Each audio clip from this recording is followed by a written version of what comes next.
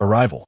Qi Ning's mind was in a state of utter turmoil as he moved quietly alongside a group of individuals clad in coarse garments. Had he traversed through time and space? It was becoming increasingly evident to Qi Ning that he had indeed crossed over to another realm. However, what kind of place had he found himself in? A sharp pain throbbed in his head as two distinct consciousnesses clashed within him. As Qi Ning's eyes began to brighten, his own awareness finally seized control of his body, merging seamlessly with the original consciousness. Surveying his surroundings, Qi Ning perceived that this location resembled a desolate wasteland, devoid of any signs of life. The throng of several hundred had journeyed for an entire day, and Qi Ning had endured a day filled with the agony of consciousness merging within him. With a sudden jolt, his eyes gleamed with clarity, and all disparate thoughts coalesced into a singular awareness. The realm of cultivation. Indeed, this was the realm of cultivation. Qi Ning was baffled by the circumstance that while his physical form had vanished, his consciousness remained intact, intertwining with that of a young man who also bore the name Q. In Ning. Yet, this merging was not limited to the boy's consciousness alone. There were other fragments of awareness as well. This was an amalgamation of three consciousnesses. The five animals play. Chaotic spiritual roots. It seemed as though a mysterious figure had infused a considerable amount of something known as she rang into his being. Ah yes, it was indeed a mysterious person who had transported him here amidst the turmoil of a malfunctioning aircraft, bestowing upon him a multitude of consciousnesses. After meticulously analyzing the consciousness transmitted by that individual, Qi Ning acquired a deeper understanding of numerous matters. What revelations did that person impart? Reflecting on these issues, Qi Ning felt a sense of overwhelming perplexity. The individual's consciousness revealed that the various forms of pollution plaguing Earth are part of a grand conspiracy, and the multitude of problems arising within the nation of Huaxia are orchestrated from the top down. Furthermore, the inability for cultivators to thrive on Earth is also a significant scheme. What? That person urged him to unravel all these enigmas within the realm of cultivation. Is this not a rather grandiose aspiration? Contemplating this notion, Qi Ning couldn't help but chuckle wryly. Could he truly accomplish such lofty endeavors? Cease, cease. A horned figure bellowed loudly. Upon hearing this command, the previously tranquil throng erupted into chaos. We will fight. We shall resist. An increasing number of voices echoed through the crowd. In stark contrast to the earlier silence, it seemed as though the pent-up animosity within each individual had been ignited. Clad in coarse garments, many clenched their fists and charged towards the abyssal beings, escorting them. The roar resonated like thunder, shaking the very ground beneath them. The wilderness transformed into a torrent of frenzied humanity. Foolishness! A deep abyssal figure shouted gravely, brandishing a formidable blade that sliced through the crowd, leaving countless blue star individuals sprawled in pools of blood. Too many surged forward, and, astonishingly, one abyssal being was even seized by an individual. Unarmed, that person sank their teeth into the leg of the abyssal creature. More and more rushed forward. Blood splattered, severed limbs fell to the ground. It was nothing short of an unequal massacre. What transpired? Qi Ning felt a surge of consciousness flooding his mind. These denizens of the abyss were preparing to feast. The mere thought of their impending meal caused a shift in Qi Ning's countenance. Cannibalism. Quickly, fragments of information regarding his own identity resurfaced. He was from a modest family of the Qin surname on Blue Star, his memories fragmented and chaotic, recalling only that he had been wrongfully implicated, conscripted into military service, and ultimately captured by the abyssal beings. As Qi Ning assimilated this new recollection, chaos erupted around him. Flesh and blood flew through the air. Blue Star inhabitants fell one after another before the abyssal entities. Whips lashed relentlessly above their heads. A myriad of weapons harvested lives without mercy. The towering abyssal beings, clad in leather armor and adorned with horns, tore the approaching Blue Star individuals apart, their laughter echoing with unrestrained glee. In a grotesque display, one individual even extracted a beating heart, voraciously gnawing at it, blood splattering across his face in a horrifying spectacle. The Blue Star lineage was it the Huaxia people? From the depths of his memories, he recognized this as a race that shared his very roots. Qi Ning clenched his fists tightly. The 10 captors were at most of the 5th tier in Qi refinement, lacking transportation. They could not carry anyone. Their sole task was to escort the captives to a designated gath. Airing point. The mere thought of that gathering place sent shivers down Qi Ning's spine, for it was there that the esteemed figures of the abyssal tribe awaited. Should you dare to resist again, we shall annihilate you all. The abyssal beings bellowed after mercilessly vanquishing several of the advancing Blue Star individuals, their voices echoing ominously through the crowd. The once furious throng fell into a haunting silence, the grim reality dawning upon them that opposing these formidable abyssal beings would only lead to inevitable demise. What is to be done? Panic surged within Qi Ning. If this continued, he would find himself ensnared in a mortal predicament. An urgent dilemma loomed before him. His race was being oppressed, and he was perpetually on the brink of death. Is it to be so that he meets his end in such a manner? A tumult of emotions swelled within Qi Ning. Now that he had arrived in this realm, he felt compelled to fight not just for his kin, but for his own survival. Regrettably, his dantian had been sealed. Qi Ning recalled that all captured soldiers had their dantian sealed by powerful adversaries, rendering them utterly impotent. In an inadvertent moment of introspection, Qi Ning found himself momentarily spellbound. He had succeeded in his internal examination. He could perceive the condition of his dantian with clarity. What had transpired? Qi Ning was taken aback. Wasn't his dantian sealed, leaving him devoid of any internal energy? As the abyssal beings patrolled overhead, Qi Ning sat motionless, his countenance numb, yet his heart tumultuous. He could hardly fathom the transformations occurring within his own body. After a considerable pause, a flicker of awareness emerged. The 5 animals play. To Qi Ning's astonishment, the formidable 5 elements magic art that the people here feared was, in fact, the very set of techniques known as the 5 anima. Play, imparted to him by the enigmatic figure from his previous life. Undoubtedly, the version of the 5 animal play taught by that mysterious individual bore numerous novelvar. Iations. What precisely is happening here? Was the 5 elements magic art merely a ruse devised by those who ensnared him, leading him to cultivate a version of the art that had rendered him utterly ineffectual since its acquisition? Yet now, everything has transformed, and the change is indeed profound. Qi Ning meticulously examined the information imparted by the mysterious figure once more. After thorough investigation, Qi Ning finally grasped certain aspects of the situation. This version of the 5 animal play, distinct from his previous understanding, was an exceptionally unique practice. The reason why most individuals experience regression rather than progress in their cultivation was due to the numerous, challenging prerequisites required by this technique. The essence of Shirong. Had not the mysterious figure infused him with a considerable amount of Shirong? Could it be that the Shirong had reshaped his dantian? To think that such a divine substance, once employed by the ancient Yu the Great during his flood control efforts, had somehow integrated itself into his very being. Upon further inspection of his entire condition, Qi Ning discovered that every part of his body, including all acupoints and meridians, had undergone a complete transformation. This was a form of consciousness-based possession, reflecting on the fact that he had not merely arrived in this body, but had instead occupied it through a transfer of consciousness. Qi Ning found himself utterly perplexed by the extraordinary events that had unfolded within him. Not only that, but Qi Ning also made a remarkable discovery. His dantian was now brimming with vital energy, having progressed from the 2nd level of Qi refinement to the 5th. How peculiar! Could it be that his consciousness had also brought along the spiritual roots and the essence of the earth?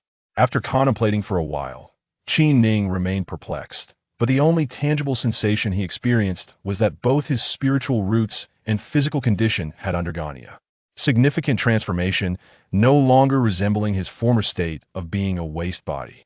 The mountain winds howled, and the fierce beasts roared. Corpses lay scattered, and the stench of blood was overwhelming. The captives from Blue Star had long since lost all hope. Clad in tattered linen garments, they sat disheveled and despondent. Messages received in their consciousness revealed that this place was called Ingming Star, a realm of cultivation, teeming with diverse races and marked by ruthless competition. Revival here necessitated an unrelenting pursuit of strength. Onward, onward. After satisfying their hunger, the abyssal beings bellowed loudly, urging everyone to continue their journey. The desolate mountain path, scorched by the blazing sun, inflicted a searing pain upon their bodies. The linen garments, tattered and worn, offered little comfort as hundreds formed. A long line, the only sound resonating was that of their feet striking the earth. This was undoubtedly a road of no return. What had transpired among the Blue Star race? Amidst the throng, Qi Ning was engulfed by a profound confusion regarding the circumstances that had befallen the Blue Star race. Chapter 2. The act of slaughter. Before them lay the road of no return, and the captives had no choice but to line up in a long procession, advancing in silence. Apart from the occasional soaring abyssal beings, the prisoners became profoundly quiet. Distant roars of wild beasts echoed, and the mountain winds rustled the leaves. While the figures clad in linen seemed utterly disconnected from their physical forms, moving forward one after another. Witnessing the somber state, Qi Ning felt an acute awareness that his time was limited. How much fighting power did he possess at this moment?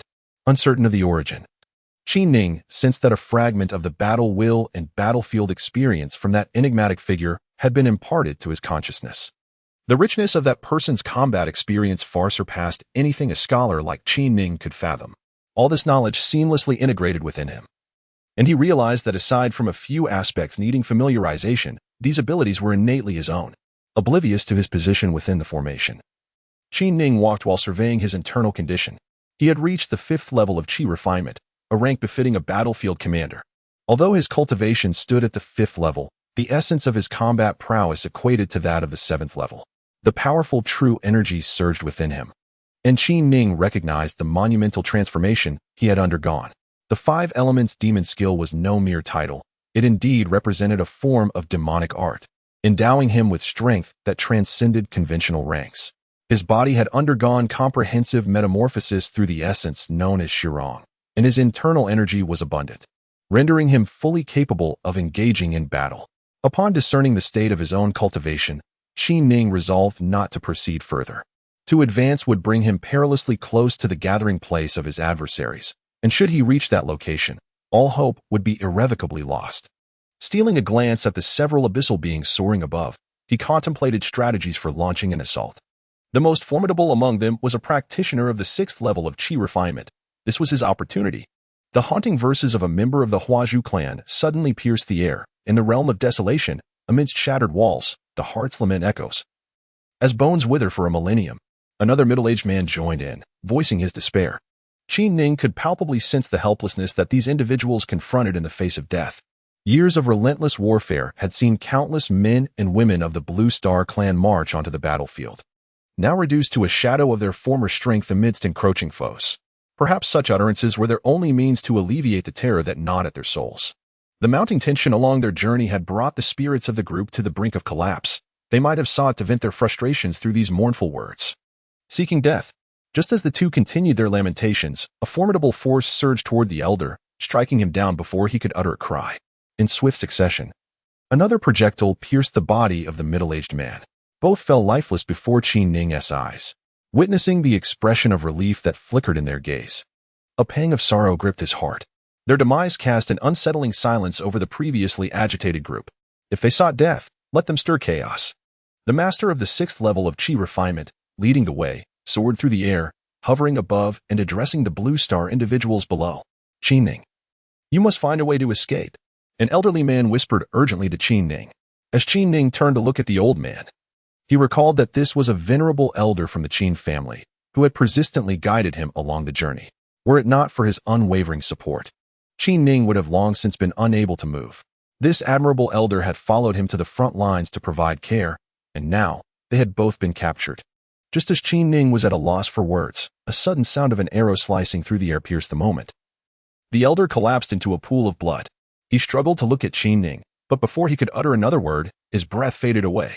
Gazing at the fallen figure of the elder who had shown him such profound care, Qi Ning felt an excruciating pain surge through his mind. A deep anguish emanated from his heart, radiating throughout his entire being. Initially hesitant to engage in combat, the shock of the elder's demise ignited an overwhelming battle intent within him, merging seamlessly with his consciousness. In an instant, his fierce resolve soared to new heights. Dare to speak carelessly? Kill them. A monstrous voice thundered. Kill. For the first time, Qin Ning's heart brimmed with murderous intent. The image of the elder, who had cared for him, lying lifeless before him, fueled a singular thought: to annihilate these abyssal beings. His blood surged, and a fierce energy erupted within him. The intense aura of slaughter enveloped him entirely as Qin Ning bent down to seize some shards of stone from the ground. He resolved to fight. Qin Ning could no longer endure the brutality of his opponent. He no longer contemplated whether he could triumph over him. The moment had arrived. As he beheld his adversary hovering above, Qin Ning's gaze sharpened. Without even rising from his position, he channeled all his internal energy into a fragment of stone, launching it towards the master of the sixth layer of Qi refinement. The abyssal expert had not anticipated the presence of such a formidable opponent among the crowd, and he stood defenseless in midair. The blue star individuals below had been thoroughly examined countless times, all rendered incapable of resistance due to their sealed dantian. Just as he uttered a word, a powerful force hurtled towards his forehead. The stone, swifter than the arrow he had previously released, struck him with lightning speed. Before he could react, the fragment had pierced through his forehead, emerging from his brow. The impact resonated as this abyssal master plummeted to the ground, crashing heavily upon the earth. The sound of his body hitting the ground left everyone in stunned silence, their gazes fixated upon his lifeless form. Who could it be? The sudden turn of events startled the abyssal beings, prompting a fifth-layer Qi cultivator to bellow in alarm.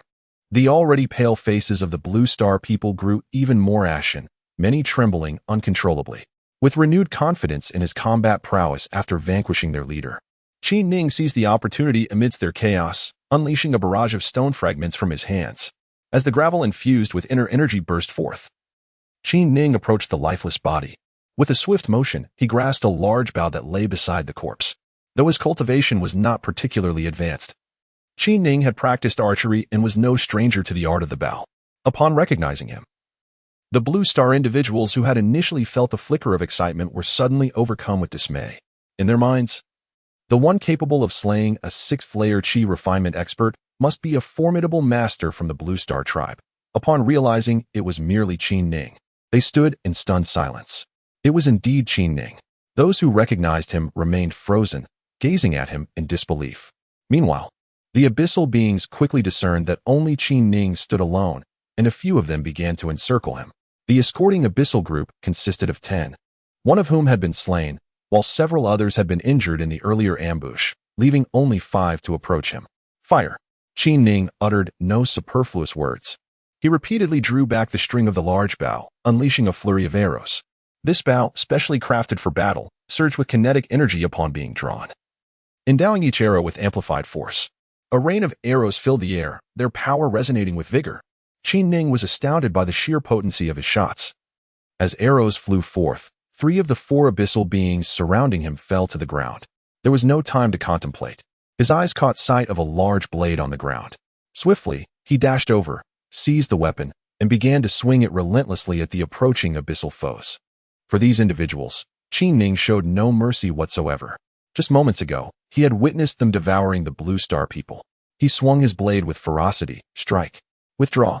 Strike again. Withdraw once more.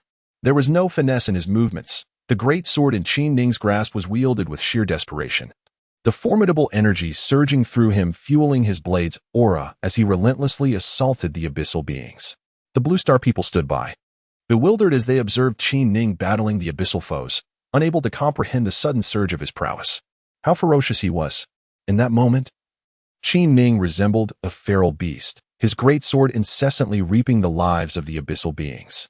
The entire conflict unfolded beyond Qin Ning's expectations, requiring little effort on his part, as he had completely obliterated the 10 abyssal foes.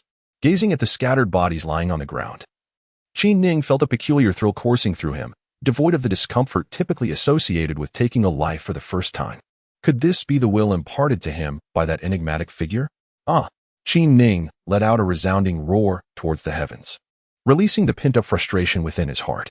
The abyssal beings were vanquished. After a while, a middle-aged man bellowed with fervor. The abyssal beings are dead.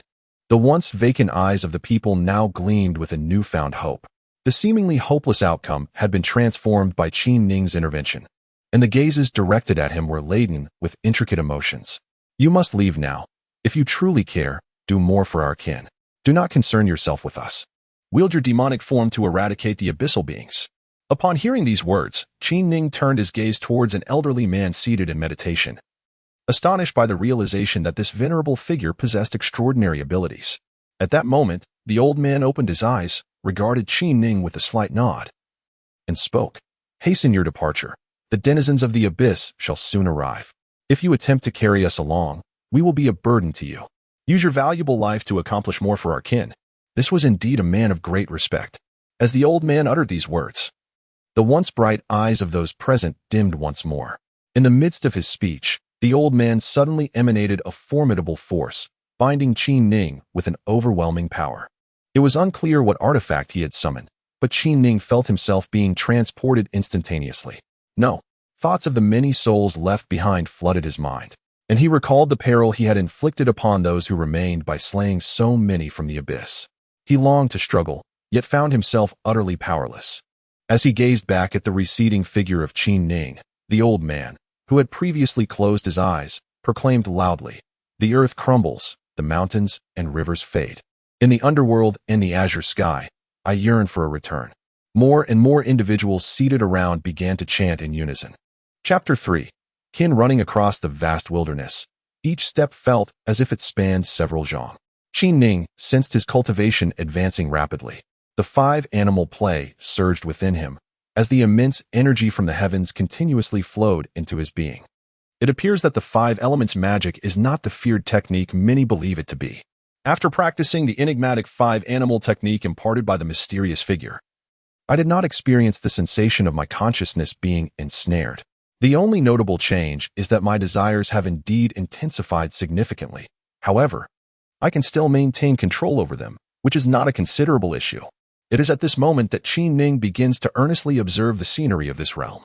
Although the land appears barren, the remnants of ruins indicate that it was once a flourishing place. With crumbling walls and desiccated earth, the ambient spiritual energy is remarkably scarce. What could have caused such a transformation? Qin Ning understands that, were it not for the peculiar nature of his five-animal technique in harnessing spiritual energy, being in such a desolate area would render the capture of spiritual energy even more challenging than on Earth. Is this truly the realm of cultivation? Qin Ning recalls only fragments of memory, specifically that a significant upheaval occurred within the Blue Star clan, leading to the gradual decline of the entire race due to some unforeseen circumstances. The Blue Star clan is vast, encompassing numerous families, with the Qin family being a minor lineage among them. Reflecting on this, Qin Ning remembers he has a younger sister, a prodigy in cultivation, who has already reached the 7th level of qi refinement. As the clan declines and external threats proliferate, years of warfare have left the land ravaged and desolate. Suddenly, a realization dawns upon him. This is dire. They are in danger. Upon observing the circumstances surrounding him, Qin Ning recalled the incident when the old man had teleported him away. Would they be in peril? The thought of having taken a life and departed while those individuals remained behind only heightened his concern for their safety. Despite the brevity of their interaction, the urgency to protect what he had wrought stirred profound emotions within him. No, I must go and see. Abandoning his kin to suffer while he fled was something Qin Ning could not bear to contemplate. Having mastered the five-animal play, he now noticed a significant enhancement in his agility following recent changes within his body. With the grace of a bird, Qin Ning discovered he could indeed traverse the skies. As he had reached the 5th level of qi refinement, the ability to soar was now at his command. Moreover, with his combat prowess extending to the 7th level, flying was an effortless endeavor. The winds whipped against him, and a surge of vital energy enveloped him. This sensation was incomparable to mere terrestrial running. Although the old man had performed a teleportation, the surroundings did not appear too distant. Thus, Qin Ning directed his flight towards the familiar mountains that beckoned him. Aware of his own capabilities, he recognized that as a warrior at the 7th level of qi refinement, should he encounter a formidable opponent, his meager cultivation would likely lead to his swift demise. Yet, despite this realization, retreat was not an option. Qin Ning was a man of principles, resolutely committed to his convictions. Soon, Qin Ning arrived at a nearby location and cautiously probed the area with his spiritual awareness, only to find an utter lack of response. What could have transpired? With this thought in mind, he approached with trepidation. The sight that greeted him rendered Qin Ning utterly astounded. The ground was strewn with dismembered limbs and a deluge of blood. As he recognized familiar faces among the carnage, his mind went blank. It was nothing less than a mountain of corpses and a sea of blood. though he had anticipated the brutality of the abyssal beings. He had not imagined it would manifest in such a manner, an outright massacre. Upon closer inspection, he noticed several abyssal beings busily transferring corpses into a storage bag. They were intent on consuming human flesh. Clearly, after slaying these individuals, the abyssal elites were scouring the area for more, leaving behind only a few low-powered beings to handle the remains. Although these victims were not from his realm, having traveled alongside them for an extended period, witnessing their lifeless bodies in the blood-soaked ground filled Qin Ning with profound sorrow and indignation. At that moment, thoughts of his own safety evaporated. Confronted with these man-eating abyssal beings, his mind could conceive of nothing but their total annihilation.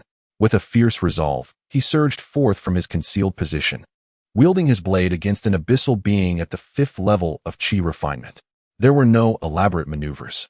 He relied solely on the sword techniques etched in his consciousness. 3 decisive moves: draw, strike, and slay. Though merely 3 moves, each was infused with lethal intent. Every slash a testament to deadly precision. Crack. As the anguished cries of his adversary echoed, Qin Ning severed the head of the 5th-layer Qi refiner with a single stroke. Enemy attack. Enemy attack. The other denizens of the abyss, witnessing their comrade's demise at Qin Ning's hands, shouted frantically as they encircled him. The ground was soaked with the blood of his kin, and amidst such a harrowing scene, a surge of murderous intent welled up within Qin Ning. He drew his blade, unleashed it, and executed his foes with relentless precision. Qin Ning repeated these frenzied motions, fully immersed in a state of madness. A more formidable consciousness approached from the distance, indicating that the abyssal elite were searching for him. Nevertheless, Qin Ning harbored no inclination to retreat. Instead, he wielded his great sword with even greater ferocity. The might of a 7th-layer fighter posed no challenge to those at the peak of the 6th layer, and within the briefest of moments, 6 abyssal foes lay slain before him. Qin Ning, you must flee. Suddenly, a voice emerged from the throng. To his astonishment, it was an elder from his clan. Still alive against all odds, I will assist you in your escape. Upon realizing the elder's survival, Qin Ning wasted no time. He hoisted the old man onto his shoulder and soared into the distance, though unable to save more of his kin. The sight of the elder's continued existence brought Qin Ning a measure of joy. Stop. I need to form a formation and have a few words to share, the elder uttered weakly. Finding a secluded spot, Qin Ning gently set the elder down. The old man swiftly retrieved several items from his ring and began to establish a grand formation. As the old man set up the formation, the surroundings transformed entirely, revealing a desolate land where the inhabitants were scarcely visible. After beckoning Qin Ning to step into the formation, the old man began to breathe heavily. Elder, are you well? Although he was a senior of his clan, Qin Ning could only address him in such a manner. The old man glanced at Qin Ning and nodded slightly, saying, I never anticipated that you would master the 5 elements demon art. Remarkably, you have not lost yourself in the process. Before Qin Ning could respond, the old man sighed and continued, just listen to me. My time is limited. I can no longer forcefully expend my energy. Fortunately, I have not become prey for the abyssal beings, which brings me some solace. It became evident to Qin Ning that the old man had resorted to burning his own vitality to forcibly elevate his cultivation. He understood why the elder still possessed some level of power. The abyssal beings and the inhabitants of Blue Star were age-old adversaries, once subdued by the latter. Now, however, they sensed a shift in power dynamics, leading to the decline of the Blue Star people. Qin Ning was uncertain about the events that transpired, but he was convinced that this situation was not merely a trivial matter. It was indicative of a crisis at a much higher level. He nodded slightly, pondering these perplexing issues, realizing that this decline had been ongoing for quite some time. You are practicing the art of the 5 elements, a discipline fraught with uncertainties. The most significant challenge it presents is the formidable trial of intense desire that one must endure each time a breakthrough is sought. Should one's mind waver, the spirit may easily become disoriented, leading one astray into the path of malevolence. This perilous aspect is the inherent risk of your chosen practice. Moreover, this method is not a complete technique. It merely serves as an exploratory avenue for cultivation. The entirety of the practice can only reach the foundational stage, and advancing further necessitates your own analytical prowess. Qin Ning was entirely unaware of the intricacies of this technique until his first encounter with the elder, who revealed its complexities. To his surprise, the practice required incessant reinterpretation. As Qin Ning pondered this revelation, The elder's eyes gleamed with intensity as he turned to Qin Ning and inquired, "Do you comprehend why we would risk our lives to protect you? Understand that our clan's elite are dwindling. Our highest practitioner has merely attained the Yuanying stage. The greatest dilemma we face is the severance of our lineage. We have lost our cultivation methods. Thus, your ability to cultivate the 5 elements is a beacon of hope. We implore you to steadfastly adhere to your convictions and perpetually reinterpret this formidable art. Is the 5 elements truly that fearsome?" Qin Ning could not help but inquire. With a sigh, the old man remarked, "Many individuals have practiced this technique, and without exception, they all succumb to its perils, ultimately transforming into depraved beings, leaving them without a grave. This method has the capacity to corrupt one's very nature. Thus, whenever it is discovered that someone is cultivating such a technique, their dantian is destroyed, rendering their cultivation null and void. I cannot fathom how you came to practice such a technique." As he spoke, the old man shook his head repeatedly, his face flushed with agitation. The image of his beautiful fiancée resurfaced in his mind, the very one who had coaxed him into this practice. However, ever since he merged with the essence of the earth and received the revised teachings from that enigmatic figure, Qin Ning understood that the path he now followed was indeed the correct one. With another sigh, the old man continued, "I have observed your combat prowess. You can effortlessly defeat those at the 7th level of Qi refinement. Our Blue Star tribe has suffered a significant reduction in skilled warriors, and having one more strong individual could grant our tribe greater opportunities for expansion. I hope you can journey further without losing your way." At this juncture, the old man glanced at Qin Ning once more and added, "Under normal circumstances, your cultivation level would preclude you from knowing certain matters. However, circumstances have changed. I am nearing the end of my days, and there exists a special space that leads to the Tao of Heaven, accessible only with an account. I shall guide you into it, hoping you can harness the power of that realm wisely." As he spoke, without waiting for Qin Ning to respond, he produced an object resembling a device, akin to the size of a mobile phone, and instructed Qin Ning to register on it. Subsequently, Qin Ning observed as he executed a series of financial transfers, relocating all his assets to Qin Ning's account, before removing a concealed ring and handing it to him. Qin Ning remained oblivious to the unfolding circumstances. However, upon completing the registration, he felt a peculiar sensation as if his consciousness had entered an extraordinary realm. At that moment, the old man aged drastically, his form withering before his eyes. Indeed, revealing this matter would lead to certain death. This was all I could do. After uttering these words, the old man sat cross-legged, a faint smile gracing his features, and he transcended, gazing at the lifeless figure of the old man seated before him. Qin Ning's mind was a whirlwind of questions, and he felt an overwhelming respect for this venerable elder. He was truly a commendable individual. Chapter 4. Slaughter. Within the confines of the formation, Qin Ning could perceive the abyssal beings traversing the skies above, their thunderous roars resonating in his ears. Powerful entities among the abyssal beings had arrived. Waves of consciousness flitted through the air like searchlights. There must be foundational experts among them. Qin Ning sensed that the formidable arrivals included those of foundational cultivation. The formation established by the old man was remarkably effective.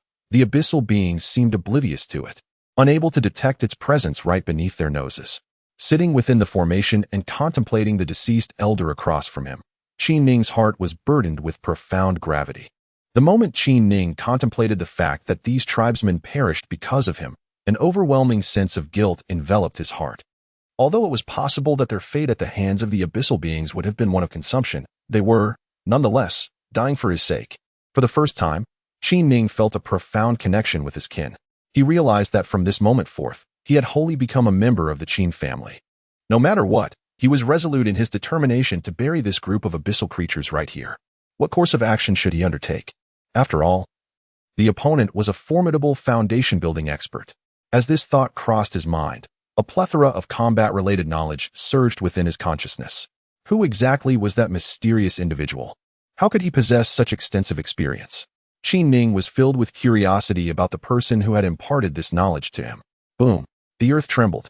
In the distance, the horned beings were relentlessly striking the ground with colossal weapons, delivering powerful blows to every conceivable location.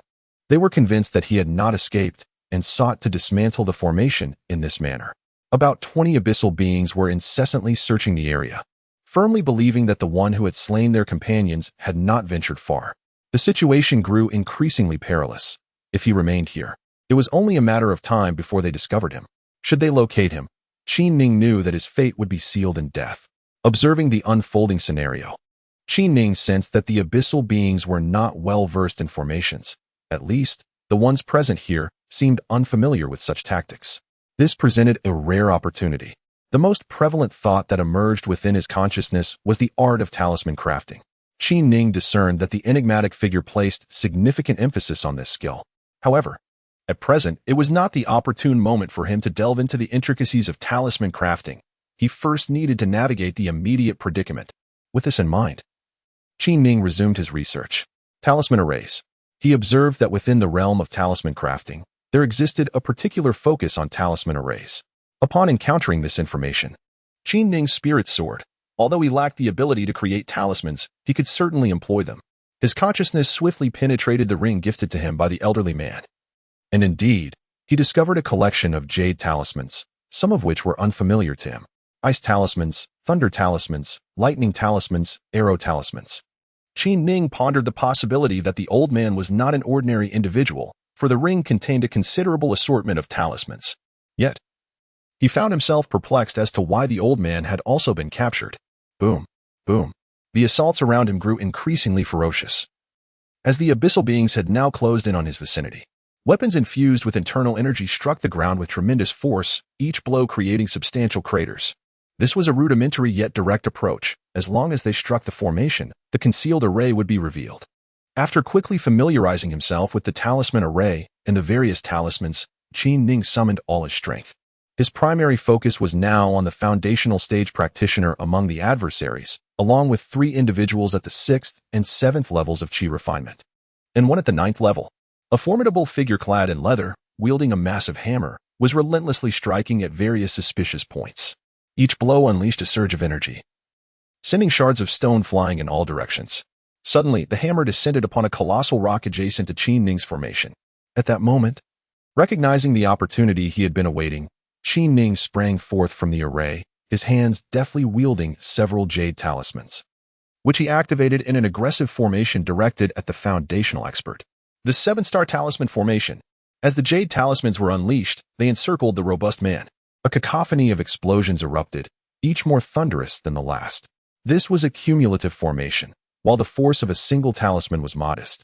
The combined might of the talismans exponentially amplified their destructive potential. After repeatedly channeling his internal energy to wield the hammer, the foundational warrior found his reserves significantly diminished. As he struck down with the hammer, he felt a disarray within his internal energy. Just then, Qin Ning's formation detonated, overwhelming him with successive waves of assault. The nature of the formation meant that it was not a singular strike, but rather a relentless barrage that assailed the foundational expert. His defenses were swiftly breached. And seizing the moment of vulnerability, Qin Ning brandished his great sword. In an instant, before the opponent could react, the blade cleaved through, severing the head from the body, which flew a considerable distance away. The abyssal beings were utterly astonished as they gazed upon the severed head of the foundational master who had fallen to the ground. They were completely bewildered by the occurrence of such an event. It is essential to recognize that a foundational master is also a formidable force on this battlefield. Given the scarcity of jade talismans in this instance, it was impossible to form a talismanic array. The assault was solely directed towards a singular target. At that moment, the Qi refining master finally reacted, intending to establish a defense, but the jade talisman had already detonated. The overwhelming impact sent the 9th-tier Qi refining individual reeling backward. Naturally, Qin Ning would not squander such an opportunity. He relentlessly swung his great blade at his adversary. Slash, strike, execute. The onslaught was unyielding, each stroke aimed at vital points. The 9th-tier Qi refiner was immediately thrown into a state of panic. As he attempted to activate his defenses, the jade talisman's assault had already inflicted severe internal injuries.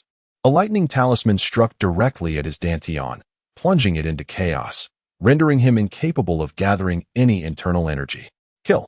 The faces of the deceased members of his kin flooded Qin Ning's mind, and as he recalled the lives lost at the hands of these abyssal beings, the force behind his blade surged even more intensely.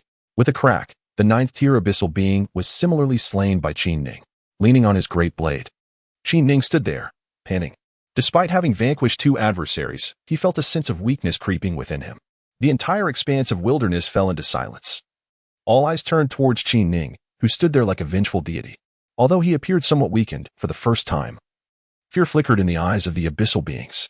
Taking several deep breaths, Qin Ning discovered that the severely depleted internal energy within him was regenerating rapidly. Strangely, he felt a substantial accumulation of internal energy gathering in his dantian from various acupoints and cells throughout his body. Could it be that after the transformation, his body was continuously gathering internal energy at these points?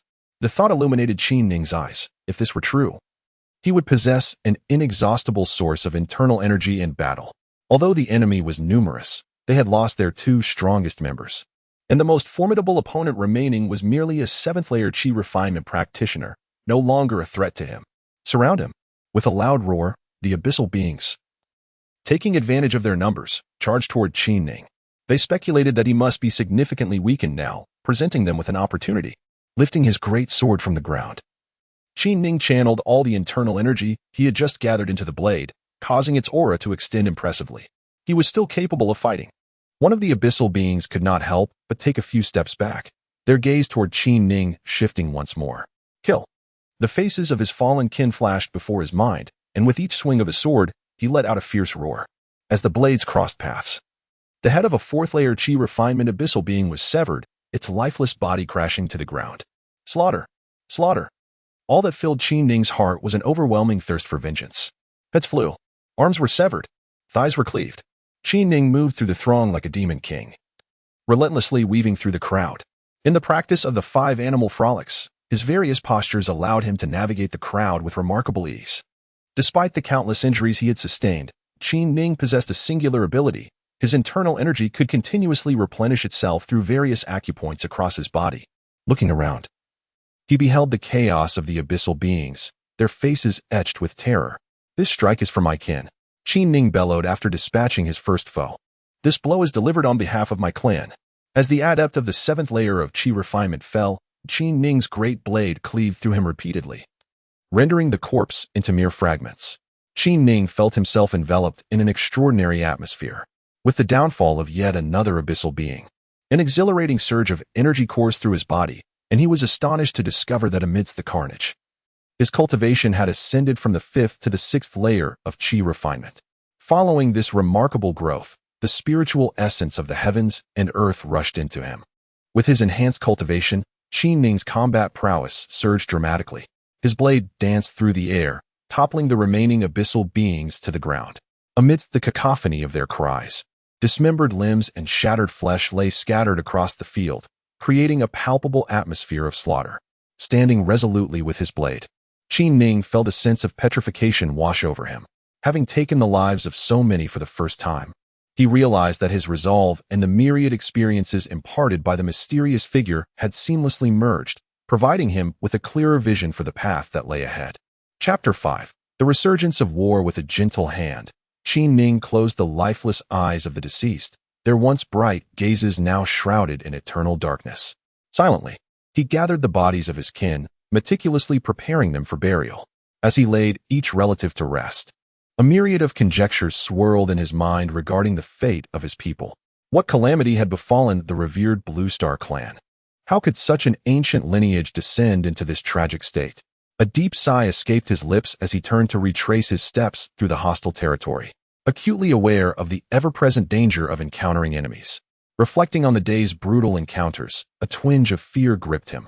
In truth, he was still far from the prowess of a foundational master. His victory over the foe had been made possible solely by the use of talisman arrays. Upon examining his remaining resources, a bitter sensation washed over him. In the recent skirmish, he had exhausted his jade talismans in a fervent assault. Now, facing even a foundational adept would likely spell his doom, let alone an opponent at the 9th level of Qi refinement. Initially, when he had reached the 5th level of Qi refinement, he had possessed the combat capability of a 7th level warrior. However, upon advancing to the 6th level, he realized that his strength had only risen to the early stages of the 9th level, leaving him at a distinct disadvantage against those in the mid to late stages. After a period of flight, Qin Ning came to a halt and sought refuge within a nearby cave. For now, His only recourse was to delve into the knowledge at his disposal. Stealthy assassination technique, divine refinement technique, energy absorption method. Upon discovering these three martial techniques, a smile graced Qin Ning's face. For him, these techniques were indeed commendable, albeit not particularly profound. Nonetheless, they were effective in enhancing his life-preserving capabilities. After diligently examining the three techniques, Qin Ning was pleasantly surprised to find that practicing them posed no difficulty whatsoever. His body was already saturated with essence soil. A uniquely transformative process. The divine refinement technique represented the pinnacle of body refinement arts. This set of techniques has a fundamental prerequisite. It requires a substantial amount of essence soil to be assimilated into the body, and the practitioner must possess a cultivation level below the foundation establishment stage. It can be cultivated all the way to the nascent soul stage and beyond that. There exists a secondary layer of techniques. The first layer of body refinement is comparable to the first layer of qi refinement, enabling the practitioner to concentrate their entire strength within a small area. When struck, that specific region can generate a defensive power equivalent to a 5-layer protective shield. Upon reaching the third layer, the attacks of foundation establishment experts would fail to inflict any harm, and even assaults from golden core experts could be resisted. Upon grasping the principles of the divine refinement technique, Qin Ning felt as though this technique had been meticulously tailored to suit his current circumstances. If he could withstand the attacks of foundation establishment experts, his survival prospects would vastly increase. The energy absorption technique was similarly customized for his physical condition. His body's acupoint cells inherently had the capacity to store energy, and practicing the energy absorption technique would significantly enhance this ability. The concealed kill technique, while comparatively weaker, proved to be highly effective for ambushes against individuals below the foundation establishment stage. For Qin Ning, the art of stealth posed no significant challenge. He swiftly mastered it within the span of an hour. The pressing question now was, what technique should he practice next? Meanwhile, at the battlefield where fierce combat had transpired, several foundational period masters had arrived. Their expressions were marked by shock upon witnessing the lifeless bodies of their comrades scattered across the ground. Alongside their astonishment, a profound fury surged within them. It is crucial to understand that within this realm of cultivation, Golden Core Masters serve as the backbone of any military force. While foundational period practitioners are akin to battlefield commanders, each foundational master is a paragon of excellence within the army. The unexpected demise of a nascent foundational master in such a manner was utterly unfathomable. The four formidable minds swept the area, their faces betraying an abundance of perplexity. The contingent of foundational masters dispatched by the Blue Star Army was notably limited. A tall figure among them, a unique abyssal creature, spoke with conviction this time. Our various clans have collectively launched an assault against the Blue Star inhabitants. They are engaged in battles on multiple fronts and would not allocate a few foundational masters merely for a handful of captives. Given the circumstances of the skirmish here, eliminating our over 20 comrades would be impossible without at least 2 foundational masters. You are correct. They cannot spare 2 foundational masters to assist. We have been monitoring their foundational masters closely. It is inconceivable that they could be redeployed. After a thorough analysis, a deeper sense of uncertainty shadowed the faces of the four. Regarding the situation of the Blue Star clan, it appears that they possess a profound understanding of their circumstances. Should they suddenly find themselves confronted by several foundational experts, the entire landscape of battle would undoubtedly undergo a significant transformation. The leader spoke in a grave tone. Upon concluding his statement, the 4 individuals resumed their search, dispersing in 4 separate directions. For them, this was a cataclysmic assault on the Blue Star people. Multiple races had been relentlessly attacking, and it was believed that the Blue Star clan would be utterly incapable of withstanding such an onslaught. At this critical juncture, when the opportunity to obliterate the Blue Star clan was within reach, no unforeseen incidents were to be permitted. Simultaneously, within a military encampment of the Blue Star clan, a Golden Core expert observed the sudden extinguishing of a soul lamp, and his expression shifted dramatically. "Come in." The Golden Core expert bellowed. "General." A foundational-level soldier strode in. Pointing at the extinguished lamp, the Golden Core general's countenance darkened considerably. Upon witnessing the extinguishment of the soul lamp, the soldier's expression also morphed in shock as he exclaimed, "Senior Ouyang has perished." The tent fell into a heavy silence. After a moment, the Golden Core general sighed and said, "The various clans surrounding us have united in their assault against the Blue Star clan. We are besieged on all sides. With no reinforcements in sight, we must prepare to fight alone. The gravest concern is that they are in the process of constructing a large-scale teleportation array. Should they succeed, a relentless stream of reinforcements will arrive, making our situation even more precarious. Senior Ouyang took it upon himself to infiltrate and sabotage their teleportation array, blending in among the captives. He should have been able to reach it. So how could he have suddenly fallen? Certainly, unforeseen calamities must have transpired. You speak the truth. The denizens of the abyss are indeed merciless. Just a few days ago, we observed the flickering of Ouyang's soul lamp, indicating that he had sustained grievous injuries and was desperately suppressing them. Now it appears that his wounds have become insurmountable, compounded by certain unforeseen events. The Gold Core Master present was analyzing the situation. Had that elder been privy to this conversation, he would have marveled at the prowess of the general. Prior to the incident involving Qin Ning, the elder had covertly attempted to capture an abyss dweller to inquire about the location of their teleportation array. However, he was beset by several formidable adversaries. Although he managed to escape, he suffered severe injuries. His internal organs were shattered, rendering him incapable of further missions. It was fortuitous that he encountered someone like Qin Ning. He resolutely chose to risk everything to teleport Qin Ning. Subsequently, the brutal actions of the abyss dwellers compelled him to muster his remaining strength to fight, ultimately depleting his energy and leading to his demise. General, what shall we do? We await your command. The Gold Core expert's expression shifted as he issued orders to the Foundation establishment soldiers. Command our forces to assemble swiftly and launch a full-scale assault on the Abyss army ahead. Understood. As the Foundation establishment soldiers mobilized, the Gold Core general cast another glance at the soul lamp, sighed, and then strode forth decisively. Since sabotage was no longer an option, the only recourse was to engage in warfare. At that moment, the armies of both factions were embroiled in fierce combat, while Qin Ning immersed himself in his cultivation. Having set aside all other concerns, Qin Ning understood profoundly that only through the enhancement of his own abilities could he hope to survive in this realm of cultivation. The technique of Naneng-ju indeed proves to be an exceptional method capable of transforming acupoints into a reservoir akin to the Dantian. Upon achieving mastery, Qin Ning experienced considerable astonishment. One of the primary advantages of this technique is its ability to enable each acupoint to store vast quantities of true qi, akin to that found in the Dantian. With such immense reserves of true qi, the act of breaking through barriers becomes significantly more manageable.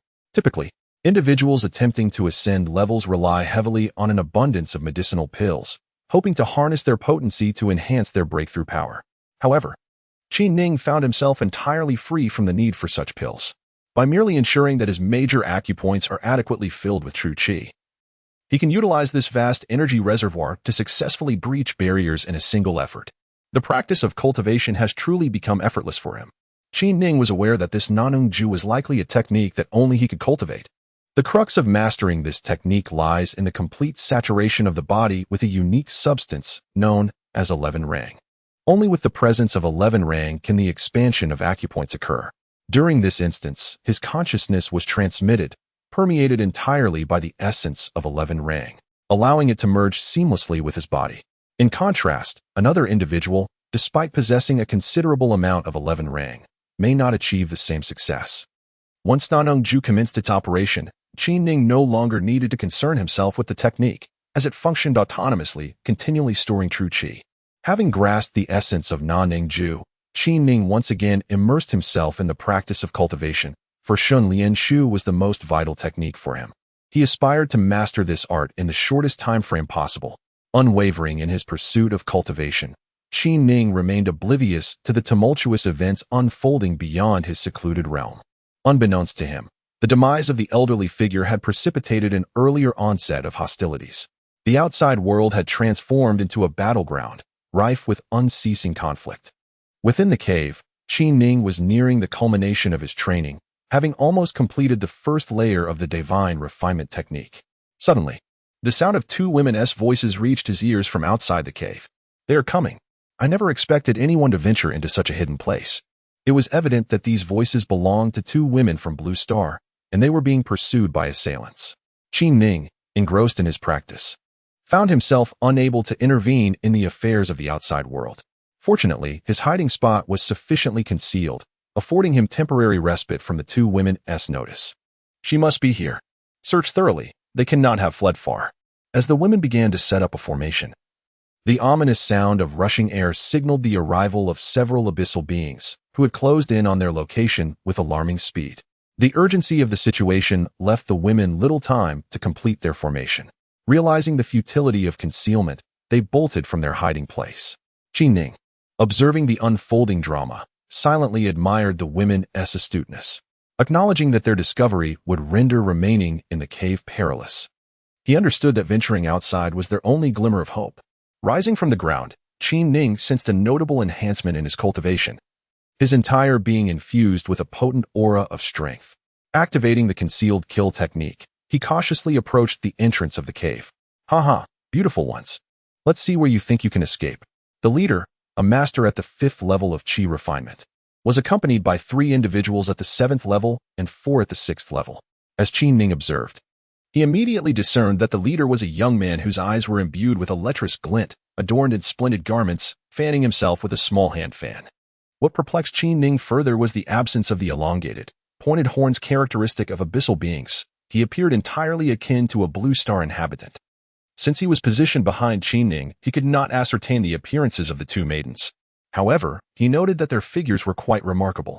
Upon closer observation, he realized that among the 2, the leading young woman possessed the highest cultivation, having reached the 7th level of Qi refinement, while the other maid was seemingly at the 6th level. Though such prowess was commendable, Qin understood that in the face of these adversaries, the 2 ladies were in grave peril. Upon encountering another blue star inhabitant, Qin's heart brimmed with animosity, thinking it unfortunate for them to cross paths with him. Dismissing any concern for the thoughts of the 2 maidens, he stealthily advanced towards the young man while the concealed kill technique remained effective. Qin recognized that if he could eliminate the leader, the others would descend into chaos, as they were all followers of this young man. His combat experience was progressively becoming more profound. As Qin approached the young man, he noticed a sudden change in the latter's complexion. As he turned to gaze in Qin's direction, alarmed, Qin realized that he might have been detected. In an instant, he surged forward, brandishing his large blade, intent on striking down the young man. A formidable aura of murderous intent was firmly directed at him. The young man's face paled, and he began to retreat rapidly.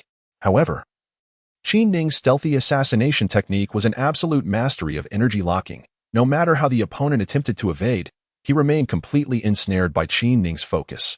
At that moment, the other denizens of the abyss also recognized the unfolding situation and charged towards Qin.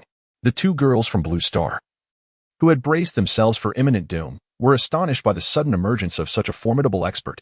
As Qin targeted their leader, joy illuminated their faces. Armed with their long swords, they plunged into the fray, engaging fiercely with the abyssal beings. With each swing of his blade, Qin unleashed a torrent of strikes upon his adversaries. His internal energy surged abundantly, and each time the abyssal warriors attempted to consolidate their power for defense, Qin swiftly severed their efforts with his blade. The young man clearly hailed from a prominent family, as he summoned defensive talismans one after another. With relentless determination, Qin swung his blade repeatedly, each strike landing upon the shields of his foes. In the blink of an eye, he lost count of the number of blows he had delivered, his internal energy nearly depleted within that brief yet intense encounter. The young man from the abyss was entirely unprepared for the treachery that awaited him. Despite his relentless invocation of defensive talismans, he found himself utterly depleted by Qin's barrage. The jade talismans required the infusion of vital energy, and under the continuous assault, his reserves were swiftly exhausted. A sound reminiscent of flesh tearing echoed through the air as Qin's formidable blade pierced the young man's chest. In a tumult of internal energy, a surge of potent force emanated from Qin's weapon, poised to obliterate the adversary's organs, when suddenly, a flurry of attacks from several abyssal beings surged forth. Protect the master! Kill him! As they witnessed Qin's devastating blow to their leader, a sense of panic enveloped the abyssal beings, compelling them to charge at Qin with reckless abandon. The young man from the abyss had already collapsed, and Qin's blade clashed violently with the remaining foes. To gauge the effectiveness of his body-refining techniques, Qin occasionally chose to endure a blow from his opponent in order to deliver a lethal strike in return. Thud! Splat! As a punch landed on Qin's left arm, his blade simultaneously plunged into the chest of the abyssal being. Through this fearless onslaught, Qin had already dispatched the majority of the young man's entourage. The two young women, fierce warriors in their own right, wielded their long swords with deadly grace, having similarly slain two foes, and were now engaged in a fierce duel with another pair. Splat! Just as Qin Ning felled his final opponent, the two young women were nearing the conclusion of their own skirmish. Glancing at the two women who were gaining the upper hand, Qin Ning strode purposefully towards the collapsed young man. This time, Qin Ning sought to exert control over the young man. He discerned that this place was teeming with abyssal beings, and if he could master one or two of them, it would undoubtedly prove advantageous in critical moments. Pressing his hand upon the young man's head, taking advantage of his current unconsciousness and inability to dominate his own consciousness, Qin Ning seized a fragment of the soul. What an arduous endeavor! This divine control technique indeed possesses a domineering nature. After employing it, he felt a wave of fatigue wash over his own consciousness. Upon glancing at the young man again, Qin Ning noticed that he had awakened and was now standing respectfully beside him. Thank you for your rescue, brave warrior. The two maidens observed Qin Ning and the subdued abyssal being, utterly perplexed by the situation. Hearing the maidens speak, Qin Ning turned his gaze towards them. Upon catching sight of the two maidens, a jolt of astonishment coursed through him. How beautiful! His eyes were entirely captivated by their extraordinary allure. These two girls embodied an astonishing beauty. Every smile and frown showcased their exquisite forms, further enhanced by an ethereal aura that enveloped them. Had they appeared in his own realm, they would have surely drawn the attention of passers-by. Alas, as a righteous individual, why were such indecorous thoughts invading my mind? Why did my lower abdomen feel so heated? No, I, Qin Ning, must not allow wicked thoughts to take the reins. The maiden, resembling a servant, chuckled softly and inquired, Have you successfully controlled him? At that moment, Qin Ning discovered that his five-animal play technique was operating autonomously. Even more astonishing was the realization that as this technique activated, his aura became intertwined with that of the two young ladies, resulting in a mingling of energies that felt like a chaotic current flowing between them. Upon witnessing this phenomenon, Qin Ning was overwhelmed by a primal desire rising within him. This is perilous. The five-animal play truly possesses a malevolent nature. Alarmed, he recited silently in his heart the words of righteousness. After all, he had encountered numerous beautiful women on earth, and after a moment of astonishment, he swiftly regained his composure. You are employing the spirit control technique, are you not? The leading young lady inquired, displaying her erudition. As she questioned him, she too felt a sense of peculiarity. How could mere conversation with this youth evoke such strange thoughts? The fact that he was aware of this technique astonished her. Qin Ning replied, You are familiar with the spirit control technique as well? Many sects in the cultivation world possess this method. It is not particularly unique. It was then that Qin Ning realized this technique was not exclusive to him but rather commonplace, leading to an awkward smile. The spirit control technique does not guarantee absolute dominion over others. One must understand that the effectiveness of the technique hinges on the practitioner's consciousness. If your consciousness is sufficiently potent, those attempting to break free will find it effortless if their consciousness does not match yours. Of course, should your consciousness reach a certain zenith while the other party's is inferior, only then can you exert control over them. In light of their gratitude for Qin Ning's rescue, the two women displayed a remarkably favorable attitude towards him. How intriguing it was to discover such matters. As he reflected on the somewhat peculiar nature of his five-animal play, Qin Ning felt a sense of reassurance. He had come to realize that with each enhancement of the five-animal play, his spiritual awareness experienced a significant amplification. Should his cultivation advance, he believed that this control spirit technique would prove to be an exceptionally powerful skill for him. Being a man of no possessions, Qin Ning was particularly attentive to the items belonging to his adversaries. While engaging in conversation, he meticulously searched through the bodies, uncovering a considerable number of items. Observing Qin Ning's unrefined behavior as he rummaged through the corpses before the beautiful women, and more infuriatingly, hoarding the spoils for himself without offering any to them, the two maidens exchanged glances, their expressions revealing a peculiar mixture of incredulity and disappointment. Both exquisite beauties, accustomed to admiration and adulation wherever they went, found it disheartening that, rather than soliciting their opinions on the distribution of treasures, Qin Ning disregarded their feelings entirely and claimed the items for himself. This left them with an unsettling sense of inadequacy, as if they had been slighted by this audacious young man. As one of the maidens stamped her foot, preparing to voice her thoughts, the leading girl merely smiled and gestured for her to remain silent. Let us depart first, she suggested. After Qin Ning had finished his search, He incinerated the bodies with a flicker of flame and turned to address the two women before taking flight towards the direction of the Abyssal clan. After a moment's hesitation, the women's eyes brightened with understanding. They finally grasped Qin Ning's intentions.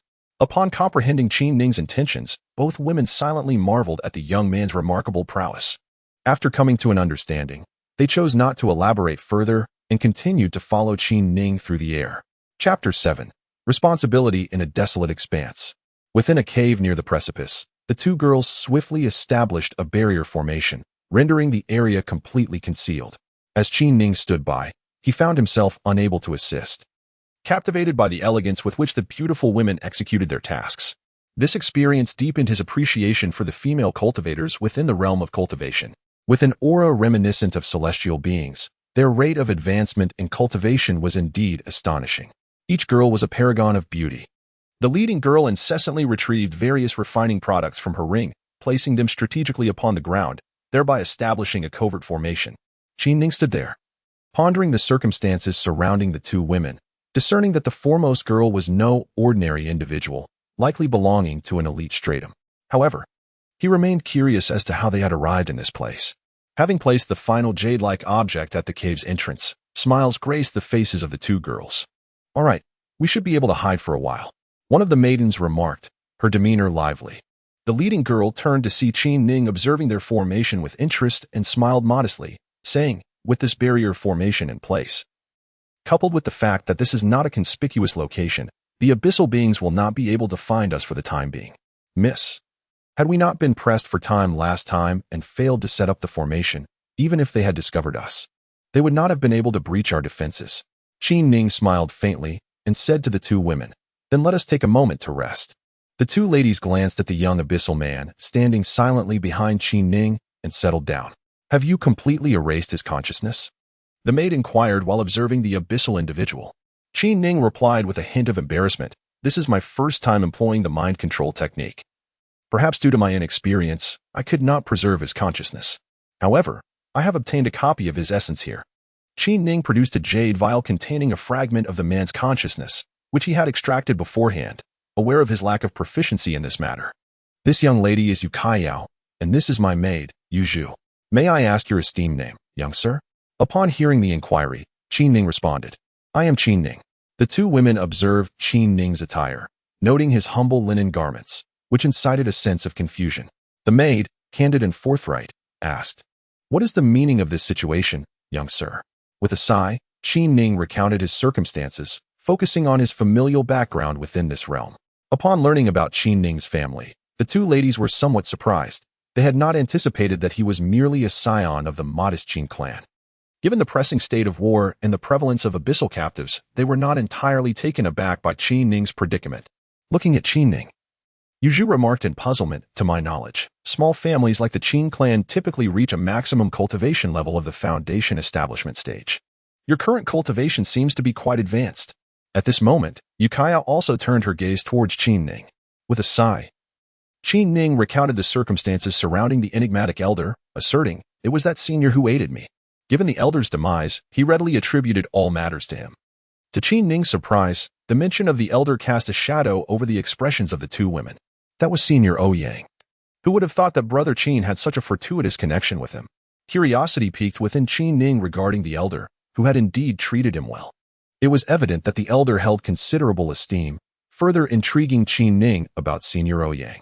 Glancing at him, Yukaya remarked, "Since Senior Ouyang trusted you, there are certain matters I can now disclose." Qin Ning had long perceived that Yukaya was no ordinary individual. "Our Blue Star clan is currently besieged by several formidable races. This is the battleground to the west, where we face the abyssal beings. The two forces are relatively evenly matched. However, the abyssal beings are in the process of constructing a large-scale teleportation array. Should they complete it, a multitude of abyssal beings could arrive in an instant, significantly increasing the pressure on our forces." Upon learning of this, Senior Ouyang infiltrated the captives, intending to blend in with the abyssal beings and sabotage the array. Unfortunately, he met with an unforeseen mishap along the way. A large-scale teleportation array? This was the first time Qin Ning had heard of such a thing. Reflecting on his own identity as a member of the Blue Star, a resolve began to form within him to assist the elder in fulfilling his mission. "Ouyang, a master of formations, intended to dismantle the formidable array of his adversaries. Alas, it became evident that the old man possessed extraordinary prowess. Qi Ning recalled certain teachings imparted to him by the elder, yet he had never found the time to delve into their study. How did you arrive here? Qi Ning inquired, casting his gaze upon the two women. With a gentle sigh, they replied, our team was defeated. Qi Ning was entirely oblivious to the current state of affairs in the ongoing conflict. All he perceived was chaos. With the two clans engaged in a full-scale battle across this territory, he soon comprehended that both women were members of the military, likely having fled here after their defeat. Had he not come to their aid, the consequences would have been dire. As the war progressed, the ranks of the army had become increasingly diverse. With the elderly and women now taking to the battlefield, it was evident that the Blue Star clan stood at a critical juncture of survival. A profound sense of apprehension enveloped Qi Ning regarding the future of the Blue Star clan. Should the reinforcements from the Abyss clan arrive en masse, the pressure on this war zone would escalate considerably. Yu Kaiao clearly harbored deep concerns about the war. What are your plans now? After a moment of hesitation, she sighed. Initially, I intended to see if we could covertly assist Master Ouyang. However, after today's events, I realize our cultivation is insufficient. Should an unforeseen circumstance arise, we would have no face left to show. Qi Ning contemplated the potential consequences had the Abyss clan captured them today and urged, you both should return to your unit. I will assess the situation. The two women regarded Qi Ning in astonishment upon hearing his intention to investigate. The Abyss clan was rife with formidable experts. Yu Kaiao also perceived the state of Qi Ning's cultivation. In her estimation, Qi Ning could at most contend with someone at the 9th level of Qi refinement. It is worth noting that the denizens of the Abyss are all above the foundation establishment stage. Should Qi Ning venture there, it would be tantamount to courting death. Upon hearing Yu Caiyao's benevolent warning, Qi Ning replied, Senior Ouyang has shown great concern for me. I must assist him in his unfinished business. Regardless of success or failure, it is imperative that I make the attempt. After a moment's hesitation, Yu Kaiao declared, we shall accompany you. Shaking his head, Qi Ning responded, given your circumstances, your presence would be futile. I possess this abyssal being, which can be of some utility. Yu Kaiao glanced at the abyssal figure standing behind Qi Ning, contemplating that he might intend to utilize this individual for his mission. Considering her own identity as a woman, she realized the potential dangers of being amidst so many abyssal beings. Biting her lip, she looked at Qi Ning and said, Qin elder brother, we will wait for you from the rear. At that moment, she had altered her form of address. Qi Ning smiled and said, you should remain here for a while. Once I have drawn away the abyssal beings, you can proceed. With that, he swiftly departed from the cave. As they watched Qi Ning's silhouette fade into the distance, a flutter of emotion surged within the hearts of the two young women. A man should indeed be like Qin elder brother. Miss, why is your face flushed? Yu Zhu inquired with a light laugh. And what of your own blush? The two had long since become like sisters, sharing intimate conversations.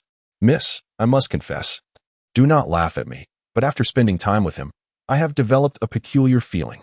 As Yu Zhu spoke, her face flushed with a deep crimson hue. Indeed, it was a rather peculiar sensation. Yu Kaiao gazed at Qi Ning with an added sparkle in her eyes, feeling as though her heart had suddenly embraced the image of a radiant young man. Reflecting on the moment when Qi Ning had bravely come to her rescue, and recalling his unwavering courage in the face of adversity for the sake of their race, Yu Kaiao perceived Qi Ning's stature as immensely elevated. Meanwhile, Qi Ning, who had departed, was burdened with unspoken sorrow. He found himself compelled to leave the two young women behind. The 5-animal technique was indeed potent. Discovering a secluded cave, Qi Ning settled in, engaging in a meditative practice. Initially, he managed to maintain composure while conversing with the two ladies, but as he observed their enchanting expressions, he felt a stirring within him, an overwhelming urge to possess both women. After hastily departing, he sat in meditation, fortunate that the modifications to the 5-animal technique allowed him to suppress such desires without compromising his consciousness. After a period of focused breathing, Qi Ning finally calmed his restless heart. Indeed, the 5-animal technique was a most peculiar practice. With a deep sigh, Qi Ning contemplated his next steps. Although he had mentioned continuing the matters of his esteemed predecessor, Ouyang, as a means to escape the allure of the two beauties, he genuinely harbored thoughts of his own. As a member of the Blue Star race, he certainly wished to avert any troubles that might befall his kin. If one could dismantle that colossal teleportation array, it would indeed be a significant contribution to the Blue Star clan. In truth, the reason Qin Ning possessed a modicum of confidence was primarily due to the knowledge he had acquired, which included a particular technique. He swiftly summoned forth this technique from his consciousness transformation technique. This was the very foundation of Qin Ning's audacity to venture into the abyssal realm. Among the techniques imparted to him by the enigmatic figure was a method known as the transformation technique, an enhanced version of the divine refinement arts. Once mastered, it would allow one to alter their physical form into another manifestation. Since embarking on his journey with the divine refinement arts, Qin Ning realized that mastering the transformation technique was no longer a formidable challenge. Casting a glance at the abyssal being standing behind him, Qin Ning resolved to infiltrate their ranks by adopting the guise of an abyssal individual, continuously attuning his aura. Qin Ning swiftly began to comprehend the intricacies of the transformation technique. Had he not previously practiced the divine refinement arts, it would have been exceedingly arduous for him to grasp the transformation technique in a single attempt. However, after attaining the first level of the divine refinement arts, the acquisition of the transformation technique became considerably more accessible. Chapter 8. Entering the abyss, a figure clad in abyssal attire, wielding a small fan, floated towards the abyssal army. This was Qin Ning, disguised as one of their own. Having mastered the transformation technique, he soon recognized the limitations of the spirit control technique. Given his current level of cultivation, if he were to accompany a young abyssal to their domain, it would likely lead to immediate exposure. Thus, he resolved to employ alternative methods to gain entry into the abyssal clan. In the realm of cultivation, every practitioner possesses a soul lamp. Should this young man be slain, it is likely that his soul lamp would extinguish, inevitably drawing attention from his kin. Qin Ning was uncertain whether this young man's family held a soul lamp, but killing him was out of the question. To assume his identity, this individual must remain alive for the time being. Thus, Qin Ning devised a plan to seal the abyssal being within a cavern, subsequently probing the young man's consciousness before adopting his guise to approach the abyssal clan. A practitioner, when sealed and buried deep underground, does not perish. Qin Ning refrained from employing any formations or similar contrivances, instead directly embedding him into the depths of the earth.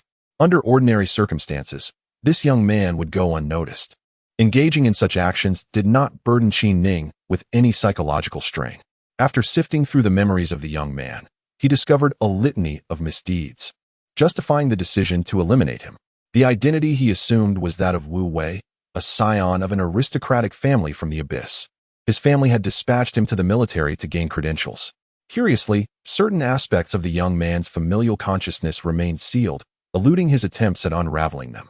After much contemplation, Qin Ning, for the sake of precaution, integrated these sealed consciousnesses into his own mind, ensuring that even if the truth were to surface, he could deceive them upon the unsealing. Upon further contemplation of the sealing situation, Qin Ning began to attain a certain level of clarity. It seemed that upon arriving in the military, his family members harbored concerns regarding his consciousness being scrutinized by formidable individuals. Consequently, they opted to seal away some crucial family information pertaining to him. This way, even if he were to be captured, his captors would remain oblivious to the secrets of his lineage. During this period, Qin Ning exercised utmost caution, even going so far as to strip the young man of his garments, meticulously replicating every minute detail of his physique. It was only when he perceived himself to be a perfect reflection of the young man that he finally exhaled in relief. For Qin Ning, these past few months represented a pivotal juncture. Once he navigated through this time frame, the challenges ahead would appear significantly less daunting. As he traversed through the air, Qin Ning diligently practiced the martial arts techniques of the military guard. Immersing himself in their teachings bore certain advantages. He found that he could likewise learn the essence of their cultivation. At this moment, for Qin Ning, the only barrier lay in achieving proficiency in their methods. While he familiarized himself with the martial guard's techniques, he couldn't help but marvel at the prowess of the enigmatic figure responsible for this transformation. The transformation technique was indeed formidable. Once enacted, unless he chose to dispel it, none could discern his counterfeit identity. Martial guard, what troubles you? A colossal military camp loomed before him, saturated with an overwhelming aura of lethal intent. The air was thick with an ominous atmosphere. Observing the camp's intricate layout, he noted the layers of arrays in place, while the soldiers traversing the grounds exuded an imposing presence. Witnessing this scene, Qin Ning felt a surge of trepidation. Despite his resolute decision to embark on this perilous journey, the sheer might of the military camp caused beads of perspiration to form upon his brow. Upon hearing the inquiry, Qi Ning realized that several individuals at the 5th and 6th levels of Qi refinement had rushed out from within.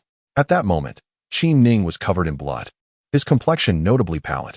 To avoid arousing suspicion, he deliberately feigned a state of injury. Upon hearing Qi Ning's words, the group not only expressed no doubt but also seemed to revel in his misfortune. One of them laughed heartily and said, "That girl from Blue Star is left for you. Since you couldn't secure her for yourself, you cannot blame us brothers. Next time, you shall have no part in it." Observing their expressions, Qi Ning gained further insight into the abyssal beings in their eyes. The death of a few subordinates was hardly consequential. "Come, we've just acquired a fresh recruit. Let us go have a few drinks." When one of the abyssal beings made this remark, Qi Ning nearly retched, fully aware of what they referred to as a recruit, likely the flesh of a Blue Star inhabitant. Suppressing his discomfort, he exacerbated his pallid visage and remarked, "I need to recuperate for a moment." The young men, however, did not press him further, laughing heartily as they accompanied Qi Ning deeper inside. Having just emerged from a fierce battle, our forces had achieved a resounding victory. They had captured numerous Blue Star individuals, and this was indeed a glorious triumph. Listening to their discussions, Qi Ning inquired, "I wonder how the construction of our teleportation array is progressing. If it is completed, the arrival of our army would allow us to decisively crush the enemy." He had heard that more artifact refiners had been dispatched, accelerating the entire setup process. "I truly wish to witness it," Qi Ning remarked casually. "The Western camp?" In Qi Ning's memory, certain information swiftly emerged. He understood that the construction of the teleportation array was taking place in the western camp of this military encampment. After grasping some details, Qi Ning felt a sense of reassurance. "Report to all team leaders." General summons Captain Qin. A soldier from the abyss approached them, exclaiming loudly, "Brother, you've been missing for a while. Leaving the military camp without permission this time could spell trouble. Fear not, the influence of the Wu family is formidable." The general lacks the audacity to act against the Wu guards. Several young men appeared to exude a demeanor typical of privileged science, seemingly dismissing the general altogether. Wu Wei recognized that this was a trial for him, a test of whether he could handle the general's scrutiny. After acknowledging, he followed the soldier toward the central command tent. The martial prowess of the soldiers here was evidently superior at a glance. Qi Ning discerned that even the most ordinary soldiers were at the 3rd level of Qi refinement, while many of the commanding officers had reached the foundation establishment stage, with several nearing the golden core stage. After being announced, Qi Ning entered and immediately spotted a golden core general seated in a position of authority. The entire military tent was suffused with a formidable aura, each officer standing silently, their consciousnesses locking onto him upon his arrival. Initially, Qi Ning felt a twinge of trepidation, but upon entering, he reassured himself that death was merely a part of existence, nothing of great consequence. With his mind at ease, Qi Ning adopted a more nonchalant demeanor. Unbeknownst to Qi Ning, his demeanor mirrored that of the former Wu Wei, thereby alleviating the suspicions harbored by those around him. The general scrutinized him with a gaze laced with disdain, although this expression was fleeting. In the face of the formidable Wu family in the capital, the general harbored only intentions of goodwill. "Salutations, General." Due to the armor they donned, the soldiers merely offered a salute instead of kneeling, and Qi Ning followed suit. "You have left the camp without permission. Do you comprehend your transgression?" The general bellowed in a deep, resonant voice. As his shout reverberated, an imposing pressure bore down upon Qi Ning. "General, I was pursuing the talents of the Blue Star and had no choice but to leave the camp. It is a matter of necessity. I implore your understanding," Qi Ning replied, echoing the temperament of the Wu Wei. Having observed the considerable casualties among Qi Ning's retinue, the general recognized that he was merely seeking a way to save face. Noticing that Qi Ning did not retaliate as he had in the past, but instead spoke with an appeal for forgiveness, the general's expression softened. He mused that this young man had likely experienced significant losses and, perhaps out of fear, was now more amenable, allowing the general an opportunity to relent. With this in mind, the general's countenance became serious once more. What precisely transpired? Qi Ning recounted the events. He had been leading a pursuit, poised to capture the individuals from the Blue Star when unexpectedly, a formidable expert of foundational level emerged and decimated his men. Had it not been for the artifact he utilized to escape, he too would have met a grim fate. Such occurrences transpire daily on this chaotic battlefield, devoid of anything particularly remarkable. The general merely inquired out of curiosity. Considering your pursuit of the blue stars, it is understandable. Let this be a warning for the future. You may take your leave and rest. The general, hesitant to impose any consequences upon Wu Wei, merely posed a few questions before dismissing him. Upon exiting the military tent, Qi Ning found his mood unexpectedly heavy, a sense of unease creeping in. Initially, he believed Wu Wei to be a mere scion of a minor noble family, yet it became evident that the situation was far more complicated. This young man's lineage was formidable, so much so that even a Golden Core general dared not provoke them lightly. Qi Ning felt a twinge of regret. Masquerading as a member of such a powerful family bore its advantages and disadvantages. Should a master from their clan arrive, he pondered whether his deception could withstand scrutiny.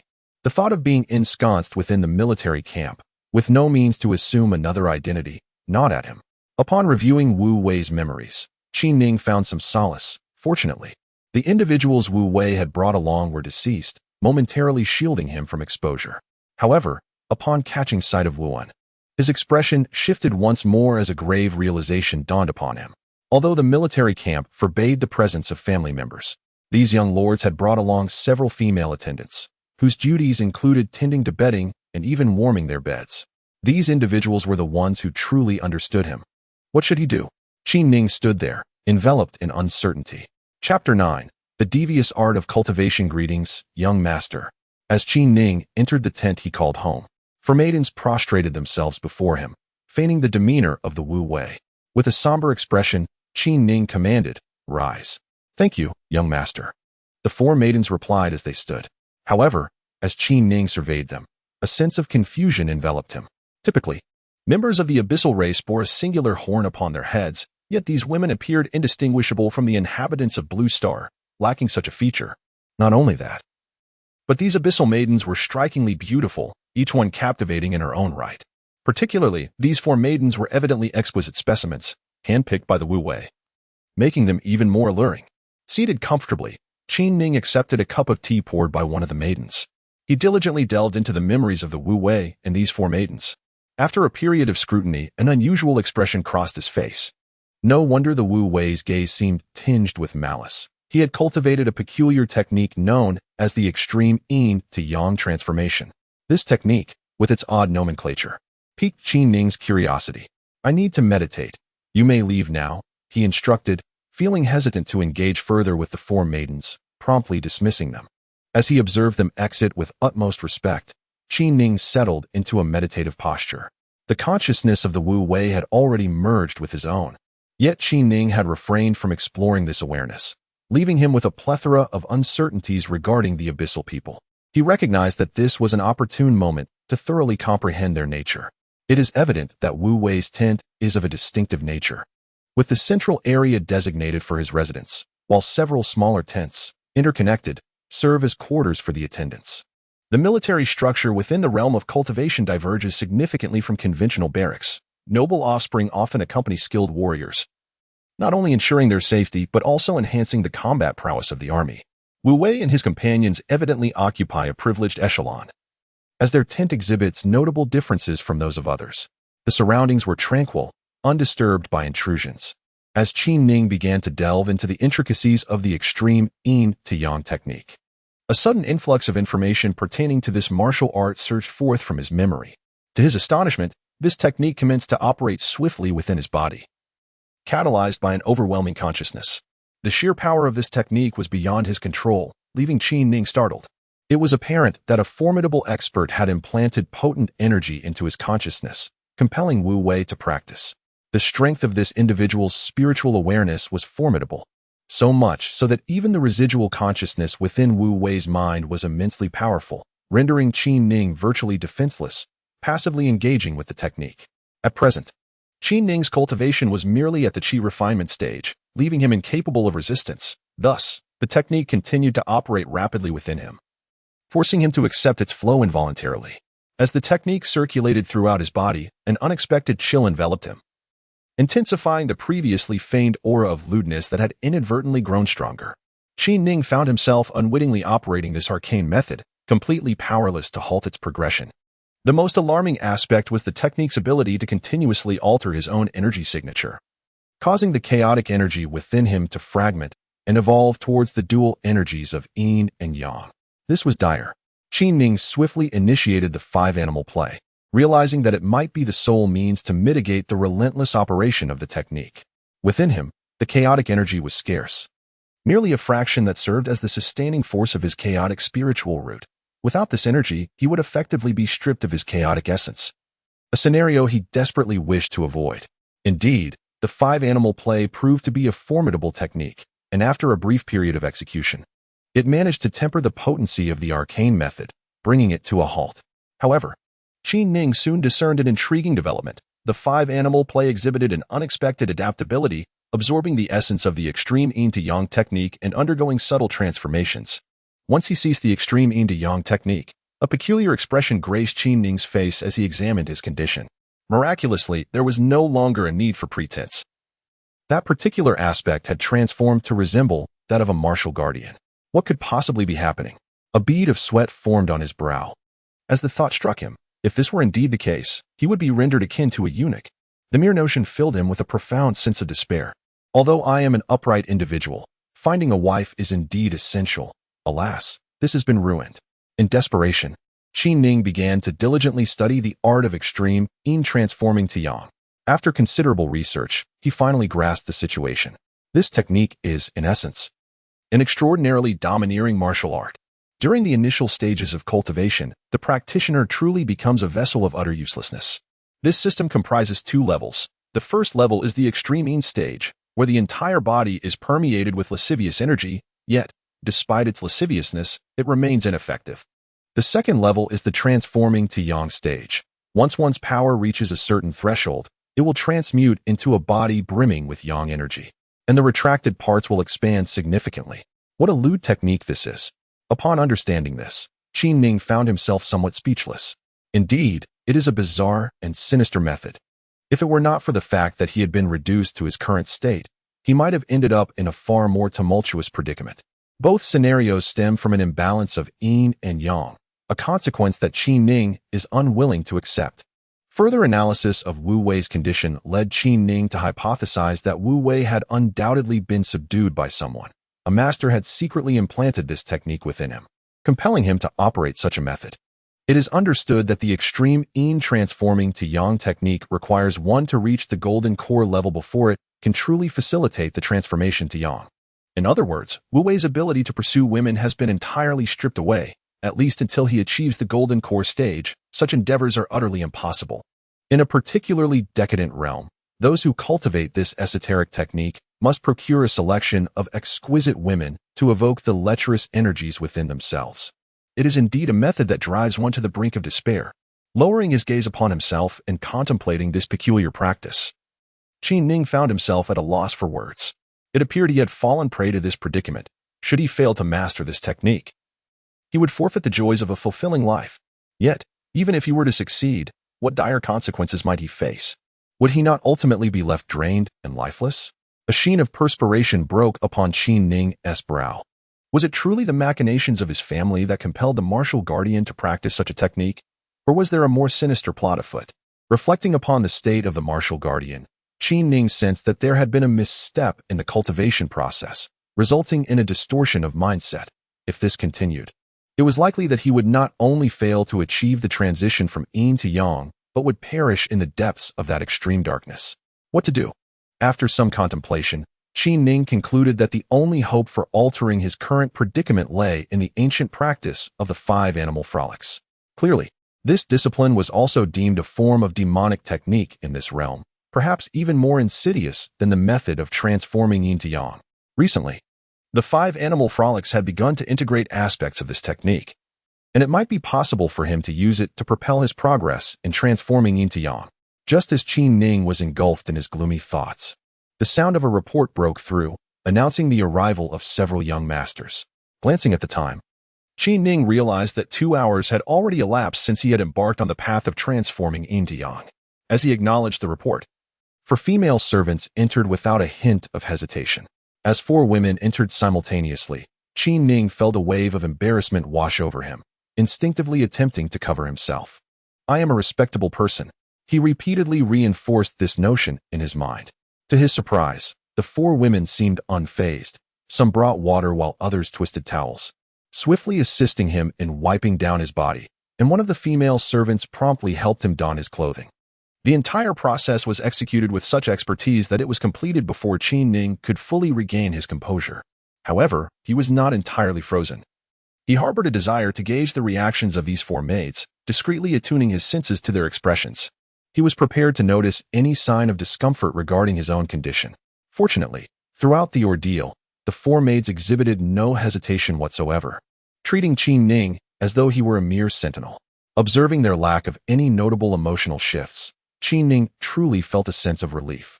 Yet, what remained most mortifying for him was the diminutive yet embarrassing aspect of his situation, which caused a flush to creep across his cheeks. Gazing at his reflection through the water's surface, he noticed an unmistakable lewd glimmer in his eyes, a natural manifestation of his predicament. Once clothed, he turned his attention to the four maids, feeling a flicker of joy. It was evident that they had not engaged in any intimate acts with the sentinel. Given this realization, he felt reassured about their presence. Perhaps he could indeed transform them into his genuine servants in due course. At this moment, Qin Ning found himself beset by some lascivious thoughts. Alarmed, he realized that his consciousness was likely influenced by this peculiar technique. As this awareness arose, he was startled. The five animals' play was indeed a nefarious practice. At that moment, four female attendants stood gracefully before him, and particularly, the sight of the one assisting him with his belt, her delicate form, ignited a fervent desire within him. The five animals' play was operating rapidly, intertwining with the essence of the young maidens. Qin Ning discovered that he had absorbed a measure of chaotic energy from the four attendants, enhancing the chaotic energy within him. Though his inner fire also intensified significantly, this technique was truly perilous. Qin Ning felt a deep sense of frustration, while his heart brimmed with desire. His physical response remained utterly unyielding. What a wretched technique this was! An impulse to curse surged within him. On one hand, he aspired to be a righteous man.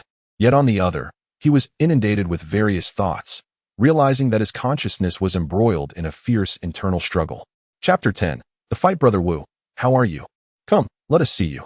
As he spoke, several young lords from the abyss entered, laughing and joking. Qin Ning mimicked Wu Wei's icy demeanor and pointed at the piles of refuse on the ground, commanding, "Sit." One of the young lords chuckled, "Brother, your eyes are aflame with wickedness. Your practice has not yet turned to light, has it?" Qin Ning's expression changed instantly as he seized a large cup from the table and hurled it towards his adversary. Ordinarily, Wu Wei was quite flamboyant, quick to resort to violence at the slightest provocation. Today, Qin Ning felt equally discontented, and since he intended to emulate Wu Wei, he embraced a similarly brazen demeanor. After some persuasion, the matter was eventually put to rest. Nonetheless, this incident only served to reinforce the suspicions about Qin Ning's true identity among the onlookers. Brother Wu, the resistance from the Blue Star inhabitants is quite fierce. Our army's progress is sluggish, Qin Ning remarked. Once a large-scale teleportation array is established here, our forces will arrive in droves, and the Blue Star people will be unable to withstand it. Indeed. Upon hearing that numerous Blue Star captives had been taken, Qin Ning's interest was piqued. How many are we speaking of? Over 10,000, I believe. After the last battle, our forces achieved a resounding victory. Since there's nothing else to do, let us go and observe the captives. With this suggestion, the young gentlemen erupted into laughter, rising to make their way towards the southern camp.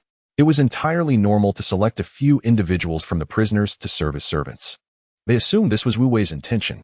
As they walked, one of the young men whispered, "Brother Wu displayed such courage today." Indeed.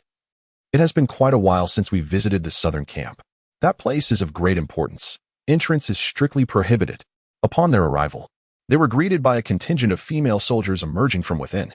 Each donned specially designed military attire equipped with defensive arrays, resembling ordinary clothing rather than the cumbersome armor, which accentuated their figures.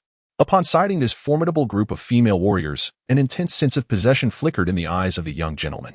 The soldiers of Nanning are truly formidable. A plump young master chuckled heartily, his eyes brimming with lasciviousness. "We wish to see your captain," he said with a smirk. Suddenly, Qin Ning sensed a disturbance in the air, a powerful aura of menace approaching. Yet, he discerned that while this threat was formidable, it bore no intent to kill. Remaining stationary. At that moment, a surge of energy swept towards the group, and several arrows struck the ground before them. The sight of these arrows terrified the other young masters, causing them to collapse in fear. Ah! A voice of astonishment echoed from the military camp as a graceful young woman, adorned in military attire similar to theirs, emerged with a captivating sway. This young woman's commanding presence overshadowed the already beautiful group of girls before her, drawing all gazes like the moon illuminating the night sky. She was the most exquisite beauty Qin Ning had ever encountered. With her arrival, the expressions of the young masters shifted, their eyes now gleaming with a fierce possessiveness. "Oh, it's you lot again." Before Qin Ning and the others could respond, a strikingly handsome young master approached from another direction, his demeanor equally confident. As he walked, he cast a mocking glance at Qin Ning and his companions. Meng Wei, a young master behind Qin Ning, suddenly exclaimed, "Humph, after having been beaten last time. You dare to return? You deserve a lesson." It was evident that Meng Wei exuded an air of arrogance. At this moment, Qin Ning discerned Meng Wei's prowess. This young man had evidently surpassed others, possessing an impressive cultivation level, seemingly at the 10th stage of qi refinement. Clad in finely crafted attire, he carried himself with an undeniable charm, exuding the aura of a formidable individual. Upon his arrival, the other young masters immediately lost their bravado. Given his cultivation and distinguished background, they were unable to compete with him. "Is Qianran all right?" Meng Wei paid no heed to Qin Ning and his companions, directly inquiring about the stunningly beautiful young woman. She brushed her hair back with a delicate gesture and replied with a radiant smile, "Brother Wei, your concern is appreciated. I am perfectly fine." Their apparent closeness sparked a flicker of intrigue in Qin Ning's mind. Seizing the opportunity to glean some insights about the southern camp might aid his forthcoming rescue mission. With this thought, Qin Ning adopted a brazen demeanor and boldly declared, "Meng Wei, I have come today specifically to settle the score with you." As he spoke, he charged towards Meng Wei. This time, Qin Ning unleashed the power of the extreme yin to yang technique in his assault, seamlessly incorporating the art of concealed assassination. As his figure faded from sight, he swiftly appeared before Meng Wei, following it up with a powerful strike infused with extreme yin energy. Meng Wei frequently engaged in battles with Wu Wei and his companions, firmly believing that they were no match for him. Whenever he heard that they had arrived at Zhuo Qianran's location, he would promptly make his appearance, always managing to best them in their encounters. This occasion was no exception, upon receiving word from his informants that Wu Wei and his group had reached Zhuo Qianran's camp. He felt a surge of excitement at the prospect of showcasing his prowess before the enchanting lady. He hurried over, eager to seize the moment. However, he was taken aback by an unexpected turn of events. Qin Ning, no longer intimidated by him, launched an offensive. While Qin Ning's stealthy assassination technique might falter against those at the foundation establishment level or higher, it proved to be a lethal skill against a mere qi refinement practitioner. With a swift movement, he vanished from sight, then unleashed a powerful strike imbued with extreme energy. Caught entirely off guard, Meng Wei received the full force of Qin Ning's punch squarely to his handsome visage. No one anticipated that Qin Ning would act so decisively, delivering a blow that left Meng Wei's face swollen. At that moment, Zhuo Qianran let out a sharp cry, charging toward Qin Ning. The reason Qin Ning had struck Meng Wei was to gauge the young lady's cultivation level. As she rushed forward, Qin Ning mirrored her advance, never having imagined that Wu Wei would dare to engage in combat with the goddess like Zhuo Qianran. The young masters accompanying him stood in stunned silence, their eyes wide as they beheld the two entangled in fierce combat. Level 11 of Qi Refinement. As the battle commenced, Qin Ning was taken aback, utterly astonished that this young woman had already attained the 11th level of Qi Refinement, a mere step away from achieving perfection and preparing to break through to foundation establishment. What an impressive woman! Bang! Zhuo Qianran delivered a powerful punch to Qin Ning's chest. She had initially believed that her strike would be sufficient to incapacitate the martial guard. However, to her surprise, the martial guard not only withstood her blow but also retaliated with a forceful strike to her own elevated chest. Ah! A collective gasp erupted from several young gentlemen present. The martial guard had actually struck that very area. My goodness! Witnessing Qin Ning's audacity left the onlookers in a state of sheer disbelief. Even more astonishing was the sight of Qin Ning, upon receiving a kick from her opponent, retaliating with a swift kick aimed at Zhuo Qianran's lower region. Incredible! Everyone was left speechless. At that moment, Qin Ning found herself in a predicament, unable to articulate her frustrations. Despite her seemingly delicate demeanor, this woman fought with a ferocity that was utterly ruthless, showing no mercy whatsoever. Were it not for her cultivation and body refinement, she would have had no means of resistance against such an aggressive opponent. Each encounter forced Qi Ning to grit her teeth and counterattack. Blood continuously spilled from her mouth after enduring the woman's blows. Her meager cultivation at the first level of body refinement proved insufficient to withstand the assault, leaving her internal organs injured. That kick had landed with considerable force. Although her opponent was clad in military attire for protection, Qi Ning's strike caused a significant change in her expression, revealing a notable embarrassment. In front of so many witnesses, the martial guard dared to act in such a manner, and Zhuo Qianran was truly incensed. "I shall end your life." In a fit of rage, Zhuo Qianran disregarded her own image and drew a long spear from her storage bag, thrusting it fiercely towards Qi Ning. Upon witnessing her resort to weaponry, Qi Ning's expression shifted. This woman was exceedingly ferocious. What should he do? Although his body refinement technique could barely withstand punches, he felt uncertain about enduring an attack from her weapon. Nevertheless, having reached this critical juncture, a fierce determination surged within Qi Ning. Instead of retreating, he charged forward, lunging at Zhuo Qianran. As Zhuo Qianran brandished her spear, an aura of lethal intent enveloped the surroundings. Seeing this, Qi Ning steeled himself.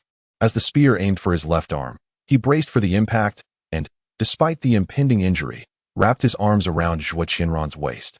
Blood splattered as the spear pierced his arm, yet he pressed his entire body against hers. Overwhelmed by the unexpected contact, Zhuo Qianran's mind went blank, and in her confusion, the spear was knocked from her grasp by a powerful punch from Qi Ning. Seizing the moment, he unleashed a flurry of punches upon her. The onlookers were utterly astonished by Qi Ning's audacity.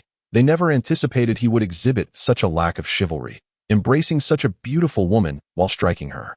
"Stop!" At that moment, a thunderous roar echoed as a general of the Golden Core stage approached with heavy strides. Chapter 11. Approaching the target. This must be the place where the captives are held. In a solitary chamber shrouded in darkness, Qi Ning found himself subjected to punishment, confined within the detention facility for Blue Stars in Nanning. However, Qi Ning's confinement was situated in an area isolated from the Blue Stars, where a formidable array loomed before him, emanating a palpable aura of menace that ensnared all Blue Stars within its confines. Qi Ning was sealed here, his cultivation abilities rendered dormant. It became evident that the general dared not impose further restrictions upon him, rather than harboring resentment over his confinement. A smile graced Qi Ning's face. Although his actions appeared impulsive, they were, in truth, a calculated maneuver to draw closer to the very location where the Blue Stars were held captive. The thought of Zhuo Qianran and Meng Wei, both enduring similar fates in confinement, elicited a silent chuckle from him. Clearly, the Golden Core general was reluctant to take drastic measures against him after inquiring about the situations. Coupled with the fact that he had not committed any egregious acts, Meng Wei had resorted to verbal insults, while Zhuo Qianran emanated a chilling aura. Supported by the agreement of several affluent young men, the general could do little more than administer a few reprimands and confine them all. Reflecting upon these events, Qi Ning sat cross-legged, contemplating his next course of action. It was apparent that the most formidable presence within the military camp was the Golden Core expert, whose prowess far surpassed his own, rendering any confrontation a deadlock. As thoughts of Senior Ouyang's audacious arrival crossed his mind, Qi Ning found himself puzzled. After all, Senior Ouyang's cultivation was at best at the Golden Core stage. What gave him the audacity to disrupt the teleportation array? Reflecting on the thoughts of the esteemed Ouyang, Qi Ning could only deduce that he was resolute in his intentions, daring to tempt fate. Presently, Qi Ning's mind was occupied with the Blue Star individuals confined within these walls. From the information he had gathered, it was evident that among them were several in the Foundation establishment stage, and notably, a master at the Golden Core stage. Qi Ning's objective was none other than that Golden Core master. Should he manage to rescue this adept, coupled with the mass exodus of thousands of Blue Star individuals, the game would be irrevocably altered in their favor. To approach this location, Qi Ning exhibited an unusually impulsive demeanor today, creating quite a commotion. The sealing of his cultivation posed no hindrance to him. Through his energy absorption technique, he transformed his entire body as acupoints into reservoirs akin to a dantian, where an abundance of true energy coalesced. With a mere guiding force of true energy, the seal upon his dantian could be undone. Sitting in meditation, he directed the true energy from one major acupoint to surge towards the sealed dantian. As the five-animal play technique flowed continuously, the sealed dantian was swiftly breached. The potent true energy surged within, and Qin Ning realized he had regained his cultivation. Indeed, the five-animal play technique proved to be quite formidable. After taking some time to recuperate from his internal injuries, Qin Ning reflected on the ferocity of the woman's assault. She was exceedingly ruthless. He could only withstand 2 or 3 of her strikes, for any more would likely lead to his downfall. As dusk descended, Qin Ning's gaze fell upon a practitioner at the third layer of qi refinement, seated outside the dwelling. Noticing the absence of onlookers, he gestured towards the young man. Upon noticing the renowned young master of the military waving, the vigilant soldier hastily approached and inquired, "What are your commands, young master?" Within the confines of this military camp, it was well known that the likes of Wu Wei commanded considerable respect, and it was inconceivable that he would resort to violence against him. Moreover, establishing a connection with the illustrious young master could potentially yield immense benefits, hence the soldier exhibited unparalleled deference. As the soldier peered through the door at Qin Ning, the latter's eyes gleamed like lanterns, immediately fixing upon this practitioner of the third layer of qi refining. With the full force of the mind control technique unleashed, subduing such an individual posed little challenge for Qin Ning. Once under his influence, the soldier, at Qin Ning's behest, retrieved the key and unlocked the door. After accomplishing this initial task, Qin Ning donned the soldier's uniform and employed the transformation technique to assume his appearance, confining the soldier within. "Captain, that Wu Wei is truly insufferable." As Qin Ning strode through the confinement chamber, he heard a voice nearby. Upon closer inspection, he found Zhui Qianran seated cross-legged in a room, conversing with a woman who was presumably overseeing the southern camp in his stead. "Captain, allow me to deal with that scoundrel." "Enough. Maintain order in this camp. We cannot afford any mishaps, especially concerning the detained Blue Star individuals." Zhui Qianran's frustration was palpable as she spoke in a hushed tone. She had not anticipated being embraced by Wu Wei today, nor did she expect to be entangled with him in front of so many witnesses, leaving her feeling utterly humiliated. Uncertain of how to breach the barrier and rescue those within, Qin Ning's heart stirred upon overhearing a conversation between two individuals. Concealed in his hiding spot, he awaited the departure of the woman before emerging. The confinement chamber housed several significant military figures, rendering it a place where outsiders dared not tread. Thus, Qin Ning's solitary presence within became remarkably secure. Upon hearing footsteps, Zhui Qianran opened her eyes to glance at Qin Ning, her expression betraying confusion. As the overseer of the southern camp, she was intimately familiar with the established protocols, all of which she had meticulously crafted. It was unexpected for a mere qi refinement soldier to roam freely within this space. "What are you doing?" Zhui Qianran demanded in a low voice directed at Qin Ning. With a smile, Qin Ning approached her. In the Abyssal Army, hierarchy reigned supreme, despite the presence of numerous Foundation establishment experts within the camp. Their status paled in comparison to that of the noble scions like Zhui Qianran. Clearly, her treatment within these confines was far superior to that of the martial guards. As the door had not been locked at all, understanding that Zhui Qianran's cultivation had been sealed, Qin Ning felt little trepidation regarding her potential for resistance. With a smile, he pulled open the door and stepped inside. "You." Zhui Qianran began to comprehend the situation. This individual was undoubtedly not an ally. As Qin Ning reached toward her, she realized her own cultivation was entirely suppressed, leaving her utterly defenseless against his advance. A visage marred by sheer terror, Zhui Qianran resembled a frightened maiden in that moment, acutely aware that her fate was sealed. "Who are you?" She attempted to project her voice outward. Alas, Qin Ning had, upon entering, unleashed a wave of true energy that utterly severed the connection between this chamber and the outside world, rendering her cries futile. "Do you not revel in treating the inhabitants of Blue Star as mere servants? From this day forth, you shall be my female slave." Qin Ning had gradually begun to assimilate certain ideologies prevalent in this realm, and his perceptions of earthly notions were slowly evolving. Observing the woman's terror-induced demeanor, he felt an unexpected surge of desire coursing through him. His right hand swiftly descended upon Zhui Qianran's head as he unleashed the full might of the control spirit technique, extracting her consciousness with remarkable ease. It must be noted that this woman possessed considerable cultivation prowess. Had her dantian not been sealed, Qin Ning would have been unable to subdue her. In this moment, he realized he had fortuitously seized an advantage, effortlessly drawing forth her consciousness. Once the technique was activated, he began to reshape her awareness. As he delved into her consciousness, he discerned remnants of sealed thoughts within her spirit. Could it be that this woman, like himself, hailed from a significant lineage? With this thought in mind, he relinquished any further deliberation and swiftly enacted control over Zhuo Qianran. With her subdued, an idea struck him. Why not extend this control to others, given the opportunity? Upon this realization, Qin Ning commanded Zhuo Qianran to proceed with the guidance. He first located Meng Wei, exerting control over the young man, and subsequently subdued several skilled military experts confined within. Captain, just as he had restrained a 9th-level chi refining expert, a female soldier who had replaced Zhuo Qianran suddenly entered the room. Attack! With a decisive order from Qin Ning, Meng Wei, and the others swiftly surrounded her. The woman's cultivation was merely at the 10th level of chi refinement. Confronted by such overwhelming numbers, her expression shifted dramatically, and she failed to contemplate resistance, ultimately succumbing to Meng Wei's blade. Observing Meng Wei's ruthless efficiency, Qin Ning felt a twinge of astonishment. Had he not utilized the hidden kill technique to approach undetected? And considering Meng Wei's lack of vigilance, overcoming him might have proven quite challenging. After subduing the woman, Qin Ning stood in contemplation. Everything was unfolding according to his design. Yet this was only a portion of the plan. The paramount concern remained the situation regarding the Golden Core experts among the Blue Star individuals. Without a Golden Core master to contend with the Abyss Army's elites, the rescue mission would be utterly unattainable. At that moment, a disturbance emanated from Zhuo Qianran's storage pouch, and she produced a communication device.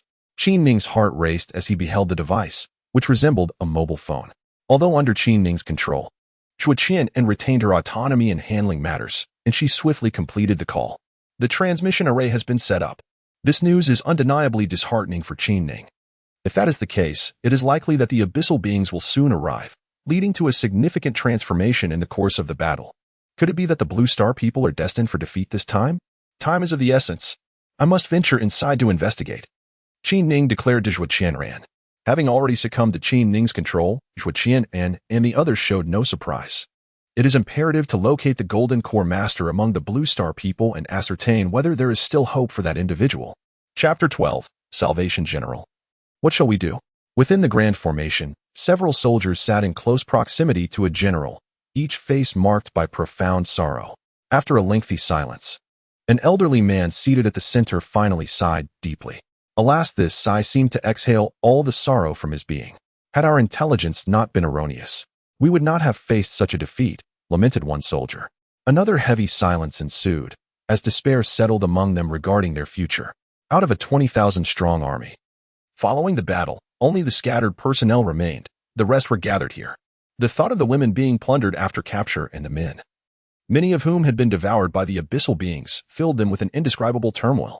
The old general, his hair disheveled and his complexion ashen, had wholly lost the formidable presence he once wielded on the battlefield. Casting his gaze towards the direction of the Blue Star clan, he spoke with a voice tinged with sorrow. Is it truly the fate of our clan to decline in such a manner?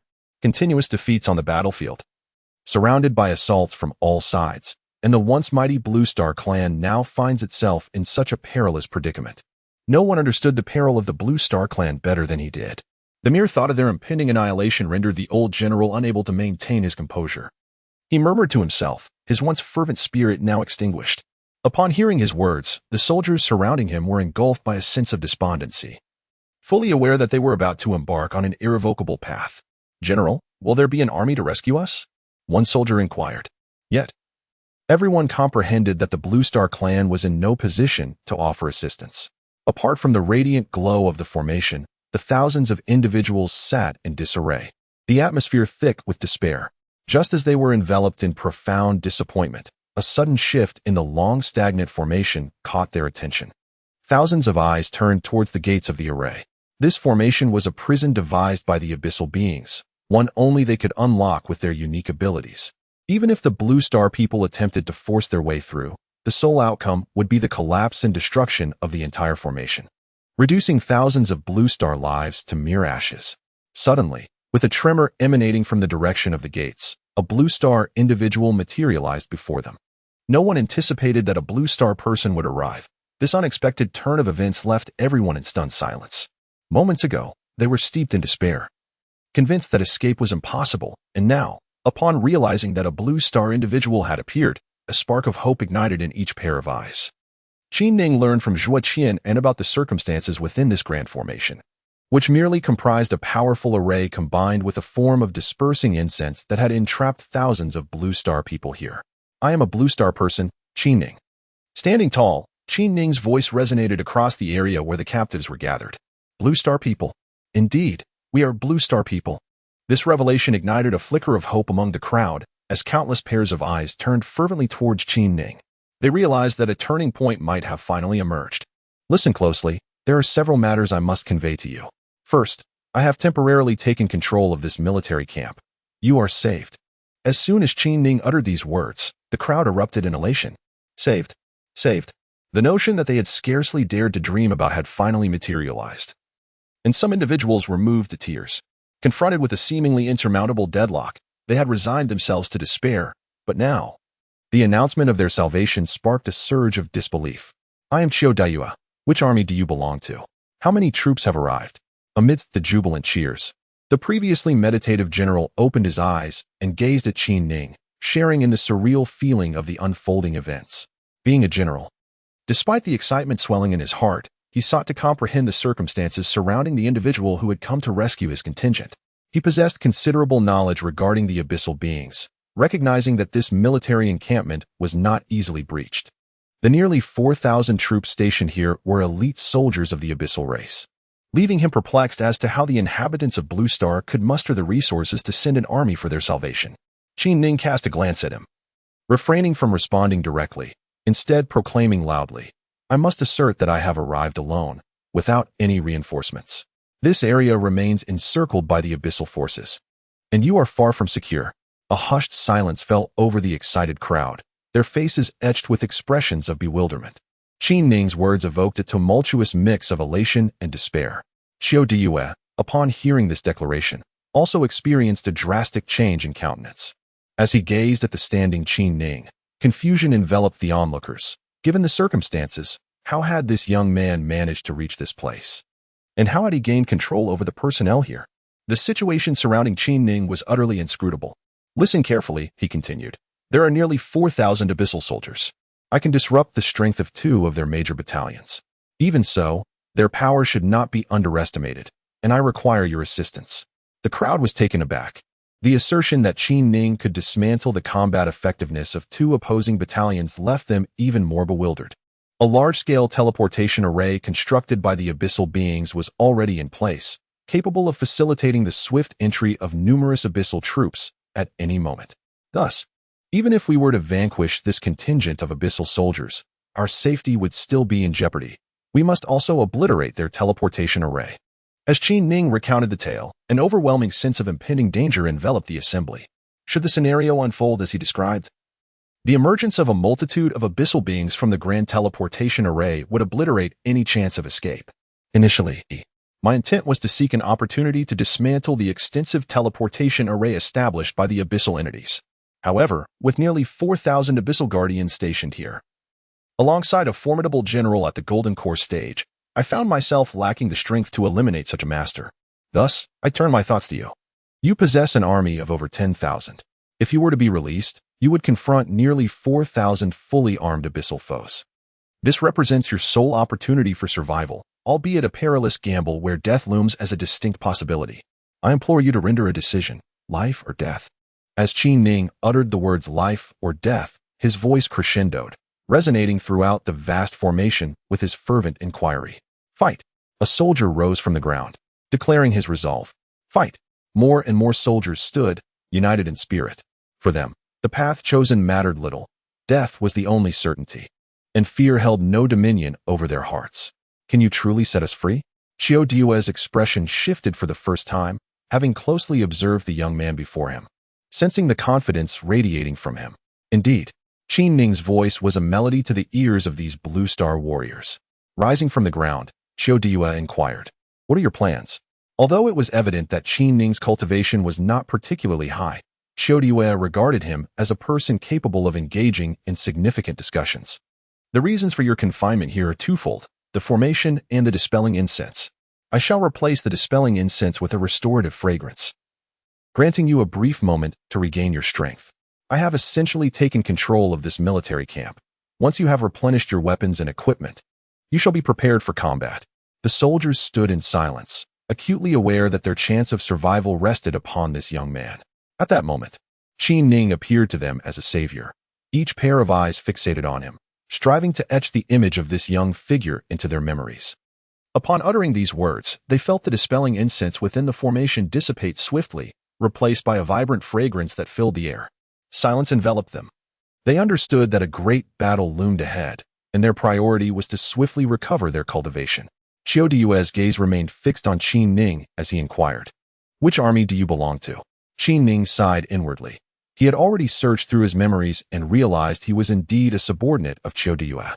Their forces had been scattered in defeat, and the captives from their unit had likely been brought here. "Report, General. This individual is Qin Ning, a soldier from my detachment," he stated. At that moment, Qin Ning spotted his former captain, Xiao Daqiang, a man from a prominent family, who had always shown him a measure of concern. Upon recognizing Xiao Daqiang, Qin Ning could not feign ignorance. He saluted Xiao Daqiang with military decorum, stating, "Captain Xiao, time is of the essence. You should focus on regaining your strength." The revelation that this enigmatic figure belonged to the same military unit left everyone momentarily stunned. The awkwardness that had enveloped Qiu Di dissipated significantly. After all, this individual was one of their own, sparing him from further embarrassment. "You have accomplished a great feat today." With those words, Qiu Diyue settled into a meditative posture. Thousands remained silent, channeling their energy, as the atmosphere became charged with palpable intensity. Chapter 13. The Assault. General Qiu, you shall lead the charge against the western camp, while I will take a contingent to neutralize the eastern camp. With Qiu Diyue fully rejuvenated, Qin Ning was the first to rise, clasping his fists in respect. Qiu Diyue felt a surge of gratitude towards Qin Ning for his daring intervention, which had risked his life to save so many. Although the ultimate outcome remained uncertain, a glimmer of hope finally emerged. Without further ado, Qin Ning turned and departed. "General." Several individuals of higher cultivation also rose in succession. Each one no longer bore the sorrowful countenance of before. They were once again infused with formidable presence. "General, we are revitalized." A fervent spirit of combat surged within each heart, as this moment felt akin to a rebirth, having emerged from the depths of despair. "Remember, our lives were spared by Qin Ning." In Qiu Diyue's heart, a tumult of emotions surged within him. He profoundly understood the immense debt of gratitude they all owed to Qin Ning. The soldiers had firmly etched the name Qin Ning into their hearts. In their most perilous moment, Qin Ning had braved danger to come to their aid, saving their lives. Such a debt of gratitude was monumental, leaving them at a loss as to how to repay it. One by one, the soldiers rose from the ground, and soon, over 10,000 Blue Star warriors stood before Qiu Diyue. "Brothers, let us remember our disgrace. It must be repaid in blood." Qiu Diyue's voice resonated in the ears of each soldier. The abyssal people were outside. What were they to do? At that moment, Qiu Diyue exuded a formidable presence, embodying the image of a general once more. Fight, fight, fight. The soldiers, all bearing the weight of humiliation, had long endured enough. Now, with the glimmer of hope for battle ignited within them, no one could contain their fervor. "Follow me." As the leaders rallied the troops, Qiu Diyue emanated a powerful aura of vengeance and surged forth from the formation. Kill. Upon breaching the formation, he inhaled the fresh air of the sky. Leading the 10,000 warriors, Qiu Diyue unleashed a fierce onslaught in the southern camp. Zhuo Qianran had already assembled her battalion of female soldiers, her private troops, disregarding the others entirely. The southern camp, bereft of its commander, swiftly succumbed to chaos. One by one, the soldiers found their weapons, and the entire army was revived anew. Hearing the thunderous sounds of battle erupting behind him, Qin Ning led those under his mental control towards the eastern camp, the stronghold of Meng Wei. With Meng Wei now under Qin Ning's influence, this was a crucial factor that emboldened Qin Ning to approach the camp. "Go and summon the key generals," he commanded. Once again, Qin Ning disguised himself as Meng Wei's attendant and entered the main tent. They concealed themselves within a large pavilion. Moments later, a foundational level expert was brought in by Meng Wei. "Meng Wei, how did you manage to get out of there? Did you find anything valuable?" The foundational expert inquired as he walked in. Just as they entered the tent, Qin Ning let out a fierce roar, and Meng Wei struck the expert squarely in the lower back. At that precise moment, Zhuo Qianran swiftly delivered a blow to the expert's neck, rendering him unconscious on the ground. Subsequently, Qin Ning stepped forward to exert his control over the fallen individual. At that instant, the camp was alive with the sound of war drums, and commands for assembly were being issued. What now? Qin Ning pondered, feeling unfamiliar with the situation involving the abyssal beings. Despite employing the spirit control technique, he found himself at a loss for a solution. Master, the chief officer in command of the army is named Chai Gui, a foundational-level cultivator. If Peng Minshan were to launch a surprise attack, I believe that eliminating him would cause chaos throughout the entire camp, allowing us to take advantage and eliminate several others, inciting further disorder here. Zhuo Qianran, who had been following closely behind, unexpectedly proposed a plan. Qin Ning was acutely aware that those under his control, while loyal to him, still possessed their own independent consciousness. He found himself in agreement with Zhuo Qianran's proposal and declared with conviction, "Let it be so." With that, he roused the unconscious Foundation establishment expert and instructed him to guide Zhuo Qian and Meng Wei in their covert operation against Chai Gui, while he himself took a contingent of others to lie in ambush nearby. Before long, Zhuo Qianran and her companions successfully entered the central military tent, and soon thereafter, startled exclamations echoed from within. Upon hearing the commotion, Qin Ning disregarded the unfolding events and led his group into the tent. Fierce warriors all, Qin Ning wielded his broadsword with unrelenting ferocity. As they burst into the tent, the scene that greeted them was one of chaos. Chai Gui, his face a mask of terror, was subdued by Zhuo Qianran, while the Foundation establishment expert, whom Qin Ning had previously controlled, lay lifeless on the ground, evidently gravely injured during the ambush. Time was of the essence. Qin Ning had no opportunity to inquire further into the situation. He swiftly enacted his control over Chai Gui. Once these tasks were accomplished, he noticed that a number of commanders had already arrived on the scene. "Follow me and slay."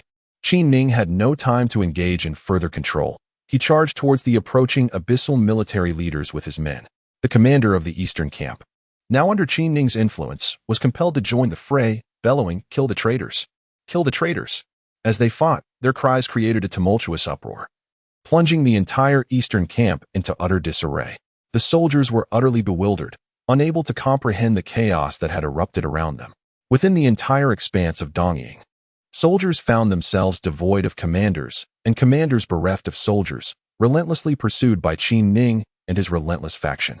Amidst the tumultuous melee, Qin Ning stood amidst the elite warriors under his dominion. With each adversary he vanquished, he would swiftly seize the opportunity to exert control. A remarkable turn of events unfolded as the number of warriors under Qin Ning's influence grew, leading to the unexpected gathering of scattered soldiers, thereby altering the dynamics of the battlefield. In no time, Qin Ning's forces swiftly gained mastery over the situation. Observing this shift, he called out to alleviate some of the pressure off Qiu Diyue and his cohort, and thus, he led his contingent of abyssal warriors out of Dongying and surged towards Beiying. Before long, the two factions encountered one another along the road. The soldiers of Beiying, utterly oblivious to the unfolding circumstances, were met with a blockade formed by Qin Ning's army. Amidst the clamor of the Dongying commanders shouting cries of treachery, the only recourse for the soldiers of both military factions was to engage in a brutal and chaotic clash. The abyssal encampment was engulfed in pandemonium, with flames of battle raging and the air thick with the cries of slaughter. Qin Ning plunged into the fray, surrounded by abyssal warriors, his true identity obscured. He appeared merely as one of them. On this occasion, he did not don the guise of a martial guardian, but instead masqueraded as a seemingly commanding abyssal officer. Each combatant was driven to a frenzy, utterly unaware of the true nature of their actions, compelled only by the instinct to survive through frenzied violence. Meanwhile, the commander of the northern camp remained completely bewildered, shouting fervently at the commanders of Dongying. Under the leadership of Qin Ning, no one paid heed to each other's names. They were solely focused on the relentless slaughter. Chai Gui surged towards the commander of the northern camp, followed by several skilled fighters under Qin Ning's control who charged after him. After a fierce exchange of blows, the northern camp's commander, Su Kelin, found himself utterly bewildered and was swiftly brought to the ground by the combined assault of the experts. Qin Ning advanced rapidly, and amidst the pressure exerted by the skilled fighters, the commander fell once more under Qin Ning's influence. At that moment, Qin Ning was struck by the resounding echoes of explosive clashes, two golden core experts soared into the sky, engaging in a fierce battle above the camp. A formidable energy radiated outward, sending severed limbs flying in all directions as the air crackled with raw power. The golden core general of the abyssal race, consumed by rage, unleashed a frenzied assault with his massive hammer against Chiodeyue. Chiodeyue, transformed from his previous demeanor within the formation, now exuded an overwhelming ferocity as he charged forward, wielding a gleaming spear that shimmered with deadly brilliance. "Eliminate the traitors," Qin Ning bellowed, rallying his contingent of abyssal warriors to plunge once more into the fray. Colliding with the troops within the central command tent, the soldiers of the abyssal race were utterly perplexed by the unfolding chaos. Their only recourse was to heed the commands of their leaders. Surrounded by their kin, some wished to inquire about the situation, yet before they could voice their questions, they were met with fierce assaults from behind, while many were already engrossed in the sanguinary conflict.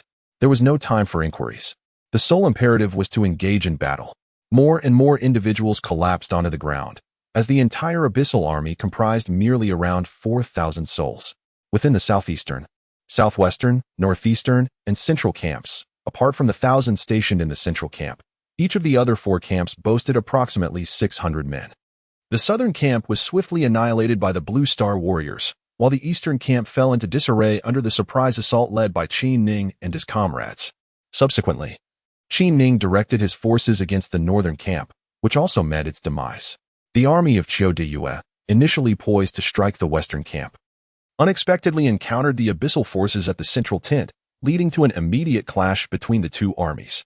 Although the 1,000 abyssal soldiers were elite fighters, they faced a crushing force of nearly 10,000 soldiers under Chiodeyue's command, resulting in a rapid escalation of battle. Amidst the chaos of the fierce confrontation, a portion of the abyssal forces from the western camp arrived. As the two armies engaged in a fervent struggle, Qin Ning's troops seized the opportunity to launch an attack amidst the turmoil, further complicating the situation, and the abyssal army began to unravel completely. "Notify our rear forces to provide support," shouted the abyssal general, in a state of panic upon witnessing the dire circumstances. Qin Ning, in the throes of battle, was startled by the command and called out to Zhuo Qianran, "Follow me." Leading a few controlled individuals, he charged towards the western camp. Attack the western camp. Chiodeyue recognized the gravity of the situation. Should the enemy's forces truly breach their defenses, the consequences would be dire. In that moment, both factions surged towards the western camp. Chapter 14. Fighting for survival. The air was filled with the cacophony of explosions, roars, the clashing of weapons, and anguished cries. The entire barracks had descended into utter chaos. Blood stained the ground, and severed limbs cracked underfoot. At this moment, human life appeared exceedingly fragile. Qin Ning led a group of warriors towards the western camp, while behind Chiodeyue stood thousands of Blue Star soldiers, equally advancing towards the same destination. Amidst the roars, the abyssal general Fu Kahai, consumed by fury, had lost his hair in the fray, and a sharp horn atop his head radiated a menacing glow as he relentlessly attacked the Blue Star warriors. The abyssal army surged towards the western camp as well. This location, home to a large teleportation array, had swiftly become the focal point of contention, a beacon of survival for all. They fought for their very lives. Both sides were acutely aware that securing the western camp represented their only hope for existence. "Kill! Kill!" echoed the battle cries. Blades clashed, blood splattered, and countless warriors fell within this military encampment.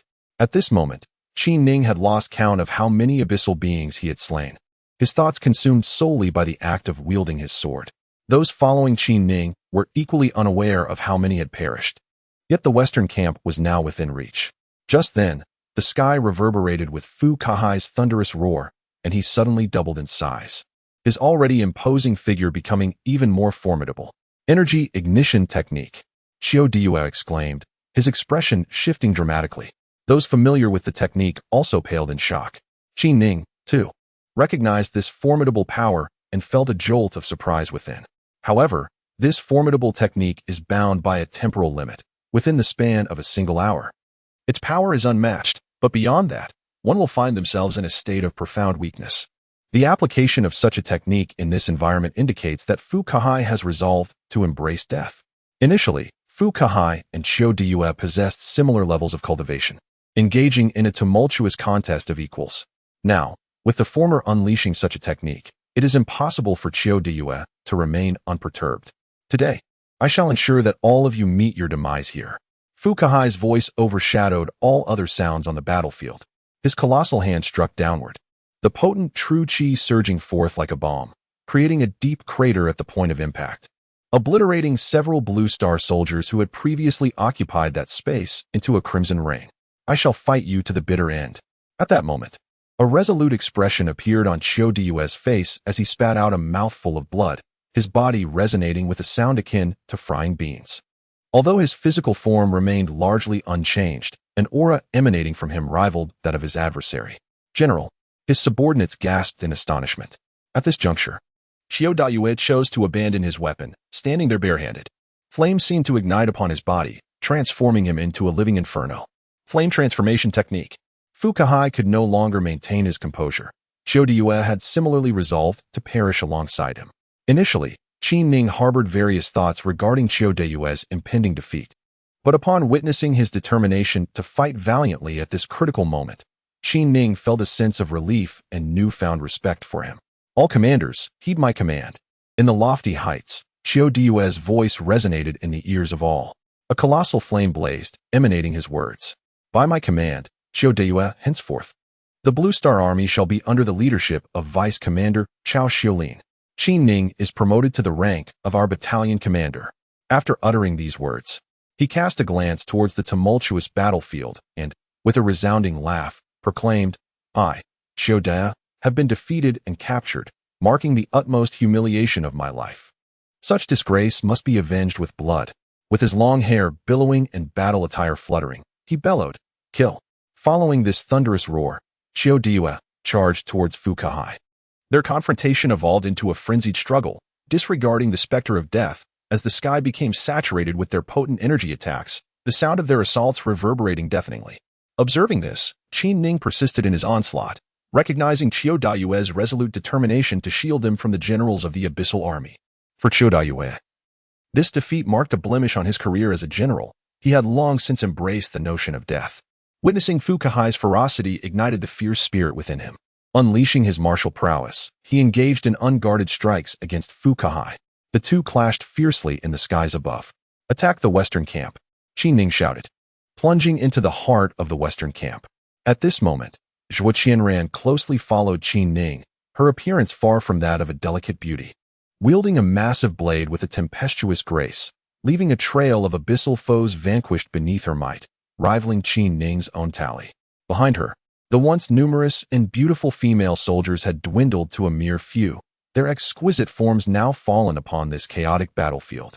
Apart from the abyssal beings under Qin Ning's control, many of the accompanying abyssal soldiers had been slain, while a small fraction had discerned the situation and defected to the side of Fukuhai. However, it was evident that the forces of the Blue Star Army now outnumbered the Abyssal Army, completely dominating the battlefield. As Qin Ning and his companions rushed into the western camp, a sudden burst of resplendent colors erupted from the teleportation array. The colossal formation was activating. Alarmed gasps escaped the lips of those who understood the implications.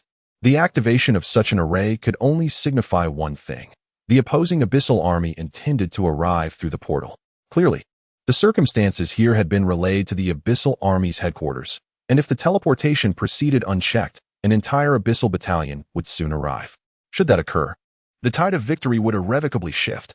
In the sky, Qiu Due and Fukuhai were locked in an intense struggle, unable to attend to the matters below.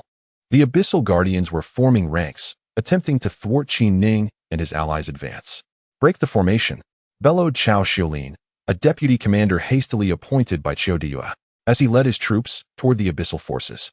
The two sides clashed once more in a savage melee. The earth trembled beneath their feet, and the brilliance of the formation intensified, heralding the imminent arrival of a contingent of Abyssal soldiers. Casting a glance at the fierce combat unfolding, Qin Ning realized that time was no longer on their side. What to do? Breaking the formation required time, yet the enemy's array had already been activated, leaving no opportunity to dismantle it. This formidable formation is not merely an ordinary one. Once activated, breaching it becomes an exceedingly arduous task. Although the Blue Star forces possess a numerical advantage, they have suffered greatly during their captivity, depleting their physical stamina in various aspects. In contrast, The Abyssal Army consists of elite soldiers, and despite currently holding the upper hand, should another contingent of Abyssal troops arrive, defeat would become inevitable. Chao Xiaolin has discerned this predicament and is leading his troops in a fervent assault on the location of the teleportation array. This array has now become a beacon of survival for all, its significance universally recognized. The Abyssal forces are mounting relentless resistance, and the two armies are now embroiled in a chaotic melee, fighting fiercely without clear advantage. Time is running out. As Qin Ning gazed upon the teleportation array, he beheld its increasingly radiant glow. Contemplating the precarious situation of the Blue Star personnel, as well as recalling the selfless sacrifice of Senior Ouyang in their defense, Qin Ning found himself unable to remain composed. Follow me. An idea struck Qin Ning's mind. He understood that the only way to counter such a teleportation array was through a surge of energy. With Qin Ning and Zhuo Qianran leading the charge, they forged ahead through a veritable storm of bloodshed, akin to a battalion of relentless warriors, piercing through the abyssal defenses like a sharpened blade. Just as confusion reigned, Qin Ning stood atop the platform of the teleportation array. What was his intention? The combatants on both sides turned in astonishment towards Qin Ning and his companions. Activate the formation, Qin Ning bellowed at Zhuo Qianran and the others. Upon hearing Qin Ning's thunderous roar, everyone was taken aback. This audacious youth intended to confront the approaching abyssal beings head-on. Indeed, Qin Ning had devised a strategy involving a collision of energies. Since the adversaries were advancing, he boldly chose to meet them. When the energies from both sides clashed within the portal, the entire teleportation array would collapse. If fortune favored them, they might be transported to another realm.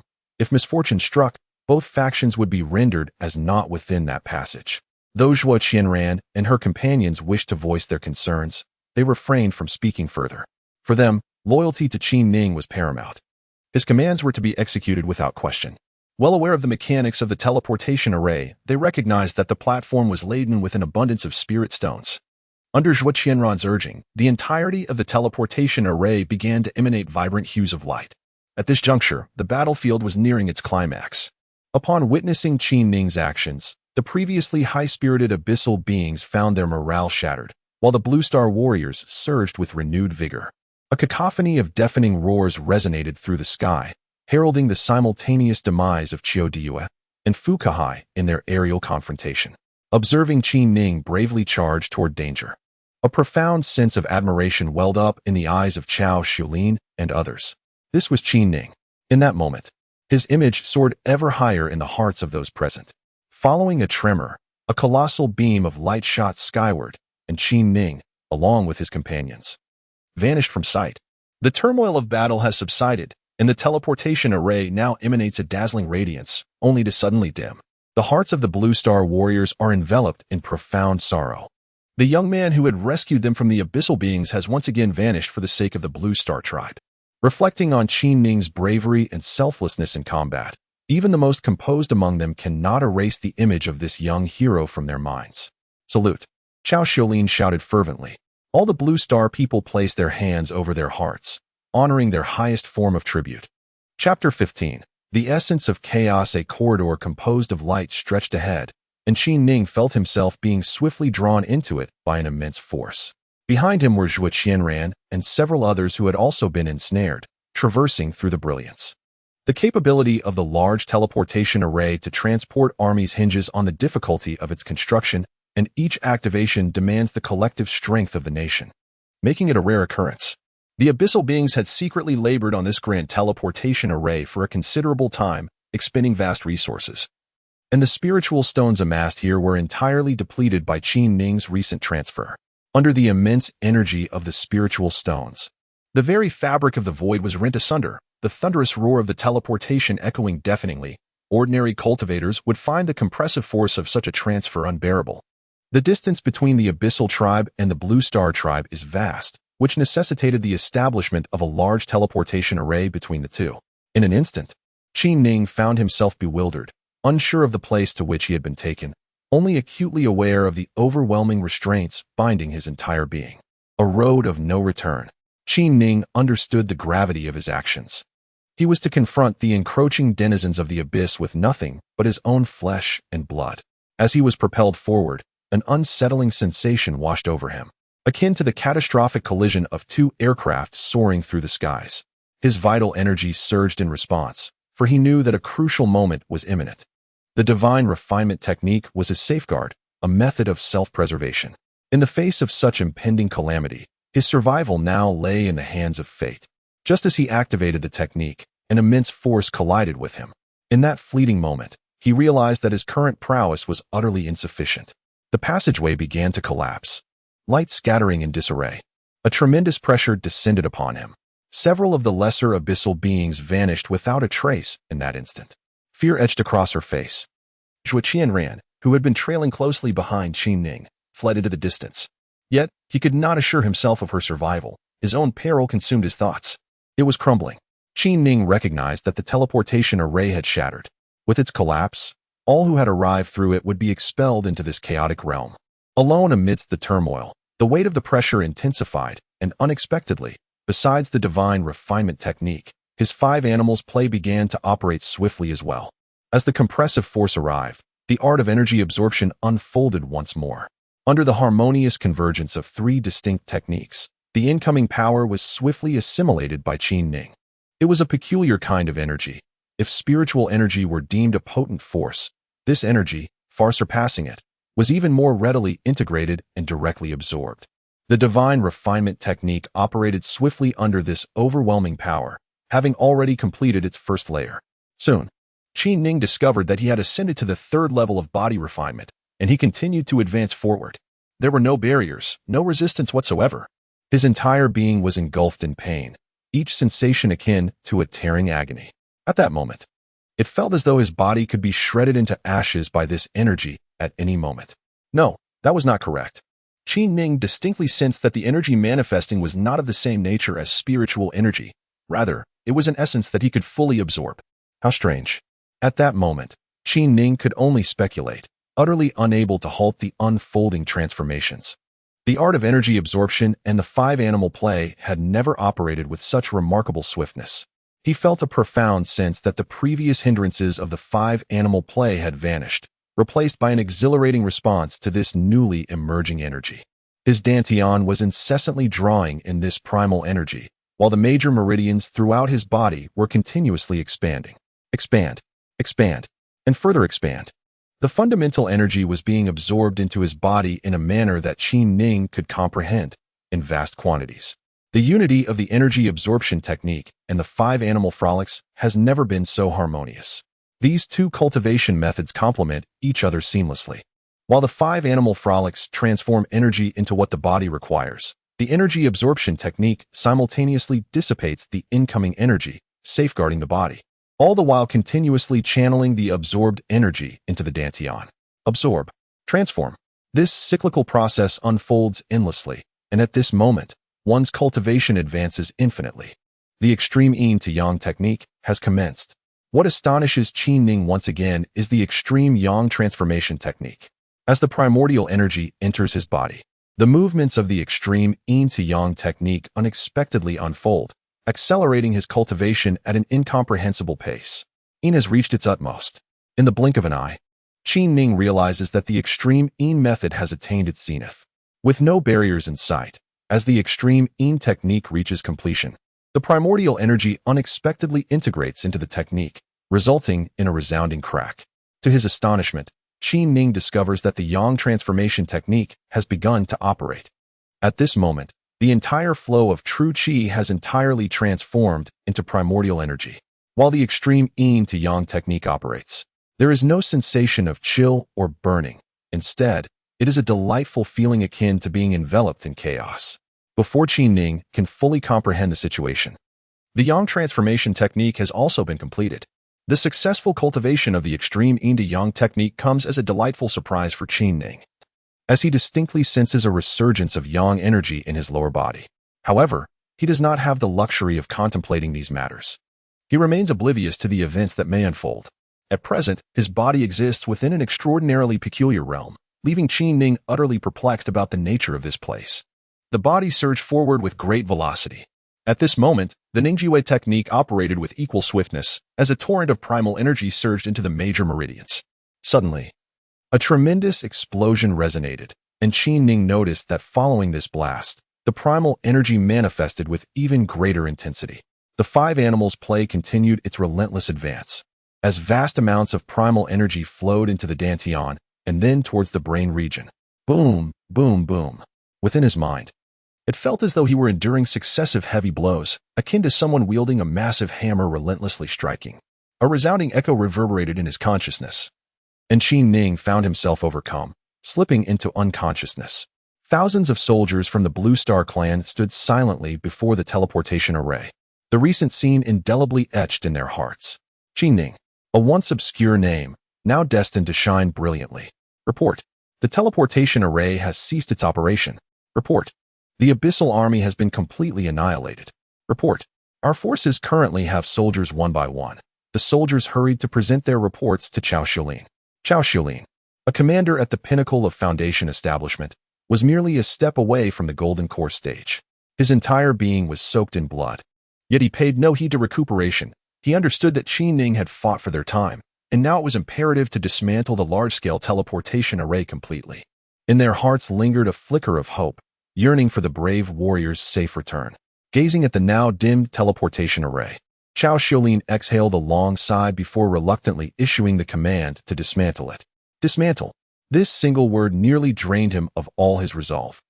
It was a difficult command to articulate. Upon hearing Cao Xiulin's order, all the soldiers turned their attention back to the array. One soldier approached the teleportation array, bowing respectfully in a gesture of reverence. Following his lead, soldiers began to step forward, each bowing in salute, wishing to express their gratitude through such actions. Reflecting on their previous hopelessness, now transformed into a regained grasp on their own lives, a profound sense of gratitude surged within each heart. Had it not been for the unexpected arrival of Qin Ning, who could have guaranteed their survival in the depths of despair? Have we established contact with the commander? Yes, we have. The commander is very pleased that we have captured this critical location.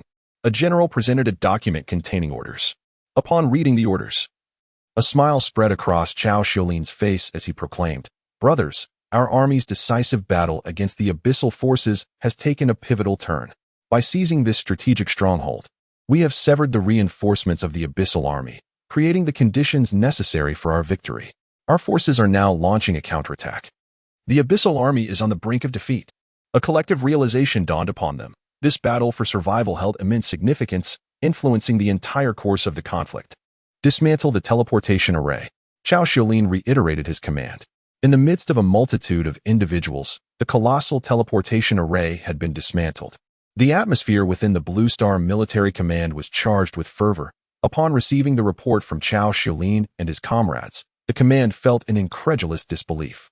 They were entrenched in a fierce battle against the abyssal beings at a critical juncture, and the Blue Star forces found themselves in a defensive position. The looming arrival of a significant contingent of abyssal troops from the massive teleportation array had prompted the command to clandestinely devise a retreat route. The arrival of the coalition forces from various clans had placed the Blue Star tribe in a perilous predicament, and no one had anticipated the possibility of halting the advance of the abyssal army. A turning point. This was indeed a monumental shift. After multiple confirmations of the event, the entire command transformed its previously pessimistic demeanor, becoming invigorated. Qin Ning, this name, once unfamiliar, now gleamed with brilliance. Everyone was inquiring about the origins of this remarkable individual who had single-handedly altered the course of the battle. His solitary efforts had not only impacted this particular front, but had the potential to influence the entire conflict. After repelling the abyssal forces' assault, the troops in this sector would be able to join other battlefields, heralding the commencement of a counteroffensive by the Blue Star tribe. A remarkable talent. As news spread of Qin Ning's courageous decision to enter the teleportation array in order to harness its dual transmission capabilities to obliterate the abyssal army, an air of excitement enveloped the command. What a magnificent act! Qin Ning was posthumously awarded the title of General of the West. Soon, an order was issued forthwith. Chapter 16. A surge in cultivation. As Qin Ning opened his eyes and surveyed his surroundings, he found himself enveloped in a realm of darkness, cold, damp, and beset by an overwhelming stench. As he shifted his position, he realized that the surface beneath him was icy and unyielding. "Awake, are you?" An elderly voice echoed, resonating through the gloom as Qin Ning stirred. He felt as though he had just emerged from a fierce battle, a profound fatigue weighing upon him. Attempting to rise, He was suddenly taken aback, his complexion paling as he discovered that his dantian had been sealed. It seemed the voice understood his plight, murmuring, "Those captured by the abyssal beings find their dantian sealed, a unique technique that cannot be undone." Abyssal beings? Qin Ning's heart raced, and he inquired, "Is this the domain of the abyssal beings?" The voice, tinged with surprise, responded, "You are unaware that this is Huafeng Prefecture, one of the 18 states of the abyssal beings?" It dawned on Qin Ning that even after the destruction of the teleportation array, he had somehow arrived in this wretched place known as Huafeng Prefecture. He had feared he would perish in this ordeal, yet here he was, inexplicably alive. "Where's this?" he asked, his senses overwhelmed by the oppressive darkness. At that moment, he heard moans and cries of anguish emanating from nearby. "Alas," the elderly voice sighed. "This is a place where the abyssal beings imprison their captives." Uncertain of how he had come to be in such a dire situation, Qin Ning recalled the tales of the abyssal beings feasting upon the inhabitants of Blue Star and gasped, "Have I become their prey?" An aged voice from a corner spoke. "It is a certain race among the abyssal beings that consume humans. Not all abyssal beings partake in such practices." Initially, Qin Ning was under the impression that all abyssal beings were cannibalistic, but now he discerned the distinction. Those abyssal beings adorned with single horns were the ones who feasted upon humans, while their hornless counterparts did not. So it is thus. What purpose does it serve to confine us here? With the abyssal beings waging war against the Blue Star race, the inhabitants of this realm were suffering, as numerous Blue Star individuals had been imprisoned. "Ah, the reason lies in the war." He sighed and continued, "In truth, many among us were captured from the battlefields of Blue Star. Here, Blue Star individuals exist merely as servants in the domain of the abyssal race. It is a plight indeed. Is there no resistance?" At that moment, Qin Ning recalled that he had arrived via a teleportation array, and he pondered just how far this place, Huafeng Prefecture, was from the Blue Star race. He inquired further. After uttering that single sentence, the man fell silent, lost in thought and unwilling to speak further. Qin Ning surmised that after his fall, he had been discovered by the abyssal beings, who subsequently imprisoned him here. With the realization that he faced no immediate peril, Qin Ning felt a wave of relief wash over him. However, he needed to swiftly clarify the peculiar occurrences concerning his own body. He sensed that his condition was not dire. Merely a seal had been placed upon his dantian. Gathering energy from a significant acupoint, he directed a surge towards the sealed dantian, which was then released from its confinement. It appeared that the one who had sealed him possessed rather limited cultivation. After the seal was lifted, Qin Ning discovered that his body had undergone a remarkable transformation. He had attained the 9th level of qi refinement. As he slightly mobilized his true energy, he distinctly sensed the significant enhancement in his cultivation. The 9th level of qi refinement. Could it be possible? Qin Ning realized that during his passage through the teleportation channel, he had merely absorbed some primordial energy, never expecting such a substantial elevation in his cultivation. Upon observing that he had reached the 5th level of body refinement, Qin Ning was taken aback once more. Having been formidable at the 1st level, now at the 5th level, he speculated that even a foundational master striking him would likely have no effect. What an astonishing body refinement technique. When he examined the situation within his dantian, he was again astonished. The flow within was no longer that of true energy, but rather the movement of the absorbed primordial energy. The primordial energy glided through his dantian like celestial bodies in the cosmos, and upon closer inspection, it evoked the sensation of a galaxy. The dantian had expanded to such an extraordinary state. How peculiar! What had become of the true energy? Taking a deep breath, Qin Ning initiated the 5-animal play. He observed that upon the external energy entering his body, it was first guided by the 5-animal play. And then during the process of circulation, it separated into primordial energy, which subsequently merged into the energy within his dantian. After some contemplation, Qin Ning began to comprehend that although true energy possessed considerable strength, when compared to primordial energy, true energy was akin to a substance laden with impurities, whereas primordial energy was devoid of any contaminants. The purity of my practice of the 5 animals play lies fundamentally in its direct generation of primordial energy. It was not always this way. Regarding the transformations occurring within my body, Qin Ning found himself momentarily perplexed. He understood, however, that the 5 animals play originally transformed vital energy, and now, following the compression through the transmission passage and the infusion of primordial energy, the technique itself was undergoing a metamorphosis. The current iteration of the five animals play had undoubtedly evolved into an extraordinary practice. Reflecting on his inability to comprehend this phenomenon, Qi Ning deemed it unnecessary to dwell further. Recalling the sensation of being struck in his mind, he began to examine the condition of his mental domain. Upon inspection, he was astounded. If his mind had previously occupied a modest space, upon re-entering his mental domain, he discovered it had transformed entirely.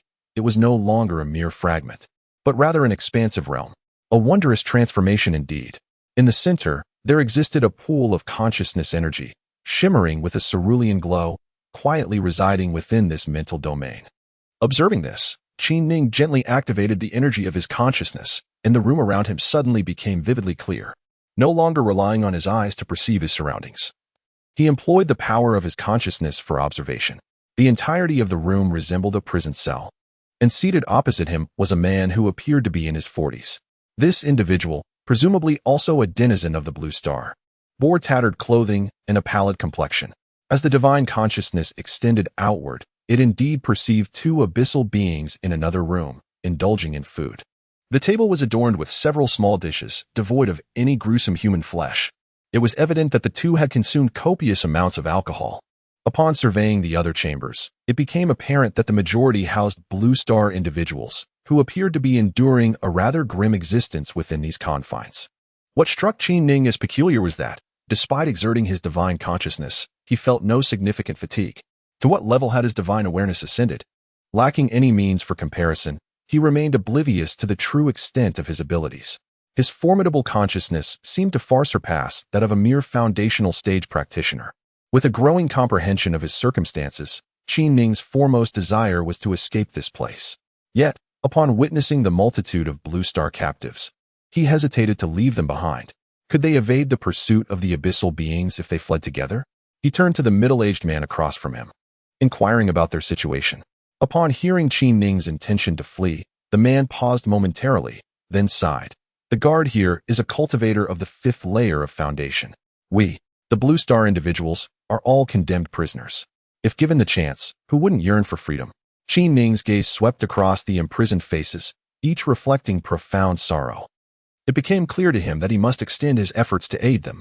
The influence of that enigmatic figures will weigh heavily upon him, instilling within him an unwavering sense of responsibility, especially in the face of peril. Qi Ning found himself somewhat perplexed by his own thoughts.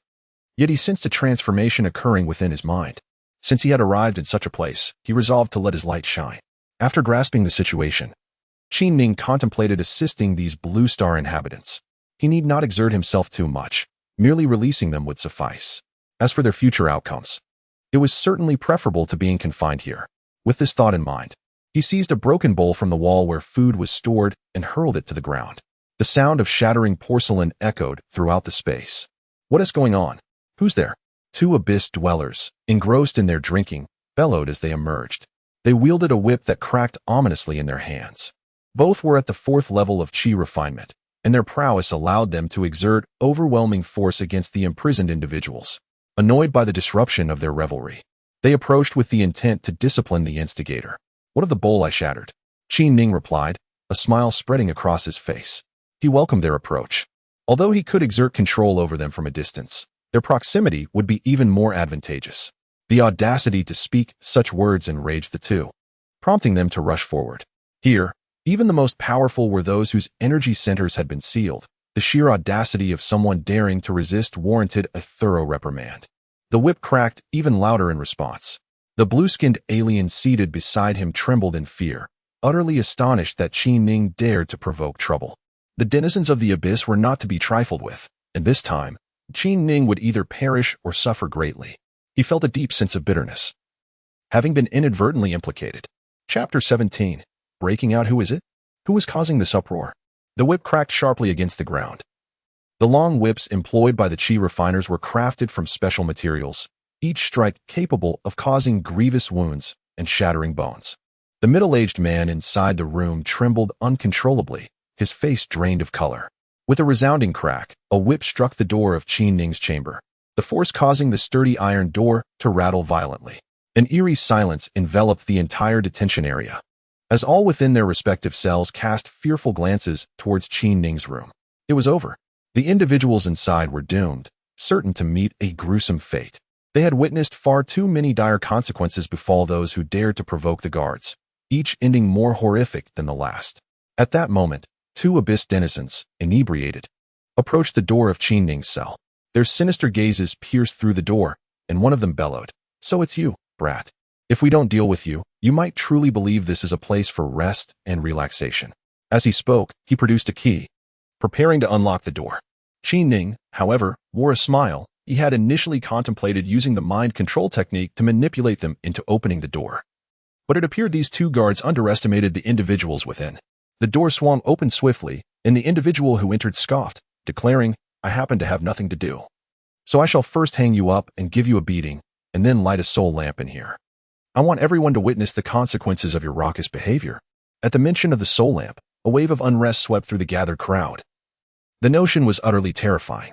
In the realm of cultivation, it represented one of the most brutal forms of punishment, confining a person's soul and subjecting it to the purifying flames. Such a horrific fate is truly beyond description. Most alarming was the method employed to imprison the soul, which required a full day of agonizing screams before total incineration could occur. For cultivators, this was the most dreadful of penalties. At that moment, Qin Ning sprang into action. With a swift motion, he seized the man by the neck, and with a forceful grip, the sound of cracking bones echoed in the air. There was no cry of anguish. The man, already slightly inebriated, perished at Qin Ning's hands. A nearby abyssal being's complexion shifted dramatically, the effects of the alcohol fading as he gazed at Qin Ning in terror. The individuals confined within were all those whose dantians had been sealed, some even having their dantians destroyed. As they were kept here, they felt emboldened, fearing none of the captives. However, he could utter no further objections. After experiencing a substantial increase in power, Qin Ning faced two individuals at the third and fourth levels of qi refinement with ease. With his other hand, he brought down a force akin to a mountain.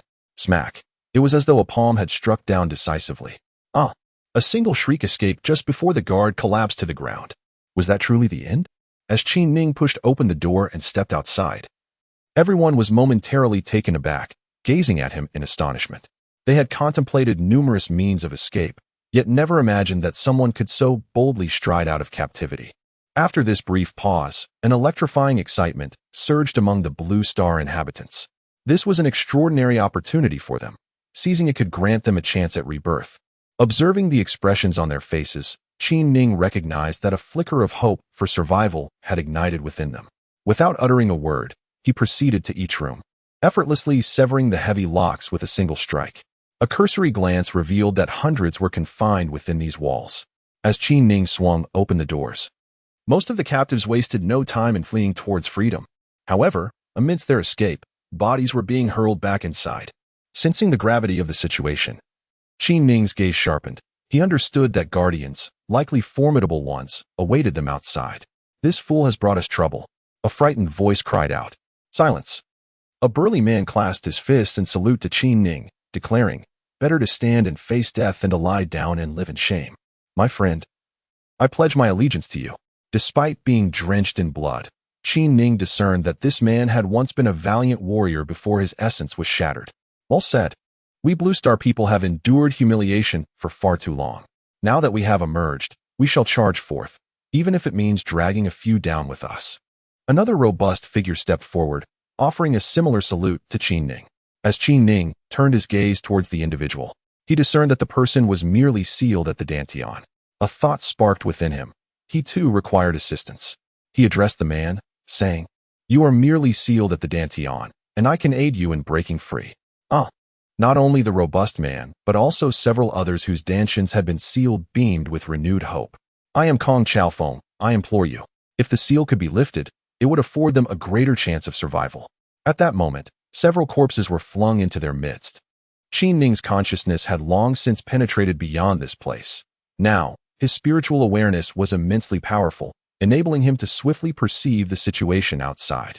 He noted that a Foundation establishment cultivator of the fifth layer, accompanied by several others, was stationed outside, and it appeared that an increasing number of abyssal beings were hastening towards them.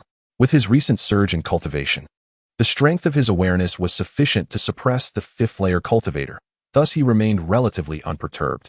Taking a few steps forward, Qi Ning approached Kong Chaofeng, placing his hand upon the man's dantian.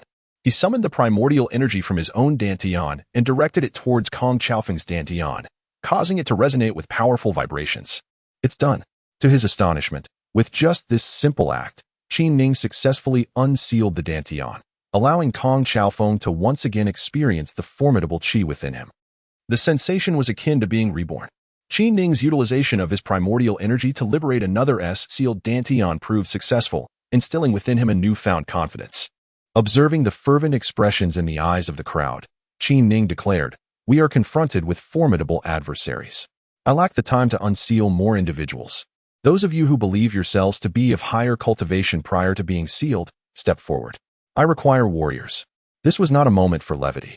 Qi Ning understood that venturing outside would lead to a brutal battle, where those of lesser cultivation would prove ineffective.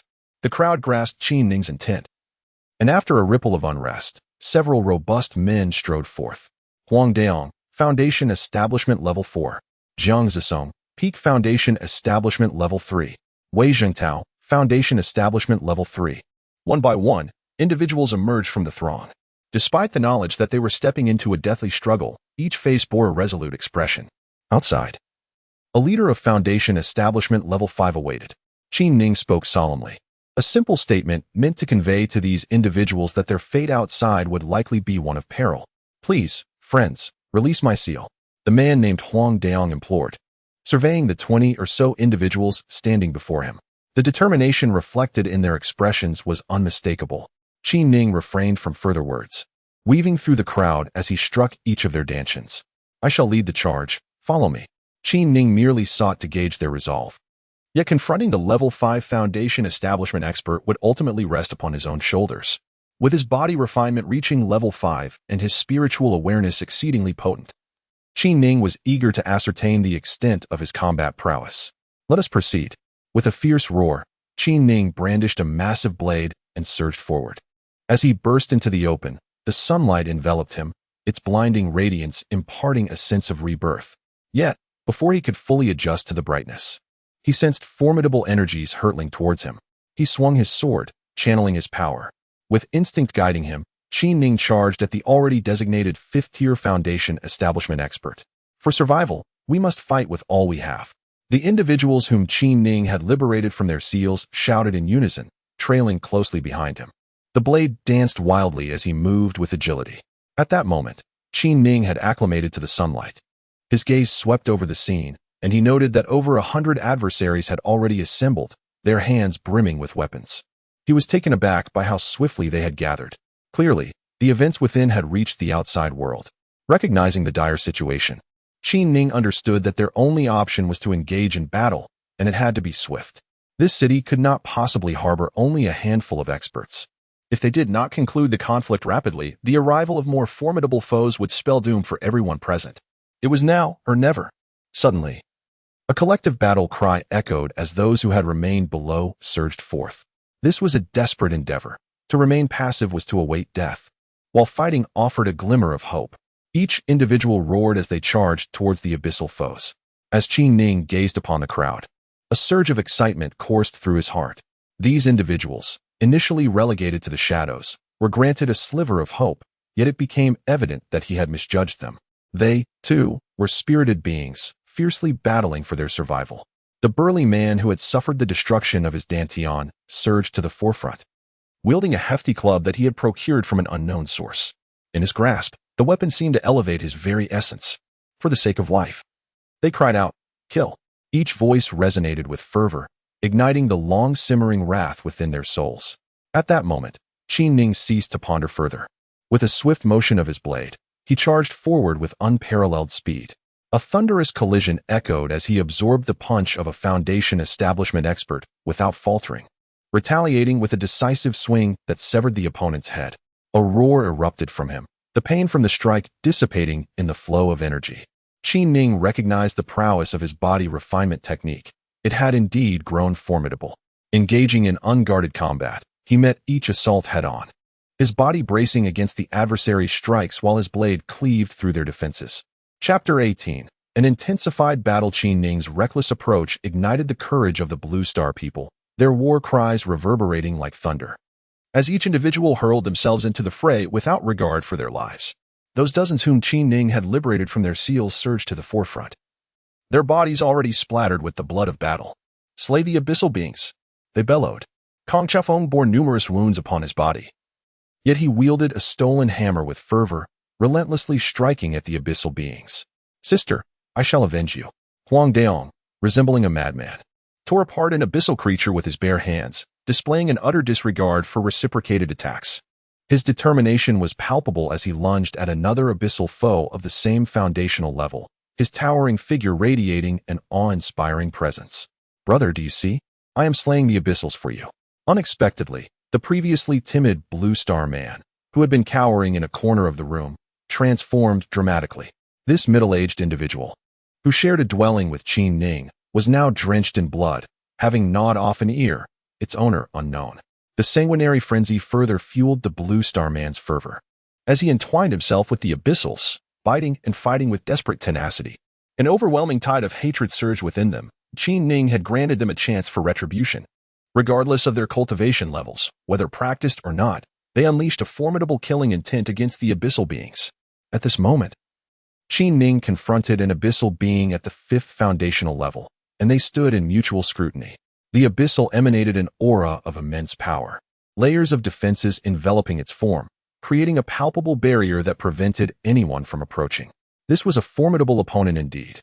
Aware of the gravity of the encounter, Qin Ning discarded any pretense of restraint, and in an instant, a magnificent aura enveloped him as well. This marked the first occasion after his breakthrough that Qin Ning allowed his full essence to be unleashed. In an instant, those who had been standing beside Qin Ning seemed to be propelled away by an unseen force, distancing themselves from him. However, having mastered the 5th level of body refinement, Qin Ning's greatest reliance lay in this formidable technique. He swiftly activated the divine refinement art, channeling his physical prowess to its utmost potential. Simultaneously, he began to perform the 5-animal play, energizing his entire being.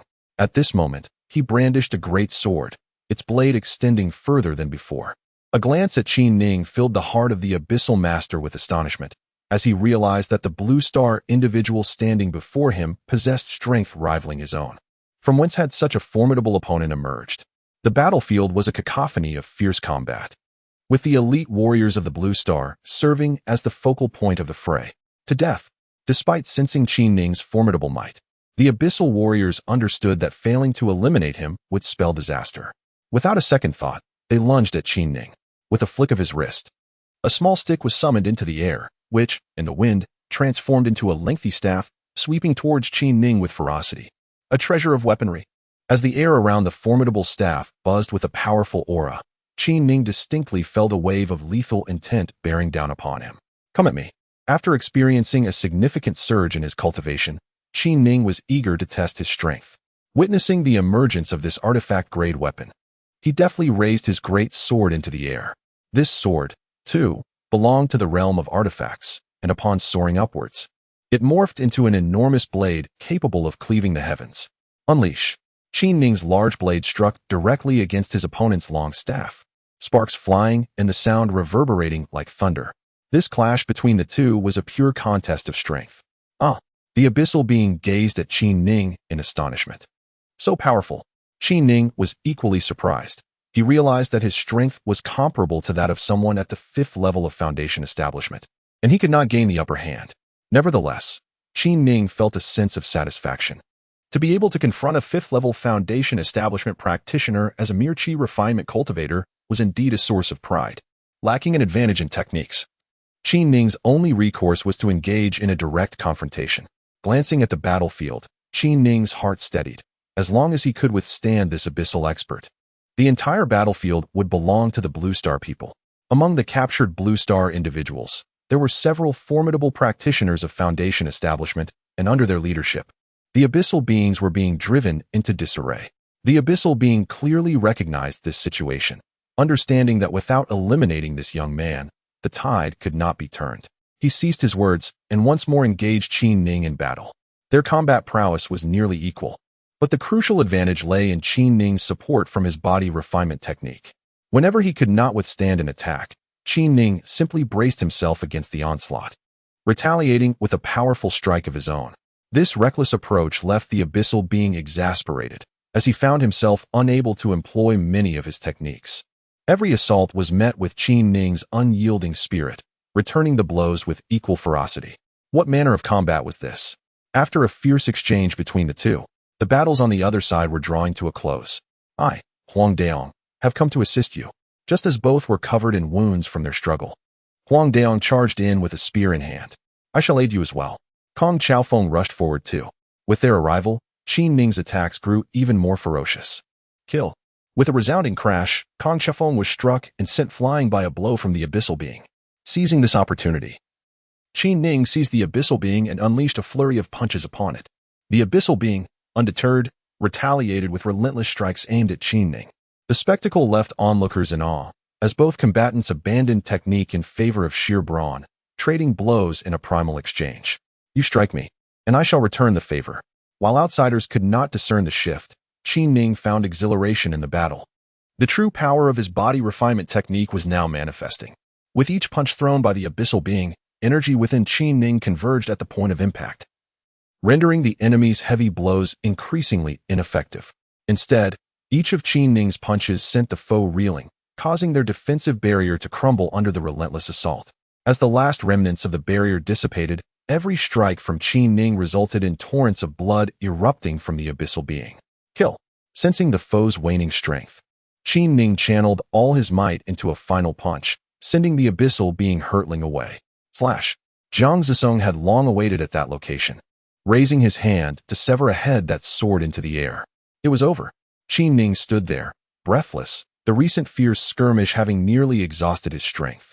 Engaging a fifth-layer foundation establishment adept could have easily cost him his life, were it not for his body refinement skills. Pray, noble benefactor, reveal your name. Huang Daong felt as if he had been reborn, deeply grateful for the one who had saved them all. Please, share your name. I shall remember it always. One by one, the others turned their gaze toward Qin Ning.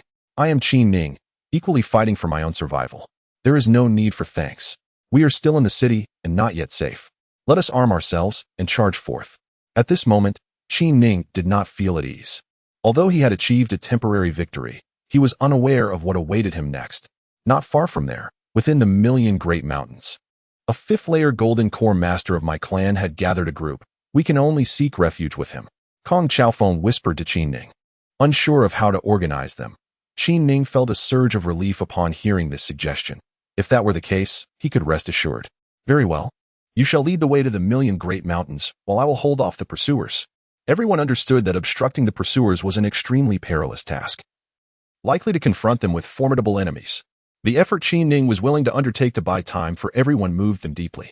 No more words. We have no time to lose. After a fierce battle, Qin Ning realized that words were futile. He led the few hundred individuals towards the city gates.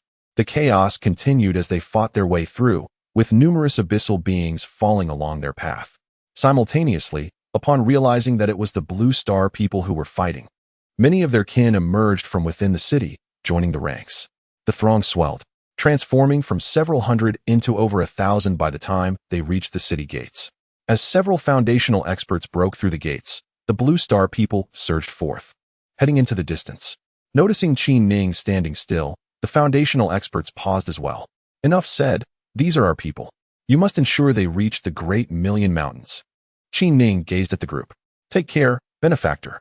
Recognizing their inability to aid Qin Ning further, a few of them bowed in respect before joining the crowd, racing towards the vast mountains. Watching the disordered procession depart, Qin Ning steadied his breath, aware that a perilous battle loomed ahead. Chapter 19. Dark Arts. The Blue Star Uprising. This astonishing news reverberated throughout the grand city of Huafeng Prefecture. Messages spread like wildfire across the city. All the Blue Star inhabitants have revolted. Following swiftly was an even more shocking revelation. The abyssal beings were thrown into disarray. Do you know? Our people have risen. Is it true? Indeed. The entire city is in chaos. Are the abyssal experts not within the city? It was said that some kind of teleportation array had malfunctioned, causing the experts to evacuate. What are we waiting for? Let us strike. The faces of several enslaved Blue Star beings radiated with a newfound brilliance as they seized weapons and charged into the household. This same scene unfolded throughout the city, with an increasing number of oppressed blue stars joining the fray. For every grievance, there was a reckoning. For every enmity, there was retaliation. The pent-up fury that had long smoldered within them ignited. It was not only the blue stars who revolted. Huafeng State was a grand city of the abyssal beings, where numerous races had been conscripted as servants. These individuals, who had long endured subjugation, upon realizing that their oppressors were absent and witnessing the blue stars at the forefront, also rose in rebellion. In an instant, the insurrection sparked by Qin Ning and his companions spread throughout the vast city, echoing with cries of slaughter and rampant pillaging. Abyssal beings found themselves pursued by the frenzied mob, and the cacophony of chaos resounded like thunder. At this moment, Qin Ning remained unaware of the turmoil within the city. He stood there, regulating his breath. Observing the rescued individuals rushing towards the Million Mountain, he felt a sense of satisfaction, having saved so many lives. Although a flicker of concern for his own safety lingered, he deemed the rescue paramount, harboring no regrets for his actions. For the sake of so many blue stars, he would gladly lay down his life. With an abundance of treasures upon him, he lamented the lack of time to unearth them. Qin Ning felt a sense of exasperation. He had been in constant battle without respite. Just as he completed his breath regulation, he witnessed the city ablaze, with the sounds of battle resounding like a tempest. What had transpired? Qin Ning found himself utterly bewildered by the circumstances. Originally, his intention was to thwart the impending arrival of the Abyssal Masters. However, after a period of recuperation, during which his energy was replenished, he had yet to witness the arrival of any abyssal beings. Could it be that turmoil had erupted within the city once more? Nevertheless, upon realizing the situation, Qin Ning felt a sense of relief. Having assistance to lighten his burdens was indeed a fortuitous turn of events. After some contemplation, he decided to settle into a meditative position. If he was to defend the Blue Star inhabitants from the pursuing forces, he must execute this task with utmost diligence. Qin Ning calculated that among those fleeing, many lacked any significant cultivation and, unable to fly, would require considerably more time to reach the mountains. He could not afford to leave just yet. Suddenly, after only a brief period of meditation, Qin Ning beheld thousands of blue star individuals, clad in coarse garments and bearing pallid expressions, emerging from the city while engaged in a desperate struggle. Behind them, abyssal cultivators were mercilessly slaughtering their ranks, with fleeing individuals collapsing into pools of blood. This grim sight illuminated the truth for Qin Ning. The chaos within the city must have been incited by these servants rebelling against their masters. Rising to his feet without hesitation, Qin Ning charged forward. Since they were fellow Blue Star inhabitants, he could not stand idly by. Brandishing a large blade, he plunged into the ranks of the abyssal forces, swinging it with fervor. How splendid it was to have allies in this dire moment. The Blue Star individuals, who had been on the brink of despair, suddenly displayed expressions of hope as they began to flee towards the city's outskirts. Such formidable fighting prowess. As the abyssal beings, initially fervently engaged in battle, surged towards Qin Ning after encountering his defense, they swiftly encircled him. The sound of blades sliced through the air, a testament to their ferocity. Qin Ning, undeterred, once again employed his formidable approach to combat, and with each strike, an abyssal warrior fell. Following a fierce onslaught, several practitioners of the Qi refinement stage collapsed behind him. An increasing number of Blue Star individuals rushed past Qin Ning, men, women, and the elderly alike, many devoid of any internal energy. These were the marginalized souls of Blue Star society. Without this opportunity, they might have been destined to a lifetime of servitude, with no hope of redemption. He had bestowed upon them a glimmer of hope, albeit one that might merely be an illusion. The road ahead was still fraught with challenges. The large blade, having been relentlessly wielded, had lost its luster, and this crafted weapon could scarcely withstand his fervent assaults. It was on the verge of ruin. The blade slipped from his grasp, plunging directly into the chest of an abyssal warrior. As Qin Ning charged forward, fists raised. Huafeng Prefecture was a grand city, teeming with abyssal forces. Despite the chaos enveloping the city, numerous troops had arrived, and amidst them, Qin Ning's sole objective was to stand firm and engage in relentless combat. The number of fallen comrades behind him was unfathomable, and the energy within his internal acupoints was being mobilized. Though the ceaseless flow of energy surged within him, a profound weariness began to set in. Kill that Blue Star warrior, commanded an abyssal cultivator at the second layer of Foundation establishment, pointing at Qin Ning as he led his men into the fray. They all realized that among the Blue Star inhabitants, Qin Ning possessed the highest combat prowess. If they did not eliminate Qin Ning, they would be utterly incapable of pursuing the Blue Star people. Waves of abyssal beings surged toward Qin Ning, unleashing a myriad of weapons and artifacts in his direction. Were it not for his mastery of the body refinement technique and the energy replenishment derived from various acupoints, he might have succumbed to their onslaught with but a single ambush. What to do? As the encirclement of abyssal beings grew ever tighter, Qin Ning felt his aura surge, and his body expanded dramatically, doubling in stature. Bear transformation. This was a celestial technique from the five-animal play, a profound skill that allowed energy to coalesce within a single meridian, akin to a whale's mighty inhalation. This marked the first time Qin Ning had employed such a celestial technique from the five-animal play, and he immediately sensed the full extent of his energy being harnessed. Attack. A forged iron pillar at the city gate was seized by Qin Ning's celestial hand, which he wielded to sweep across the abyssal beings. Boom, boom, boom. Each crushing blow left the earth marred with deep craters, reducing the abyssal beings to mere pulp. No one anticipated that Qin Ning possessed such a formidable move, leaving all in a state of astonishment.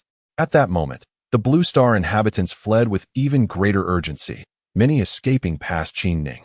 Witnessing his formidable display, they understood that with Qin Ning's defense, their chances of survival had increased significantly. Standing alone, as he beheld the advancing abyssal beings, Qin Ning unleashed a barrage of sweeping strikes with the iron pillar. Without any prevarication, it speaks solely of a formidable power. The stone pillar resonated thunderously in Qin Ning's grasp, while remnants of flesh and shattered limbs were strewn across the ground beneath its colossal strikes. Such prowess. The denizens of the abyss grew increasingly fearful as they witnessed the expanse before Qin Ning emptying rapidly. More and more individuals dashed past him, the Blue Star people and various other races treating this place as a vital conduit for survival. They understood that with such a master standing guard, the denizens of the abyss could not advance. At that moment, Qin Ning's stature appeared monumental in their eyes. Observers outside felt a mix of emotions regarding Qin Ning's plight. Yet he himself bore the weight of his struggles, despite the formidable nature of the heavenly law. It represented the entirety of energy he had accumulated within over a lengthy period. Each swing of the pillar consumed nearly the entirety of a significant reservoir of energy. Even though Qin Ning possessed a reservoir of energy within, he could not withstand such relentless expenditure. While a semblance of relaxation graced his features, he was acutely aware that half of his energy had already been depleted. As the number of Blue Star individuals dwindled, Qin Ning realized that those who had managed to escape were nearly all accounted for. Venture into the depths of the Million Mountains, he called out to the fleeing Blue Star people, before once more wielding the stone pillar against the denizens of the abyss. This was the Five Elements Demon Technique. At last, someone recognized the nature of Qin Ning's martial arts. The Five Elements Demon Technique? As they turned to gaze upon Qin Ning, astonishment washed over them once more. Was it not said that this technique could not be cultivated to its utmost? In the minds of many, the mastery of the Five Elements Demon Technique is often thought to culminate at the foundation building stage. However, the current situation of this young abyssal being reveals a different narrative. He has not only perfected the Five Elements Demon Technique, but has transcended it to an extraordinary level. How has he achieved such mastery? After another round of combat, the Blue Star individuals have seemingly vanished, and Qin Ning has nearly exhausted all his energy. At this moment, he became aware of a peculiar sensation within his body. As an overwhelming desire surged forth. Alarmed, Qin Ning realized that the reason the Five Elements Demon Technique is deemed a demonic art lies in the latent malevolence that, without restraint, has been unleashed. At that instant, Qin Ning felt a powerful craving igniting from the depths of his being. An insatiable longing for women more intense than ever before. In this critical moment, he glanced around and noticed that the battalion of Blue Star individuals had departed. It was time to act. With that thought, Qin Ning's aura shifted entirely, and the grand technique he was employing vanished in an instant. As the technique dissipated, he plunged into the midst of the abyssal beings. Rather than fleeing, Qin Ning chose to immerse himself among them. In the chaos of the battlefield, no one anticipated that he would blend in so seamlessly. Even more perplexing was the transformation he underwent. Upon entering the throng, not only did his attire change, but he also took on the appearance of an abyssal being. After another wave of confusion, Qin Ning vanished into the crowd. Where has he gone? Numerous divine senses began to probe the surroundings in search of him. Chapter 20. Infiltration. Once more powerful divine senses swept through the crowd as the abyssal beings soared above, scanning the throngs below. Search. The blue star beings must be among the masses. A hurried voice from a golden core expert echoed loudly. Huafeng Prefecture, a relatively prosperous city located behind the abyss, had unexpectedly fallen into ruin amidst this chaos. The entire city lay in a state of desolation, with numerous servants rising in fury during the upheaval and countless abyssal beings perishing in the conflict. As Qin Ning reflected on how he had employed the celestial law to confine the abyssal beings in this location, thus granting his kin precious time, a sense of satisfaction welled within him. He had now fully assumed the guise of the young man, blending seamlessly into the crowd. As a Qi refinement 6th layer youth, he was hardly conspicuous among the multitude. At that moment, Qin Ning's divine sense penetrated the ring, retrieving the consciousness of the young man. His divine sense had grown formidable, allowing him to integrate the young man's essence into his own mind with relative ease. The advantages of his potent divine sense soon manifested. He no longer needed to extract the young man from the ring to ascertain his condition. The abyssal experts were now engulfed in a tumult of anger and frustration. The city was teeming with abyssal soldiers, and the singular thought that dominated their minds was the urgent need to unearth the powerful blue star expert hidden among them, followed by extinguishing his soul lamp. One by one, the abyssal beings were summoned to line up, while several golden core experts continuously probed the consciousness of these individuals. Observing this unfolding scenario, Qin Ning hastily endeavored to merge with the consciousness of the young man. Time was of the essence. Soon, a master of the foundation establishment stage, who had reached the 3rd level, approached Qin Ning and addressed him.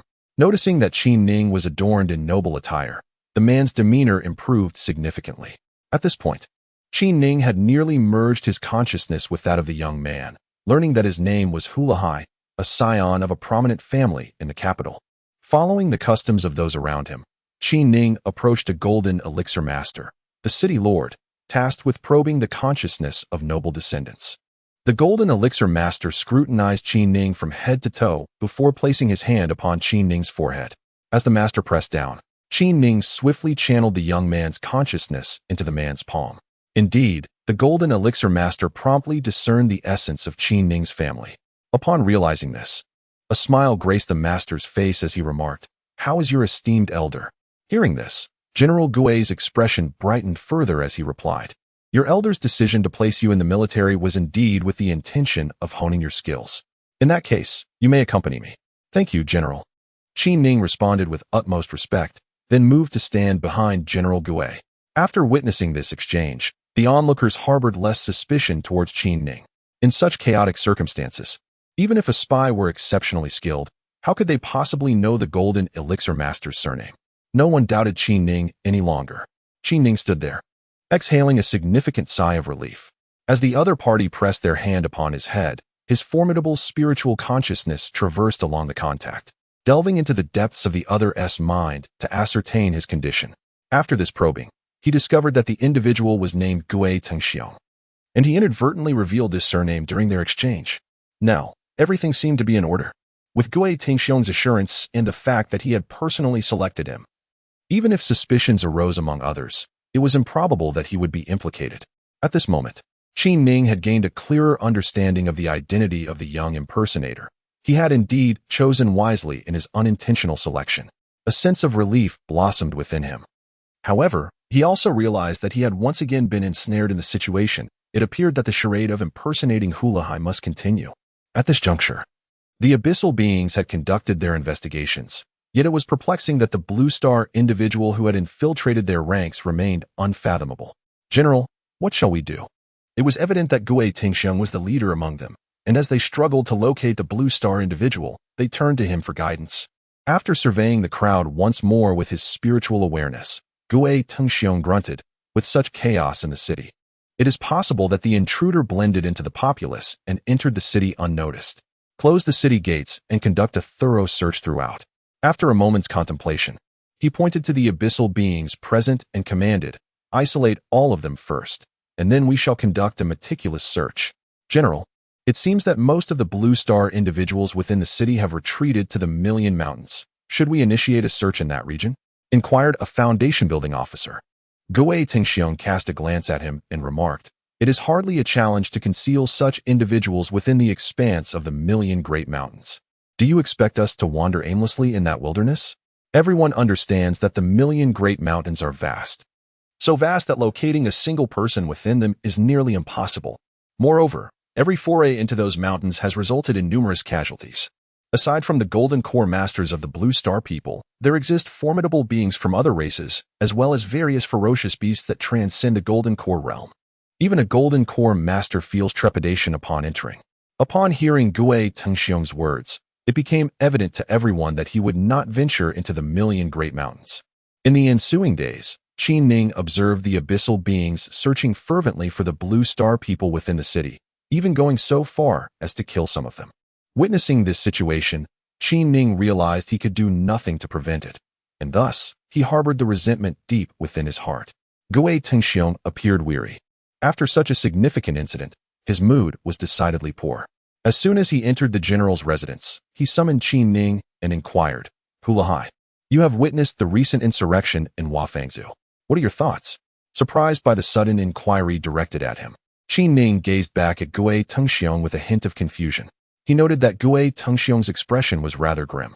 At that moment, Qi Ning's mind seemed to sharpen, and he experienced an epiphany regarding Gue Tengxiong's current state. This old rascal intended to enlist his assistance in speaking on his behalf. Just now, Qi Ning took the opportunity to further inquire about the situation regarding Hulahai. Upon delving deeper, he learned that Hulahai's elder was named Hu Zhengtu, one of the marshals of the Abyss Empire. It was no wonder that Gue Tengxiong had treated him so favorably. Gue Tengxiong glanced at Qi Ning and, with a hearty laugh, remarked, "Hulahai, you performed admirably during this rebellion suppression. You have yet to hold an official position, so how about taking command of a brigade? You will be directly promoted to brigade leader." Qi Ning was well aware of the military hierarchy. Below a general was a brigade leader, followed by company and platoon leaders. To ascend to the rank of brigade leader so swiftly was remarkable, especially since many toil their entire lives without achieving the rank of general. This promotion was undoubtedly Gue Tengxiong's way of ingratiating himself with Qi Ning's family elder. In light of the recent upheaval in Huafang Prefecture, even Gue Tengxiong found the pressure overwhelming. With the revelation of Hulahai's identity, he naturally intended to leverage it. The commendation from General Xie was a clear indication of his intent to facilitate Qi Ning's journey to the capital, where he could utilize the connections of his elder to advocate on Gue Tengxiong's behalf. What a clever strategy! If he could secure Gue Tengxiong's position, Qi Ning's role as brigade leader would be all but assured. Conversely, if Gue Tengxiong were unable to maintain his standing, Qi Ning's aspirations would be thwarted as well, and he was certain that the elder would comprehend this situation clearly. Qi Ning understood that given the circumstances surrounding the esteemed elder of the Hu family, as long as he ensured the protection of Gue Tengxiong, the latter would encounter no significant issues. Moreover, the events in question indeed transpired only after their departure, providing a plausible excuse. "I heed the general's orders." After a moment of contemplation, Qi Ning realized that the only course of action available to him was to venture into the capital of the abyssal people. Observing Qi Ning's obedient demeanor, Gue Tengxiong laughed heartily. "Excellent, excellent. It has been many years since I last saw the elder Hu. I shall arrange for a selection of gifts to be prepared for the capital. You shall see to their proper handling." A plethora of gifts? Qi Ning initially contemplated that if he were to act independently, he could simply teleport to a midway point and make his escape. However, the unexpected notion of this old rascal preparing so many gifts meant he would likely be accompanied by a retinue, thereby rendering any attempt to flee utterly futile. Chapter 21. The Contest of Will. Greetings, young master. Upon emerging, Qi Ning encountered yet another servant awaiting him. A glance revealed that this servant possessed respectable cultivation. Being a practitioner at the foundational level, Qi Ning merely nodded slightly and instructed, "Lead the way." Without a guide, he would have been at a loss regarding his accommodations. Although he had a vague awareness, it would have required considerable effort to sift through his memories. Fortunately, with a guide at his side, he was spared the trouble of delving into recollections. Under the guidance of this foundational expert, the two arrived at a military encampment. Upon their arrival, another elder, a practitioner at the third level of foundational cultivation, swiftly approached and exclaimed, "Young master, why did you go out without an escort?" Qi Ning pondered silently, realizing that had this young master departed in the company of others, capturing him and assuming his guise would have been an impossibility. Both individuals exhibited expressions of astonishment. Hasten to attend to the young master. The elderly man bellowed into the interior. With his shout, Qi Ning beheld two remarkably beautiful maidens hastily emerging. They were breathtaking, exuding an aura brimming with vitality. Observing these two young ladies, Qi Ning gained further insight into the opulence of the nobility. These affluent offspring were indeed individuals who prioritized indulgence. No need. I have sustained a minor internal injury and shall take a moment to recuperate. Young master, what has transpired? Are you unwell? The old man gazed at Qi Ning in astonishment. I am fine. Please consume that healing elixir. It should expedite your recovery. The elderly man, known as Hu Kai, was indeed a considerate soul. Acknowledging with a sound, Qi Ning had yet to fully assimilate the consciousness of Hula Hai, thus adopting a reserved demeanor. However, this disposition seemed to reflect the essence of Hula Hai himself, and there was no fault in that. Within the confines of a military tent, the very center was designated as Qi Ning's quarters. As the two maidens cautiously entered, Qi Ning gestured for them to depart. Watching them exit, he swiftly settled into a meditative posture, channeling his energy. At this moment, beads of sweat cascaded down his forehead, after invoking the Fation de Ju. The most significant repercussion was the previously dormant desires within him surging dramatically, infiltrating the military and having to confront Gui Tingxiang. Qi Ning found himself unable to suppress his feelings any longer. The five animals' magic skill. At this moment, Qi Ning finally comprehended why this technique was deemed a demonic art. It was indeed overwhelmingly tyrannical and utterly uncontrollable. Its intensity was formidable. His eyes blazed like fire.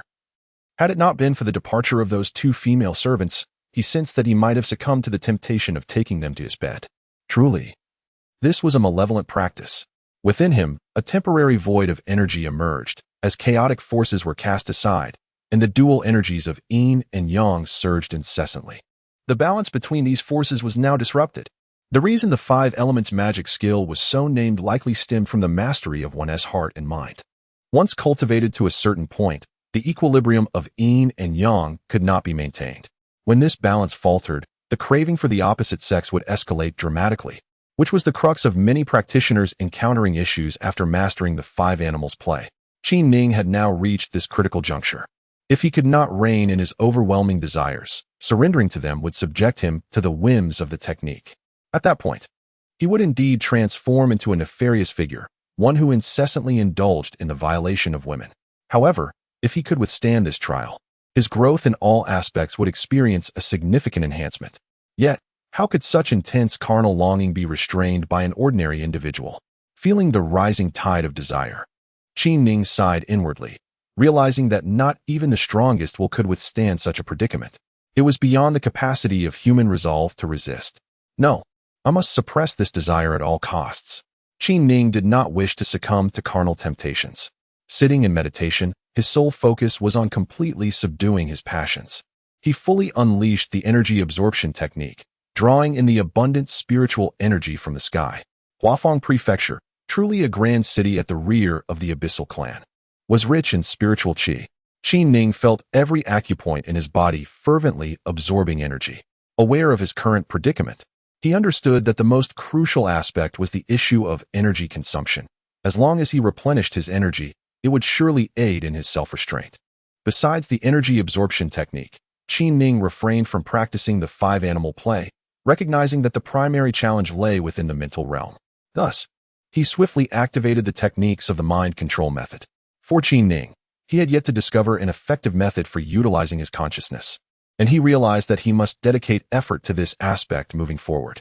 It was akin to a bottle filled with boiling consciousness, on the verge of bursting. This was precisely Qi Ning's current state. He quickly comprehended that the surging desire had triggered fluctuations in his consciousness, and it was imperative to quell this boiling turmoil promptly. While an ordinary individual would be utterly helpless in such a situation, Qi Ning was entirely different. His body had already integrated a vast amount of essence soil, and with adept application, calming these disturbances would pose no challenge. Clearly, the accumulation of his consciousness had reached a new pinnacle. Upon observing the condition of his cerebral domain, Qi Ning was suddenly struck by a profound realization.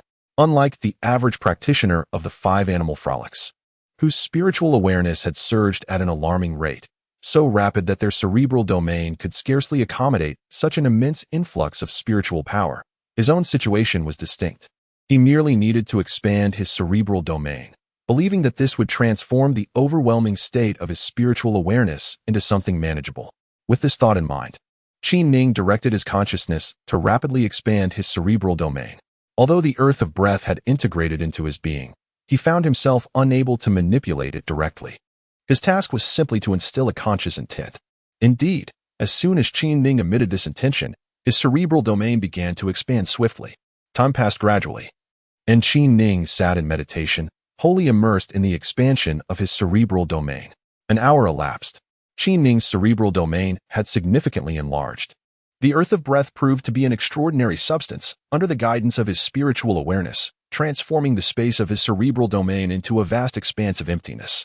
With the completion of this expansion, Qin Ning discovered a remarkable increase in his spiritual awareness. What had once resembled a mere puddle now took on the semblance of a small lake, its azure luminescence shimmering within his cerebral domain. Never before had Qin Ning felt so invigorated and clear-minded. Another hour passed. At long last, Qin Ning opened his eyes and realized that the entirety of his internal condition had undergone a transformation. Although there has been no enhancement in his cultivation, Qin Ning has significantly deepened his familiarity with his own body. When he seeks to understand his physical condition, he can simply probe and ascertain it. The most noteworthy improvement lies in the substantial elevation of his spiritual consciousness. Previously, he could only perceive external circumstances within a few meters. However, he has now discovered that he can extend his awareness to encompass a radius of 1 mile. Yet, this is not the source of his greatest joy.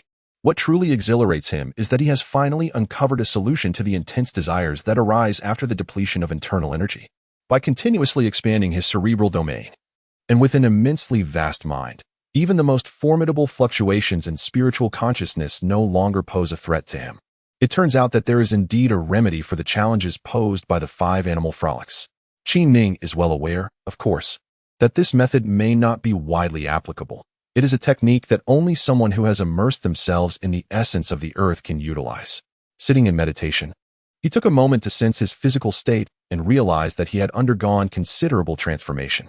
The most striking difference is that his already impressive physique has become even more pronounced, particularly as that region now stands erect. Upon reflecting on his inner state, Qin Ning noted an overwhelming surge of desire that far surpassed his usual inclinations. Though he has managed to suppress it, it seems that he still grapples with an insatiable craving for the allure of women. Upon gaining an understanding of his physical condition, Qin Ning could only shake his head in resignation. Judging by the current circumstances, although he was capable of directing his consciousness, he found himself grappling with certain issues pertaining to sensuality. To be frank, his mind was inundated with a lascivious awareness that seemed inescapable. If he was to be lustful, so be it. Qin Ning was a character who embraced freedom. Upon recognizing this predicament, he did not dwell excessively on it. The occurrences of transmigration had befallen him, and in this foreign realm, he resolved to adapt to the environment and act according to his whims. Unexpectedly, Qin Ning found that subtle changes were unfolding within his thoughts. After contemplating his physical state, he mused that since he was to impersonate Hulahai, he might as well transform his entire physique to mirror that of the latter. Once more, he delved into the ring, engaging in the familiar process of meticulously examining Hulahai's body, even replicating the faintest scar from any minor wound upon his own form using transformation techniques.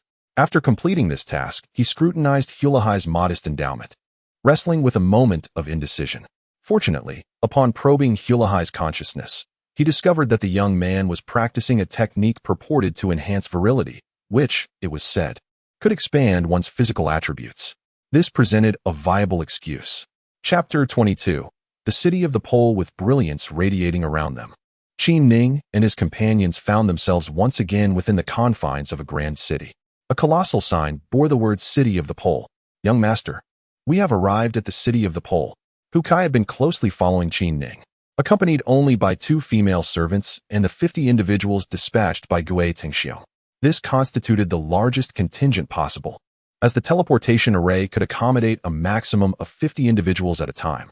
Qin Ning's ring was filled with numerous gifts bestowed upon him by Gui Tengxiu.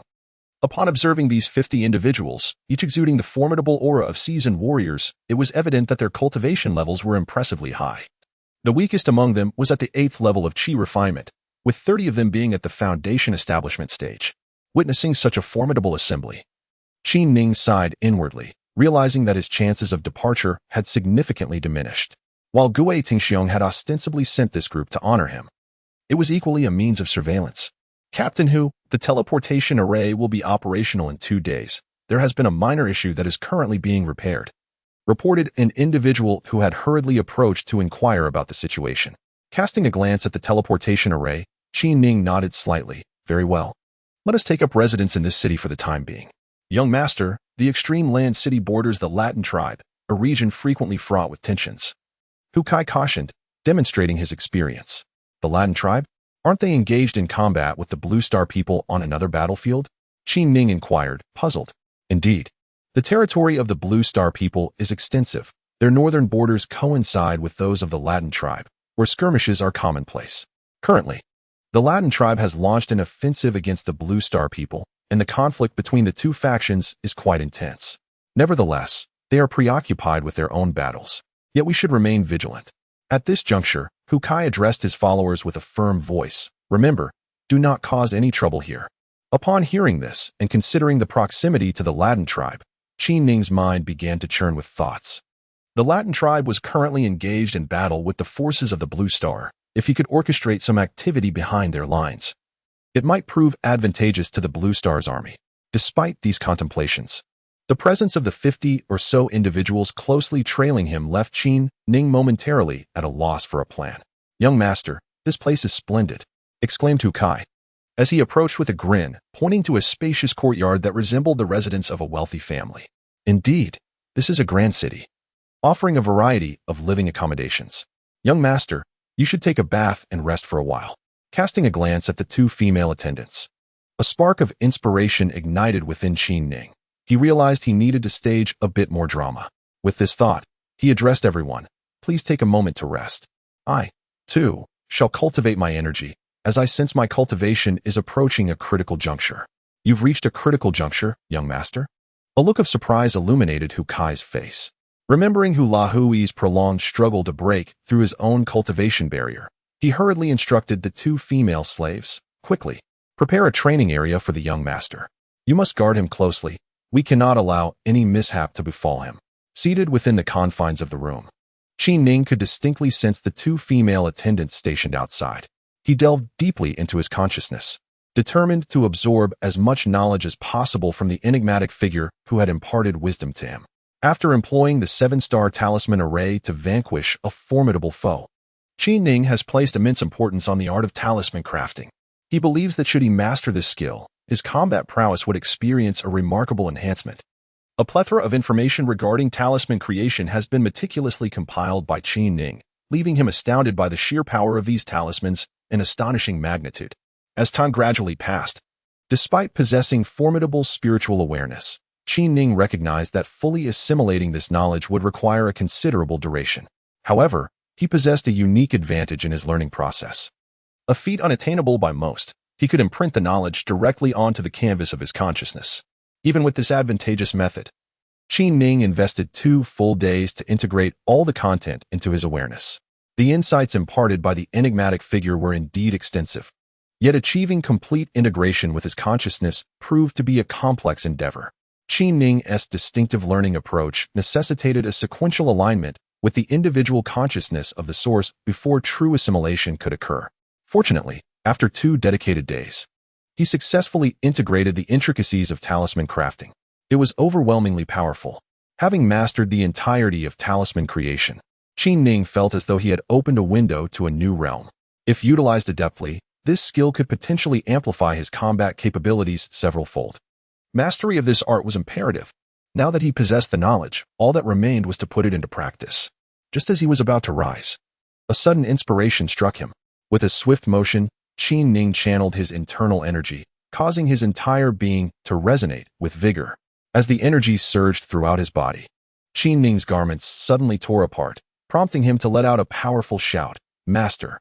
Upon hearing the commotion, 2 female servants rushed in without hesitation. The previously distant Hu Kai was equally startled and hurriedly entered as well. As the three gazed upon Qin Ning, they noticed that his entire physique appeared as though it might burst. His muscles were contracting rhythmically with great intensity. The trio was utterly taken aback. At that moment, Qin Ning contemplated the importance of authenticity in performance. Thus, he transitioned his energy. The powerful yang technique that Hu Lai had been secretly cultivating was being propelled by the chaotic energy, causing the entire technique to operate at an astonishing speed. The extreme yin to yang technique could also be swiftly mastered under the impetus of chaotic energy, rendering the powerful yang technique even more effortless. Qin Ning propelled the technique with fervor. The young master's powerful yang technique was on the verge of completion. Hu Kai, being an experienced individual, observed Qin Ning's transformation and felt a sense of relief. Under the watchful eyes of the three, the chaotic energy facilitated the mastery of the powerful yang technique with remarkable ease, and it quickly reached its pinnacle. Just as Qin Ning perfected the technique, his garments once again tore apart. The two female servants stared in astonishment at Qin Ning's lower body. Although they were accustomed to serving Hu Lai closely, they had not anticipated such a dramatic change, their hearts racing uncontrollably. Meanwhile, Hu Kai's eyes gleamed with excitement as he exclaimed, "Heaven bless the Hu family." In his mind, this was a momentous occasion, a sign that the Hu family would flourish with prosperity. Aware of the shift in the expressions of the three, Qin Ning felt a hint of embarrassment. In order to prevent his close attendants from suspecting any changes in his physique, he had no choice but to resort to such measures. With his eyes wide open, Qin Ning gazed at the three individuals before him. "Young master, your cultivation has advanced again." Qin Ning smiled and replied, "I have broken through another level." Originally at the 6th level of qi refinement, Qin Ning had intentionally adjusted his cultivation to the 7th level, which explained Hu Kai's elation. "Quickly, prepare a bath for the young master." Hu Kai commanded the two female attendants loudly. Qin Ning hesitated momentarily, but did not voice any objections. He was curious to observe whether these two attendants, who were most attuned to his physical state, would exhibit any notable expressions. He understood that if even these two closest attendants could not discern any changes, it would be entirely feasible to conceal matters from the Hu family. A vast pool was filled with warm water, and the two women stood there, completely unclad. As was customary for female attendants serving their master, "Master, we shall assist you in undressing." They stood elegantly before Qin Ning, exuding an aura of intense desire. Observing their demeanor, Qin Ning felt a sudden shift in his own arousal. In truth, his garments had already been torn asunder moments ago, leaving him scarcely covered. With the movements of the two women, he found himself entirely unclothed.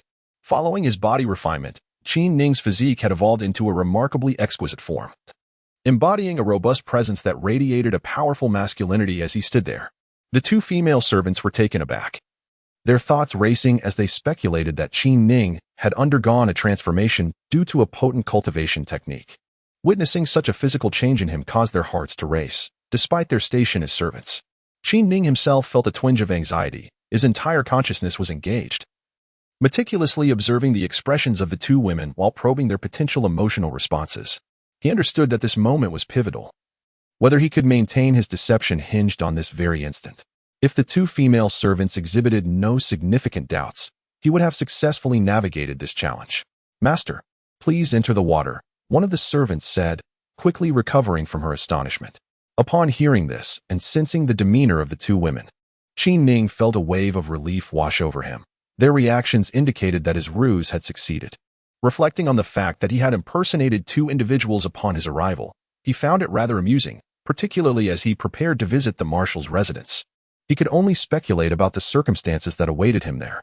The individuals accompanying him likely bore similar seals, making it challenging to gather further insights into the Hu family. All he knew was that he was a member of that lineage. There was little to be done about it. Nonetheless, for Qin Ning, successfully concealing the truth from the two devoted female servants was already a significant triumph. As he entered the warm water, infused with the rich energy from the spirit stones, he took a deep breath, feeling as though both his body and mind had finally attained a state of complete relaxation. In the midst of continuous battles, Qin Ning felt himself evolving towards maturity. Chapter 23. Materials for symbol formation. Dressed in refreshing attire after a rejuvenating bath, Qin Ning experienced a profound sense of relaxation, both physically and mentally. It seemed he could indeed endure. With a hint of pride, he acknowledged his virtuous nature, despite the formidable allure of the five-animal play. He had managed to resist its temptations. In truth, the recent enhancement of the five-animal play had significantly diminished the overwhelming force of desire, allowing Qi Ning to navigate through this challenge with remarkable composure. Although the two female servants were at his disposal, he refrained from engaging in any indiscretions with them. His intent was solely to ascertain whether there remained any aspects of his identity that might arouse suspicion. Having gained this clarity, he realized that even these two women could not discern his masquerade, thus rendering his deception entirely secure and minimizing the risks associated with his journey to the capital. Seated on a chair outside, he sipped from his teacup, contemplating his next course of action. The distance from the Abyssal Realm to the Blue Star Clan, as well as from the territory of the Latin clan to the Blue Star Clan, was considerable, necessitating the use of a teleportation array. However, this array not only demanded a substantial expenditure of spirit stones, but also enforced rigorous scrutiny. Perhaps I shall remain here for the time being, Qi Ning mused, feeling somewhat resigned. Nevertheless, given that he was situated at the border of the Latin clan, it would be remiss of him not to take some initiative during his visit. Young master, I inquired about the teleportation array. It has yet to be repaired and may take several more days, Wutsai reported with a hint of disappointment. What attractions does Polar City have to offer? This matter is undoubtedly a fortunate occurrence for Qi Ning. By the way, I have heard that the Polar City is hosting an exchange competition between two clans. An exchange competition between two clans? Indeed. It is said that the young masters of the Abyss clan and the Latin clan will engage in various exchanges of martial arts techniques and also partake in competitions. Upon hearing this, Qi Ning's mind began to stir. If that is the case, it presents a valuable opportunity. Furthermore, I have also learned that there are rewards in this exchange, specifically several female slaves from the Blue Star Clan. Rewards of female slaves from the Blue Star Clan. Qi Ning's eyes gleamed with intensity. The Blue Star Clan has indeed fallen to such depths. Observing Qi Ning's reaction, Huatsai chuckled and said, "The female slaves of the Blue Star Clan have always been the focal point of contention among various clans. Would you like to take a look?" He was well aware of this young master's inclinations, particularly towards matters of beauty. Let us first visit the trading market. Qi Ning suppressed his thoughts. He understood that rescuing someone from the hands of so many would be impossible with his impulsive nature. The only way forward was to first strengthen himself. Moreover, the exchange event would not commence for another day or two, and he would not encounter those female slaves just yet. In truth, Qi Ning felt quite disheartened. The current situation revealed that the Blue Star Clan had indeed fallen. Its members had been reduced to mere servants. If no action were taken to rescue them, the Blue Star Clan would face utter annihilation. Upon realizing that he was a member of the Blue Star Clan, Qi Ning felt a profound sense of responsibility, compelling him to contribute to his race in any way possible. It was perhaps fortunate that there were no female slaves to be seen, as those who would undergo training, and until they were awarded, none would seize their treasures. Hu Kai was acutely aware of Hulahai's actions, mistakenly believing that Qi Ning was preoccupied with thoughts of acquiring those female slaves. The group ventured outward, accompanied only by Hu Kai, two female slaves, and a pair of individuals at the third layer of foundation establishment. As they approached the bustling marketplace, the lively cries of vendors reached their ears. "Come and witness the unique effects of my elixirs. A plethora of spiritual herbs, all varieties available. Newly forged flying swords, capable of slaying foes from 1,000 miles away." This marked Qi Ning's first experience in such a trading hub within the cultivation realm. Observing the myriad of stalls and the grand, lavishly decorated establishments, he gained a deeper understanding of the intricacies of this world, which was far beyond anything he could have imagined. Noticing the diverse array of pedestrians, he recognized that, aside from the abyssal folk, many other races mingled here, engaging in commerce. "What a vibrant place!" Qi Ning exclaimed. Hu Kai chuckled and replied, "Young master, compared to our capital, the scale of this place is still somewhat modest." Qi Ning nodded slightly, choosing to remain silent, as he believed that given the strength of the abyssal people, the trading market in the capital must surely be vast. However, Qi Ning's visit this time was not merely for sightseeing. He harbored a specific purpose, which was to seek out materials for talisman crafting.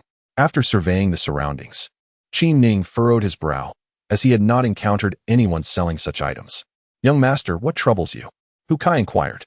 "Why have I not seen any materials for talisman crafting being sold here?" Hu Kai chuckled softly and replied, "Young master, you jest. Talisman crafting is considered an advanced technique in our cultivation world, held firmly within the grasp of powerful factions. It is unlikely that ordinary individuals would possess such items. Upon examining Hu Laihai's consciousness, Qin Ning came to understand that this place indeed operated under such circumstances, and talisman crafting was not a widely disseminated knowledge. If the young master seeks talisman materials, we can venture to larger shops to explore. With that, Hu Kai led Qin Ning into a shop that exuded luxury and grandeur. Upon their entrance, which was marked by an air of authority, a shopkeeper hurriedly approached and asked, "Esteemed guests, what might you wish to purchase in our humble establishment? Do you have any materials for talisman crafting? Please show them to me." Materials for talisman crafting. The shopkeeper paused momentarily before eagerly responding, "Yes, indeed. Allow me to fetch them for you at once." With that, he swiftly issued instructions. In a short while, a young woman entered carrying a large platter. "Esteemed guests, please take a look."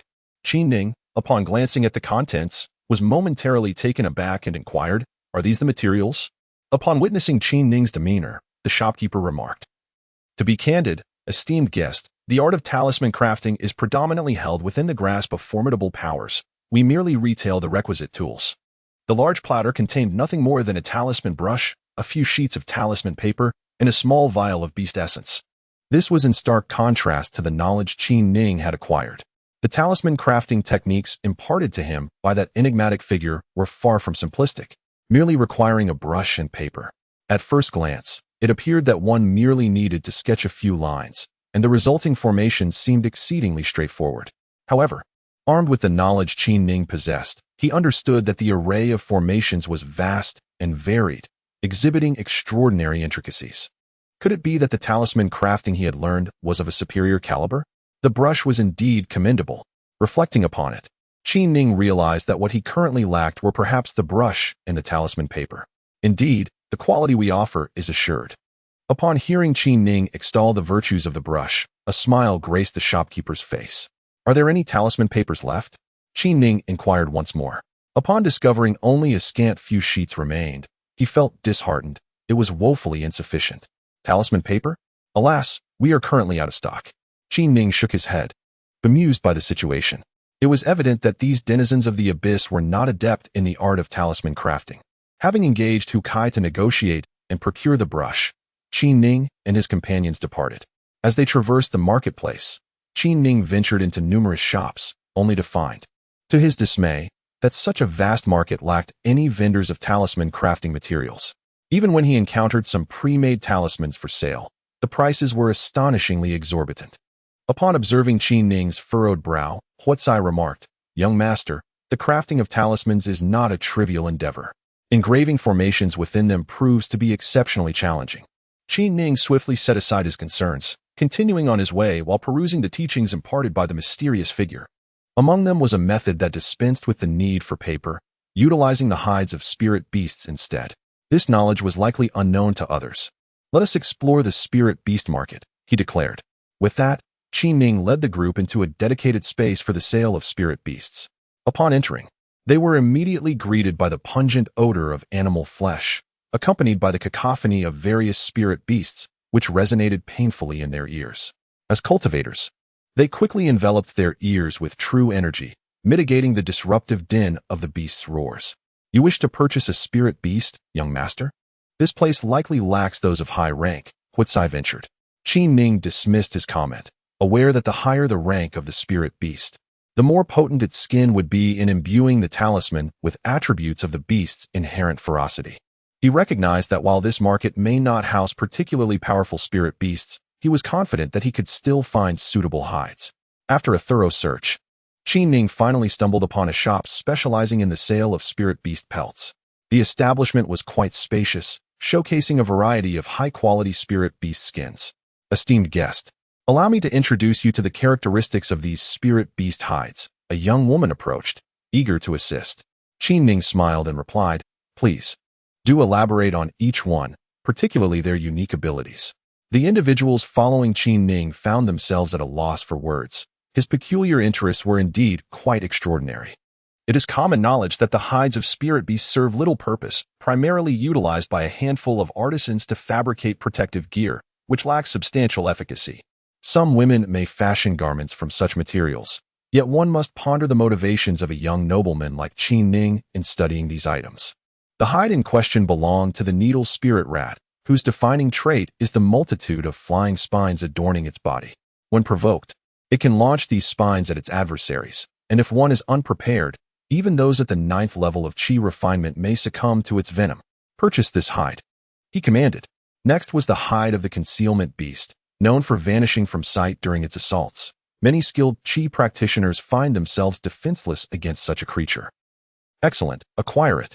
Then came the hide of the rampaging bear, renowned for its unparalleled defensive capabilities, capable of manifesting a grand earth shield. Splendid, procure it. As Qin Ning expressed his intent to purchase each unique hide upon learning of their attributes, the onlookers, including Hu Kai and his companions, stood in stunned silence. The young woman who provided the explanations gazed at Qin Ning with eyes filled with admiration, her enthusiasm for her presentation growing increasingly fervent. Young master, with so many hides being purchased, are you planning to open a shop or bestow gifts? Hu Kai could not help but inquire once they exited the establishment. Upon hearing this, everyone fell into another spell of speechlessness. Chapter 24. The Making of Talismans. Behold, our clan's adept. As they stepped out of the trading market, cheers erupted around them. Pei Ku was on the verge of reaching the 9th level of foundation establishment. Lobus has already reached the 10th layer of foundation. Pick's combat prowess is drawing close to that of Lobus. Two individuals have already engaged in a heated debate, following the direction of everyone's pointing fingers. Qin Ning beheld a flying artifact gliding slowly through the air. It seemed to be deliberately allowing onlookers to discern the identities of those aboard. As it did not move with great haste, a vast platform adorned with boulders, cascading waterfalls, and branches laden with spiritual fruits showcased two young men leisurely engaged in a game of strategy. Both possessed an air of sophistication and striking good looks, and their presence upon such a magnificent vessel rendered them even more admirable. Meanwhile, a chorus of excited shrieks erupted from a group of women nearby. Witnessing this spectacle, Qin Ning found himself momentarily entranced. The level of ostentation was astonishing. While he stood in a daze, the surrounding crowd began to fervently discuss the impending competition. Who shall emerge victorious between our city and the River Latins? Do you see those two individuals up there? They are among the 7 elite youths of our polar city, all of whom are poised to reach the Golden Core stage. With their participation, our clan is bound to triumph. Not necessarily. River City has dispatched 7 equally formidable young powerhouses, and it is said that their Chu Miaoyin possesses extraordinary skills. Chu Miaoyin is also here. Listening to the fervent discussions around him, an enigmatic expression crossed Qin Ning's face. It appears that the competitors from all sides are exceptionally strong. He turned to Hu Kai and spoke.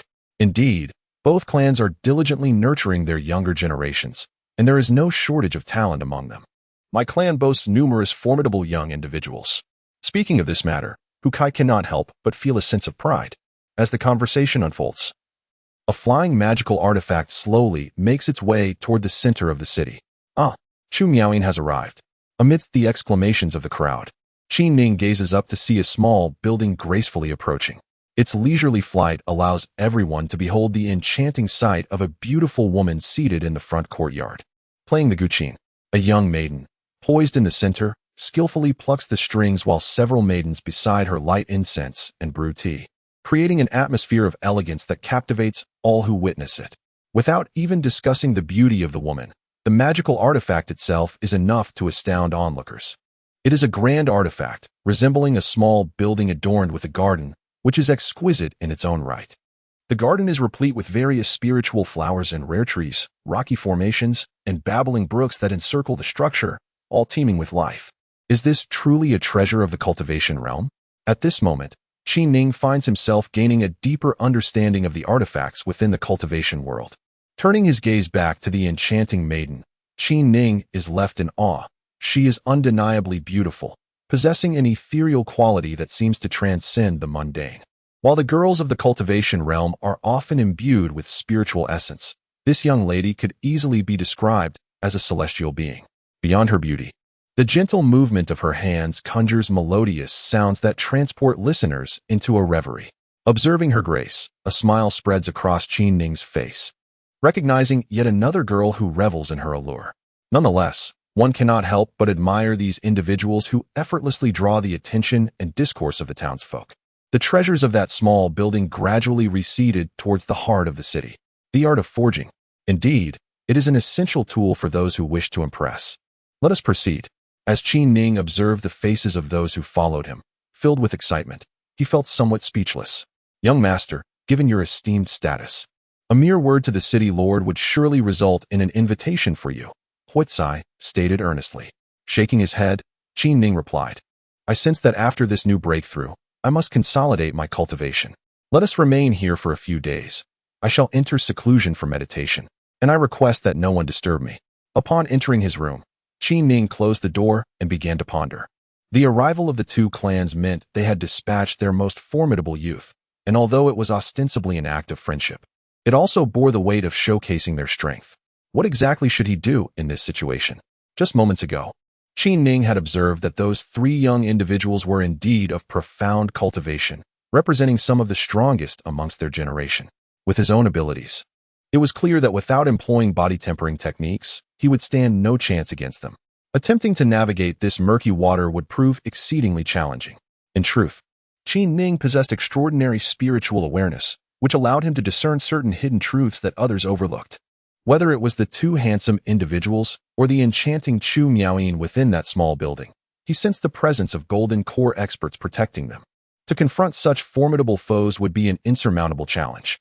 He needed to contemplate this matter thoroughly. At this moment, Qi Ning conceived a plan. Since he intended to create some disturbances between the two clans, a decisive strike was imperative. He possessed a unique transformation technique, which greatly facilitated the concealment of his true identity. Could he employ the identity of a Blue Star inhabitant to instigate some turmoil behind enemy lines? Two identities, two strategies. A novel idea had emerged. He resolved to venture into the capital of the Abyssal clan. It was essential to observe the situation firsthand. Internal sabotage would yield the best results. If he could mitigate the Abyssal clan's assaults on the Blue Star inhabitants with his own power, it would serve as a boon for the latter. Moreover, utilizing his guise as a Blue Star individual to orchestrate events within the heart of the Abyssal domain would help rally the confidence of all Blue Star denizens residing there. Ideally, he would discreetly eliminate some of their formidable warriors. It was crucial to augment his alternate identity with some protective measures. Aware that he could not embark on this course of action without means of self-preservation, he turned his attention to beast skins. He reached into his ring and retrieved a piece of spirit beast skin. Gazing at this skin, imbued with hidden attributes, Qi Ning aimed to test its potential for crafting talismans. Observing the dismal state of talisman crafting here, he realized his opportunity had arrived. If he could replicate the process of forging talisman paper from his memories, it would undoubtedly yield immense advantages, significantly enhancing his combat prowess. Melting. Qi Ning chose not to utilize his true energy for refining the beast's skin. Instead, he directly employed chaotic energy for the process.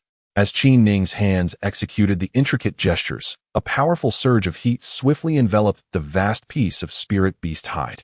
It was not the flames that consumed it, but rather the speed at which it melted was remarkably rapid. Even the hairs were dissolved within this chaotic energy. Under Qi Ning's watchful gaze, the spirit beast hide rapidly transformed into a liquid state. Indeed, it proved to be feasible. Enveloped in energy, an abundance of the spirit beast's essence emanated from the hide. Fortunately, Qi Ning's chaotic energy completely contained this essence, preventing any of it from escaping. The most critical aspect of refining a spirit beast hide lies in ensuring that the essence does not dissipate. Typically, it is quite challenging to maintain such control with ordinary true qi. However, Qi Ning discovered that his 5-animal play made this task remarkably effortless. With the spirit beast's essence enveloped within, continuously reintegrating into the liquid. After roughly an hour, the entire piece of spirit beast hide was finally refined. Shaping. Qi Ning commenced the second phase of the process, which involved reshaping the liquid into the form of paper. This phase tested the application of his spiritual consciousness, requiring the thorough integration of the spirit beast's essence, ensuring that every part of the hide possessed a balanced infusion of the spirit beast's essence. This was crucial for talisman crafting. Only in this manner could each piece of talisman paper exhibit uniform enhancement of properties. Cutting. The third phase involved slicing the entire sheet of paper into smaller sheets. Upon the completion of these 3 meticulous steps, the seemingly insignificant piece of spirit beast hide had transformed into a stack of pristine white talisman papers. It was accomplished. Gazing at the several stacks of parchment before him, Qi Ning's eyes sparkled with excitement. The essence that resonated within was truly remarkable. Initially, he harbored concerns about the scarcity of talisman paper, but upon closer inspection, he realized that this beast-hide parchment far surpassed ordinary paper in potency. The unique energy inherent in the spirit beasts must have been infused within it.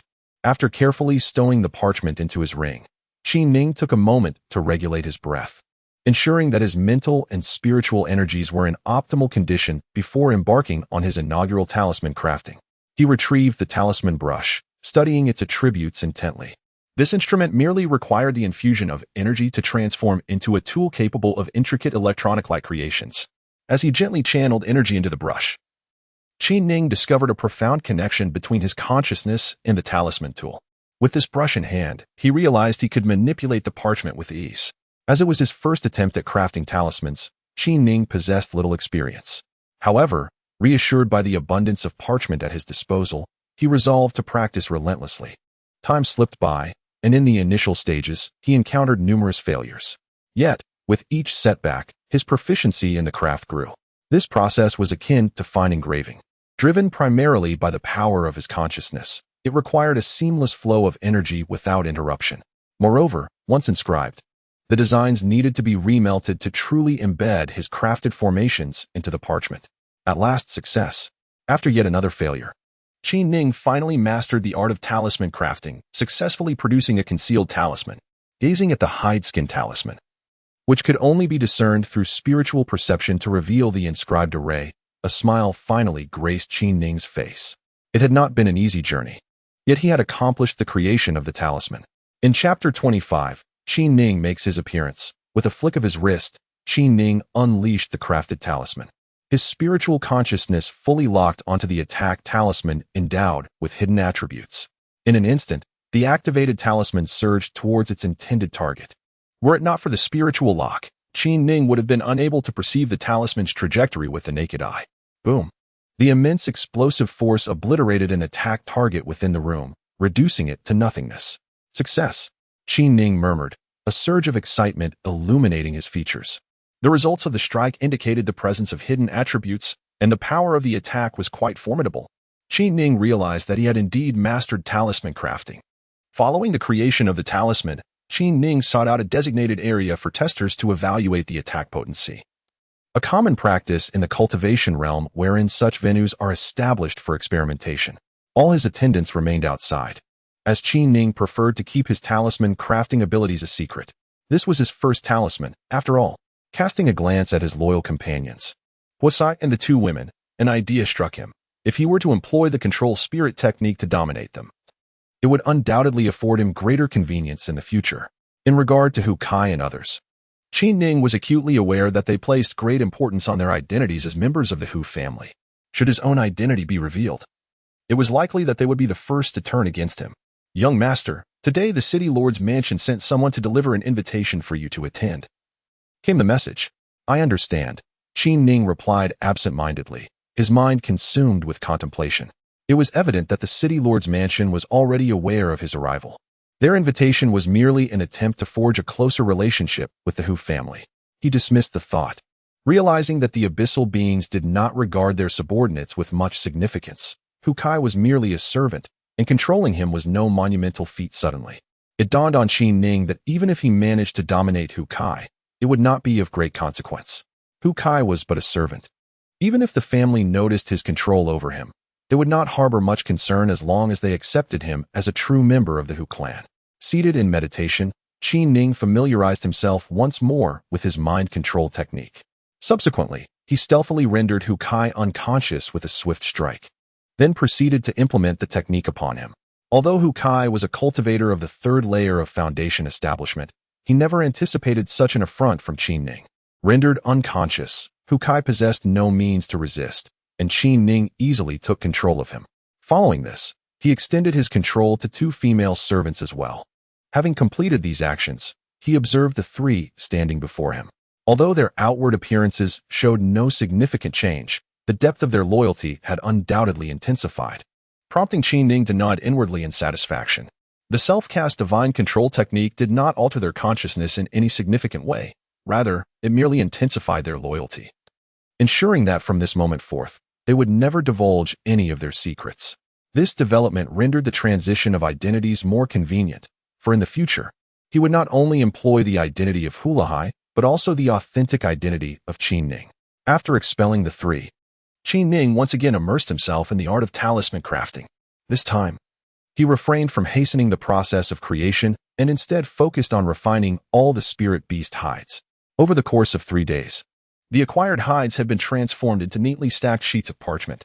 Subsequently, Qin Ning dedicated an additional 3 days to successfully crafting a variety of talismans from each type of spirit beast hide. The talismans, categorized by their attributes, were meticulously arranged within his ring. Observing these talismans, Qin Ning was acutely aware that his combat prowess had experienced a significant enhancement. After a refreshing bath, Qin Ning emerged in a relaxed manner, attended by the 2 female servants. "Hutsai, have there been any noteworthy developments lately?" he inquired. "Master, many events have transpired in the city over the past 6 days. The Polar clan and the Latin clan have both dispatched formidable young talents, each with the clear objective of vying for supremacy. Are all the participants gathered?" he asked. "It is said that they are nearly assembled. Not only the young elites from the 2 cities, but also some esteemed members from our own clan are said to be attending. It sounds like quite a lively affair. What of the prizes?" Qin Ning's primary concern remained the matter of the Blue Star clan members becoming servants. Upon inquiring about the matter, Hukai appeared visibly excited and exclaimed, "Young master, this time it has become even more tumultuous. It is rumored that a teleportation array has collapsed, and the perpetrators are the Blue Star people. The higher-ups are furious, and a campaign to strike against the Blue Star people has erupted in our territory. Many of them are destined to become servants, and the Polar City is preparing for a collective execution." "What?" Qin Ning looked at Hukai in astonishment. Hukai, oblivious to Qin Ning's shock, continued with fervor, "This time, Polar City has apprehended over 1,000 Blue Star individuals, except for the women, who will be awarded as prizes to the victors as concubines. The men will be publicly executed in the square." At this moment, Qin Ning could no longer maintain his composure. He recalled the peril faced by the Blue Star people within the Abyssal clan. Yet he had not anticipated the threat to be so dire, with imminent executions looming. This cannot be allowed to transpire. What can be done? Had he remained oblivious, it would have been one thing, but now that he was aware, it would be uncharacteristic of him to remain passive. "Hukai, make arrangements. I must depart for a while. Inform others that I am still in seclusion. Rest assured, young master, I will handle it." With Hukai's cooperation, Qin Ning expended little effort. He first disguised himself as a delivery person and left, then, upon reaching a secluded area, reverted to his true form. Now, it was time to stir the depths of the Abyssal clan with his authentic identity. After gathering some information, Qin Ning headed towards a lively area in the east. Today, the masters of the 2 clans are convening for a tea gathering, and I long to attend. Indeed, at this gathering, Chu Miaoyin will be performing her enchanting melodies on the guqin, a sound that captivates the heart. Following the directions I have gathered, Qin Ning arrived at the so-called venue of this tea gathering. As he surveyed the surroundings, he beheld an ethereal sky terrace, shrouded in swirling clouds, exuding an otherworldly aura. Numerous flying artifacts hovered above, where individuals sat or reclined, some in small groups, engaged in lively conversation, creating a unique ambience in the sky. A multitude of young cultivators from both clans were present. As long as one could ascend into the air, they could engage in discourse amidst the clouds. This was a grand event for the 2 cities, filled with ostentation. Qin Ning quickly formed an unfavorable opinion of these individuals.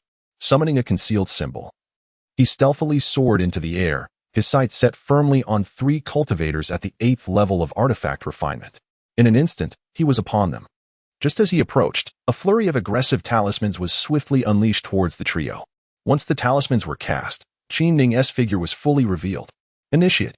With a resounding shout, he unleashed his avian form, navigating through the space with fluid grace. "I am Qin Ning of the Star Clan," he declared, announcing his name. With each proclamation, a talisman from his hand struck at the leisurely individuals in the sky. The once tranquil heavens erupted into chaos as Qin Ning's talismans took flight. Thunder roars and lightning flashes. The gleam of blades dances in the air. Energy pulsates incessantly, while toxic mists spread ominously. Flames ascend fiercely. and frost blankets the ground. The various attributes of the spirit beasts are fully unleashed as layers of talismans are summoned.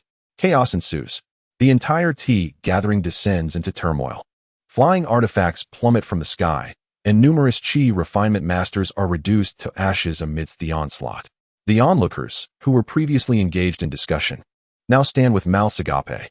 I am Qin Ning, a denizen of Blue Star. The Blue Star people have arrived.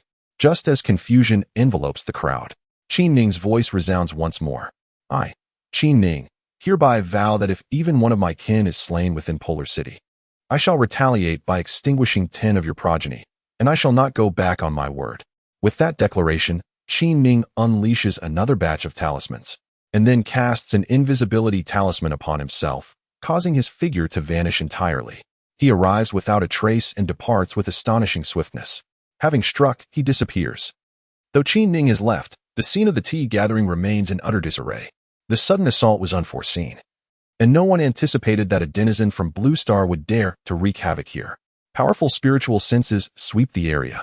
In the skies above, several Golden Core masters have manifested, accompanied by a number of Foundation establishment experts.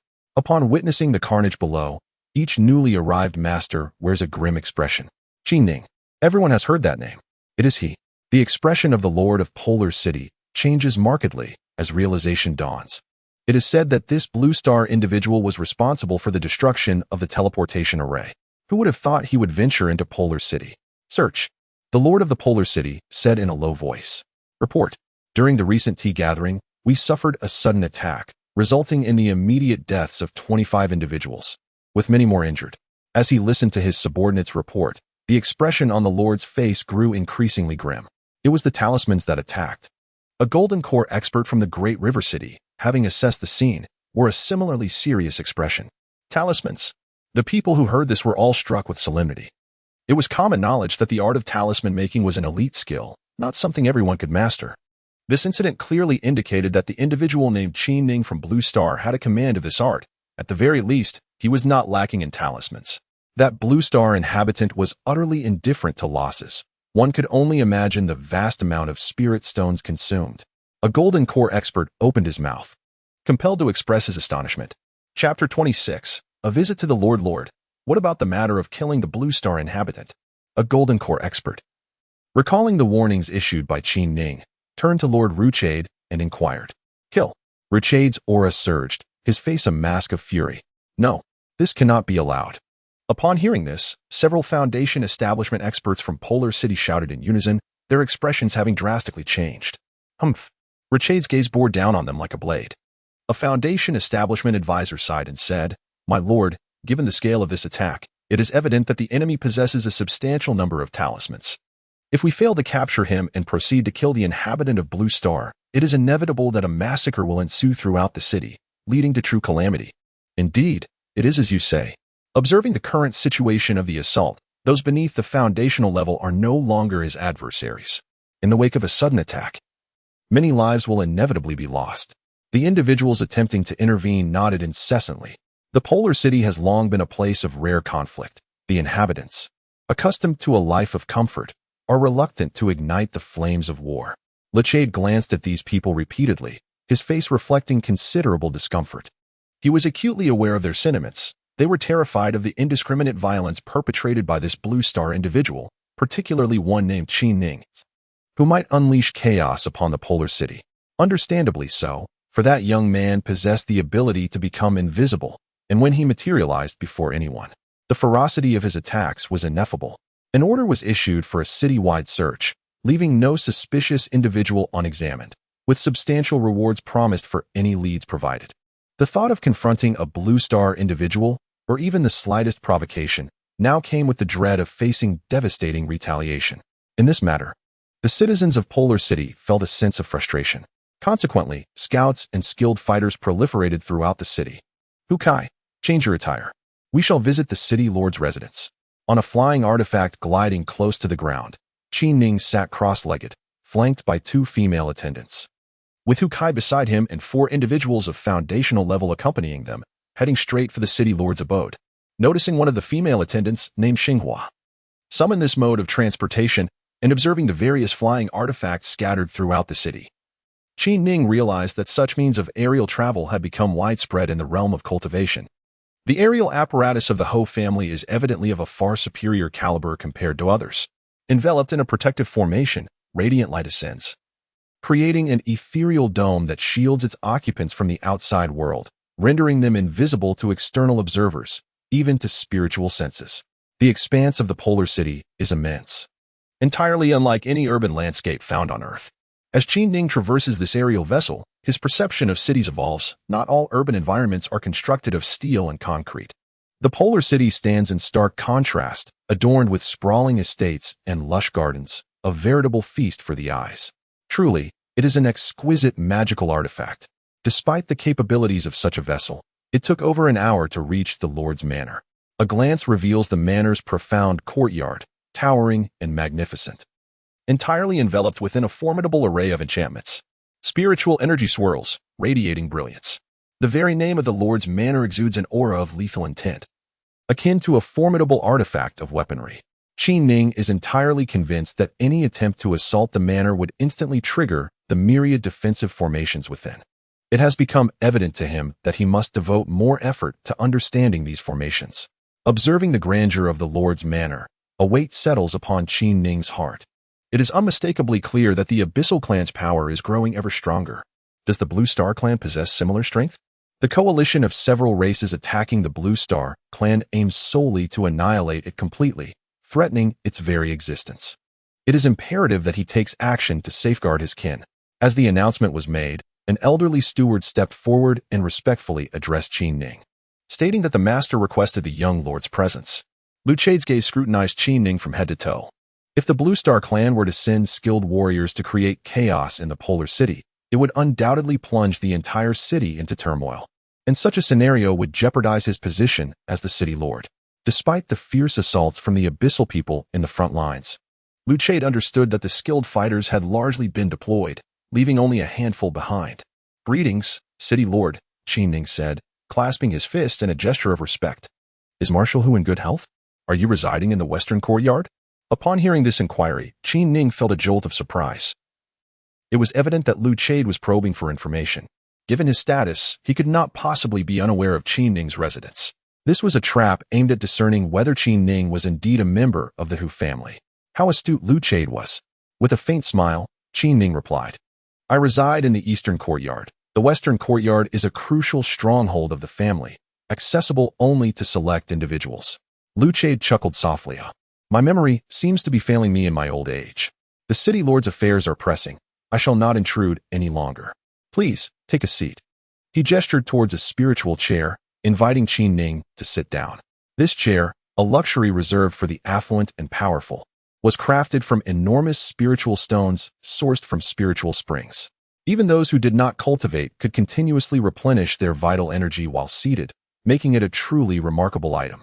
Through this question and answer exchange, Ruchade's previously grim expression relaxed noticeably, revealing that Qi Ning was indeed a member of the Hu family. Aware that the other party also had intentions of surveillance, Qi Ning smiled and said, "We shall heed the lord of the city." Just as he spoke, several golden core experts from the city lord arrived, and Ruchade introduced Qi Ning's identity. Upon learning that he was from the Hu family, the demeanor of the crowd shifted, and they began to treat Qi Ning with newfound courtesy. "Lord of the city, we have a crisis," exclaimed a city official, his complexion pale with alarm. "What has happened?" 26 individuals have perished, and over 200 have been injured. Notably, several of the deceased were scions of prominent families within the city. Their families, upon receiving the news, were incensed and retaliated by killing several members of the Blue Star clan. "Oh," Ruchade's expression darkened. Did Qi Ning not assert that for every Blue Star individual slain, 10 from the Abyss would meet their demise? "Seal the city," Ruchade commanded urgently, his concern for the elusive Blue Star individuals mounting. Sitting nearby, Qi Ning's countenance also shifted. He had initially aimed to intimidate Ruchade with his ruthless actions, hoping to dispel some of the hostility. However, he had not anticipated that his own slaying of several Abyss experts would incite the wrath of their families. Now, Qi Ning realized he had been thrust onto a precarious precipice. If he chose to remain passive, the Abyssians would consider him untrustworthy, leading to the inevitable massacre of thousands of Blue Star individuals. Conversely, if he continued his path of slaughter, The opposition would undoubtedly prepare for retaliation. What to do? This dilemma loomed before Qin Ning as his most formidable challenge. No one noticed the subtle changes in Qin Ning's expression. One of the city officials remarked that it was the Kaosman and Saiyangsi families who had slain the Launching clan. Lu Chade immediately suggested dispatching 2 Golden Core experts to guard each family, asserting that he wished to see if any Golden Core master would dare to commit murder under such watch. With the orders given, the skilled fighters promptly departed. After these matters were settled, Lu Chade turned to Qin Ning and said, "The city is in chaos now. I shall send a contingent of soldiers to safeguard your residence. You should be out of danger." "Thank you, City Lord," Qin Ning replied, as he observed Qin Ning and his companions leaving the City Lord's mansion.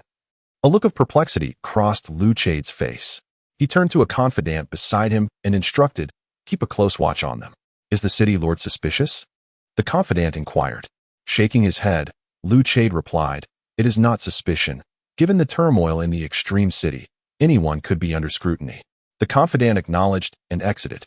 At that moment, Lu Chade murmured to himself, "If further murders occur, it should become evident whether the Hu family is involved." Lu Chade had always harbored a deep-seated suspicion. Even after conversing with Qin Ning, he remained intent on monitoring him. Upon returning to his residence, Qin Ning addressed his companions, "Do not venture anywhere. Let us remain here to cultivate for a few days." While they moved outward, a thread of Qin Ning's consciousness lingered within the City Lord's mansion, allowing him to overhear the conversation between Lu Chade and his subordinates. Contemplating Lu Chade's profound suspicions, Qin Ning felt compelled to exercise caution. As the conversation unfolded, Qin Ning observed a battalion led by a cultivator of the 5th level of the Foundation establishment stage arriving at their dwelling. After reporting to Qin Ning, the soldiers swiftly began to arrange a defensive formation around the area. "Young master, they are setting up a defense formation employed by the army," Huatsai, an experienced individual, remarked to Qin Ning upon witnessing the formation's layout. Qin Ning chose not to intervene. Instead, he remained inside the dwelling, his formidable spiritual sense probing the intricacies of the formations. His spiritual awareness was remarkably strong, enveloping the vicinity where the soldiers were establishing the array. As the soldiers arranged the formation, they moved about within it. Fortunately, his spiritual sense was potent enough to discern the pathways of ingress and egress. Otherwise, it would have been nearly impossible to ascertain them. Once the adversary's formation was fully established, Qin Ning finally let out a sigh of relief. Having conducted his exploration with his spiritual sense, the means of entering and exiting the formation no longer posed a concern for him. In fact, Qin Ning possessed some knowledge regarding formations, albeit limited. After making a comparison, he found himself with a newfound understanding of the array. Chapter 27. Frenzied slaughter at the entrance of an opulent estate. A multitude of abyssal beings gathered. Light the soul lamps. The patriarch of the Kaosman family stood there, exuding an aura of murderous intent. "Qin Ning, you have slain my kin. Today, I shall eradicate your entire lineage. If you choose not to reveal yourself, then very well. I shall ignite a soul lamp for each of your kin every hour. Let us see how you can avenge one of your people when I extinguish 10 of yours." The voice of Patriarch Kerbin was laced with arrogance. "No one dares to stand out. Yet I, Kerbin, am bold enough to do so, with countless eyes upon me. The backing of powerful Golden Core experts sent to assist, and my own myriad of ambushes. Today marks the moment for the Kaosman family to make their name renowned." With this thought, a radiant glow illuminated Kerbin's face, and his aura surged once more. "Kill. Annihilate the despicable Blue Star race." A wave of abyssal beings was stirred into a frenzy of hatred toward the Blue Star people, each one shouting in fervor. An elderly Blue Star man was thrust onto the elevated altar, his visage etched with helplessness and fear. The abyssal crowd roared, witnessing the Blue Star individuals igniting their soul lamps, intensifying the atmosphere to a fever pitch. "I have seized a Blue Star," a burly abyssal man bellowed as he dragged a woman forth. Helplessness and despair were palpable, embodied in a middle-aged woman clad in coarse garments, her complexion wan. "Violate her! Violate her!" Numerous abyssal voices clamored. "Well said. No one dares to provoke that Qin Ning. But we, the Kaosman family, fear him not. Let him come if he dares to kill." He shouted defiantly while a Golden Core expert seated nearby appeared to meditate, yet his consciousness was incessantly probing the crowd. Today is a trap, a scheme to capture that Blue Star expert. The Kaosman family's arrogance serves a singular purpose, to lure out Qin Ning and subsequently seize him. On the high altar, Two blue star individuals had already ignited their soul lamps, their souls wailing in anguish within a peculiar seal. At that moment, the middle-aged woman was helplessly torn apart by the abyssal creatures, one of which was mounted on her, laughing maniacally. Today marked a day of catastrophe for the blue star inhabitants. One by one, they were forced to kneel, trembling in the face of such a scene. It was over. The blue star people understood that if Qi Ning did not appear, their only fate would be death. However, it was evident that this was a trap, a scheme devised to annihilate Qi Ning. If Qi Ning possessed any wisdom, he would undoubtedly refrain from showing up. The abyssal beings continued their derisive laughter, while the faces of the blue star inhabitants turned ashen. Would he come? A skilled practitioner from the abyss murmured. He probably won't. Would he be foolish enough to arrive knowing there was a trap? Since we know he won't come, do we still proceed to kill? Humph. We must kill to establish our dominance. After all, we are at odds with the blue star people, and we cannot let this opportunity slip. Kair had thoroughly analyzed the situation, which is why such a grand spectacle was orchestrated today. This was intended to elevate the reputation of the Kaufman family. Just then, the abyssal masters present suddenly felt a surge of cataclysmic energy swirling around them. First, a dense fog enveloped the area above the more than 10 masters, and then, centered around them, radiant crimson light erupted from all directions, forming a colossal wall of light that instantaneously encased the strongest among them, centered around that golden core expert. A formation. The golden core expert's expression shifted dramatically. Without a moment's hesitation, he leaped into the air, seeking to escape from above. In terms of insight, he undoubtedly ranks first, sensing the imminent danger in an instant and contemplating escape without a second thought. However, as he leapt into the air, a fierce gale violently yanked him back down. What was happening? Onlookers outside began to realize the gravity of the situation. Witnessing the golden core master's face turn pale as he dashed frantically within the formation. Yet, regardless of his frantic attempts, he remained ensnared within the array. It was a talismanic formation. Those who recognized it were struck with horror. The extermination poison killing array. Indeed, it was the notorious extermination poison killing talisman array. Those who understood the implications could no longer maintain their composure. This formation was said to be a brutal construct from ancient times, one that could spell death for even a golden core master trapped within. How could such a formidable array manifest? The talismans required to create it were said to amount to an extravagant fortune. Amidst the rising panic, a noxious mist began to emanate from the formation, releasing toxic fumes into the air. Kill. In the midst of the chaos, the towering abyssal man atop a blue star woman had his head severed in a single stroke, his lifeless body collapsing as blood gushed from his neck, reaching a height of 10 feet. Just as the crowd fell into disarray, a blue star individual ascended into the sky. I am Qi Ning of Blue Star. Qi Ning hovered above, surveying his kin who had been marked by soul lamps, his heart heavy with profound sorrow at the brutal slaughter inflicted upon them by the abyssal beings. As Qi Ning gazed upon those kneeling on the ground, their faces devoid of any emotional nuance, a surge of murderous intent welled up within him. Blood debts must be repaid with blood. Qi Ning's voice reverberated across the expanse. It is the Blue Star Man. He has truly arrived. Flee at once. The Abyss Dwellers, witnessing even the Golden Core Masters ensnared within the Talisman Array, were utterly terrified. Death. Qi Ning brandished a multitude of talismans towards the crowd. For these Abyss Dwellers, who had just moments ago cried for blood, his heart harbored nothing but the desire for annihilation. The resounding booms instantly enveloped the heavens and the earth. Thunder crashed and lightning flashed, heralding a calamity of slaughter.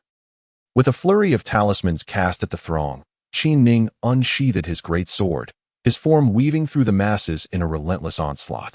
Slaughter, slaughter, slaughter. It seemed as if he sought to unleash all his pin-up rage. The great sword had been swung countless times. One by one, the Abyss Dwellers fell before him. An ever-increasing multitude of them surged towards Qi Ning. The talismans imbued with beastly attributes erupted with formidable power, devouring, dissolving, blazing flames, and icy entrapment. The members of the Kosman family were stunned and terrified, never having anticipated that Qi Ning possessed such an arsenal of potent talismans. At that moment, Patriarch Kalban trembled all over. Initially, his intention was to seize this opportunity to showcase the might of his family and to elevate their name through this endeavor. However, upon witnessing the Golden Core Master within the formation gradually losing the ability to resist, his heart sank, realizing he had committed a grave error that would lead his entire family to ruin. I will fight you to the death. Caabon bellowed as he charged towards Qin Ning. The sight of the patriarch of the Kaufman family, coupled with the horrific realization that his own kin perished at his hands, ignited a fierce rage within Qin Ning. With a primal roar, he brandished his blade and lunged at Caabon. Kill! Kill! Caabon, driven to madness, fought with desperation. Qin Ning was consumed by an overwhelming fury, determined to vanquish his foe. Both combatants shouted in unison. Caabon, a quasi-golden core master, acted without hesitation, believing in his own prowess. Their weapons clashed violently in the air, sending shockwaves that scattered the surrounding crowd. Following the impact of their weapons, Qin Ning's expression hardened as he unleashed a barrage of fists upon Caabon. Armed with a spear, Caabon found his weapon ineffective at such close quarters, engaging Qin Ning in a fierce struggle. Unfortunately for Caabon, he had not cultivated his physical body. Thus, against Qin Ning, who had reached the 5th level of body refinement, each punch landed on Caabon inflicted no harm on Qin Ning. At this moment, Qin Ning was oblivious to the number of punches he had thrown, while Caabon's head was left shattered from the relentless assault. With another resounding explosion, Kowloon's head was obliterated by Qin Ning's relentless assault. The atmosphere was thick with murderous intent, as Qin Ning, resembling a demon lord, wielded his great blade amidst the throngs, reaping lives mercilessly. Observing the situation within the formation, it became evident that the abyssal experts were already incapacitated by poison, lying prostrate on the ground. With the intent to obliterate, Qin Ning had been manipulating the formation with his spiritual consciousness. Upon realizing the dire state of those inside, he fiercely activated the Grand Array. As his spiritual energy surged, the already lethal formation erupted with the force of impending catastrophe, unleashing a cataclysmic wave of destructive power. Boom! The skin talismans detonated in a magnificent explosion. Seizing the moment before the devastation's effects dissipated, Qin Ning charged forward to confront the Golden Core expert. He unleashed a barrage of blows, wielding his blade hundreds of times, and before the Golden Core master could react, he fell lifelessly to the ground. With agility and ferocity, Qin Ning maneuvered through the crowd, systematically dismantling the seals binding the Blue Star individuals. He proclaimed to them with resolute clarity, "There are no saviors in this world. Everything relies upon your own strength. Take up your weapons and charge forth." Awakening to their grim reality post-liberation, the Blue Star people recognized that remaining there offered no path to survival. They erupted in a collective roar, rushing towards the fray. Meanwhile, Qin Ning had already claimed the ring from the fallen Golden Core master. Upon discovering a flying talisman within, he turned to a burly man wielding a formidable axe and said, "Take this ring and escape with the flying device.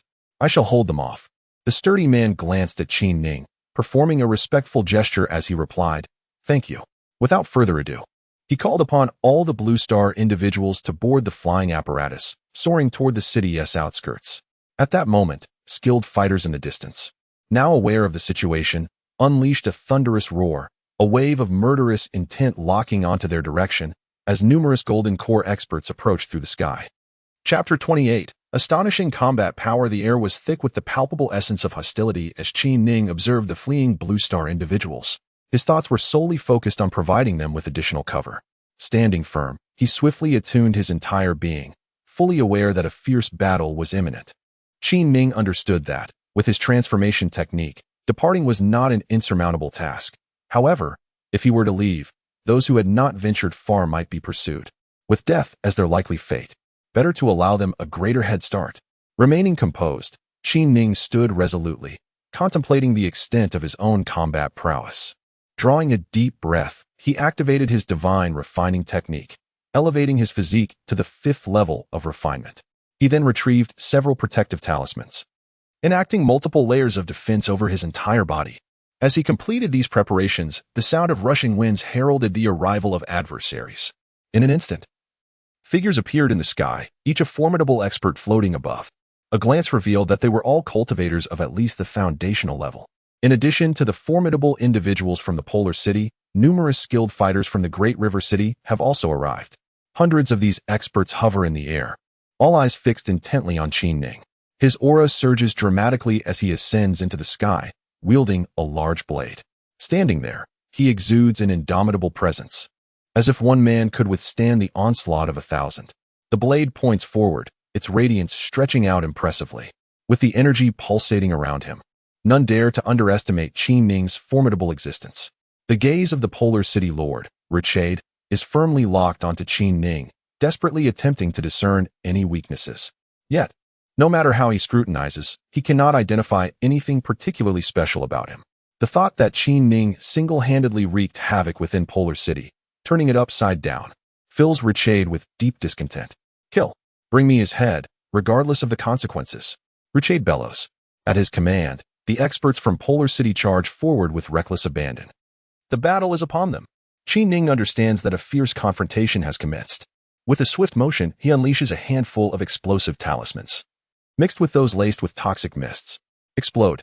He channels his spiritual awareness, and the talismans erupt, unleashing a cacophony of explosions.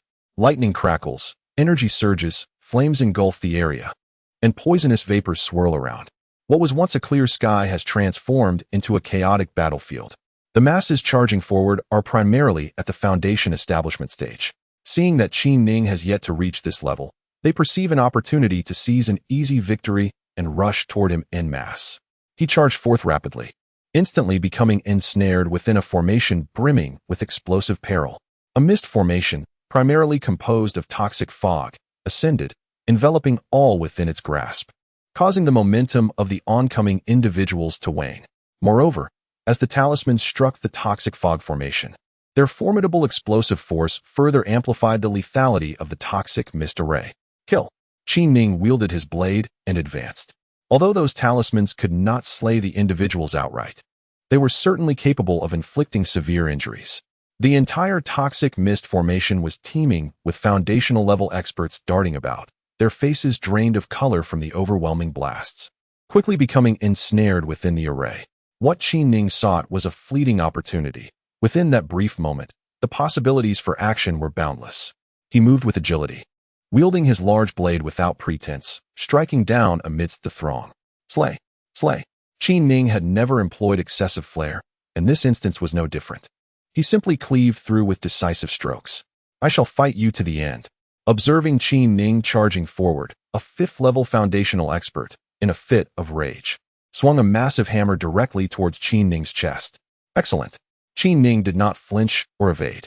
He wished to test the strength of his body refinement technique at the fifth level. The hammer struck squarely against Qin Ning's chest. His face radiated surprise as the fifth-level foundational expert's heart soared with joy, believing that slaying Qin Ning would grant him immense glory. However, soon enough, a profound disbelief flickered in his eyes. The defensive barriers enveloping Qin Ning had merely been breached at a superficial level, failing to inflict any genuine harm upon his being. How could this be? Witnessing that Qin Ning's chest remained relatively unscathed, the Foundation building master was astounded. What formidable defense was this? With a swift strike, Qin Ning absorbed the opponent's blow, his mind unclouded by distractions, as the blade approached the adversary's throat. In a decisive arc, he severed the opponent's head, sending it soaring away. All was well. Assessing the condition of his chest, Qin Ning felt an overwhelming sense of assurance. The adversary had only penetrated a single layer of his defenses. This realization emboldened him to unleash his full combat prowess. With a surge of murderous intent, Qin Ning altered his strategy to one of relentless assault. The great blade cleaved through the throng, indifferent to the strikes landing upon him, as he resolutely sought to claim his opponent's life. Slash, slash, slash. The adversary, a master at the 9th level of foundation building, boasted formidable defenses. Yet, Qin Ning's great blade continued its relentless onslaught, delivering a barrage of hundreds of strikes in mere moments. This 9th level master repeatedly struck Qin Ning, and as he perceived his defenses being methodically dismantled, he felt a surge of triumph. However, to his astonishment, he soon discovered that his strikes bore no tangible effect on the opponent's body. He was indeed a fierce individual, determined to sacrifice his own defenses in order to vanquish his opponent. However, while he succeeded in breaching the adversary's defenses, the outcome was far from what he had envisioned. It was over. His intentions were noble, and he had calculated the situation regarding Qin Ning's defenses, confident that once he dismantled them, he would undoubtedly prevail. Yet, upon truly penetrating the opponent's defenses, he discovered that Qin Ning's physical fortitude surpassed that of the talismans. How could this be? Lost in thought, his own defenses were swiftly dismantled by Qin Ning's blade, which severed his head in a single strike. As he beheld his own decapitated body, This master of the foundation establishment stage experienced a peculiar sensation, pondering how he had lost his head even as he slipped into eternal darkness. From a distance, Lu Cha stood with wide eyes, astonished at the unfolding battle. In his mind, he had expected Qin Ning to succumb amidst so many formidable opponents. Yet the reality before him was utterly shocking. He had never anticipated such an outcome. The masters from Great River City were equally astounded, their expressions frozen in disbelief. This expert from the Blue Star clan was extraordinarily powerful, instilling fear with his astounding combat prowess amidst a throng of foundation establishment cultivators. They noticed a remarkable phenomenon. Despite the prolonged conflict, this Blue Star warrior showed no signs of depleting his vital energy. Instead, he seemed to grow stronger with each encounter. How could his vital energy remain so abundant? One by one, the foundation establishment masters fell from the skies. In Qin Ning's grasp, the great blade ceaselessly harvested heads, which tumbled like spheres, blood spattering across the air. It was not merely Lu Chade who felt this way. Every onlooker, witnessing the ferocity of Qin Ning amidst the crowd, was engulfed by an overwhelming sense of helplessness. The citizens of Polar City had basked in comfort for far too long, so long that they had never encountered such brutal carnage. As the crimson liquids surged forth, some had already succumbed, collapsing from the sheer horror. It was a scene of utter devastation. Confronted by the fierce Qin Ning, the crowd understood that if they did not eliminate this Blue Star being today, they would face dire consequences. Kill him, Lu Chade bellowed at several Golden Core experts. It was evident to all that those at the foundation establishment level stood no chance against Qin Ning. He was undoubtedly not an ordinary Qi refinement practitioner. He must have concealed his true cultivation. With this realization, each individual was filled with astonishment. What caliber of expert had the Blue Star race dispatched, and what were his intentions? Time and again, their defenses were shattered, and once more, they summoned protective talismans. Qin Ning fought with reckless abandon, enduring his adversary's strikes to inflict severe damage upon them. He was acutely aware of his own capabilities. Engaging in a battle of wits would surely lead to his downfall. Thus, he had never contemplated using techniques to subdue his foes. His body refinement skills were exceptionally potent, and the energy from his absorption technique flowed continuously into him. While protective talismans were plentiful, the amalgamation of these three elements rendered Qin Ning a veritable war god amidst the throng. His ruthless fighting style indelibly etched into the minds of the experts from the two great cities. Due to Qin Ning's presence, the skilled warriors of the Polar City were utterly unable to pursue the fleeing Blue Star individuals. Curiously, at that moment, no one even considered the prospect of chasing after those who had escaped. Qin Ning's formidable strength had truly astonished them, witnessing the foundational experts continuously falling to the ground. Every onlooker felt a tremor coursing through their bodies. Now, the Golden Core experts commenced their assault. With the issuance of Lu Chade's command, two Golden Core practitioners unleashed their vital energy and charged toward Qin Ning. The inhabitants of Polar City felt reassured with the prospect of two Golden Core experts seeking to eliminate their adversary, prompting some to relax and engage in lighthearted banter. Let the younger generation perish. A Golden Core expert of the second level enveloped himself in a golden radiance as he advanced toward Qin Ning. This individual appeared exceedingly cautious, activating his defensive measures before initiating his attack. Having just slain a foundational expert, Qin Ning noticed the two Golden Core practitioners rushing toward him. Rather than feeling any trepidation, a powerful surge of murderous intent welled up within him. With a resounding roar, he charged at the two as well. Chapter 29. Blue Star Qin Ning. As he beheld the approach of the two Golden Core experts, Qin Ning's gaze sharpened. He summoned a series of defensive talismans, swiftly adjusting the energy he had expended. He understood deeply that this represented his final trial of the day. If he could withstand the onslaught of the Golden Core experts, he might yet have a chance at survival. It all hinged on his fifth level of body refinement. Embrace your demise. A flash of light danced in the hands of the second-level Golden Core expert as he unleashed an attack directed at Qin Ning. As his assault commenced, the atmosphere above seemed to freeze, and the energies in the vast expanse of the sky surged towards Qin Ning like an overwhelming tide. How formidable! Witnessing the transformation of this celestial energy, those present experienced a profound sense of awe. The currents in the sky twisted and churned as if tugged by an unseen force, rolling forth with a thunderous roar that reverberated through the air. Qin Ning stood resolutely before the Golden Core Master, feeling the intensity of the situation more acutely than anyone else. The activation of such energy had triggered a remarkable shift in the forces of nature, achieving a level where one could harness the energies of the world for their own purposes. No wonder the Golden Core stage is considered a watershed. Those who attain it possess the power to regard the world as mere fodder. There was no time for contemplation. Escape was not an option, nor had he ever entertained the thought of retreat. As the onlookers beheld Qin Ning charging towards the surging energy, they were left in stunned silence. Did he truly intend to confront the celestial energy assault with his own capabilities? Gasps of astonishment echoed among the crowd. He had sheathed his greatsword. Could it be? He was merely at the chi refining stage. Did they not realize he was a body cultivator? Even so, how much energy could he possibly harness? Despite being adversaries, a deep-seated respect stirred within both the abyssal beings and the Latins for this individual who dared to confront a Golden Core master head-on. Upon witnessing Qin Ning sheathing even his formidable blade and charging forth unarmed, a tremor of anticipation coursed through the hearts of onlookers.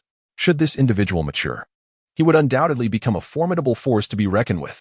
At that moment, Lu Chade's expression shifted subtly. He was acutely aware of Qin Ning's intentions. Faced with the assault of a Golden Core master, Qin Ning's current resolve was to endure the onslaught through sheer physical prowess. This lad is a body cultivator. The thought stirred an unsettling apprehension within Lu Chade. Should this youth survive today, it would spell calamity for the entirety of Polar City. His eyes brimmed with a fierce, murderous intent. The lad has plunged into the fray. As varied thoughts flitted through the minds of the spectators, Qin Ning had already dashed into the swirling maelstrom of energy attacks. With fists unfurling, he propelled his strikes relentlessly against the torrent of energy. The air crackled with his fierce aura, resonating with the thunderous sounds of his blows. In an instant, the area surrounding Qin Ning erupted with intensified energy, his form radiating an even more potent brilliance. Layer upon layer of defenses were shattered in that fleeting moment. Indeed, the protective talismans proved inadequate against the adversary's onslaught. Only his body remained as a bulwark. Once enveloped in the energy stream, Qin Ning recognized the validity of his conjecture. The opponent's strikes could utterly dismantle his protective talismans.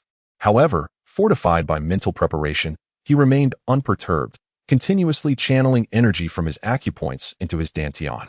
The tremendous force crashed against him, and as he felt the overwhelming might of the heavens and earth, Qin Ning found himself engulfed in a sensation akin to being torn asunder. The force of the punches grew increasingly ferocious, the energy coalescing into a tangible form. Hiss! Witnessing the ferocity of Qin Ning, many gasped in astonishment. The bird form. Naturally, Qin Ning's bird form technique from the five-animal play began to operate autonomously. As the bird form unfolded, Qin Ning discovered that he was no longer powerless within this torrent of energy. The energy surged around him, while the bird form continuously mitigated the pressure exerted upon him. Like a bird in the sky, Qin Ning adeptly navigated through the energy flow, locating areas of minimal impact. He found himself laughing. Insanity. The laughter emanating from his assault altered the expressions of the onlookers. This blue star individual, possessing such formidable strength at the chi refinement level, was indeed an anomaly. At that moment, Qin Ning felt increasingly at ease, realizing the extraordinary capabilities of the five-animal play. With the bird form in action, he developed an ability to dissipate the force of the powerful energy attacks directed at him, causing a significant portion of it to slide harmlessly away, rendering it incapable of inflicting substantial harm. Extending his consciousness to probe the distance, he found that the fleeing blue star individuals had long since eluded detection. It was time for him to depart. Initially, the spectators observed Qin Ning appearing somewhat beleaguered under the assault of the Golden Core Master, anticipating that this blue star individual would soon be subdued. However, when they witnessed him moving with the grace of a bird amidst such overwhelming attacks, exuding an air of relaxation, their expressions shifted dramatically. At that moment, Qin Ning's voice resonated through the air. I, Qin Ning of the Blue Star, hereby issue a stern warning to the abyssal beings. Heed my words. Should anyone dare to take the life of even a single inhabitant of Blue Star, I shall exact vengeance tenfold upon your kind. This I vow. Upon hearing Qin Ning's proclamation, the abyssal tribe was instantly reminded of the near annihilation of the Cosman family. Observing the current situation, their expressions shifted palpably. If Qin Ning's previous warning had been regarded as a jest, none could afford to dismiss his words as mere folly now. This warning crystallized a sobering truth. The Blue Star individual named Qin Ning was not to be trifled with. In a fit of rage, Richade charged towards Qin Ning. fully aware that failing to eliminate him today would plunge the entire polar city into the terror that Qin Ning had orchestrated. Yet, amidst a booming laughter, Qin Ning advanced rather than retreated, propelling himself toward the densest cluster of individuals with an agility reminiscent of a bird soaring through the skies. His speed was akin to lightning, penetrating the throng with remarkable swiftness. Then, an array of fog talismans was summoned forth, plunging the crowd into chaos.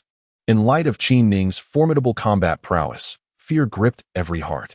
The skies were shrouded in an impenetrable mist, rendering even the keenest perception incapable of locating Qin Ning's form.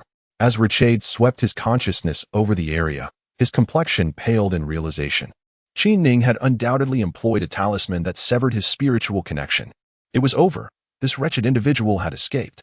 Witnessing Qin Ning's ferocity and recalling the brutality that ensued once he infiltrated the multitude, panic ensued, and the crowd erupted into a frenzied stampede. A chaotic tide that could not be stemmed. The most challenging aspect remains the multitude of individuals rushing towards the city. Alas, upon witnessing this scenario, Rucha's expression shifted dramatically as he bellowed towards the city gates, "Activate the defensive array." Unfortunately, his call came too late. By the time his words escaped his lips, a considerable throng had already surged into the city. Observing the retreating figures of those entering the city, Rucha's countenance transformed once more. He realized that Qin Ning must have already sought refuge within. What to do? Contemplating the uncertainty of where Qin Ning might conceal himself within the city, Rucha was engulfed by a profound sense of helplessness. It was a failure. After today's fierce confrontation, it was evident that Qin Ning's reputation had reverberated throughout the city. Those who had witnessed the fate of the Kosman family were utterly deterred from provoking Qin Ning further. Glancing at the disheveled individuals gathered around him, Rucha harbored a deep-seated concern.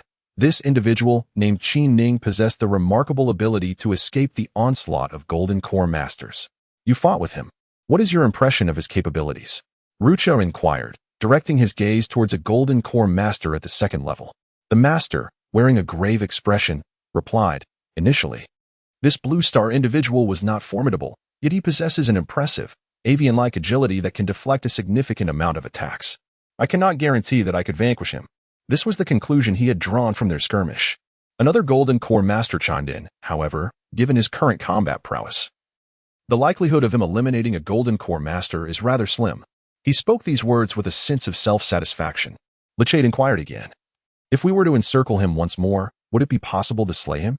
The expression of the adept from the Golden Core realm shifted slightly, and he awkwardly replied, "It is rather challenging." He was compelled to speak the truth. He issued a decree throughout the city. As long as the Blue Star inhabitants did not resist, they were not to be troubled. Ultimately, Richade resigned himself to such an order. Upon the proclamation, Richade observed that the abyssal beings accompanying him bore expressions of relaxation. Alas, how could Richade fail to comprehend the sentiments of those around him? Today's battle had undeniably elevated the status of the abyssal people. Scattered remnants of limbs and shattered bodies lay strewn about, and the sight of wide-eyed severed heads was not uncommon. As the mist dissipated, a battlefield recently ravaged by conflict unveiled itself before all. Richade stood in a daze, surveying the surroundings. Chapter 30. The dismal conference of the two races. Qin Ning emerged like a comet, his prowess in battle earning him renown. Within the polar city, it could be said that no one was unaware of the formidable expert from the Blue Star lineage. But how high was Qin Ning's cultivation level? Was it merely at the Qi refinement stage? Do you truly believe that someone at the Qi refinement stage could slay a foundation establishment cultivator? Could he evade the grasp of an adept from the Golden Core realm? Indeed, such assertions are quite valid. Just how elevated is his cultivation level? In any gathering, discussions regarding this matter were fervent. "Young master, Lord Richade has arrived." Huatsai swiftly entered, whispering to Qin Ning.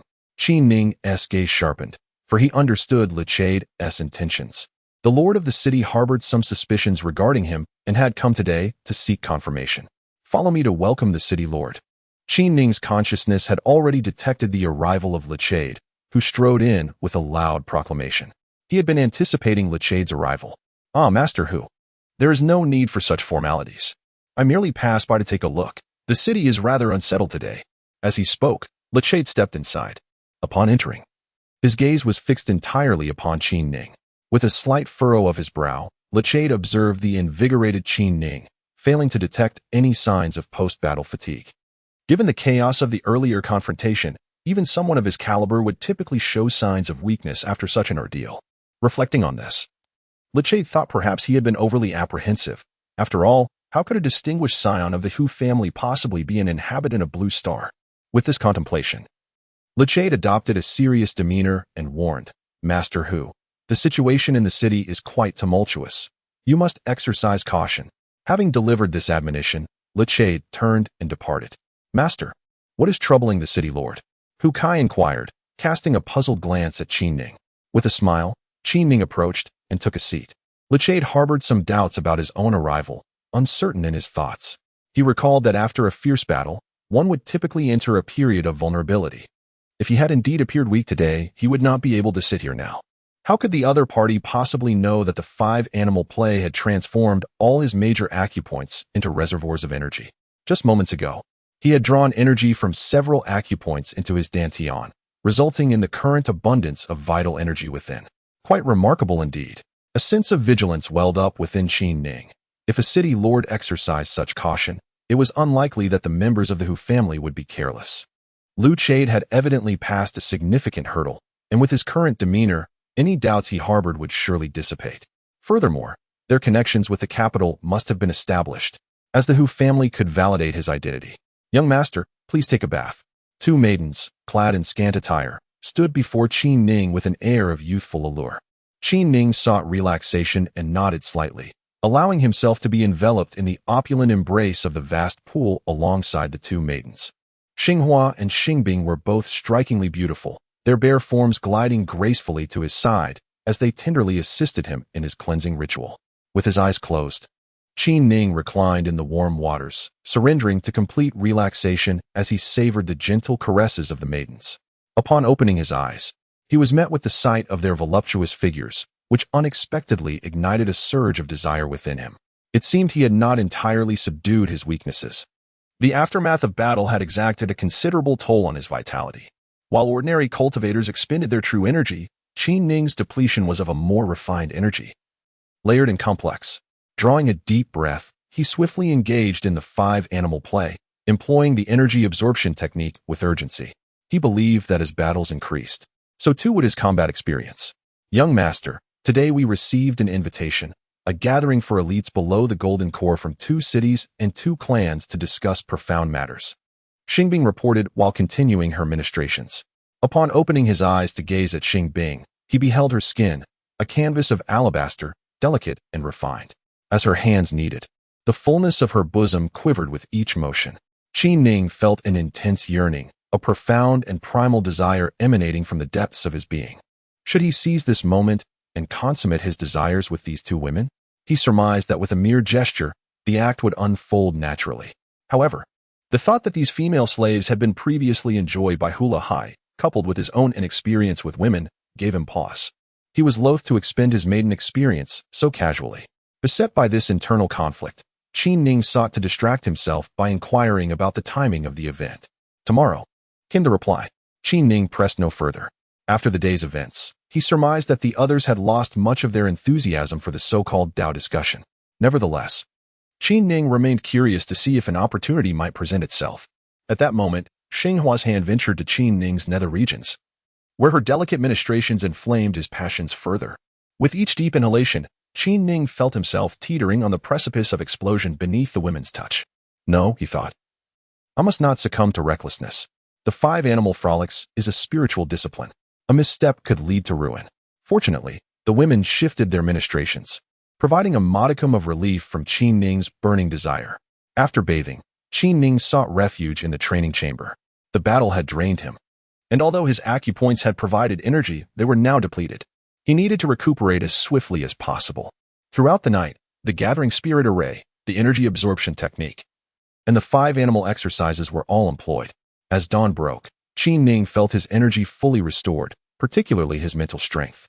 He discovered that after enduring, the ocean of his spirit had increased with a few more azure waters. Young master, some noble youths have come to pay their respects, said Hu Kai. Noble youths?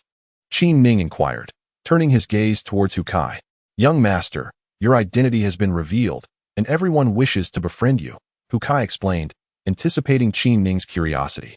In the living room, upon Qin Ning's entrance, he immediately spotted several individuals already seated. "Greetings, everyone," he said warmly as he approached. "Greetings, young master Hu," they replied. "Please, take a seat." Qin Ning gestured, adopting an air befitting his status as he invited them to sit. Observing the guests, he noted the diverse range of ages, from the elderly to the youthful. "We heard that you are attending the Dao discussion conference today, and we have come to accompany you," remarked a middle-aged man named Tu Yongji respectfully. "I have long heard of the Dao discussion conference in your esteemed city, but have never had the opportunity to attend. It is a pleasure to finally witness it," Qin Ning replied with a smile, expressing genuine curiosity about the event. "Young master, this time there is not much to behold at the conference.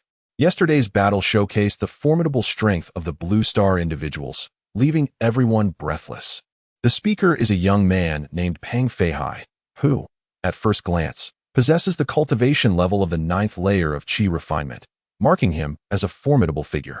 Qin Ning, eager to discern the sentiments of those present, inquired, "After the battle yesterday, is there anyone still bold enough to confront the Blue Star people?"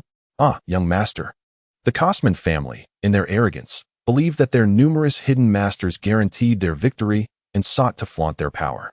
Little did they anticipate that their actions would backfire, akin to lifting a stone only to drop it on their own foot. It is not my intention to diminish others' ambitions, but the formidable strength displayed by Qin Ning is evident to all who would dare provoke his ire. As Qin Ning surveyed the noble youths around him, he noted the lingering expressions of trepidation etched upon their faces. This was indeed a positive sign. It appeared that his recent triumph had truly established his reputation. The sentiments expressed were valid. Caution was indeed the wisest course. Initially concerned that Qin Ning might perceive them as inept, the group collectively exhaled in relief upon hearing his words. "Let us proceed to observe your discourse assembly," Qin Ning suggested, rising from his seat. The group then made their way outside. Upon exiting the grand doors, Qin Ning realized that these individuals were likely prominent figures in the city, accompanied by a considerable retinue of servants. As he surveyed the servants, he noted the abundance of beautiful female attendants. Yet he observed a conspicuous absence of any Blue Star women. "Do none of you employ Blue Star female servants?" Qin Ning inquired with intention. At his question, a wave of embarrassment washed over the faces of those present, and a middle-aged man named Cha Mantion sighed. Who would dare to bring along Blue Star female servants anymore? Another young man named Kirka remarked, "To speak frankly, the Blue Star female slaves are the finest among all, much adored by everyone. Alas, Qin Ning is too fierce." Qin Ning replied, "Although he claimed that for every Blue Star individual he slays, he would take the lives of 10 from my kin.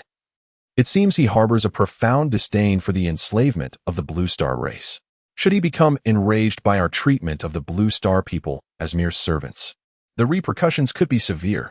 Upon uttering these words, the expressions of those around him shifted dramatically. The thought of potential peril loomed large.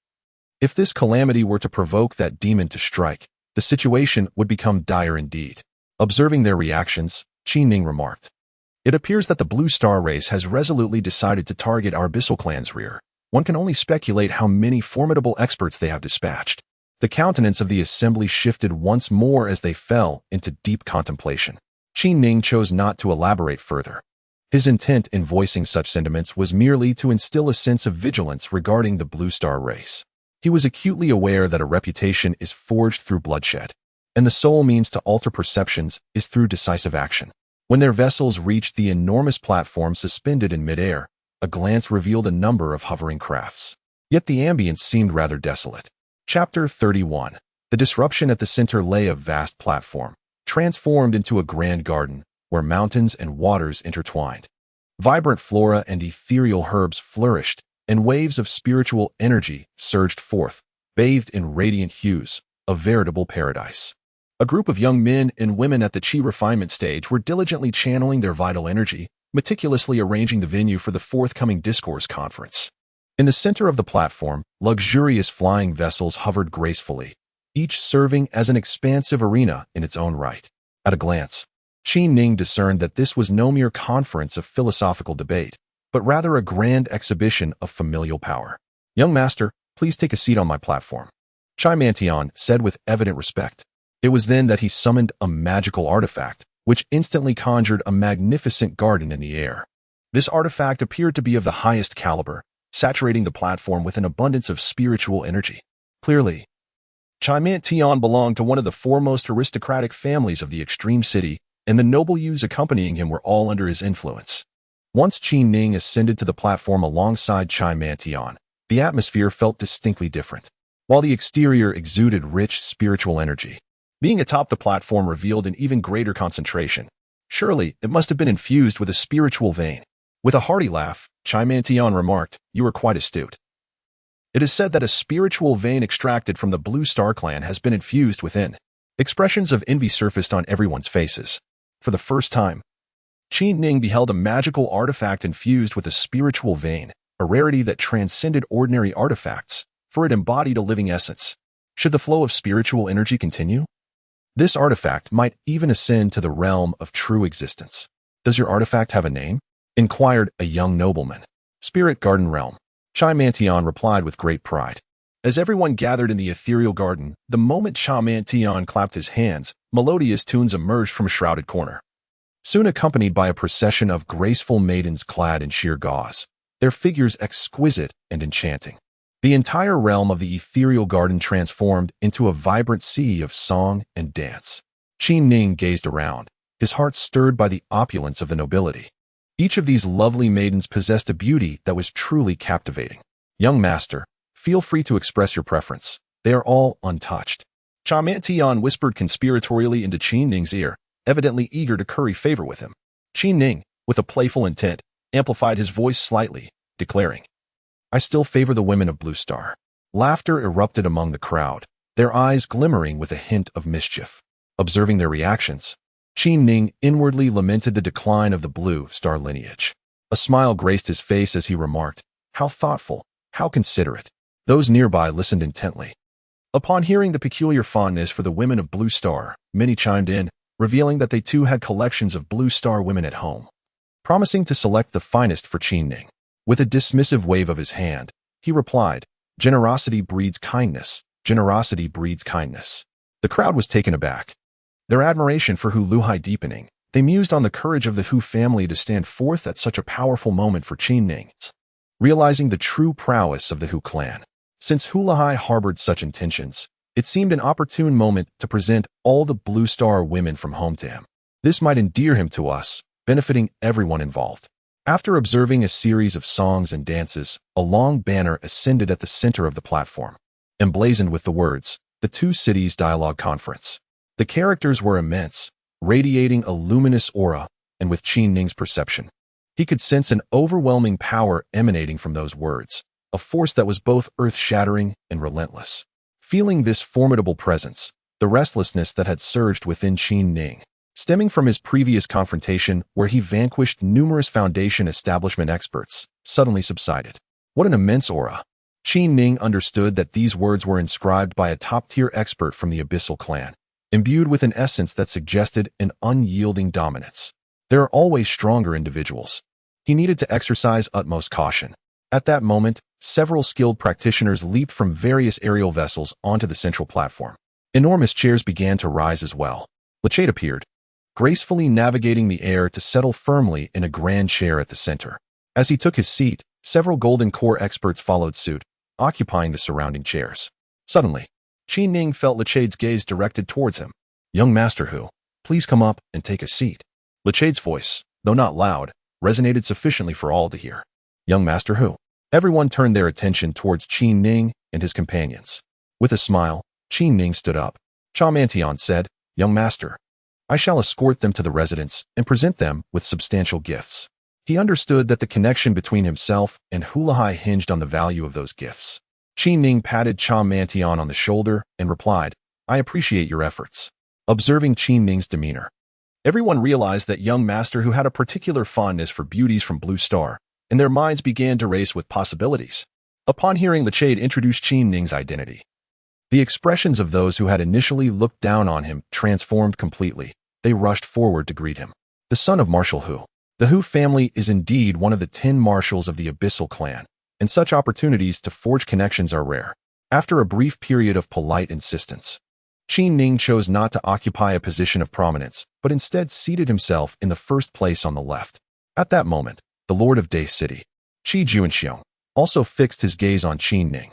Qi Juanxiong was well aware of the formidable reputation of the Hu family marshal, yet as he scrutinized Qin Ning, he could discern nothing particularly remarkable about him, nor could he gauge his cultivation level. Nevertheless, as the city lord, Qi Juanxiong extended a gesture of goodwill, smiling and nodding in greeting to Qin Ning. The annual Dao discussion conference between the two cities had arrived once more, a grand occasion for both cities, a significant event for the exchange and sparring of young elites. Lu Chade proclaimed loudly, and with his words, the entire event commenced.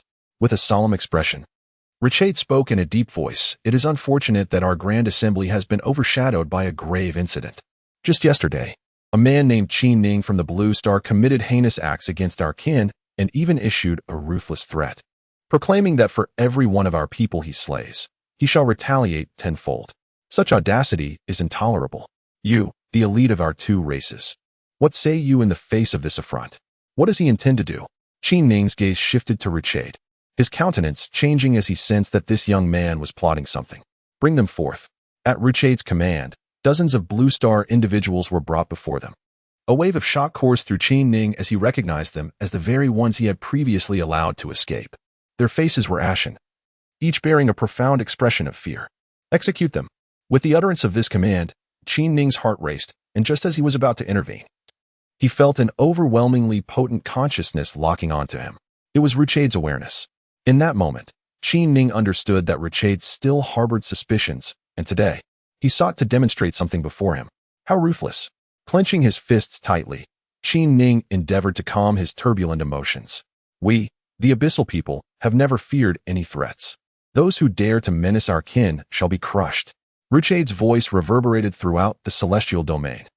A line of individuals wielding large blades strode purposefully toward the captives from the Blue Star. As Qin Ning extended his consciousness to explore the surroundings, a profound sense of foreboding enveloped him. The vibrant auras of numerous golden core cultivators permeated the area, revealing it to be a perilous trap. What should he do? Observing the imminent demise of several dozen Blue Star individuals filled Qin Ning with an overwhelming sense of compassion. However, he was acutely aware that if he acted impulsively to rescue them, not only would he likely fail in his endeavor, but he might also ensnare himself in the perilous situation. Judging by the positions of the hidden golden core experts, escape was implausible for both the captives and himself. Sir Hu, what do you think of my handling of the situation? Lu Chade inquired at that moment, his heart ablaze with fury. Despite the seemingly exploratory nature of his question, Lu Chuzhu, Qin Ning has made a vehement declaration. Are you not concerned about his potential retaliation? I merely wish to ascertain whether he dares to retaliate. Qin Ning adopted a demeanor characteristic of a young master, huffing disdainfully. I believe it is prudent to deliberate thoroughly before taking action. If your recklessness jeopardizes the safety of everyone in our city, it would be an unwise course of action. His audacity to openly challenge Lu Chade astonished those who overheard. Was Sir Hu aligning himself with the Blue Star individuals? Lu Chade's gaze sharpened. I do not side with anyone. If I were to declare my position, it would be in favor of the citizens of the entire city. I implore the city lord to reconsider. Upon finishing his words, Qin Ning turned to the individuals present and remarked, I believe it is prudent for us to exercise caution before taking action. Personally, I am indifferent. I shall depart swiftly. However, you all must confront Qin Ning. Initially, the imposing presence of Richade had suppressed the crowd, instilling a sense of fear that silenced them despite their apprehensions. Yet, with a figure like Hu Gongzi standing in front, they began to nod in agreement. Chapter 32. Contest for favor. Qin Ning spoke as an observer, articulating his thoughts clearly. He intended to leave regardless, and no one could hinder him. His words were meant for the collective benefit, and whether they were heeded was a matter for the others. As soon as Qin Ning's voice faded, a golden core cultivator proclaimed loudly, I implore the city lord to reconsider. I implore the city lord to reconsider. Each person harbored their own motives, and the ferocity of Qin Ning instilled a palpable fear within them, prompting a chorus of support for Richade to deliberate further. Richade had initially intended to use this situation to test Qin Ning, but he was taken aback by the outcome. Glancing at the influential figures around him, he suddenly comprehended that, in their hearts, self-preservation was paramount. The formidable Hu had, with mere words, united their resolve against him, leaving him with an overwhelming sense of powerlessness. He had aimed to assess Qin Ning, yet the circumstances had dramatically shifted. As Lu Chade turned his gaze towards Qin Ning, He found his doubts regarding the latter somewhat tiresome. A blue star individual, no matter how formidable, would he dare to sit here? At that moment, Lu Chade's skepticism towards Qi Ning waned significantly. Who was that woman from Gui City? Qi Ning inquired, seemingly indifferent to the matter of life and death, directing his question towards the Lord of Day City, Qi Juanxiu. At that instant, a stunning courtyard-style artifact gracefully approached, upon which sat a captivatingly beautiful young lady. Several maidens stood behind her, fanning her with delicate handheld fans, enhancing the ethereal charm of her flowing, colorful gown. Though she appeared youthful, there was an alluring grace about her, each smile and frown radiating an enchanting allure, especially as she playfully waved her fan, causing her hair to flutter gently. The atmosphere brimmed with a spring-like allure that stirred the heart. Qi Juanxiang began to regard Qi Ning with newfound respect, having observed how mere words had rendered Lu Chade at a loss.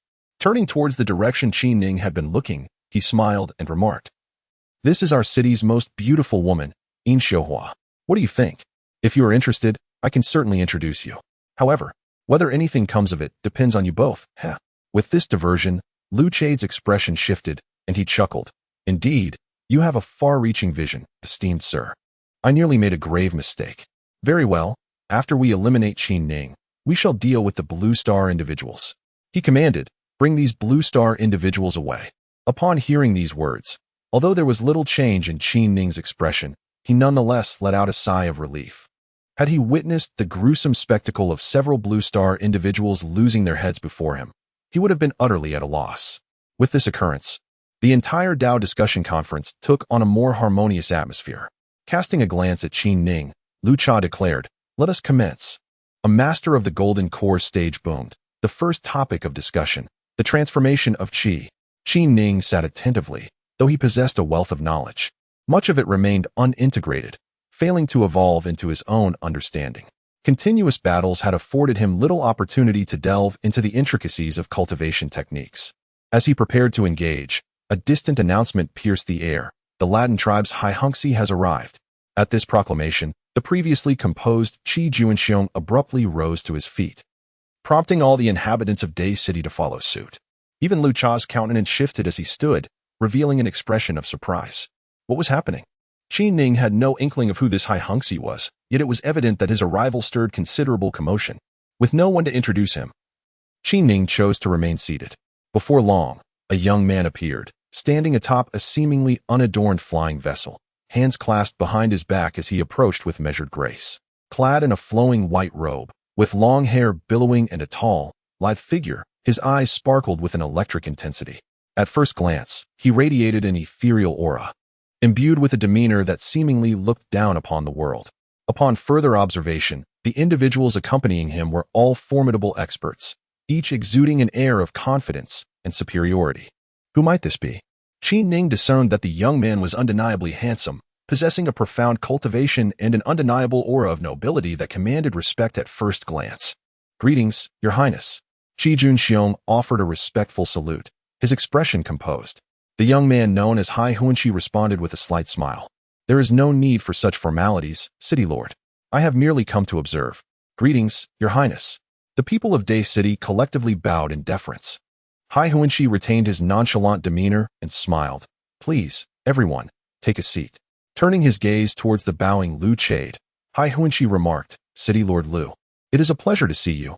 I hope I am not intruding." "The presence of Your Highness will undoubtedly enhance our discourse," came the reply. At this moment, Qi Ning began to piece together the significance of the situation. It became evident that Hai Hunxi was no ordinary individual, but rather a royal, a member of the imperial family.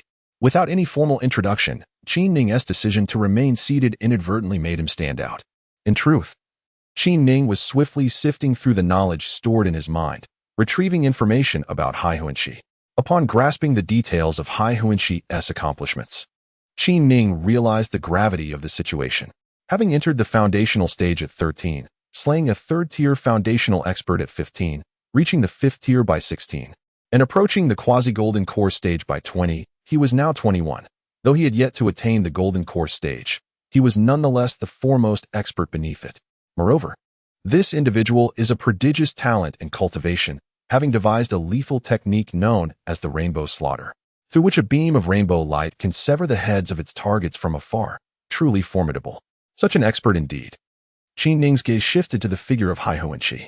At that moment, Hai Huanqi's eyes fortuitously met his. A fleeting glance revealed that Hai Huanqi exuded an air of arrogance, seemingly dismissing Qin Ning entirely. Qin Ning sensed that the other party was well aware of his circumstances and cultivation level, perceiving him, a mere novice not yet at the foundational stage, as utterly inconsequential. With a quiet chuckle, Qin Ning decided not to rise, adopting an air of indifference. Your Highness, this is General Hu Yuan of the Abyssal Clan, Hu Lahui's son. Qi Junxiong introduced. With a nonchalant acknowledgement, Hai Huanqi proceeded to take the seat formerly occupied by Qi Junxiong, who, without any reservations, settled into the position beside him. Truly, he is a conceited fellow. Once everyone was seated, Hai Huanqi turned his attention to Lucha and inquired, Lord Lucha, shall we commence the discourse? Your Highness, we have just begun, focusing on the transformation of Qi, exploring its evolution, replied Lucha. Hai Huanqi nodded slightly, remarking, it is indeed a fortuitous occasion for our two clans to hold such a grand assembly. Even amidst conflicts, the nobility ought to prioritize participation. Why is it that no esteemed representatives have been sent to observe? A blatant disregard. Qin Ning realized that perhaps his failure to stand and greet had prompted this young man to deliberately target him. The countenance of the Abyssal clan shifted, as this incident bore an air of humiliation, leading them to believe that the esteemed marshal's son was merely a trivial figure. A multitude of gazes, both intentional and inadvertent, were cast upon Qin Ning. Yet, Qin Ning feigned ignorance of their implications, fixating his attention on the enchanting Yin Xiuhua, remarking, the noble Yin Xiuhua possesses an alluring charm. Indeed a delight to behold within one's abode. The assembly was taken aback. Qin Ning's words insinuated that the woman in question was akin to a mere servant, devoid of respect for the Latin clan. No sooner had he uttered this than he distinctly felt the piercing gaze of Hai Huanqi, as if he were a predator poised to strike. Since the arrival of Hai Huanqi, Qin Ning had secretly observed the many glances directed at Yin Xiuhua, each imbued with a hint of admiration. The presence of Hai Huanqi today was, in truth, a pursuit of Yin Xiuhua. He was a man of pride who, despite his noble status, would not impose upon her, thus rendering his affection an unrequited pursuit. The very thought that the woman he cherished could be referred to as a mere servant by someone he regarded with disdain was utterly intolerable to Hai Huanqi. Qin Ning continued to feign misunderstanding, addressing Qi Junxiong, Lord Qi, your prior words must indeed hold weight. I look forward to your introduction of Yin Xiuhua to me. Qi Junxiong, a sagacious individual, was already aware of Hai Huanqi's intentions toward Yin Xiuhua. His earlier jesting with Qin Ning was merely playful banter, for he understood that even should they become acquainted, nothing of substance would transpire. The jest was made and set aside, yet now a predicament arose. Before Hai Huanqi, Qin Ning uttered such words, effectively pushing himself into the abyss. In that moment, Qi Junxiong was rendered speechless, despite his cunning nature, when faced with Hai Huanqi's murderous gaze. He longed to slap himself for his indiscretion. However, Qin Ning, undeterred, did not cast a glance at Hai Huanqi, but instead fixed his gaze on the distant Yin Xiuhua. This woman was truly remarkable, far superior to those in my household. The allure of a Latin woman is indeed captivating. The sparkle in his eyes betrayed his budding infatuation with Yin Xiuhua. At this juncture, Richade also perceived the situation. Glancing between Qin Ning and the fierce glint in Hai Huanqi's eyes, lamenting that the young master of the Hujiao was a fool to covet Hai Huanqi's woman. Nevertheless, considering this a potential opportunity to test Hu Lahai, he chose not to intervene. Just as Hai Huanqi was on the verge of fury, Qin Ning turned to him and proposed, Your Highness, what if we were to exchange? I could procure a few beauties to trade for Yin Xiuhua. The expression and demeanor Qin Ning displayed were unmistakably those of a debauched young master, his overwhelming possessiveness laid bare. It was as though he regarded another's woman as mere property. Richade's countenance darkened considerably, recalling Hu Lahai's previous antics in the capital. He was now certain that this young man was unequivocally Hu Lahai himself, and any remaining doubts had evaporated. What to do? Before Richade lies a significant matter concerning the relationship between two clans. At this moment, Hai Huanqi is truly enraged, his desire to eliminate Qin Ning burning fiercely within him. His fists are clenched tightly, and his eyes blaze with fury as they fixate on Qin Ning. In his eyes, Yin Xiuhua is a goddess, the epitome of beauty he has long pursued, and yet this young man dares to act in such a manner. He must be dealt with. Noticing the ferocity of Hai Huanqi's expression, Qi Ning feigned surprise, inquiring, "Your Highness, what troubles you?" He continued, "I see your eyes are filled with murderous intent. Who has offended you? Speak to me, and I shall assist you in resolving this matter on the land of the Abyssal Kingdom." The crowd fell into a moment of speechlessness. Hai Huanqi took several deep breaths to quell his rage, yet his gaze towards Qi Ning was laced with even more malice. "It is evident that you possess great strength. I am no match for you. However, one careless action on your part could lead to my demise, and in turn, incite a war between our clans, which would be a grave matter. Moreover, as a prince of noble birth, you must avoid making mistakes." Qi Ning, remaining composed, replied calmly. Upon hearing this, the previously furious Hai Huanqi regained his composure, smiling as he remarked, "You are quite formidable as well." At this moment, Qi Ning's attention sharpened. Recognizing that his opponent's wit was indeed commendable, as he had swiftly returned to a state of tranquility, it appears that matters are not as straightforward as they seem. Qi Ning smiled and remarked, "Indeed, Your Highness, you are quite extraordinary. Your ability to adjust your demeanor is impressive. There is much I can learn from you. However, one must seize the joys of life while one can. It is hardly a grave matter to appreciate women. I have taken a fancy to that enchanting Yin Xiuhua. She is precisely to my taste. Just look at her figure and her allure. The mere thought of her in a more intimate setting makes my heart race." The crowd fell silent, taken aback by his brazen words. As for Hulahai, neither faction had anything further to say. If he enjoyed women, so be it. But must he be so unabashed? At that moment, Hai Huanqi, surprisingly unperturbed, gazed calmly at Qi Ning and stated, "One must be alive to enjoy oneself." Though his tone was nonchalant, a palpable aura of menace emanated from him. The rivalry among the young masters was nothing new. The onlookers presumed it to be a mere dispute over a woman and paid it little mind. However, Lu Cha, sensing the potential for escalation, interjected, "Let us commence our discourse." Qi Juanxiong wiped the sweat from his brow and added, Yes, let us begin the discussion." Qi Ning chuckled and said, "I have heard that Your Highness possesses a unique technique known as the rainbow killing technique, reputed to be quite formidable. Perhaps you could demonstrate it for us?" "A demonstration? To have His Highness perform?" The spectators turned their gazes once more toward the audacious Hulahai, pondering how this young man also wreaked havoc in the capital. Truly a troublemaker. This time, Hai Huanqi chose not to respond. He recognized that engaging with Hulahai only intensified the murderous intent within him. The discourse was about to begin. Lu Chade let out a mighty roar, his voice resonating with an intensity that seemed to quell all chaos around him. As his commanding tone echoed through the air, the previously tumultuous scene fell into an abrupt tranquility. At that moment, a golden core master, presiding over the gathering, strode forward and declared loudly, "According to the drawing of lots, the first contestant is Beilinger." No sooner had he uttered these words than a young girl, brandishing a long sword, gracefully soared into the arena. While her appearance was rather ordinary, an ethereal aura enveloped her, lending her an air of enchanting vitality. "I shall perform the technique of sword chi blossoms," she proclaimed, as her sword began to dance swiftly in the air, guided by her intricate hand gestures. Qi Ning, witnessing such a performance for the first time, was eager to understand the intricacies of this display. His gaze fixated on the swirling sword aura, and he employed his formidable spiritual sense to scrutinize the trajectory of the blade. Recognizing that this was a manifestation of energy manipulation inherently linked to martial techniques, he was determined to absorb every lesson from this opportunity, aware of his own limitations. A faint snort from the side interrupted his thoughts. It was the voice of Hai Huanqi. Qi Ning stifled a chuckle, knowing this individual was thoroughly vexed by his presence, and that this was merely the initial step in sowing discord between their two clans. As Beilinger's sword continued its mesmerizing dance in the air, the atmosphere around them began to shift. What was once a serene sky now experienced a gathering of turbulent energy. A formation. Qi Ning possessed an exceptionally strong consciousness, suddenly discerning the intricate process of forming a formation. She inscribed the formation with sword energy, subsequently accumulating the energy from the heavens in vast quantities, thereby manifesting formidable offensive power. It was as though a door had swung open in her mind. So formations could be utilized in such a manner. Some individuals began to exclaim in astonishment. Above, a resplendent flower blossomed in the sky, displaying a myriad of vibrant colors. Qi Ning had already perceived this through her consciousness. She had categorized the elements of celestial energy using the formation, thus producing the various hues. the utilization of energy. So, this is what it means to harness energy. Indeed, while the beauty of that flower was undeniable, its offensive capability was evidently lacking.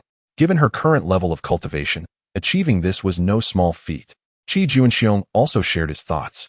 Listening to everyone express their opinions, Qi Ning sighed inwardly, recognizing the limitations of her own understanding, and settled down to absorb their discussions. Below, Chu Miaoying was about to perform her sound technique. When Qi Ning glanced up, she beheld Chu Miaoying gracefully descending from her small tower, cradling a guzheng-like instrument. With ribbons fluttering around her and hair dancing in the gentle breeze, she embodied the essence of a celestial maiden. As she appeared, a wave of gasps and applause erupted from the crowd. Observing the people present, it was evident that with her arrival, their eyes sparkled with excitement. Chu Miaoying had also reached the 10th level of foundation establishment. This young woman's growth was truly remarkable.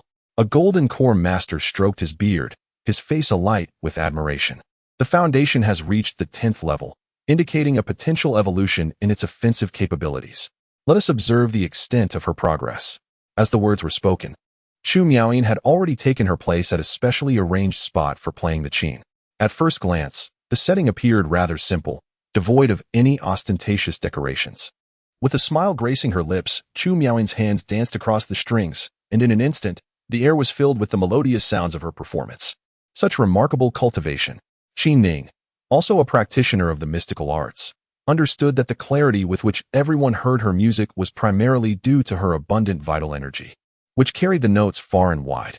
This was a soothing prelude, and as Chu Miaoying played, the surroundings began to transform. Flowers, grasses, and trees emerged, blossoms unfurling, and streams of water appeared seemingly from thin air. Indeed, splendid. The vitality of these plants was unmistakable, eliciting continuous praise from the golden core experts. At this moment, Hai Huanxi's eyes sparkled with admiration as he gazed at Chu Miaoying, his heart stirred with affection. Meanwhile, Qi Ning was oblivious to the external happenings. His consciousness had completely immersed itself in understanding the application of this vital energy. If the flower presented by Balin Air had opened a door for him, Qi Ning had now fully entered the room. This represented an entirely new realm for him. He discovered a harmonious resonance between his chaotic energy and the enchanting scenery conjured by Chu Miaoying. As the consciousness immersed itself in the scenery, Qi Ning discovered that it was entirely a tumult of chaotic energy. It became evident that, regardless of the approach, everything was directed towards the chaotic energy. The initially simple environment was transformed by Chu Miaoying into a vibrant garden teeming with life, and remarkably, she conjured a pair of butterflies dancing amidst the blossoms. The beauty of the surroundings paled in comparison to her grace. This time, Hai Huanxi shed her previously aloof demeanor, clapping her hands in admiration, exclaiming, "This melody resonates with the heavens." It was astonishing that Chu Miaoying had already reached the level of transforming scenery into offensive power, given time. She could undoubtedly summon a lethal formation. Praise had been bestowed upon her endeavors. Simultaneously, Qi Ning made a significant realization. When employing this power, he might surpass Chu Miaoying, as he could fully harness the chaotic energy, conjuring forms with greater agility than hers. Today had yielded considerable insights. Qi Ning felt genuinely satisfied with his discoveries. With such gains, his talisman array would undergo substantial transformation, and his combat prowess would be significantly enhanced. Chapter 34. The Aura of Danger Next. The enchanting Yin Shuhua from Day City would take the stage. After a series of performances showcasing various conjured forms, the audience eagerly awaited Yin Shuhua's appearance. It was evident that she, too, was a captivating beauty, drawing forth waves of admiration and gasps from the crowd. Observing Hai Huanxi, Qi Ning noticed her eyes gleaming with excitement. With a faint chuckle, Qi Ning felt somewhat speechless. This young man was clearly a lecher. Yet he feigned innocence to charm women. Well, Qi Ning slammed the table, offering a hearty compliment. Initially, everyone was captivated by the stunning entrance of Yin Shuhua. But Qi Ning's sudden clap startled them all. Even Hai Huanxi was taken aback, casting an angry glance at Qi Ning. Flashing a smile at Hai Huanxi, Qi Ning remarked, "Your Highness, this beauty from the nobility is truly remarkable. I've made up my mind. No matter the cost, I shall bring her to my estate." "Oh, just the thought of being attended by such a woman fills me with fervor." After uttering these words, he shot Hai Huanxi a knowing look. "You." Hai Huanxi's eyes blazed with fury as he bellowed. However, Qi Ning, having made his statement, paid no heed to Hai Huanxi and instead turned his attention to Yin Xiuhua. The unexpectedness of Qin Ning's demeanor left Hai Huanxi feeling as though his punches fell short, leaving him utterly frustrated. How infuriating! The pent-up anger within Hai Huanxi was overwhelming, almost making him feel as though he might spit blood. Yin Xiuhua, embodying the allure of a seductive woman, made an entrance unlike any other, radiating an enchanting charm. Draped in sheer gauze, the fabric enveloped her form without revealing too much, yet it tantalizingly hinted at her delicate skin, drawing the gaze of onlookers. Particularly captivating was the subtle glimpse of her décolletage, which ignited the imagination of those who beheld it. The more this unfolds, the greater the allure of such charm becomes for men. Qin Ning could even perceive that this woman had cultivated a technique that was fundamentally a form of seduction. As her small fan fluttered, the figure of Yin Xiuhua flickered within the space, and with her movements, the atmosphere above underwent rapid transformations. Every frown and smile, every gesture and motion was utterly captivating, igniting a flame of desire in the hearts of all who beheld her enchanting actions. If the earlier melodious tune had embodied a frigidly beautiful woman, this lady epitomized sheer sensuality. At this moment, Qin Ning too felt a stirring in his lower abdomen. A surge of primal energy roiling within him. A siren. Drawing in several deep breaths, he attempted to quell the restless emotions within. Suddenly, a stunning woman clad in gossamer appeared, followed by a procession of exquisite beauties materializing in her wake. With the emergence of these women, the onlookers found their breaths uneven. Qin Ning felt the essence of the sea spirit become exceedingly unstable. Observing the conjured women, each seemed almost real, striking various poses, each brimming with irresistible allure. Particularly remarkable was the fact that these manifestations were entirely the product of intricate formations, their garments exhibiting an unsettling delicacy.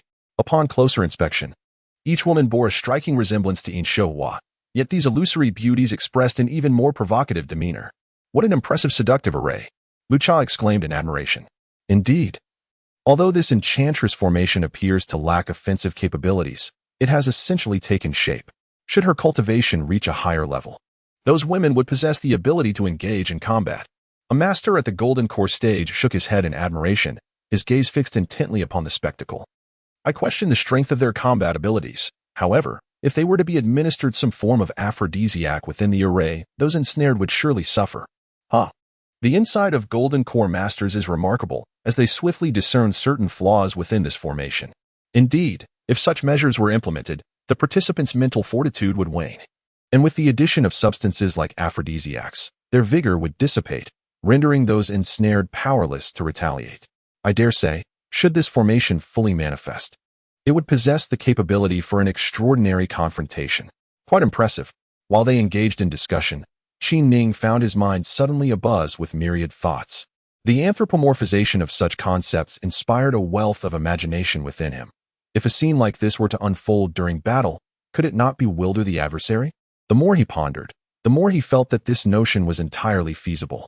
Qin Ning realized that attending this discourse on the path of enlightenment had proven immensely rewarding for him.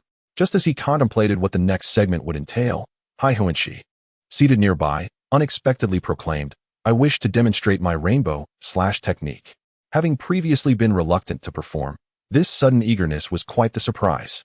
As Qin Ning glanced towards Hai Huanxi, he began to comprehend the young man's intentions. He sought to showcase his prowess in order to impress the woman he admired. It is often necessary to display a fade in the pursuit of romantic interests. With this realization, Qin Ning felt somewhat speechless. Suddenly, he noticed a piercing glare emanating from Hai Huanxi. Sensing the intense malice in that gaze, Qin Ning's heart filled with caution. Reflecting on the matter, he recalled the opponent's technique, the rainbow kill. The term evoked memories of the siphoning phenomenon he had once studied. This thought sent a jolt through Qin Ning. As he grasped the potential ulterior motive behind Hai Huanxi's actions, was he plotting against him in plain sight? Although uncertain of his adversary's intentions, Qin Ning swiftly summoned a protective shield. This artifact, bestowed upon him by Hu Jia, had remained unused until now. He decided to activate it before the gathered crowd. Witnessing Qin Ning's actions, Lu Cha regarded him with confusion. With a smile, Qin Ning explained, that fellow might have taken a dislike to me. I shall take precautions to prevent any underhanded tactics.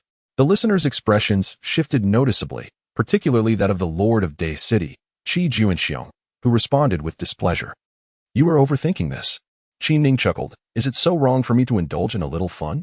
At this point, no one paid him any further heed. The shield he conjured was one that concealed its brilliance. Initially, it shimmered faintly, but soon became indistinguishable. In this moment, Qin Ning also covertly activated his body refinement technique with utmost intensity. While engaging in these activities, Hai Huanxi was oblivious, having already ascended into the sky and arrived directly at the immense platform. As the host's voice resonated through the air, the audience soon realized that it was none other than the prince of the Latin tribe personally demonstrating the rainbow-killing technique, igniting waves of excitement among the spectators. The preceding performances were mere imitations, but the killing technique represented true power, typically unseen, now that it was about to be showcased. The cheers rivaled the entrance of several captivating beauties. Standing there, Hai Huanxi exuded an air of nonchalant elegance, his handsome visage eliciting gasps of admiration from numerous women. Suddenly, as he stood in place, a formidable surge of energy enveloped him, pulsating around his form like the ebb and flow of the sea.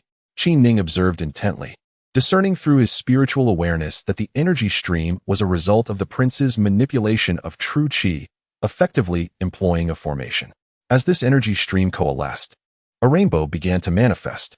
Positioned above the water, the rainbow extended infinitely outward from him, and within its luminous embrace, a blade of light materialized. Likely the treasured sword nurtured within Hai Huanxi's dantian. Impressive. Lu Chade could no longer maintain his composure, exclaiming in astonishment. Qi Juanxiong chuckled. The prince possesses extraordinary comprehension. He channels energy through the rainbow to amplify the sword's aura continuously. When imbued with sufficient power, that sword energy can instantaneously traverse 1,000 miles, delivering a single, decisive blow to the enemy. Who would have imagined? As the crowd began to murmur, it became evident that taking a life had become an exceedingly simple task. The inhabitants of Day City wore expressions of triumph. At this moment, however, Qin Ning made a startling discovery. He realized that the colorful rainbow conjured by Hai Huanxi lacked the offensive potency everyone spoke of, instead emanating a formidable power that was being cultivated. What was this young man up to? Qin Ning felt a surge of caution, convinced that he was the intended target. Indeed, while the onlookers were captivated by the rainbow and the sword lights of Hai Huanxi, a menacing aura suddenly surged forth from him, riding the currents of the rainbow. This aura moved swifter than the sword light, and after traversing a great mountain, it transformed into a beam of light that shot back toward Qin Ning. Like a meteor or a flash of lightning, this momentary glimmer was utterly overlooked amidst the grandeur of the colossal rainbow. Even if someone did catch a glimpse, they would have assumed it to be merely a fragment of the rainbow's brilliance. Qin Ning finally comprehended the cunning of Hai Huanxi, while he ostentatiously showcased his ultimate technique. The rainbow-killing technique, his true lethal strike, was this inconspicuous thread of murderous intent. Although some, like Lucha and Qi Juanxiong, noticed the subtle shift, none chose to intervene. Chapter 35. The shift of trajectories, however. Qin Ning's formidable mental acuity had already enabled him to decipher the application of Hai Huanxi's energy. He remained unfazed, understanding through his acquired knowledge that this was merely a matter of trajectory coupled with acceleration. That brilliant light was simply a veil concealing the lethal intent. A splendid performance. Qin Ning slammed the table, exclaiming loudly in praise. Upon hearing his commendation, the onlookers smirked derisively, recognizing him as the quintessential dandy who only grasped the superficialities. Utterly oblivious to the formidable nature of the rainbow-killing technique, many were ensnared in their own contemplations, paying no heed to Qin Ning's antics. Ah, how unfortunate. Just as the amused Lucha let out a sudden roar, he swiftly unleashed a torrent of punches, each strike manifesting as a myriad of shadowy fists. The onslaught thundered like a storm, fists crashing like lightning, reverberating with a cacophony of thunder. Following the relentless barrage, Lucha's murderous gaze fixated upon Hai Huanxi. Humph. At that moment, Qi Juanxiong discerned the escalating tension and urgently interjected, "Lord Lucha, temper your wrath. Qi City Lord, such treachery. Do you intend to bury me here today? What has transpired?" At this juncture, Qin Ning seemed to finally comprehend the gravity of the situation, wiping the remnants of his recent libation from the corner of his mouth. No one paid attention to Qin Ning's thoughts, as both factions had already risen to their feet. Just then, a barely perceptible glimmer emanated from Hai Huanxi's performance in the distance, aimed directly at one of the Vice City Lords of the Polar City. Seeking demise. Enraged, the Vice City Lord retaliated, swinging his fists in a fervent barrage towards the luminous streak. Assassination! Qin Ning's exclamation pierced through the air, heightening the already taut atmosphere. Both parties glared at one another, utterly bewildered as to why such chaos had erupted. Indeed, openly showcasing the rainbow killing technique, yet secretly utilizing it to scheme against our high-ranking officials. Does the Latin clan truly wish to obliterate our polar city? Qin Ning's words only served to exacerbate the situation. Hulabai, how dare you speak so recklessly? Chijungxing exclaimed in fury. It was evident that the Abyssal clan was seething with rage at Hulabai's provocations. Chijungxing, although my cultivation may not rival yours, your wolfish ambition to exploit this opportunity to eliminate our clan's elite in order to seize Polar City and subjugate us is all too clear. Qin Ning's declaration reverberated through the air. At that moment, a surprising turn of events unfolded before everyone's eyes. The rainbow, which had previously been directed elsewhere, suddenly shifted its trajectory towards this very spot. A formidable aura of lethal intent enveloped the area. The Latin clan intends to slay us.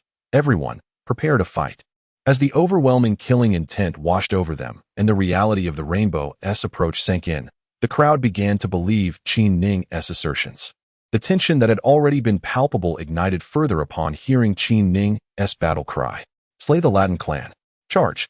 The members of the Latin clan, utterly bewildered by the unfolding scenario, were taken aback to find their lord had inadvertently exposed their attack target. Believing an assault was imminent, they too bellowed and surged towards the Abyssal clan. In an instant, the entire discourse conference devolved into a fierce battle between the two factions. As Qin Ning fortified his protective shield, he found himself in a precarious position, attempting to evade the relentless barrage of punches unleashed by the furious Qi Yuanxiong, whose eyes blazed with rage. The deep-seated frustration and intense anger Qi Yuanxiong harbored towards Qin Ning, the instigator of this tumultuous battle, were palpable. Yet, regardless of the ferocity of his strikes, they merely succeeded in shattering a layer of Qin Ning's defense. Meanwhile, the formidable Lucha had engaged Qi Yuanxiong in combat. Though besieged by continuous attacks while sheltered within his shield, Qin Ning remained remarkably unscathed. Observing the fierce clash, a smile crept upon his lips. Upon grasping the situation, it became evident that the manipulation of Qi posed no significant challenge for Qin Ning. While most would struggle to harness the primordial energy or chaotic energy, he faced no such difficulty. Initially, the murderous intent radiating from Hai Huanxi towards him was genuine, as Hai Huanxi sought to exploit this situation to Qin Ning's detriment. However, upon witnessing the elite warriors from both clans embroiled in battle, Qin Ning cast a glance towards Hai Huanxi, who still appeared utterly oblivious to the unfolding circumstances. Eliminate Hai Huanxi, Qin Ning bellowed, pointing decisively at him. In response to Qin Ning's command, the young experts from the abyss, who had long harbored disdain for Hai Huanxi, surged forth, encircling him with the intent to strike. Kill! Kill! The battle cries reverberated throughout the entire polar city, causing it to tremble. The city's powerful warriors, previously engaged in their own affairs, were now galvanized by this shift in the tide, directing their efforts against the Latin clan. Although there were a few formidable masters from the Latin clan arriving this time, the majority comprised the younger generation. Confronted by a relentless tide of abyssal beings, they could only fight while retreating, yearning to hasten their return to the city of the Great River. One by one, the elite of the Latin clan fell to the ground, while the fierce Qi Yuanxiong glared fiercely, his roar echoing like thunder. Surrounding him were merely a handful of golden elixir masters pursuing with fervor. As one surveyed the battlefield, it was evident that the once alluring Yin Xiuhua was now besieged by several experts, who attacked her with unbridled ferocity. The glances cast upon her were rife with a potent desire for possession, each observer's intent unmistakable. They were determined to claim her for their own. Meanwhile, Hai Huanxi found himself in dire straits. Despite his self-proclaimed status as the strongest beneath the golden elixir, he was overwhelmed by continuous assaults. His hair was disheveled, his garments no longer pristine, and his complexion had turned ashen. While the masters of the great river city are preoccupied here, let us seize the opportunity to invade. Qin Ning bellowed once more. Let us storm the great river city and plunder at will. His fervent cries stirred the crowd into a frenzy.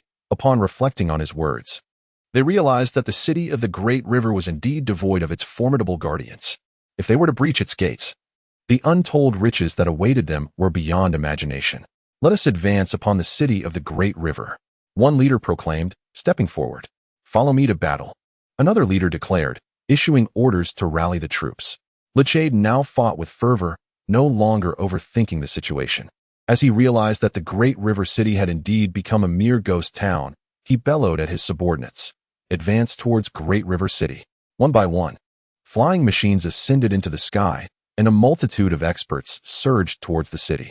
The army was mobilized as well, with soldiers clad in military uniforms filling the air, marching under the command of their leaders, as waves of troops charged towards Great River City. "I shall slay you, you wretched brat."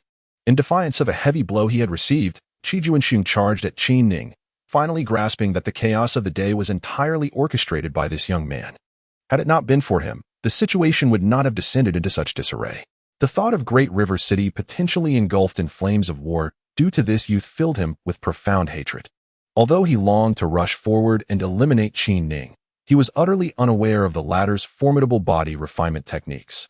He unleashed a relentless barrage of his true energy upon Qin Ning, each strike causing the earth to tremble, the friction of energy and air producing a sizzling sound. Observing the scene, one could only see the radiant aura of Qin Ning's protective barrier, which stood impervious to all assaults. What an extraordinary artifact! Those witnessing the spectacle attributed everything to the exceptional defensive treasure of the Hu family. In truth, Qin Ning was not relying on the artifact at all. He understood that it could not withstand the onslaught. Therefore, he discreetly enveloped his body with an additional layer of defense outside the artifact, so that Qi Juanxiong's strikes were ultimately landing upon him directly. With each relentless blow, Qin Ning felt his internal organs quiver. Yet he ultimately withstood the onslaught from his adversary. That wretched boy could not be vanquished. After a series of brutal strikes, Qi Juanxiong stood in a daze, watching Qin Ning, while the approaching Golden Core masters unleashed all their might upon him. How bitter this was! In his stupor, those attacks proved utterly catastrophic. After countless assaults, Qi Juanxiong was reduced to a mere collection of limbs. One by one, the Latin masters succumbed here. Richade, in a frenzy, let out a roar and led his troops towards Latin City. Observing the chaotic scene and the fallen Hai Hunchi beside him, Qin Ning touched his nose, equally astonished by the ferocity of the outcome. Alas, a battle between the two clans had ignited, and now it remained to be seen how it would unfold. Chapter 36. Feigning Injury. Qin Ning suddenly cried out, then spat forth a mouthful of blood. As he collapsed, none of those around him spared a thought for his well-being. They all surged forward into the fray. Richade merely cast a glance at Qin Ning before directing his men towards the Great River City. Everyone assumed that Qin Ning had been grievously injured by Qi Juanxiong's earlier strike. This boy certainly deserved a beating. No one felt sympathy for the fallen Qin Ning. Regret now gnawed at Rucha as he realized that it was all the doing of that insufferable brat, Hulahai. However, the situation had escalated to such a point that it was impossible to turn back. The vast expanse of Day City lay abandoned, stripped of its formidable guardians, rendering it akin to a woman bereft of her garments. To refrain from seizing the opportunity to plunder would amount to a betrayal of his own followers. It was all the fault of that wretched boy. Feigning bloodshed, Qin Ning scanned the surroundings, only to witness the enigmatic Yin Xiuhua suddenly conjuring a magical artifact that allowed her to vanish in an instant. This woman is truly formidable. Everyone, assist me in dispatching a few more Latinos. Qin Ning struggled to rise, shouting towards the crowd before collapsing once again. Chaos reigned all around. Upon realizing the tumultuous battle unfolding, the servants stationed outside rushed in to seek their masters. "Young master, what has happened to you?" Hukai arrived in haste. Two female servants swiftly soared through the air to join him. Qin Ning uttered a few words to Hukai. In a swift motion, the starry ice female servant summoned a flying device, placing Qin Ning aboard. Accompanied by several protectors, they departed from the pandemonium. Having stirred up some trouble, Qin Ning certainly had no intention of involving himself further. As for the conflict between the two cities, it was of no concern to him whatsoever. Upon reaching their residence, Qin Ning declared, in front of everyone, "I am gravely injured and must enter seclusion. No one is to disturb me." In truth, his injuries merely amounted to some internal turbulence. There was nothing of great consequence. A brief period of recuperation would suffice to restore him to health. For Qin Ning, it was imperative to contemplate his next course of action. Furthermore, amidst the tumultuous strife between the two clans, he pondered whether he could incite even greater fervor in the flames of conflict. After a period of reflection, Qin Ning rose to his feet.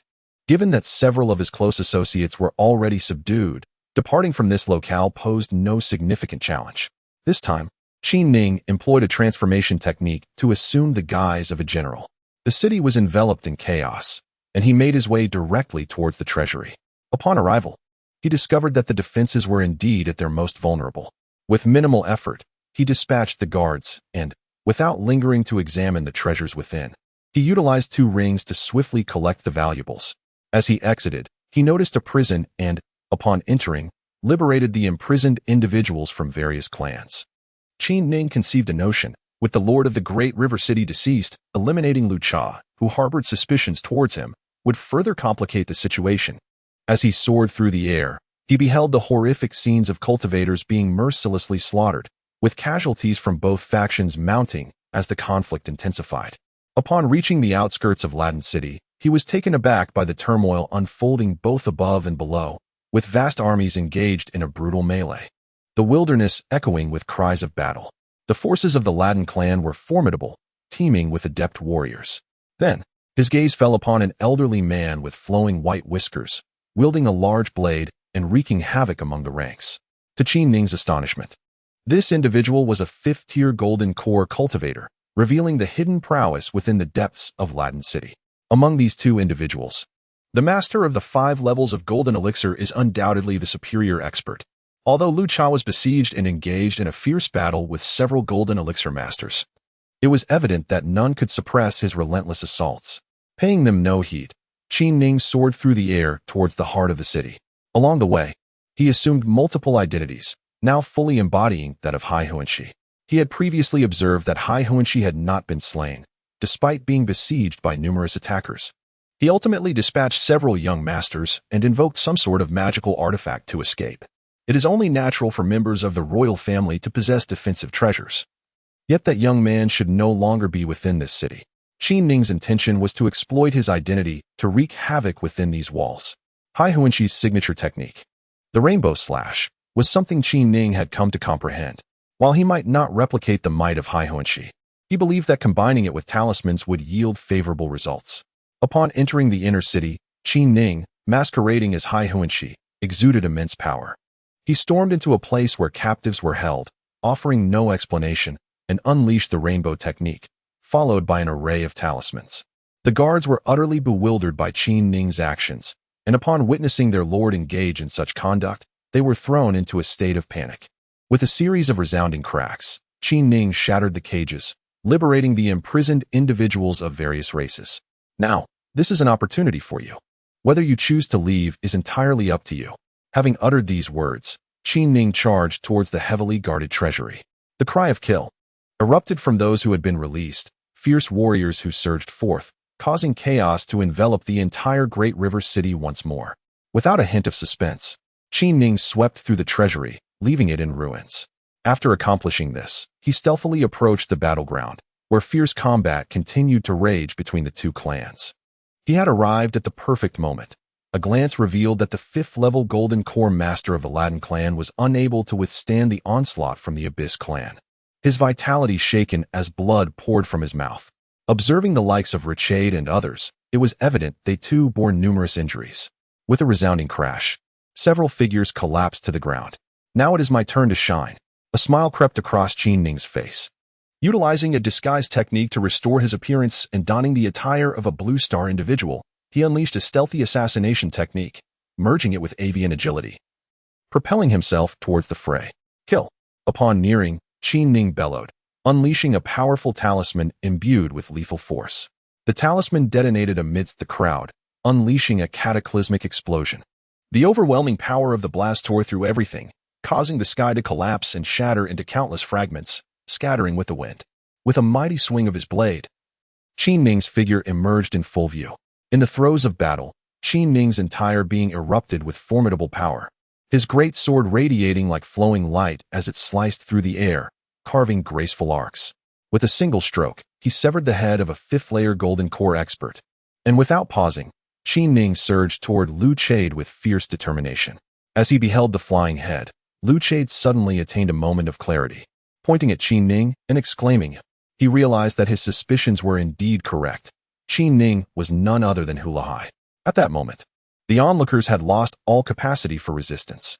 Initially, everyone had unleashed their magical artifacts, depleting their vital energy, and after a barrage of talismanic strikes, they found themselves utterly drained. With Qin Ning's overwhelming combat prowess, which had manifested so suddenly by dispatching their strongest golden core expert, how could they possibly continue the fight? The great sword struck Lu Chade's neck, abruptly silencing whatever words he intended to utter. Blood spurted high into the air, and a profound sense of unwillingness surged within Lu Chade. His lifeless body collapsed to the ground.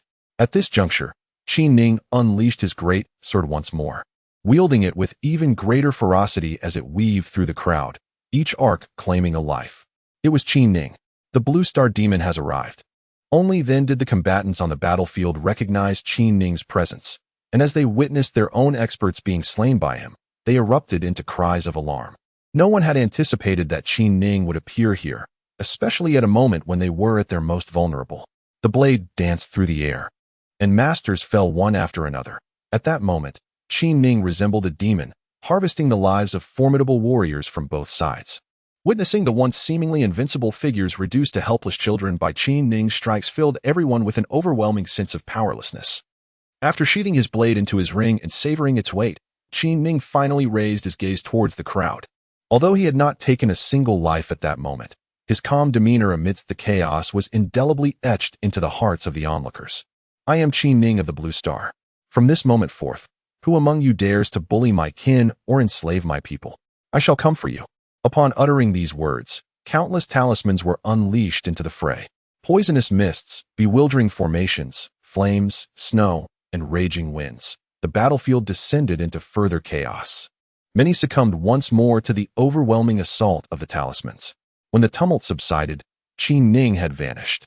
A profound silence enveloped the two factions, each face marked by deep-seated fear. Chapter 37. The host seated within the confines of a chamber. Qin Ning found himself surrounded by the spoils of his plunder from the two repositories. After raiding the vaults, what he coveted most were these precious beast skins.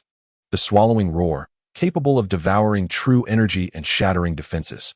The earth bear, endowed with the earth shield, an impenetrable defensive force. The gale lion, possessing the talent for sonic attacks. Indeed, a treasure trove of wonders. Upon witnessing the abundance of spirit beast skins once deemed unattainable, Qin Ning's eyes gleamed with excitement.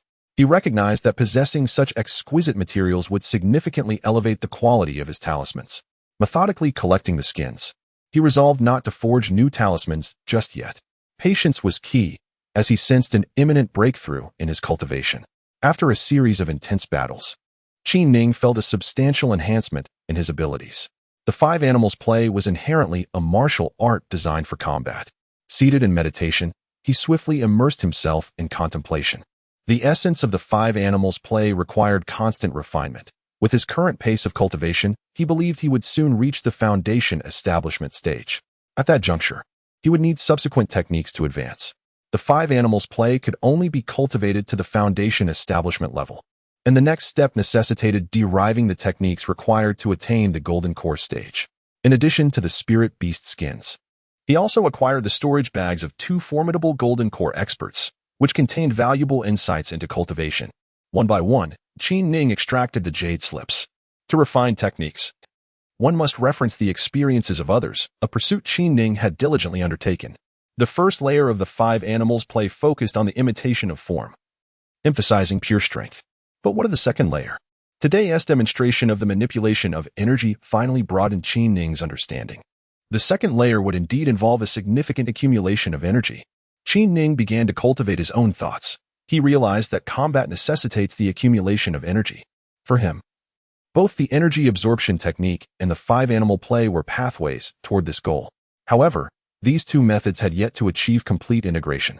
Should he succeed in harmonizing them, the entire technique would experience a significant enhancement. Yet, this was not sufficient.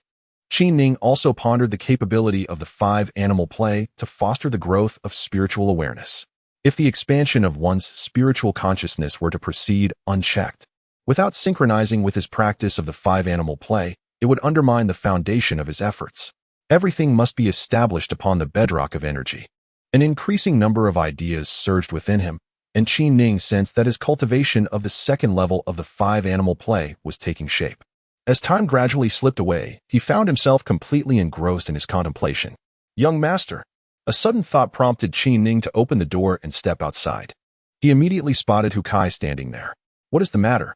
Young master, the noble officials of the city have gathered outside. They wish to see you. Qi Ning cast a puzzled glance at Hu Kai. Understanding his master's possible unawareness of the situation, Hu Kai explained, Young master, you have been in seclusion for 5 days now, and the entire polar city is in turmoil. 5 days of seclusion? Indeed, you have been in seclusion for 5 days. A sense of astonishment filled Qi Ning's heart. After gaining insight, he had become completely absorbed in the derivation of the five-animal play, unaware that 5 days had elapsed. Upon reflecting on the situation between the two warring factions, Qi Ning yearned to comprehend the ultimate developments of the conflict. He turned to Hu Kai and inquired, what is the current state of affairs? Hu Kai hastily recounted the events of the past 5 days. After listening, Qi Ning was taken aback. It turned out that during this 5-day span, both cities had lost their formidable guardians. Consequently, not only did thieves rise within the city, but bands of marauders also relentlessly assaulted the walls from the periphery. Particularly alarming were the vicious individuals who had been released. They sought vengeance within the city, leading to rampant bloodshed. Countless noble families had been devastated, and the territories controlled by the extreme city were engulfed in chaos. Most astonishing was the emergence of the Blue Star clan, who now proclaimed themselves as the Qin clan's army, bearing the name of Qi Ning. This force had amassed a significant number of Blue Star slaves, launching sieges and pillaging across various locales. Led by several ferocious individuals who had been liberated from both the extreme city and the Grand River City. It dawned on Qi Ning that inadvertently, he had unwittingly forged a military presence entrenched within the domain of the abyssal people. What do you seek from me? He pondered, feeling a sense of confusion. Hu Kai chuckled and replied, Young master, you may not be aware that following this cataclysmic battle between the two factions, all the Golden Core experts perished, and numerous generals from the extreme city suffered heavy casualties. Many officials met their demise in battle, and now several factions within the army each command their own territory, with mutual disdain for one another, resulting in a state of disarray. Qi Ning began to grasp the situation, turning his gaze back to Hu Kai. Hu Kai smiled and said, I have received a secret missive from the esteemed lord in the capital. Young master, please take a look. As he spoke, a jade tablet was presented to Qi Ning. Recognizing it as a message transmitted through his family's small-scale teleportation array by Marshal Hu Zhengtu, Qi Ning accepted it and examined it closely. Upon completion, his expression transformed with intrigue. To his astonishment, the message contained a command from Hu Zhengtu. Seizing this opportunity of chaos in the polar city, he was to quell the disorder. Should he succeed, Hu Zhengtu promised to advocate for him to become the lord of this city. This revelation was completely unexpected for Qi Ning, and the prospect of potentially becoming the city's ruler ignited a gleam in his eyes. It was indeed an achievable goal. Do the people outside wish for me to step forward? Indeed, young master, you are the son of the master, backed by significant power. Once you take a stand, the inhabitants of this city will have no choice but to heed your command. It appears that Hu Kai has fully briefed Hu Jingtu on the situation within the city. Patience is required. Qi Ning understood that displaying eagerness would lead others to underestimate him. Since they sought his assistance, he would maintain an air of authority. Quickly, prepare a bath for the young master. Hu Kai commanded Qi Ning's 2 female attendants. In truth, Xinghua and Xingbing had already been standing behind Qi Ning. And upon hearing Hu Kai's words, Xinghua replied, Young master, please bathe. As he soaked in the warm waters, Qi Ning contemplated the myriad possibilities surrounding this situation. The pool was enveloped in swirling mist, and as I stood amidst it, my gaze fell upon 2 girls, their bare forms glistening. A surge of desire coursed through Qi Ning's being, as it seemed the energy within him had reached its zenith. Each occurrence of such intensity signaled the imminent moment of his breakthrough. The more pronounced the sensation, the more fervent the flames of longing burned within him. Observing the sweet visage of one girl and the droplets cascading over their skin, Qi Ning felt an urge to reach out, yet a profound sense of caution gripped him. Should he be unable to master his own consciousness, the 5-animal play would indeed devolve into a mere carnal practice. No, until he refined his technique, he must refrain from delving deeper. Suppressing the tumult of desire within, he sensed the soft touch of Xingbing's delicate hand caressing him. an overwhelming sensation threatening to ignite within him. Once more, he immersed his thoughts in the intricacies of his cultivation, relinquishing any concern for the girl's actions.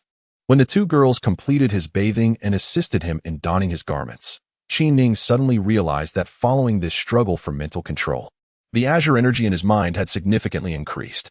Indeed, this technique was extraordinary. Under the auspices of Huitzai and the two girls, Qi Ning emerged into the living room. My apologies for being in seclusion. I just emerged and heard of your arrival. Upon entering the grand hall, Qi Ning burst into hearty laughter. Inside, numerous clan leaders were already seated, their faces etched with expressions of concern. Greetings, young master. They all bowed respectfully towards Qi Ning. Serve the tea. Qi Ning addressed Xinghua and the two ladies. In truth, each person's table was already graced with a cup of tea.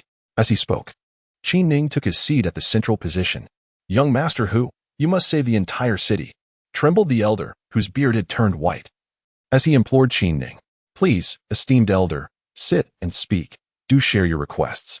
Young master Hu, our city has lost its lord, and the commanders are at odds with one another. Chaos reigns, and many families have been annihilated.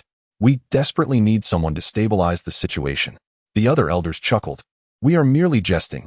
You are but a passerby. How could you bear such a heavy burden? Young master, your words are misguided. You are the son of Marshal Hu, of distinguished lineage. If anyone can restore order in this city, it is undoubtedly you. We have already conferred. Should you step forward, we shall jointly petition the capital to nominate you as the Lord of GD City. Qi Ning observed the expressions of those present, quickly grasping their intentions. They were not enamored with him personally, but rather with the formidable influence of the Hu family. If he were to assume the role of city lord, despite his modest cultivation, the Hu family could feasibly dispatch some golden core experts for support. In that scenario, the entirety of GD City would swiftly stabilize, which would be advantageous for all. Furthermore, having a marshal's son as the city lord would provide everyone with an opportunity to forge closer ties with the marshal's residents. As Qi Ning remained lost in thought, the clan leaders exchanged glances, stood up, and respectfully bowed to him, saying, We implore you, young master, to take charge of the overall situation. Qi Ning, displaying a sense of helplessness, replied, I have no one at my disposal. Rest assured, young master. We have deliberated, and each family shall provide 20 experts at the foundational stage or above for your command. Qi Ning then slammed his hand on the table and declared, Very well, since you all hold me in such high regard, I shall temporarily take the reins. Upon hearing that Qi Ning had finally acquiesced, the clan leaders exhaled in relief, their faces lighting up with smiles. Chapter 38. Establishing Authority. Young master, the notifications have already been dispatched, yet none of the 3 captains in the city have arrived. Hu Kai's expression was one of deep concern. After the nobles elected their young master to serve as the temporary lord of the Polar City, he had sent notices to the 3 factions in the city. But as of now, no one had shown up. Qi Ning began to speculate. He realized he still lacked understanding of the situation. How could these 3 factions, amidst a multitude of noble powers, dare to hold their own? Surely, they must possess some formidable backing. Have you looked into the forces behind them, young master? That matter is currently unattainable, Hu Kai admitted, as he was not well versed in such affairs. Moreover, they had no established roots in Polar City, making it difficult to gather information. A smile crept onto Qi Ning's lips as he recognized his oversight. He had indeed fallen into a trap. The nobles are surely aware of certain circumstances. However, no one has divulged the details to them, casting themselves aside in a bid to utilize the power of his Hengtu to maintain order within the city. It appears that the struggle among the 3 factions has indeed thrown the city into disarray. Nevertheless, his Hengtu cannot be oblivious to these developments. Since he is aware, and yet allows the chaos to unfold, he must be keen to test his own capabilities. His Hengtu is certainly keeping a watchful eye on me. I recall that his Hengtu has not just one son, Hulahai, but 2 others as well. A true trial awaits. Upon comprehending the situation, Qi Ning found it rather amusing. He had intended to stir up trouble here, and such an opportunity is indeed rare. Which faction holds the most power? Young master. The most powerful faction is led by Captain Puketon of the East City. He commands an army of 2,000. The majority of whom are soldiers with cultivation levels above the 5th layer of Qi refinement, and he himself is a peak expert at the 10th layer of foundation establishment. Then let it be him. Qi Ning replied with a smile. Huitzai remarked, Currently, all the golden core experts in the city have perished. and those at the peak of foundation establishment have also fallen.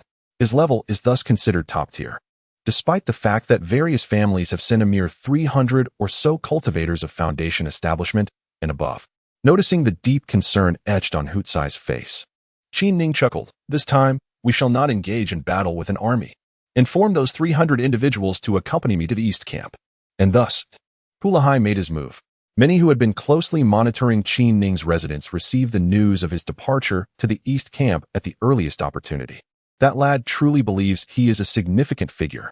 A captivating spectacle awaits. Indeed, Pu Kudun of Dongying is affiliated with Wang Jining. Can Hu Jingtu, no matter how formidable, really surpass Wang Jining? Ever since the demise of Lu Chade, the rival factions among the kings have ignited a covert struggle over Extreme City. It is not merely Pu Lin Dun's power at play. Behind the other two armies, royal influences are also at work. Strangely enough, Hu Jingtu has not intervened in his son's actions. Perhaps you are unaware that Hu Jingtu is testing the sentiments of the various kings. Everyone is urging him to allow his least capable son to act out, knowing that eventually he will step in to chastise him, all the while gleaning insights into the situation. Moreover, if his son were more competent, he might even reap some benefits.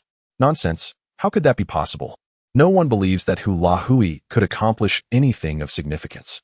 People are whispering among themselves, their eyes keenly fixed on the unfolding events. What did you say? In the military camp of Dongying, upon receiving the report from his subordinate, Pu Lin Dun's countenance darkened. Hu Lahui had audaciously chosen him as the first target. Although Hu Lahui is the son of Hu Jingtu, Pu Lin Dun harbors no fear. He is aware that he has his own backing. Gather the troops. Pu Lin Dun had encountered Hu Lahui before, and in his memory, Hu Lahui was a timid individual, lacking in prowess, and utterly incapable of mustering the courage to confront his elite force of 2,000 soldiers. From afar, Qin Ning and his companions soared through the sky, prompting Plinton to snort and bellow, "Let the roar commence." At his command, the cohort of 2,000 erupted in unison, their voices resonating with an emphatic, "Kill! Kill! Kill!" The three thunderous cries cascaded toward Qin Ning and his group, reverberating through the heavens, a formidable wave of sound that stirred the very fabric of the earth. The atmosphere was saturated with the fervent battle cries, echoing relentlessly, a symphony of violence that filled the air. Such ferocity. As they traversed the skies, the three resounding roars from the army enveloped the over 300 individuals. The palpable aura of slaughter permeated the hearts of the crowd, its chilling power possessing a remarkable penetrative force.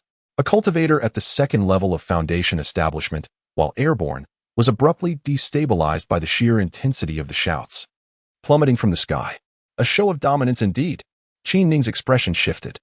He discerned that the intention behind this display was to convey to him that Plinton was not to be trifled with. Glancing at the faces of the 300 followers, he observed the unmistakable dread etched upon each visage.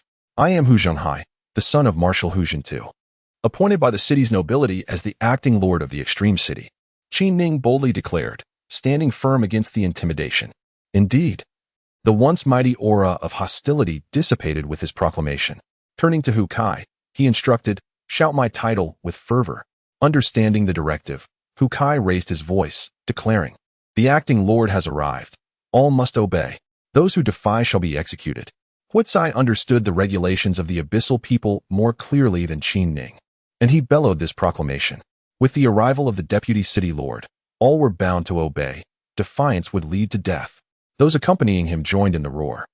The nation of the abyssal people was known as the Abyssal Empire, and the imperial might buried within was not mere decoration. Upon hearing the roar, the soldiers, previously brimming with morale, fell into confusion upon realizing they were confronted by representatives of the empire. Witnessing the dwindling spirit of the 2,000 soldiers, Qin Ning felt a surge of resolve and declared loudly, "Listen closely, you are all elite warriors of the Abyssal tribe, soldiers of the empire, not mere followers of an individual. All actions must align with the commands of the empire. I now represent the empire's authority over the Polar City, and you are required to submit unconditionally to my command. Have you not yet knelt before the deputy city lord? Have you not yet knelt?" Huitsai thundered, igniting the spirits of the over 300 men who echoed his fervor. Amidst the soldiers' turmoil, Qin Ning soared into the air and proclaimed, "Princeton, who disobeys orders and wields his troops with arrogance, is akin to a traitor." Thus, I command his execution. Any soldier who does not follow this traitor shall not be punished." Qi Ning's words sent shockwaves through the hearts of all present. No one anticipated that he would make such a declaration in front of Prington's 2,000 subordinates. Prington stood frozen. The 2,000 soldiers were likewise stunned. The more than 300 who accompanied Qi Ning were left in disbelief. Could it be? Especially Prington, who could hardly fathom being labeled a traitor. The crowd stood in stunned silence. Yet at that moment, Qi Ning moved. As he spoke, he drew closer, already in close proximity to Princeton and his companions. Just as everyone was still reeling from the shock, Qi Ning unleashed his hidden kill technique, swiftly advancing toward Princeton. Invisibility, flashing, sudden appearance, blade strike. Qi Ning executed these movements in a seamless flow. Before the onlookers could comprehend the unfolding events, he had completed this series of actions.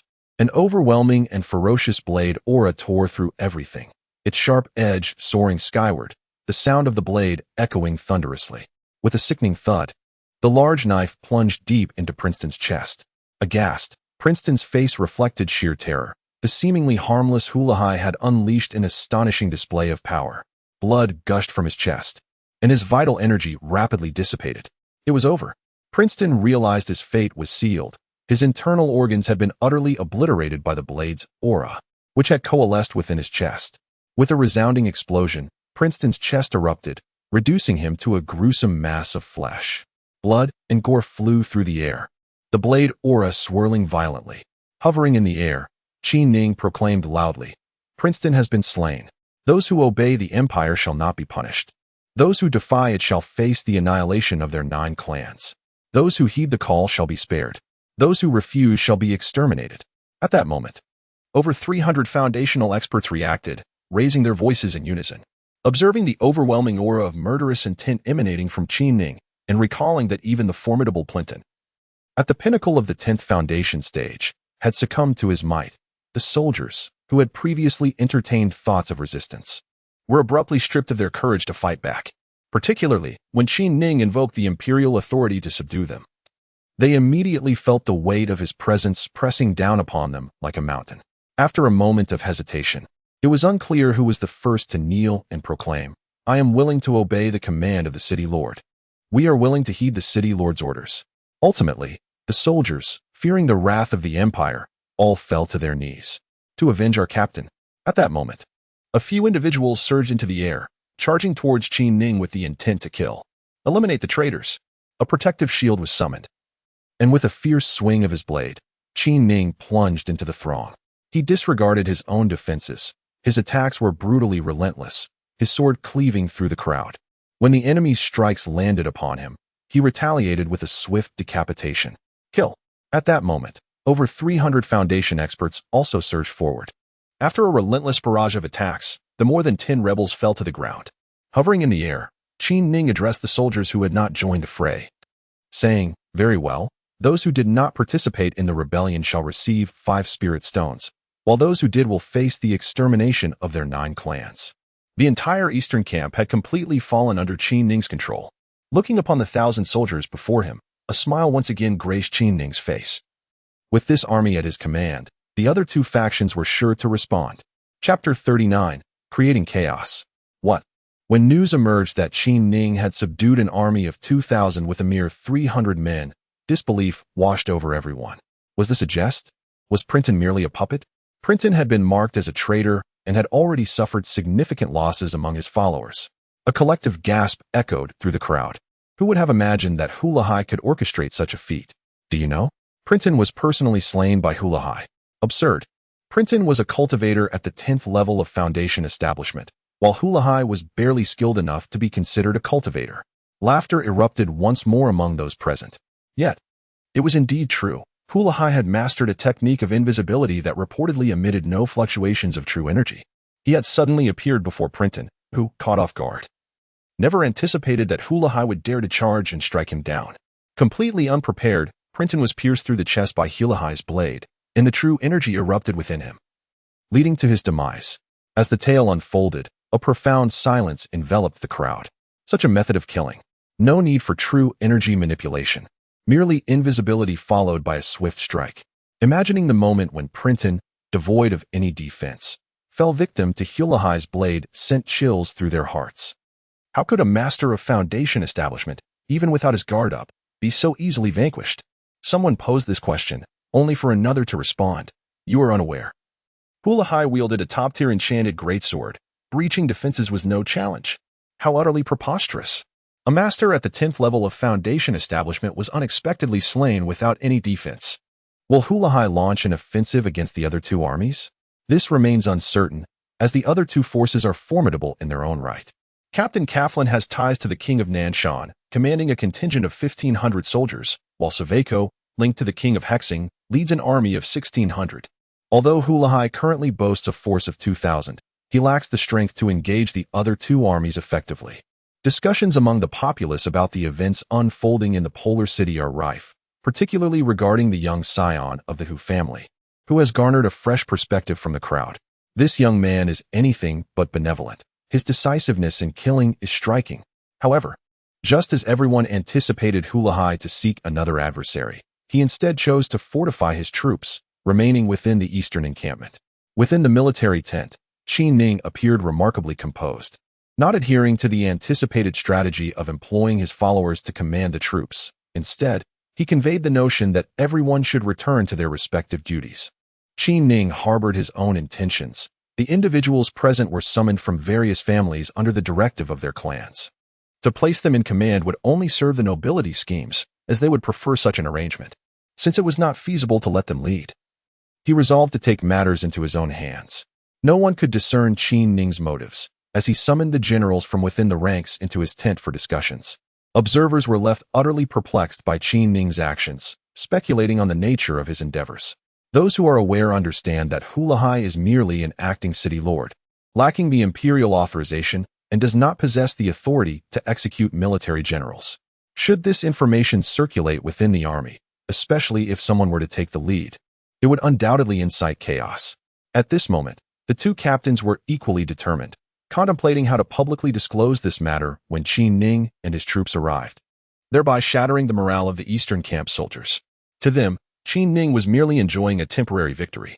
Within the central tent, protected by a barrier formation, Qin Ning sat in the seat once occupied by the general commanding this army, his gaze fixed upon the mid-stage foundation establishment commander whose combat prowess was second only to Printon. Captain Slorin, your willingness to heed the Empire's commands is commendable, Qin Ning remarked warmly, rising from his chair to smile at Slorin. Noticing Qin Ning's movement, Slorin instinctively activated his defensive shield. There was a palpable wariness among them, as none could discern the depth of Qin Ning's cultivation. Observing Slorin's reaction, Qin Ning continued with a reassuring smile. My father is aware of your capabilities. As long as you follow me, a significant advancement in your cultivation is well within reach, and attaining the rank of general is not impossible. As Qin Ning spoke, his demeanor conveyed a sense of ease. Hearing that Hu Jingtu was also cognizant of his potential, Slorin's apprehension began to dissipate. Suddenly, a handful of talismans flew from Qin Ning's hand towards Slorin. Poison talismans. Ambush talismans. Slorin was entirely focused on defending against Qin Ning's massive blade, never imagining that this time Qin Ning would employ a skin talisman imbued with various attributes to launch an assault. Suddenly, Slorin found himself ensnared within a formation, unable to discern any means of escape. To make matters worse, the formation was saturated with toxic gas that significantly depleted his vital energy. It was over. Enveloped in the formation, Slorin realized he had no chance of survival. Qin Ning had already developed his own methodology for utilizing skin talismans, standing there with an air of indifference as he observed Slorin's desperate plight within the formation. His earlier discussions with two ordinary generals had been strategically orchestrated to lower their defenses. Now was the time to deal with these formidable military experts. Commander, I am merely following orders, Slorin cried out, nearly in tears as he perceived his vital energy dwindling to its last reserves, fearing he was destined for death. At that moment, Qin Ning stepped into the talisman array, pinpointed Slorin's acupoint with a gesture, and placed his palm upon Slorin's head. Mind control technique. In no time, Qin Ning had established control over Slorin, the foremost expert in the military. Subsequently, he had Slorin publicly address the troops to bolster their morale, and then instructed him to summon the other generals one by one into the tent. As Slorin plotted against his adversary, Qin Ning executed the mind control technique. With an increasing number of controlled individuals, The central command tent became filled with generals. Sloran, from this moment forth, you shall temporarily assume the position of captain. Oversee the military affairs and swiftly cultivate the combat readiness of our forces. Gazing at the first controlled Sloran, Qin Ning decisively entrusted the affairs of the entire army to him. After delegating authority to Sloran, Qin Ning withdrew, seated cross-legged within a tent. He pondered the next course of action. The assassination of a battalion commander had been facilitated by the opponent's complacency. However, eliminating the other two commanders would not be so straightforward, unless he could exhibit the formidable prowess reminiscent of his true identity. This predicament posed a challenge. Presently, everyone was racing against time. Qin Ning surmised that the individuals backing the battalion commanders were en route, and within a couple of days, the dynamics within the Arctic city would undergo a significant transformation. Thus, it was imperative to seize control of the city with utmost urgency. Young master, a family member has reported that the two battalion commanders are convening, likely strategizing on how to counter us. Upon hearing this, Qin Ning inquired, do you know the location of their meeting? It was reported that both parties were wary of one another. Hence their meeting was held at the star-gazing tower in the southern part of the city. The south? A thought suddenly struck Qin Ning. He instructed Hu Kai, regardless of who arrives, inform them that I am in seclusion. After Hu Kai acknowledged, Qin Ning summoned an invisibility talisman and swiftly made his way outside the camp. With the invisibility talisman activated, Qin Ning's form expanded with remarkable agility, employing the avian flight technique rather than relying on his true energy. Harnessing the energy of the sky, he soon arrived at the stargazing tower. From a distance, two formidable experts at the 10th level of Foundation establishment could be seen seated atop the stargazing tower. Perhaps out of concern for one another, both revealed their forms, allowing their subordinates to observe their appearances. It seemed that they were equally on guard against each other. After committing the features of the two captains to memory, Qin Ning positioned himself along a crucial thoroughfare. Before long, a thought stirred within him. After swiftly altering his appearance, he transformed entirely into that of Kaflin. Just as Sawike's team arrived, Qin Ning, now resembling Kaflin, emerged brandishing a large bow, unleashing a torrent of arrows over 100 towards Sawike in an instant. Each arrow, infused with potent true energy, whistled through the air, slicing the silence of the sky. In preparation for this assault, Qin Ning had inscribed aggressive talismans on each arrow. The arrows themselves served merely as a distraction, with the true force of the attack residing in the talismans. Protect the captain. With Qin Ning's volley of arrows, chaos erupted within the ranks of the team. Amidst boisterous laughter, he released even more arrows from his great bow. Swoosh!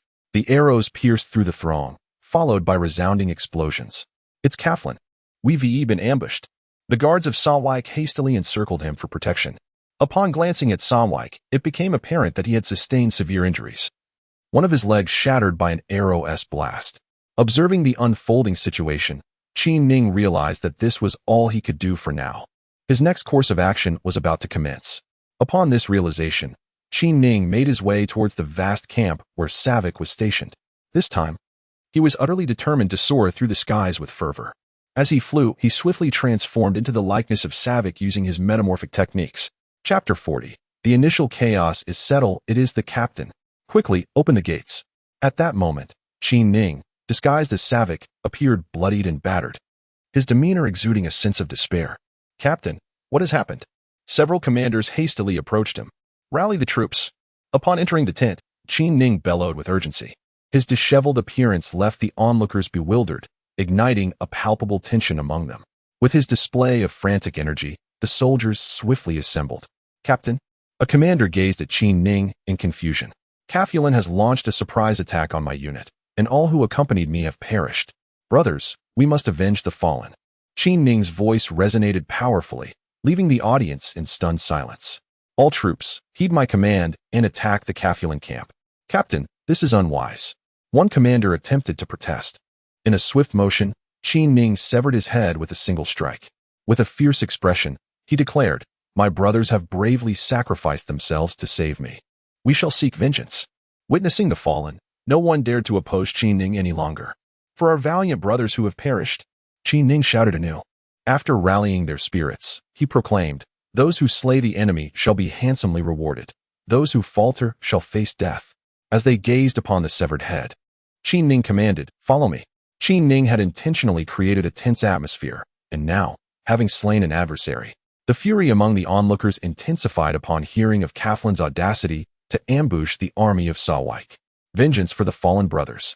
Qin Ning surged to the forefront, followed by over 1,000 warriors, their spirits soaring. Brothers, let us slay. With a thunderous roar, he charged into Kaflin's encampment. The camp was caught off guard, completely unprepared for a sudden assault, especially with the commanders absent, leading to a sense of complacency. Qin Ning's forces easily breached the camp, and a fierce battle erupted instantaneously.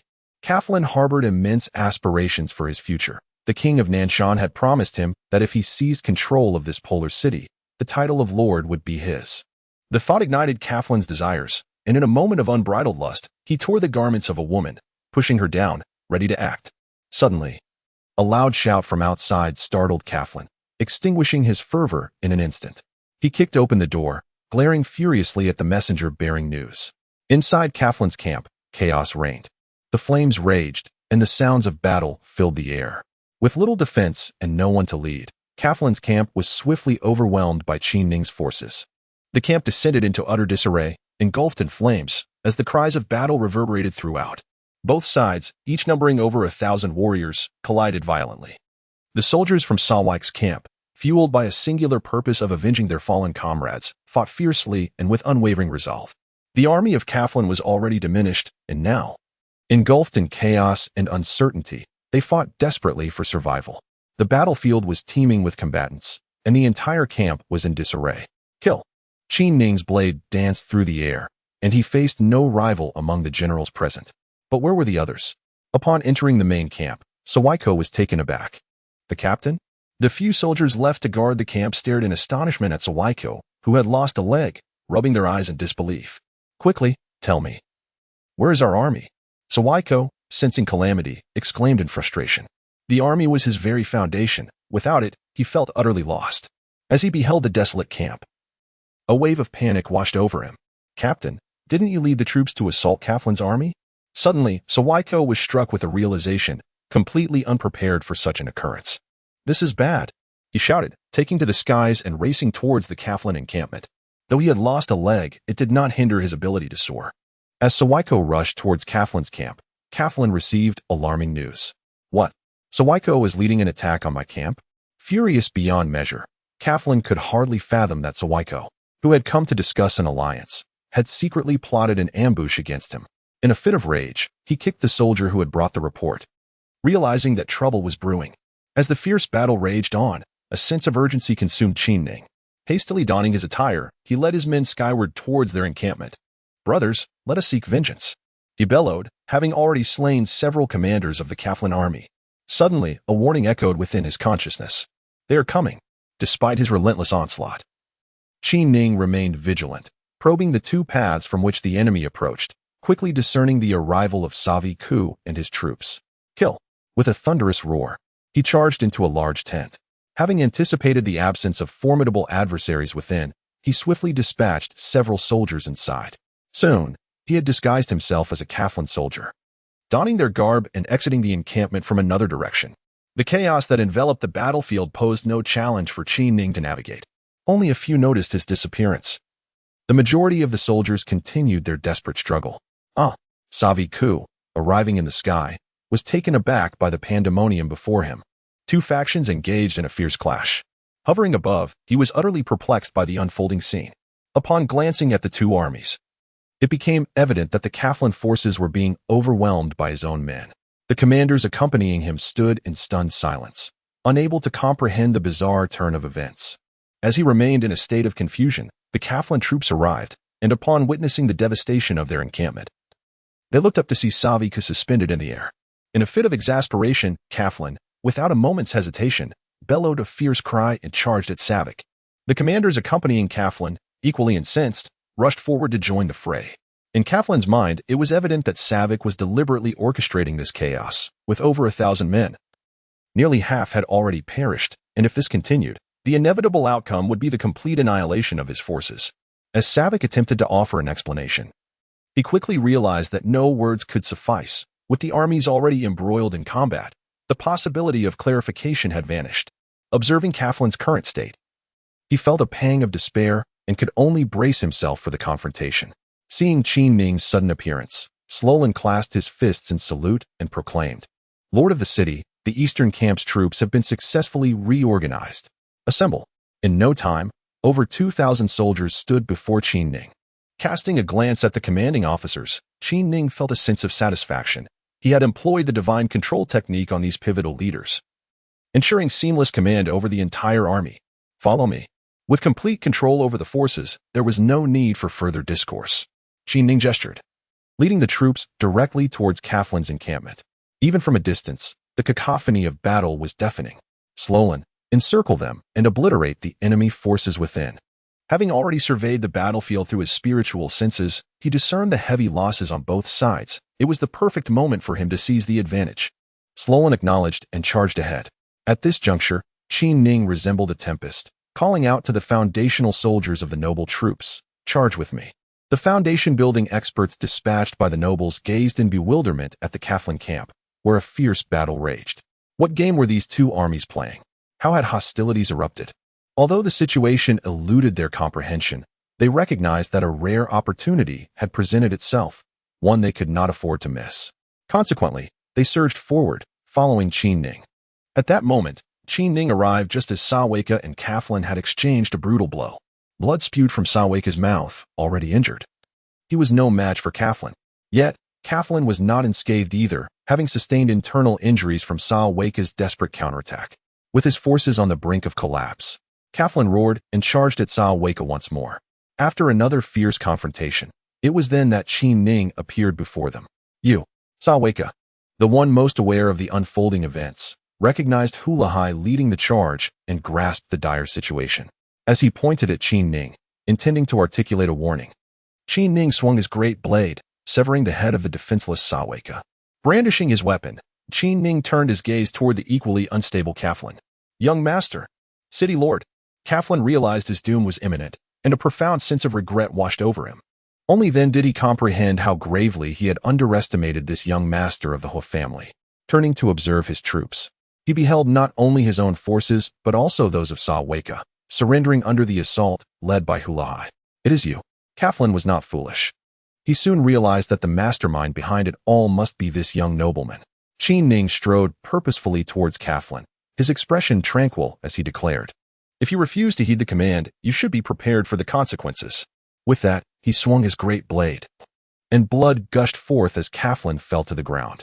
Suspended in the air, observing his troops as they surrendered the defeated soldiers, Qin Ning understood that the city of Polar had fallen under his dominion. Chapter 41, Power Young Master. The Tu family has sent 2 blue star beauties and 200,000 spirit stones.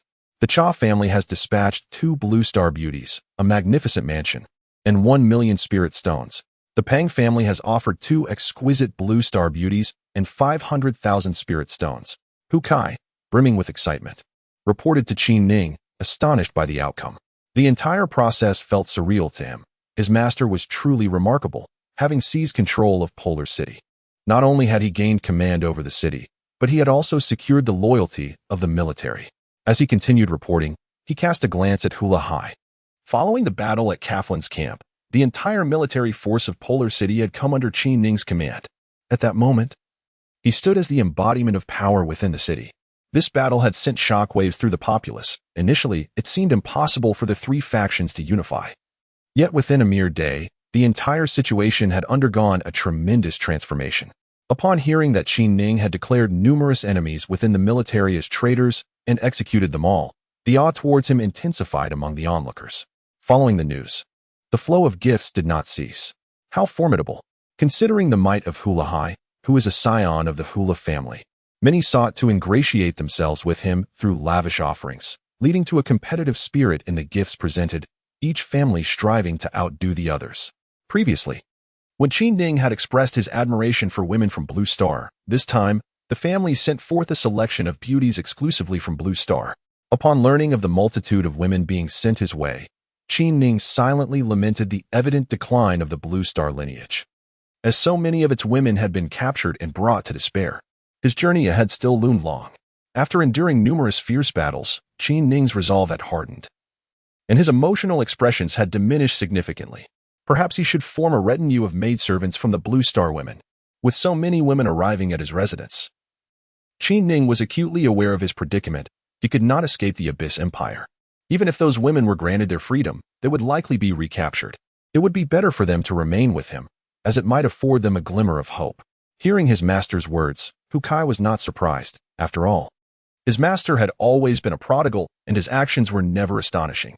"Master, this is all spirit stones," Hu Kai said, presenting a storage bag filled with them. "How many?" "Master, gifts are still arriving. There should be a considerable amount. The sum presented to you is 150 million. Upon witnessing Qin Ning's acquisition of the wealth, Hu Kai chuckled. "Young master, such a substantial amount of money is unattainable even within the estate. Moreover, a considerable quantity of elixirs and spiritual herbs has been delivered, which I have organized for you. Indeed, the aristocrats within this extreme city are remarkably affluent." Qin Ning felt an overwhelming impulse to pilfer from these noble families. "Is there any news from the capital?" he inquired. "Reports have been made, but there has yet to be any word from the master," came the reply. Qin Ning nodded slightly. Contemplating that his sudden emergence must have become a significant event in the capital, he could only speculate on the uproar it would cause regarding the happenings here. The massacre of so many military personnel had escalated what might have been trivial matters into substantial concerns.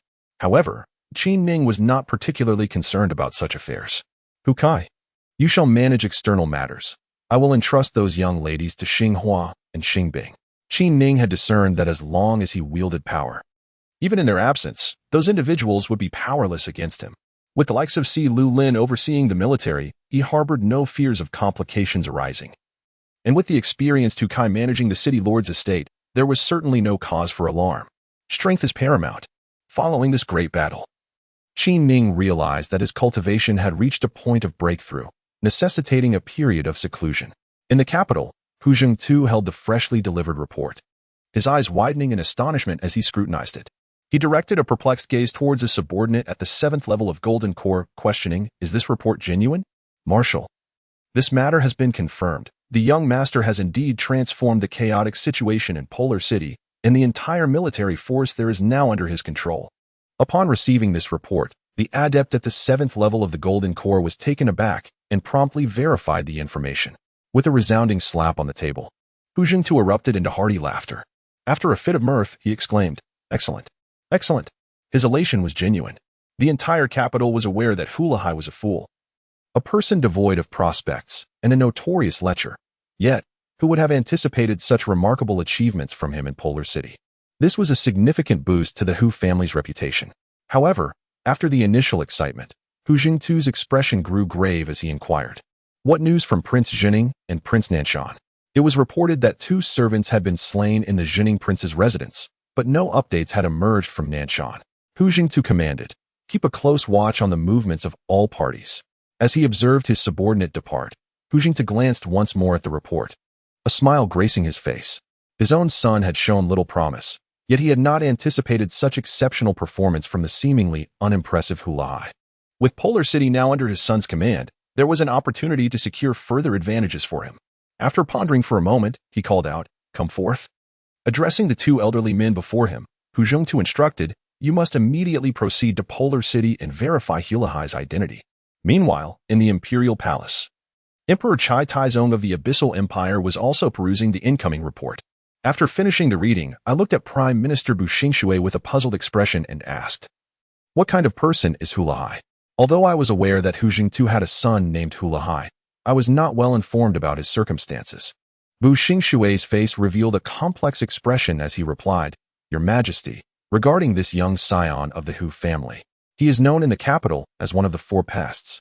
He indulges in drinking, gambling, and debauchery, yet he shows no aptitude for cultivation. Having inherited none of General Hu's talents, one could say he is quite ineffectual." "Ineffectual?" I pointed to the report in my hand. "Who claims Hulahai is ineffectual? An ineffectual person could not possibly create such significant events." At this moment, Bu Xingshui appeared somewhat embarrassed. "Your Majesty, the information we have about Hulahai during his time in the capital indeed paints him as a miscreant. Were it not for General Hu's presence, he would have caused considerable trouble by now. His enlistment in the military was necessitated by the gravity of his offenses." I began to recall details, saying, "I remember now. Hu Jingtu indeed has such a son. It is said he had some involvement with the princess of the Yelon royal family? Bu Xingshui chuckled and replied. Although he did not quite accomplish his final objective, they were indeed found in a compromising situation together. I laughed, remarking, "This scoundrel certainly has audacity." Observing my expression, Bu Xingshui became more cautious, stating, "The Yelon king nearly confronted Hu Jingtu over this matter. Left with no choice, Hu Jingtu sent his son to the front lines near Lnxing, never anticipating that such events would unfold." Emperor Taizong of the Liao dynasty gazed towards the Buxing waterway and pondered. Could it be that Hu Lahai achieved his ultimate victory by manipulating the situation after assuming a false identity? Is it possible that this persona of Hu Lahai is also a fabrication? As expected of an emperor, he immediately grasped a crucial point. Buxing Waterway replied, "We have also entertained this suspicion, yet Your Majesty is aware that the art of disguise is not particularly challenging within the realm of cultivation. Even a complete transformation of one's physical form is attainable. However, there is one aspect that remains irrevocably unchanged, the consciousness." As an adept cultivator, Emperor Taizong understood this concept well and nodded slightly, affirming, "You are correct. While disguise may be feasible, the essence of one's consciousness cannot be altered. If that young man were an impostor, he would never dare to present himself at the Hu Lahai residence." Emperor Taizong nodded again, stating, "Indeed, regardless of the extent of transformation, the sealed legacy of the family remains immutable. To ascertain his authenticity, it merely requires the scrutiny of a skilled practitioner. Has the Hu Lahai family dispatched personnel?" he inquired. "Yes," Buxing Waterway confirmed. Hangtu has sent 2 of the family's esteemed offerings, both of whom are pinnacle golden core cultivators. They are likely the ones tasked with sealing Hu Lahai's consciousness. A simple examination by them will clarify Hu Lahai's true identity. After a moment of contemplation, Emperor Taizong declared, "Let us await the Hu Lahai family's verification of his identity." Buxing Waterway concurred, "Your Majesty speaks wisely. Should the Hu Lahai family authenticate his identity, do you believe Hu Lahai should ascend to the position of the Lord of Extreme Polar City?" "Your Majesty, before any action was taken at Hu Lahai, the Polar City had already become a battleground for various factions." Buxing Shui understood that merely pointing this out sufficed. "Indeed." A playful expression appeared on Chai Taizong's face as he nodded slightly, saying, "It seems this young man is quite impressive. Your Majesty, there is another matter. The Night Orchid King previously regarded Hu Lahai as inconsequential, but now that Hu Lahai has seized a significant city, the Night Orchid King's stance may very well change." "Oh." Chai Taizong's expression shifted once more. "Let us observe for now." Upon uttering these words, Chai Taizong's demeanor became stern. "The war against the Blue Star people is growing increasingly intense. Is the army prepared? We cannot afford any further complications should issues arise again. We shall have no forces left to deploy." As Buxing Shui exited, Chai Taizong's countenance darkened. Only he comprehended that several princes were eager to stir trouble. And if any upheaval were to occur within the empire, the consequences would be dire. Chapter 42. Breakthrough. Seated in his chamber, Qin Ning was enveloped by an enigmatic aura, radiating a continuous glow. The primary distinction of the 5-animal play from other cultivation methods lies in its direct cultivation of chaotic energy. While engrossed in his practice, Qin Ning suddenly felt a tremor throughout his body, and then his eyes flew open like lanterns, their sharp gaze almost tangible. However, in an instant, these sword-like energies receded once more. 10 layers of qi refinement. Qin Ning murmured to himself. A breakthrough. With this advancement, he sensed the chaotic energy within him multiplying exponentially. Upon gazing at the Dantian once more, it became evident that significant transformations had occurred. The entire Dantian had expanded by more than double, resembling the grandeur of mountains and the earth. The numerous acupoints throughout the body had similarly undergone some expansion, allowing for a much greater storage of energy. Previously, only the lower Dantian exhibited the phenomenon of energy rotation, but now, a change had also manifested within the major acupoints, each forming a cohesive system of energy and rotation. Witnessing this subtle shift within the Dantian stirred something profound within Qin Ning, leading to new insights regarding the second layer of his cultivation technique, the realm of the void. Qin Ning once again delved into the intricacies of his practice. As time gradually passed, after several days, Qin Ning's seated form began to levitate slowly, an abundance of chaotic energy seemingly drawn toward him, merging into his being. Reality intertwined with illusion, what seemed ephemeral bore truth. A transformation was unfolding within Qin Ning's Dantian. rivers and stars, flora and earth. When he finally opened his eyes again, a smile graced his face. He realized that he embodied the void, capable of merging with anything he desired within it. This, indeed, should be the direction for the next layer of the 5-animal play technique. Although the Dantian now only reflected a shadow of this potential, he believed that with the integration of the essence of creation, all possibilities could become reality. At that moment, Qi Ning sensed an array of sounds resonating throughout his body. The sharp cracking noise echoed incessantly. His skeletal structure was being crushed by formidable forces, only to be swiftly reconstituted, the entire process completed in the blink of an eye. He had reached the 6th level of body refinement. Such a revelation had unexpectedly propelled his body refinement technique forward by an entire layer. At this moment, Qi Ning felt no surprise whatsoever. He had developed a profound understanding of his 5-animal play. This technique was not merely ordinary. The combat power cultivated through it was immensely formidable. After examining his bodily condition, he decided to enhance his cultivation, presenting himself as an 8th-level Qi refinement practitioner. "Young master, you have broken through." Upon seeing Qi Ning, Hu Kai's eyes sparkled, instantly recognizing his 8th-level Qi refinement status. "Indeed, I have broken through," Qi Ning replied with a smile. "Quick, prepare a bath for the young master." Hu Kai shouted loudly. With his call, 4 female servants entered. At a glance, aside from Xinghua and Xingbing, there were 2 newly arrived maidens. To Qi Ning's surprise, one of them was Chu Miaoying. Noticing Qi Ning's gaze upon her, Hu Kai chuckled and explained, "Young master, this is Chu Miaoying. Her family was involved in the rebellion. All the males have been enslaved, and the females sold into brothels. Tu Yongji purchased her and sent her to you." Tu Yongji? Qi Ning recalled that he was a noble youth with whom he had some acquaintance. It seemed that these noble youths were astute, discerning Qi Ning's fondness for the girl. As he looked at Chu Miaoyan, he noticed that today she lacked her usual ethereal aura. Her demeanor had shifted, appearing much more subdued. "Are you Chu Miaoyan?" With a sigh of lamentation, I observed that the seemingly ethereal beauty, who had once dazzled on her flying apparatus, had now descended to such a plight. "Henceforth, let it be thus. You shall devote your loyalty to me, and in return, I shall grant freedom to your entire family. What say you?" Within the confines of the Polar City, the affairs are entirely governed by Qi Ning. Witnessing the unfortunate fate of this young woman, Qi Ning harbored no desire for a woman with ulterior motives to accompany him. Certainly, the use of the soul control technique was inevitable. However, should she pledge her allegiance, the application of this technique would enhance her loyalty. Even if the technique were to be undone, the woman would remain steadfast in her allegiance. Indeed, upon hearing Qi Ning's proposition, Chu Miaoying promptly knelt and declared, "Chu Miaoying swears by her soul to loyally serve my master. Otherwise, may my soul be shattered." This young woman proved to be astute. Qi Ning cast a glance at Hu Kai and instructed, "Take her to fulfill this task." With a commanding voice, Hu Kai addressed Chu Miaoying, "Learn diligently the ways to serve the young master, and remember his graciousness." As I watched the pair depart, my gaze shifted to another newly arrived maiden, and I immediately discerned that she was of Blue Star origin. A remarkably beautiful girl, she radiated an aura of vitality, yet stood there with a demeanor of caution. Noticing my attention on the girl, Xinghua remarked, "Master, her name is Yukursen. She possesses the most spirit among the Blue Star women sent here." Xingbing added, "We have verified that she has already learned the art of serving her master." It was evident to Qi Ning that the girl's brows were tightly knitted, yet she remained composed, as she found herself ensnared in this abyss of humanity. The girl's circumstances became of little concern to Qi Ning. He had numerous tasks ahead of him and required several loyal individuals from Blue Star. The fate of this girl remained to be seen. Very well, let her bathe.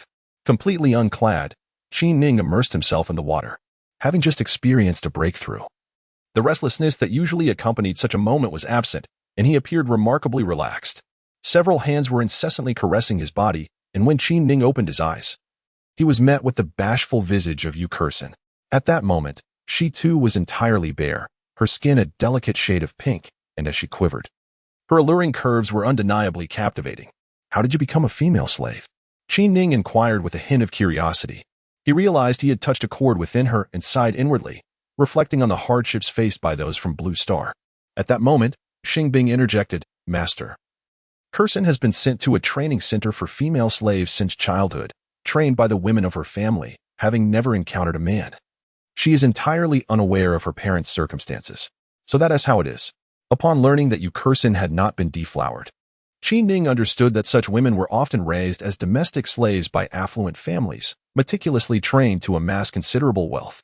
The effort invested in cultivating a slave of her caliber was immense. "Ah, sent by a family?" he asked. "It was the Yu family," came the response. "The Yu family?"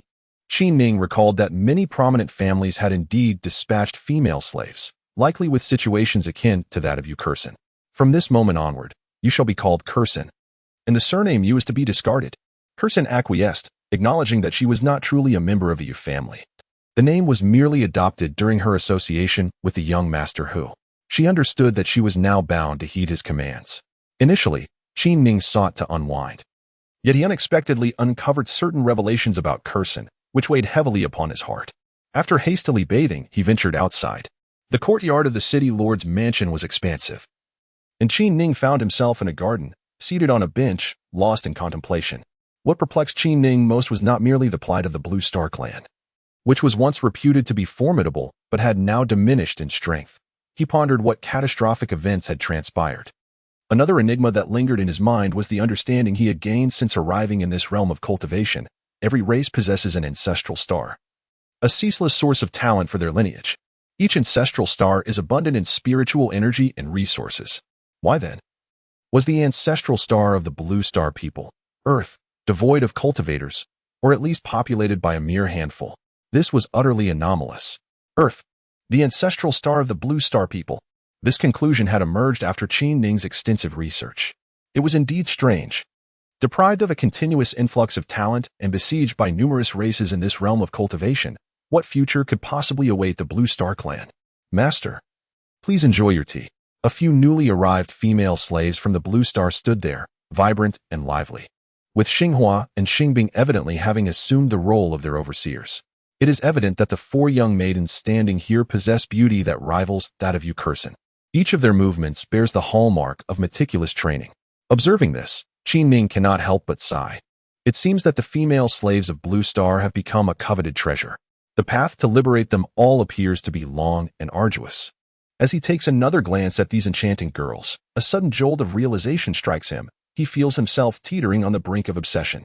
This is troubling. Qi Ning understands that his journey will be fraught with challenges. Should he succumb to the allure of feminine beauty, he would entirely lose sight of his true purpose. In a moment of clarity, Qi Ning's eyes brighten as he addresses the maidens. "All right, you may leave now." Watching them depart, he takes several deep breaths, and the turbulence within him gradually subsides. As this restlessness calms, he senses a stirring in the ocean of his consciousness. Remarkably, his mental domain seems to expand in that fleeting moment. Young master, someone has arrived from the capital." Just then, Hu Kai bursts in, brimming with excitement. Chapter 43. The encirclement of the army. Upon entering the hall, Qi Ning surveys the scene and spots two elderly men seated there. Accompanying them are 10 formidable experts. He detects two immensely powerful presences through his consciousness and calmly strides toward them. "Greetings, esteemed elders." He has already learned from Hu Kai that the visitors are two esteemed elders from the Hu family, both at the pinnacle of the Golden Core stage. Upon hearing Qi Ning's greeting, the two individuals who were initially seated rose simultaneously and clasped their fists in salutation, exclaiming, "We pay our respects, young master." With these words, they stood tall, their auras fully released. The 10 Golden Core experts who accompanied them swiftly encircled Qi Ning. Had this occurred unexpectedly, Qi Ning might have been alarmed. However, having already anticipated this situation from his memories, he displayed a remarkable calmness, devoid of any trepidation. "Young master, the elder has instructed us to confirm your identity at the earliest opportunity. We apologize for any offense." This was merely a customary measure of discernment practiced by the family towards its younger members, and Qi Ning was not taken aback, responding with a smile, "Please, esteemed guardians." Observing Qi Ning's countenance, the two did not detect any significant emotional fluctuations, and their expressions relaxed. Typically, one might panic when surrounded by 12 Golden Core experts. Yet the atmosphere remained devoid of anxiety, alleviating the guardian's concerns. One elderly man stepped forward, producing an apparatus resembling a crafted instrument, which he placed upon Qi Ning's head. Once Qi Ning donned it, the elder retrieved another device reminiscent of a television screen and set it beside him. Though Qi Ning recognized such equipment from his memories, this was the first time he had witnessed it. leaving him somewhat astonished. He pondered how the realm of cultivation differed so drastically from the martial arts novels he had perused on Earth, revealing a world that integrated what appeared to be technological innovations. His understanding of the cultivation realm underwent a profound transformation. Indeed, my understanding has proven to be somewhat superficial. Suddenly, Qi Ning recalled the account that Elder Ouyang had urged him to register, an endeavor he had yet to explore due to time constraints. Perhaps it concealed a surprising revelation, warranting his attention. As he pondered this matter, he observed the old man placing a spirit stone into a slot on the apparatus atop his head, subsequently channeling a stream of vital energy. Before long, a sphere of energy materialized on the screen. With its emergence, Qi Ning beheld images akin to those on a television. An elderly figure resembling Hulahai appeared, uttering a few words, followed by the two attendants who also spoke briefly. Should one attempt to forcefully decipher this, it would likely result in a catastrophic explosion within the cerebral domain. After these events unfolded, smiles adorned the faces of both individuals. The elder voluntarily removed the helmet from Qi Ning's head. "We pay our respects, young master," he announced, leading all present to kneel in unison. "Have we succeeded?" Qi Ning surmised they had employed the device to confirm his identity. "Rise," he commanded as he approached and seated himself. At this moment, the two elders adopted a more respectful demeanor. One of them spoke, "Young master, we beg your pardon for the earlier offense. It was at the behest of the Lord." "No matter," Qi Ning replied. "Is it not customary for our family to conduct identity verifications each month? This is quite routine." The practice of identity verification has become standard among prominent families, primarily due to the existence of disguise techniques within the world of cultivation. Qi Ning was acutely aware that this method of identification appeared rather simplistic. Prominent families had installed identification devices that would scan anyone passing by. This was a testament to the power of technology. When 10 Golden Core Masters arrived, the attendant informed him, "Young master, the elder knows that you are severely understaffed here. So we have brought 10 individuals to serve as your guards." Qi Ning glanced at the 10 Golden Core experts and nodded slightly, inquiring, "What message does the elder convey?" The elder stated that your primary task is to stabilize the polar city and prevent any chaos from erupting. Qi Ning deliberately mentioned the situation regarding the city lord of Huafeng Prefecture, sending individuals to accompany him. He was indifferent to this matter and addressed the attendant named Hu Chuqing, saying, "I would appreciate it if you could oversee the military and help maintain order among the troops." "Rest assured, young master, we will handle this matter," he replied. As for the next steps, Qi Ning required further contemplation. Another attendant, named Ingla Lin, produced an object resembling a tablet computer and said, "Young master, the elder has instructed me to give you this energy intercom." Once again, it was a seemingly high-tech product. Qi Ning felt a surge of astonishment. Everything here appeared remarkably advanced, contrary to his preconceived notions of being backward. Upon receiving the intercom, Ingla Lin placed a spirit stone on it and activated a device resembling a transmission array. In a dazzling display, the figure of Hu Zhengtu materialized upon the device, more advanced than a mobile phone. In my recollection, during an investigation, Qi Ning had grasped the principles of this device, which transmits signals through energy flows. Wherever there is energy, reception is possible. Furthermore, once a transmission array is incorporated, the entire information network becomes seamless. However, it is not omnipotent and can only be utilized within the Abyss Empire. Distances beyond a certain range render it ineffective. Report. "My lord, we have verified the young master's identity as genuine," Engel Lin respectfully announced. His eyes gleamed with a sharpness akin to swords, and even through the screen, Qi Ning could sense the piercing intensity of his gaze. "Excellent, excellent. My son, Hu Zhengtu, is indeed capable." Hu Zhengtu's laughter resonated loudly, reverberating in the air. Upon confirming his son's identity, Hu Zhengtu felt a surge of triumph. It was a vindication against those who deemed his son incompetent. If he were truly inept, let someone attempt to seize control of a grand city with empty hands. Casting another glance at Qi Ning, Hu Zhengtu bellowed with mirth. "Well then, do not harbor any grievances. After all, the situation you created has made it difficult for me to explain to King Yelan. You performed admirably this time, and I shall discuss the matter with King Yelan regarding your potential union with his daughter." At that moment, a myriad of thoughts about the king's daughter flashed through Qi Ning's mind, causing a flush to rise to his cheeks as he felt a tinge of embarrassment. Little did he expect that the wretched Hu Luhai had been so mischievous in the capital. Mistaking Qi Ning's discomfort for shyness, Hu Jingtu erupted into another hearty laugh. After sharing a laugh, he remarked, "The intelligence from Polar City has reached the capital. In light of the emergence of a formidable expert named Qin Ning and the appearance of a Qin army, His Majesty is extremely enraged. A military force will soon be dispatched to specifically target the Qin army and apprehend the individual known as Qin Ning. You in Polar City must conduct thorough inspections on the incoming personnel." Upon hearing this, Qin Ning's heart sank with alarm. He understood that the Qin army was operating under his banner, comprising primarily of Blue Star individuals, along with others from various races who had been released.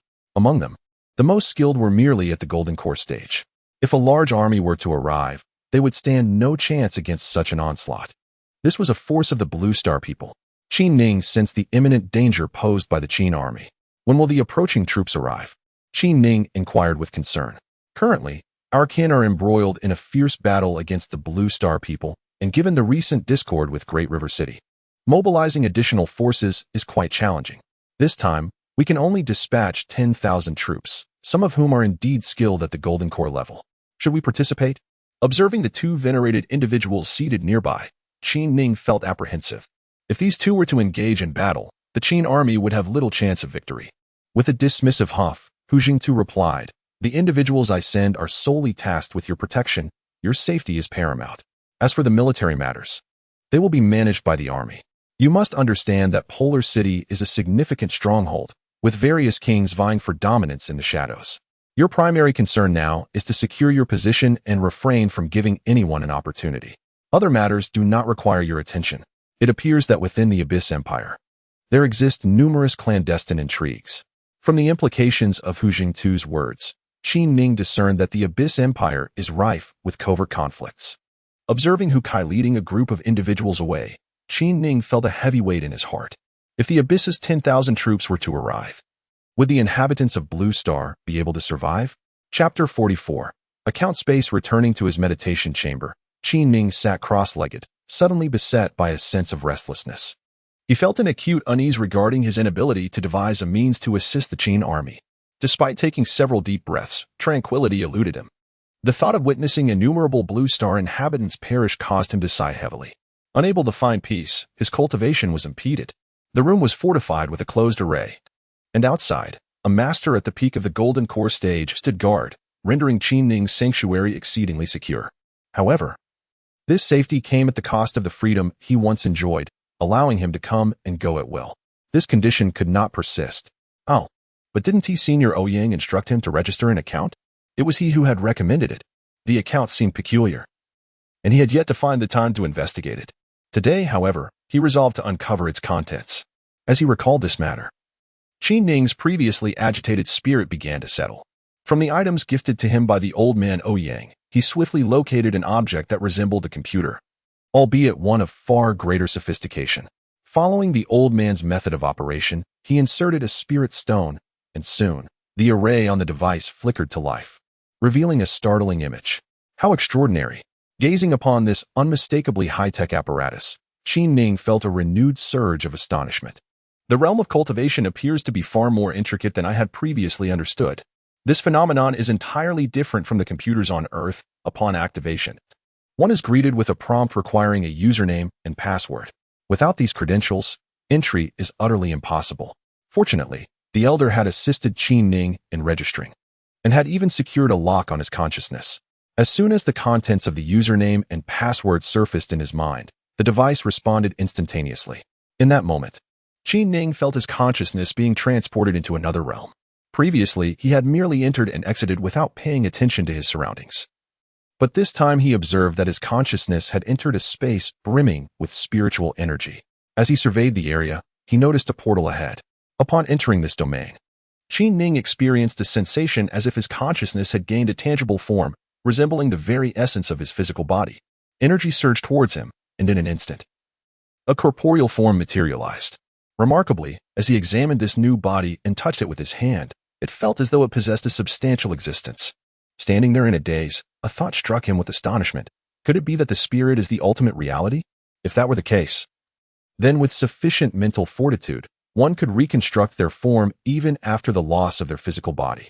The more he pondered, the more he realized that this space was indeed extraordinary. if Qi Ning had previously regarded the significance of this account's realm with indifference. He now found himself with an entirely fresh perspective on its importance. Certainly, Qi Ning comprehended that the emergence of his new physique was a result of some inherent force within this realm. With his current capabilities, he was utterly incapable of reshaping his body. The reality was both surreal and enigmatic. Driven by curiosity, Qi Ning traversed through the luminous portal. Inside, he found himself amidst a rapidly rotating celestial map, a sight he had never before encountered, so strikingly vivid yet imbued with an extraordinary sense of authenticity. As he marveled at the celestial tapestry, it suddenly transformed, revealing a hexagram-like formation.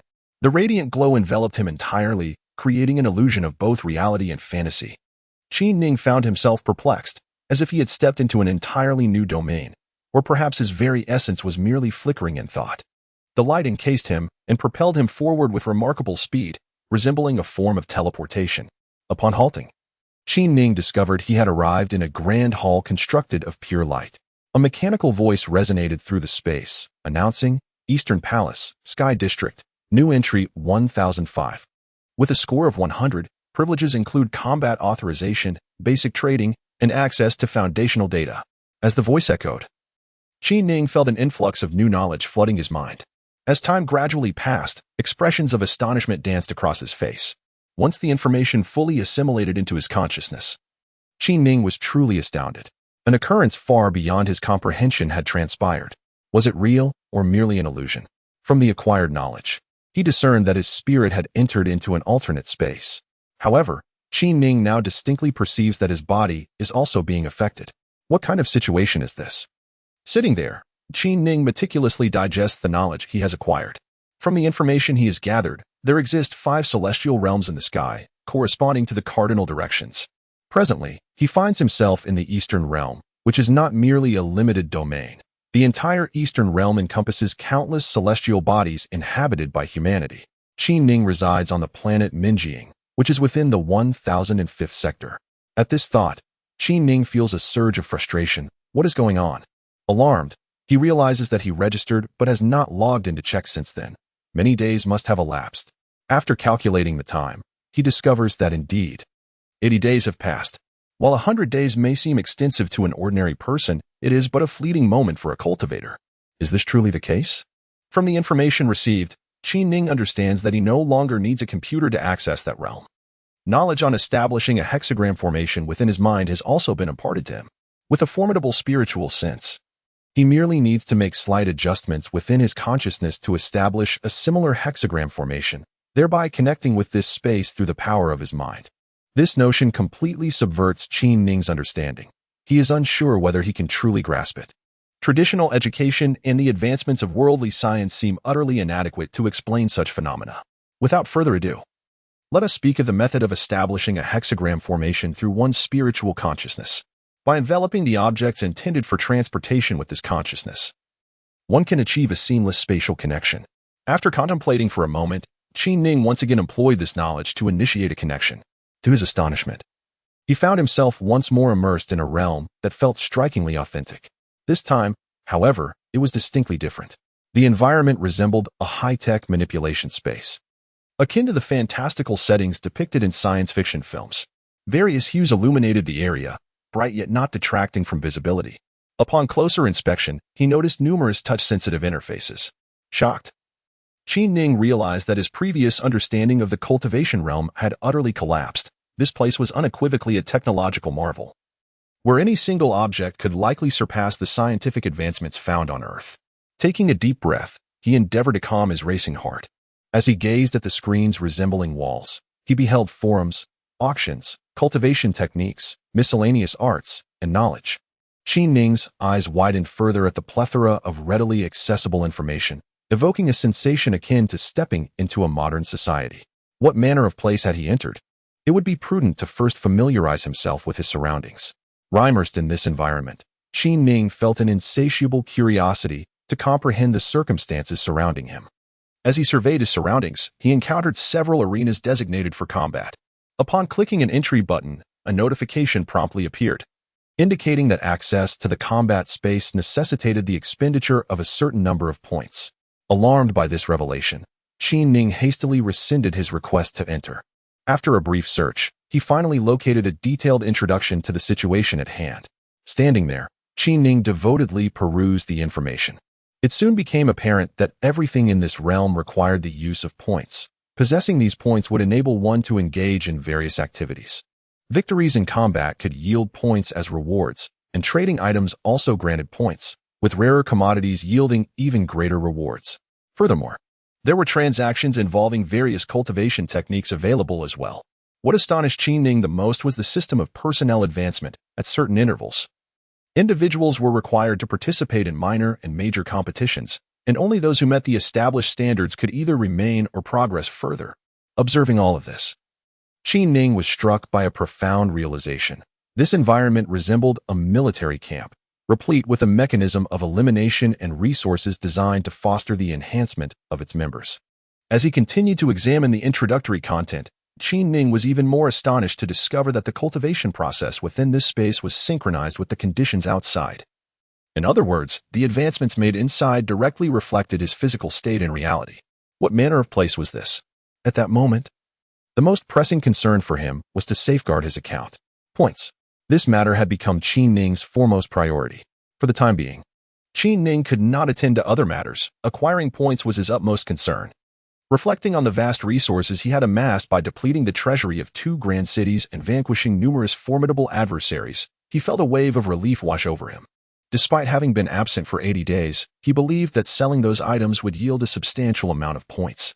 Without hesitation, Qin Ning swiftly conjured a hexagram-shaped teleportation array using his divine sense. He then placed the multitude of items from the city of Dawaching onto this hexagram array, disregarding their potential usefulness to him, and commanded them to be sold. Amidst a dazzling display of light, heaps of items were rapidly transported away. Curiosity piqued within him. To where had these items been sent? Although the specifics of the teleportation remained a mystery, Qin Ning soon noticed his points rising swiftly as the items vanished. His score escalated from 20 to an impressive 16 million. The treasury of an entire city. He had not anticipated that accumulating points would prove so arduous. After liquidating the entire treasury of a grand city, he had only garnered 16 million points. Contemplating the matter, he resolved that the contents of those treasuries were of little use to him. Thus, he completely sold the treasures from the treasury of GD City, as well as the storage bags he had acquired from Golden Core and Foundation establishment experts. 530 million. Upon the complete sale of all items, Qin Ning's points ultimately reached an astounding 530 million. Upon observing the arduous nature of acquiring points, Qin Ning delved deeper into the circumstances surrounding him, only to uncover that the singular method of earning points was through combat. A significant reward in points awaited those who vanquished their opponents. This place undoubtedly resembled a military camp, with everything revolving around the enhancement of strength. Qin Ning further grasped the intricacies of the situation. After a period of contemplation, he realized that the knowledge he sought also required an elevation in rank to access. Only through ascension could more content be unveiled. The thought of leveling up sparked Qin Ning's interest, prompting him to gaze toward the arena. Without a genuine understanding of the nature of the combat, how could he assess his own standing in this realm? With determination, he pressed the button to enter the arena. As soon as he confirmed his entry, he felt himself transported to a vast expanse. Although he had entered, Qin Ning perceived himself merely as a spectator, watching 2 individuals fiercely engage in combat. Surveying his surroundings, Qin Ning noted that many others, like himself, seemed to be observing with their consciousness. He ceased to ponder the events unfolding in the arena, as the dissonance with his own understanding threatened to overwhelm him. Everything felt remarkably novel. At times, he questioned the clarity of his own thoughts. Nevertheless, Qin Ning was acutely aware of his current state of mind, feeling more lucid than ever before.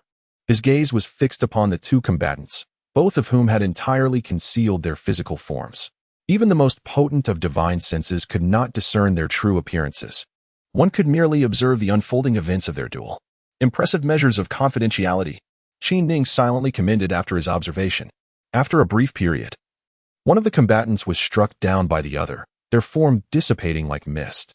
A mechanical voice then announced the victory of one participant, awarding them 100 points. In addition to the wagered stakes from the 2 who had bet against each other, alongside the rewards from the onlookers' bets. In an instant, the victor's score surged into the thousands. How astonishing. Qin Ning was taken aback. He realized that engaging in both combat and gambling could yield substantial points, a revelation that broadened his understanding. At this moment, Qin Ning retrieved the introductory material he had perused upon entry, discovering that there were specific requirements for this account. One must maintain a minimum level to preserve it.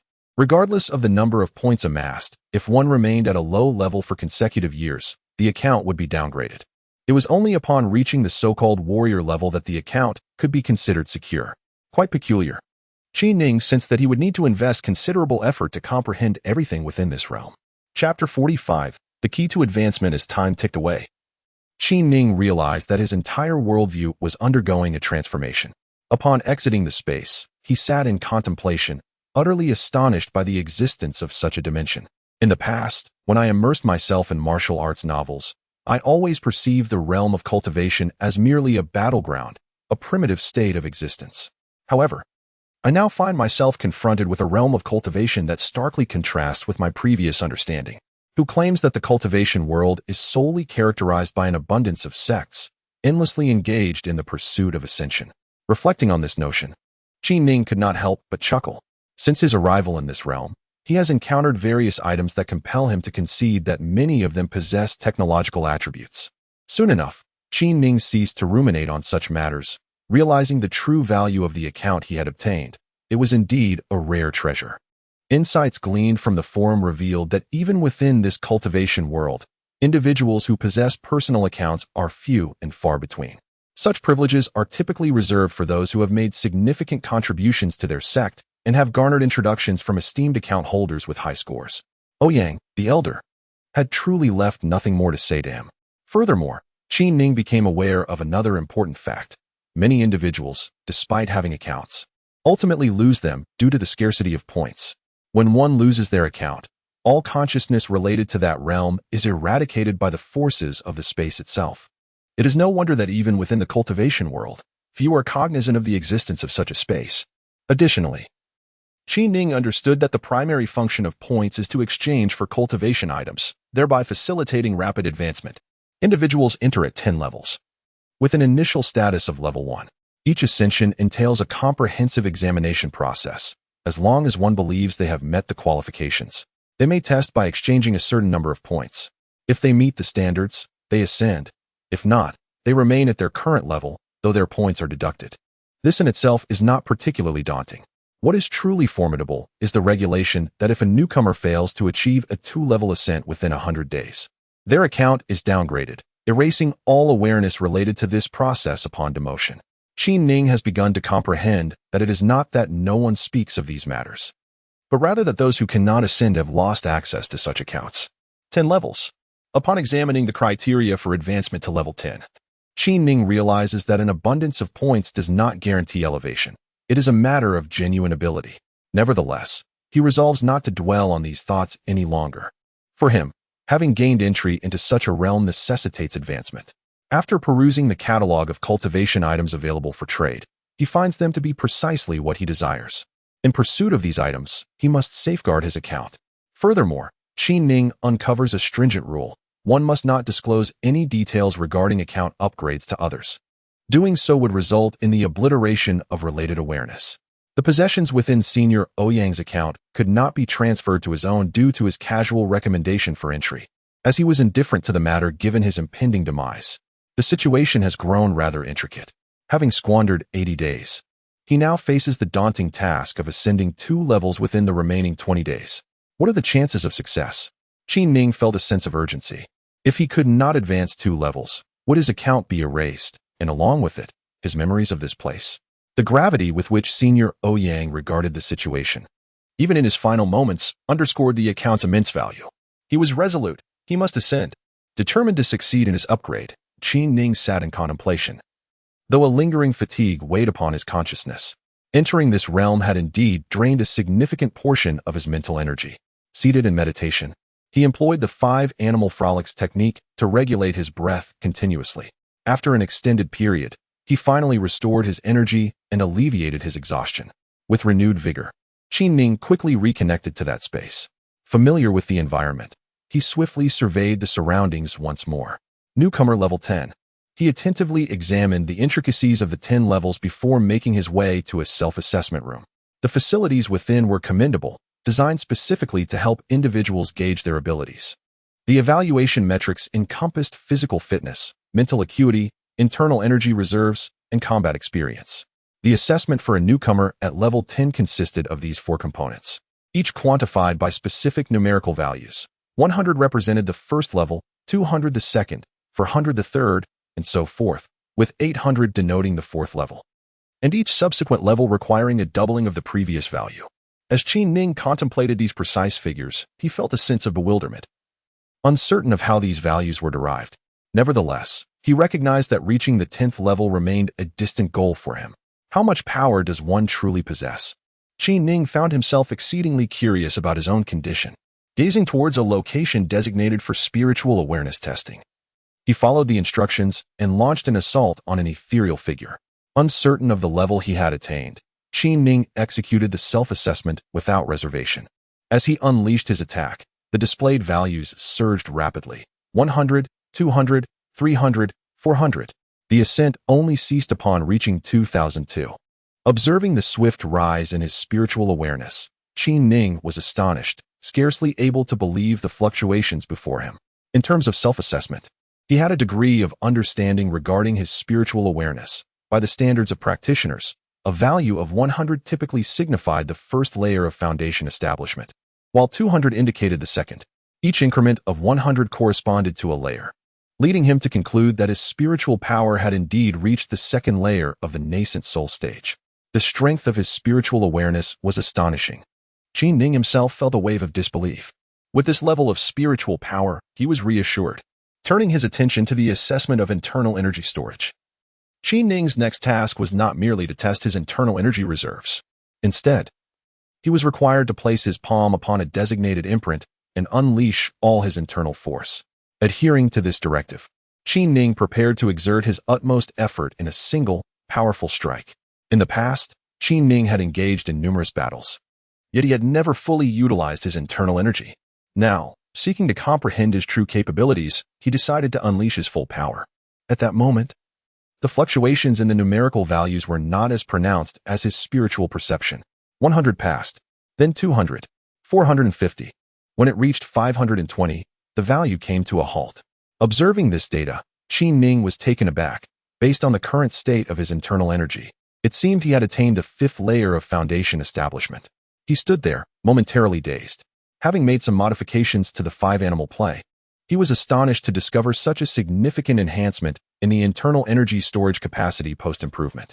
Upon reflection, he realized that when he had expelled his internal energy to its fullest extent, he had released the energy stored within 108 major acupoints. Evidently, his energy storage capacity was quite commendable. 2 criteria appeared to have been met. Thus, only 2 more remained: combat experience and physical stamina. With these 2 aspects in mind, Qin Ning felt increasingly assured. His body cultivation techniques had elevated his resistance to physical impacts to an extraordinary level. If he could not pass this, few others would stand a chance. Before long, Qin Ning entered a room. As soon as he stepped inside, he was met with an overwhelming aura of pressure. The force was so intense that Qin Ning could only grit his teeth and endure. 100, 200, 380. At this point, he was pushed out of the testing chamber. Body refinement was indeed his weak point.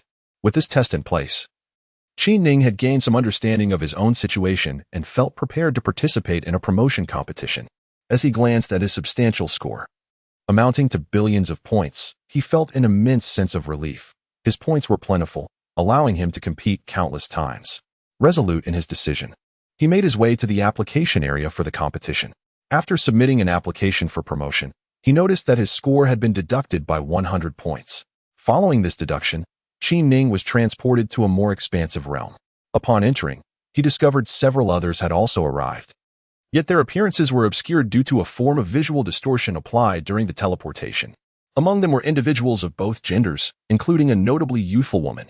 Unacquainted with one another and silent, a middle-aged man stepped forward first to undergo the test.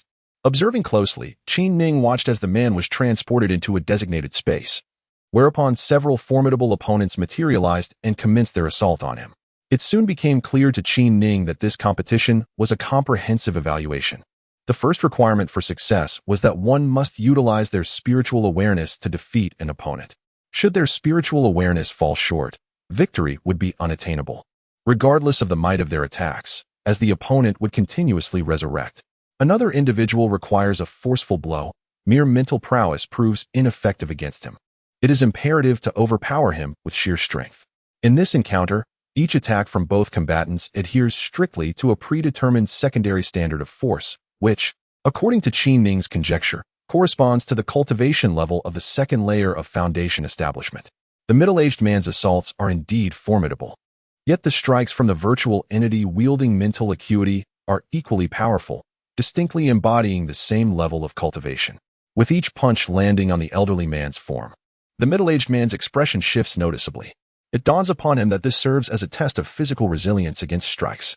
While contemplating this, he observes the middle-aged man undergo yet another staggering blow from the mental adept, causing his countenance to change dramatically once more. Just as his face pales, a flurry of attacks descends upon him. It is over. Qi Ning silently laments. With a sigh, the middle-aged man vanishes from the arena. Qi Ning comprehends that this circumstance indicates the middle-aged man's score has reached 0, signifying a failed advancement. It is likely that, upon his departure, all recollections of this place will be erased from his consciousness. Henceforth, the elderly man shall remain oblivious to this location. Witnessing this outcome for the elderly man fills Qi Ning with trepidation. Although he possesses a considerable number of points, the necessity for rapid elevation is paramount. There exists a significant risk in taking the promotion process lightly at this level. Chapter 46. Successful upgrade. In the subsequent moments, many individuals took to the stage consecutively, each of them evidently having ascended to the second level. Qi Ning observed attentively, noting that aside from a few who failed, the majority successfully passed their trials. Those who encountered setbacks remained. As Qi Ning surmised, they still possessed points and opportunities. The successful candidates lingered, appearing relaxed as they watched the ongoing matches. As the competitions concluded, Qi Ning began to grasp the situation at hand and swiftly entered the designated space. Upon his entry, Qi Ning became acutely vigilant, aware that he would undoubtedly face 2 virtual adversaries in this encounter. He summoned his consciousness entirely, recognizing the gravity of this upgrade, which would determine the retention of his account. Indeed, upon his arrival, 2 formidable virtual combatants materialized. These virtual beings did not utter a word. Instead, they launched a fierce assault on Qi Ning without hesitation.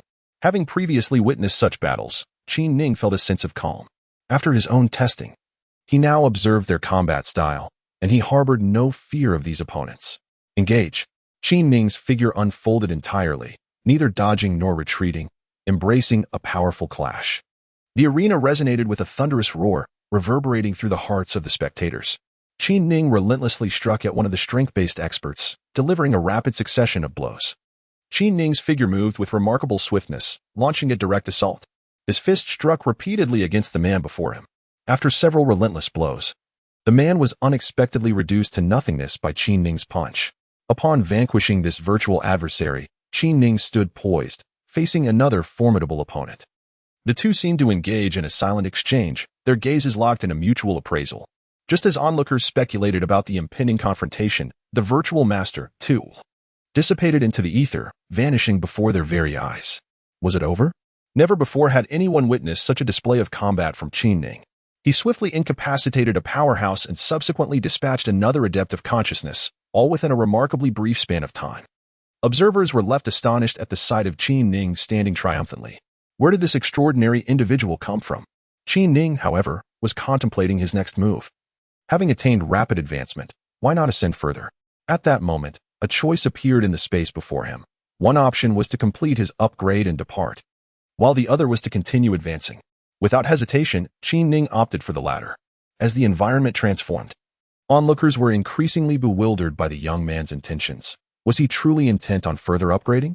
After selecting to proceed, Qi Ning noted that the continuation of his upgrade required the expenditure of 200 points.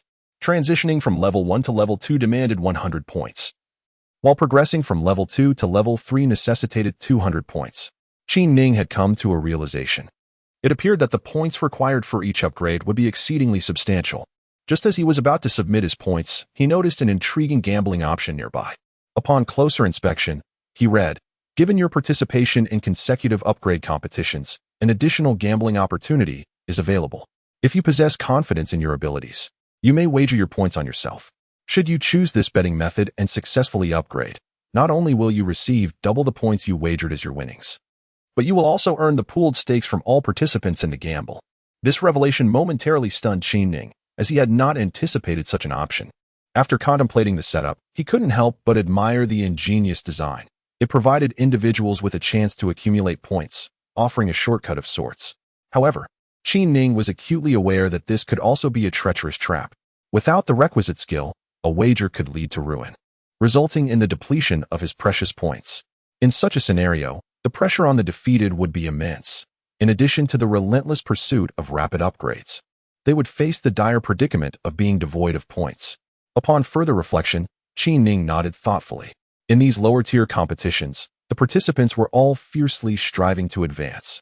How many points could they possibly possess? Likely, they had only a modest amount of points compared to his own. Most competitors probably had merely a few hundred points. And even if they triumphed, it would only yield a slight increase in points to assist them in their subsequent contests. This arrangement is a manifestation of humanity's consideration. However, for oneself, it may indeed present a splendid opportunity. After some contemplation, Qin Ning concluded that even if he were to deplete all his points, it would not be a matter of great concern. Retaining a modest reserve of around 100 points for safety, he resolved to wager the remaining hundreds of millions of points. Through the recent competition, Qin Ning had gained a more visceral understanding of his own capabilities. He believed that his ascension would likely encounter no significant obstacles. Should he emerge victorious, he stood to acquire several 100 million points in return. Without the slightest hesitation, he placed a wager of over 500 million points. As Qin Ning confirmed the amount he was staking, the competition was set to commence. Rising from a seated position, he summoned all his energy, elevating his abilities to their peak state. While the precise nature of the impending transformations remained uncertain to him, Qin Ning understood that his task was to optimize his conditions to the fullest. Just as he finalized his adjustments, the match had already begun. Suddenly, 3 figures materialized within the arena, 3 virtual masters. Initially, Qin Ning had anticipated the presence of only 2, but upon witnessing the trio, he turned his gaze towards them. This revelation heightened his sense of urgency. A formidable aura permeated the arena, and simultaneously, the weight of mental pressure enveloped Qin Ning. The trio of formidable opponents exerted immense pressure upon Qin Ning. Observers from the outside, upon witnessing this scenario, speculated that Qin Ning's chances of victory were slim, prompting many to increase their bets. At this moment, Qin Ning commenced his attack, unaware that his opponent had ascended to an unparalleled level. Confronted by these 3 virtual masters, he harbored irresolute confidence in his ability to engage them. Since this was merely a battle of second tier against third tier, he believed the disparity in strength could not be excessively vast. Even if it were a contest of third tier against fourth tier, he possessed unwavering confidence in securing victory. Such upgrade battles had yet to befall him. Given that everything was designed to mimic human attributes, he was certain he could exert control over his adversaries. Indeed, the consciousness of the virtual opponents merely reflected the pinnacle of the 3rd stage of foundation establishment, which Qin Ning had long since surpassed. As the trio of opponents positioned themselves for combat, Qin Ning swiftly executed control over one of the consciousness masters. With a commanding shout, he unleashed his formidable greatsword, charging directly at the strength-based master. The scene of the match unfolded in a manner that astonished onlookers. They beheld Qin Ning engaging in fierce combat with the strength-based master. Surprisingly, the other 2 virtual opponents, who were meant to assault him, began to turn their attacks upon one another. Alarm bells rang in the minds of the spectators as they witnessed this turn of events. They were acutely aware of the implications. Qin Ning had seized control of one of the combatants. The astonishment was palpable.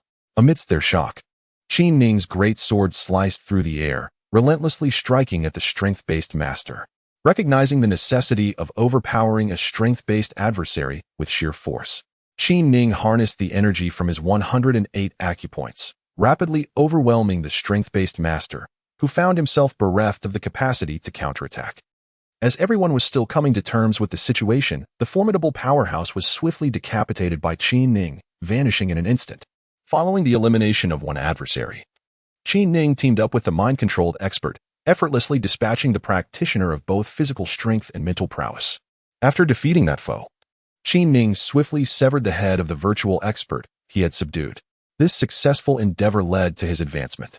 Qin Ning discovered that his comprehension of combat had deepened significantly. This time, he had merely tested his hypothesis, and it had indeed yielded fruitful results. With his upgrade confirmed, a notification appeared in the space. Not lingering to ponder the message, Qin Ning promptly opted for departure, extricating himself from that realm. Without waiting for others to establish contact, he hastened his exit. Once he emerged from the space, seated in contemplation, a smile graced his face. The process had been remarkably smooth, almost surreal. Leveling up to the second tier had secured his account, and now, having ascended to the third tier, he felt utterly assured of his account's safety. He believed the earnings from his wager would be substantial, and recalling his stake of over 500 million, he surmised that his account now boasted at least 1 billion.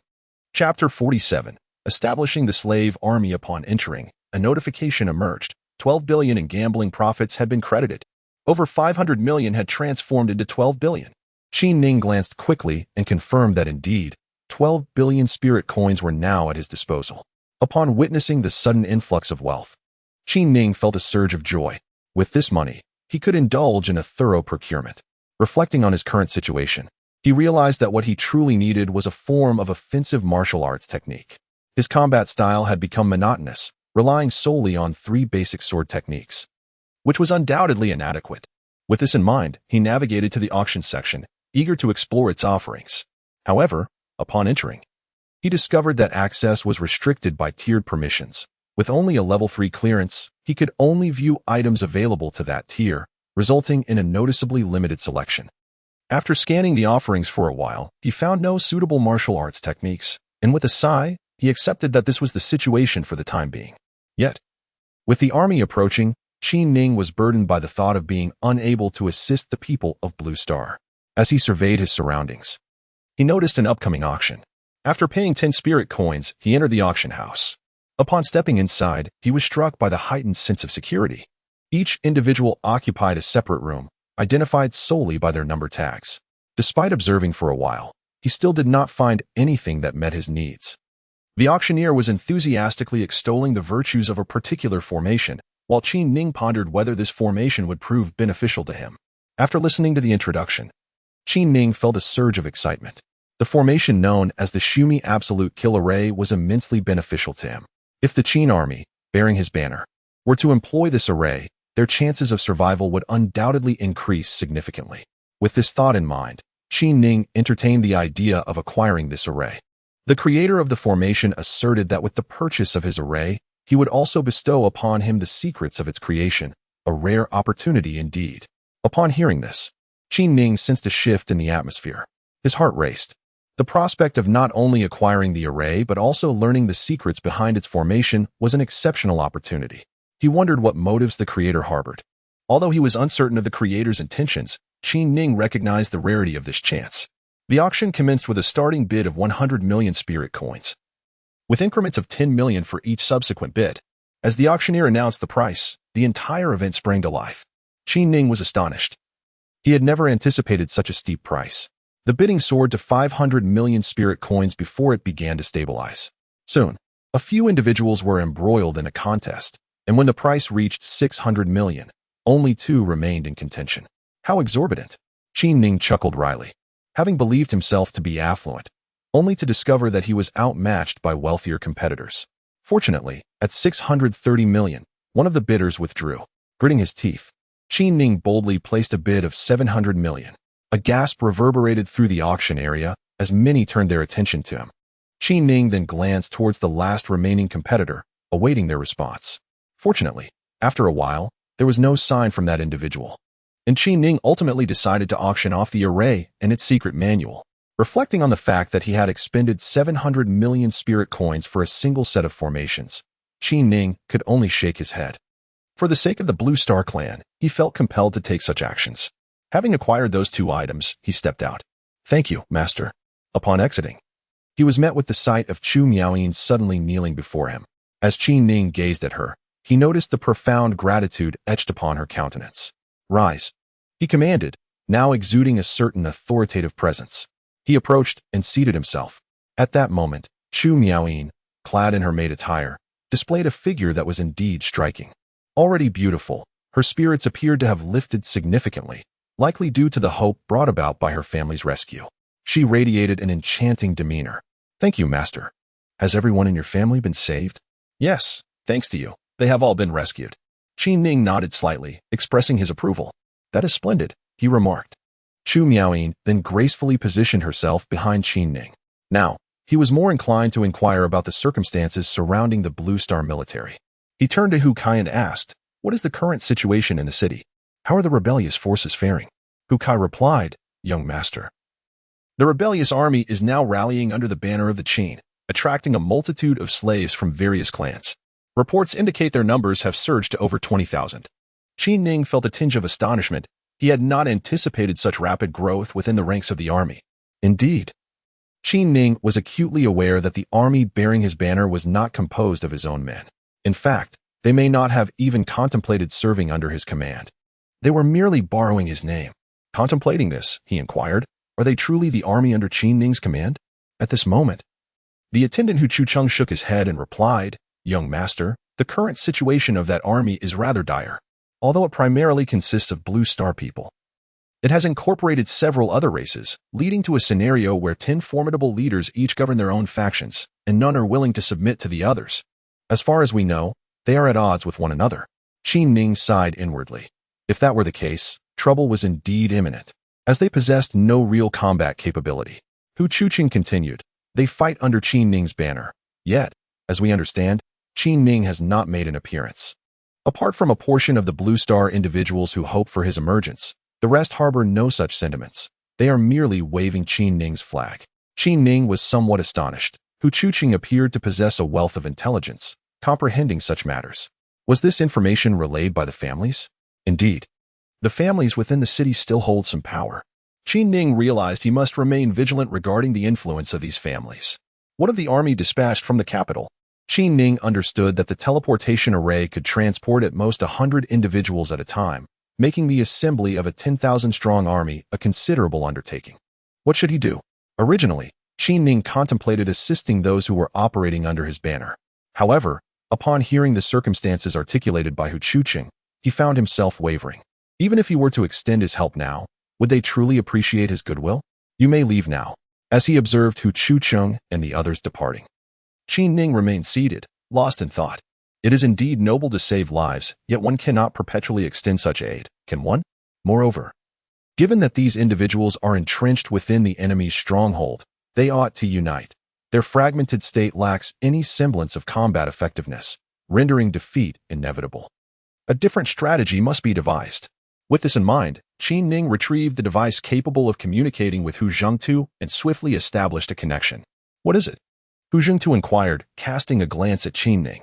"I wish to inquire about the current status of our abyssal forces. Is it becoming increasingly difficult to mobilize troops?"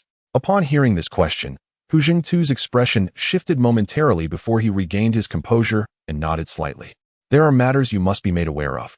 The situation within our nation is rather dire. Several kingdoms are embroiled in covert conflicts, and our battles against the abyssal forces have inflicted severe losses. The large-scale teleportation array, which could originally transport 10,000 men at once, was sabotaged by an individual named Qin Ning, resulting in numerous casualties and the destruction of the costly array.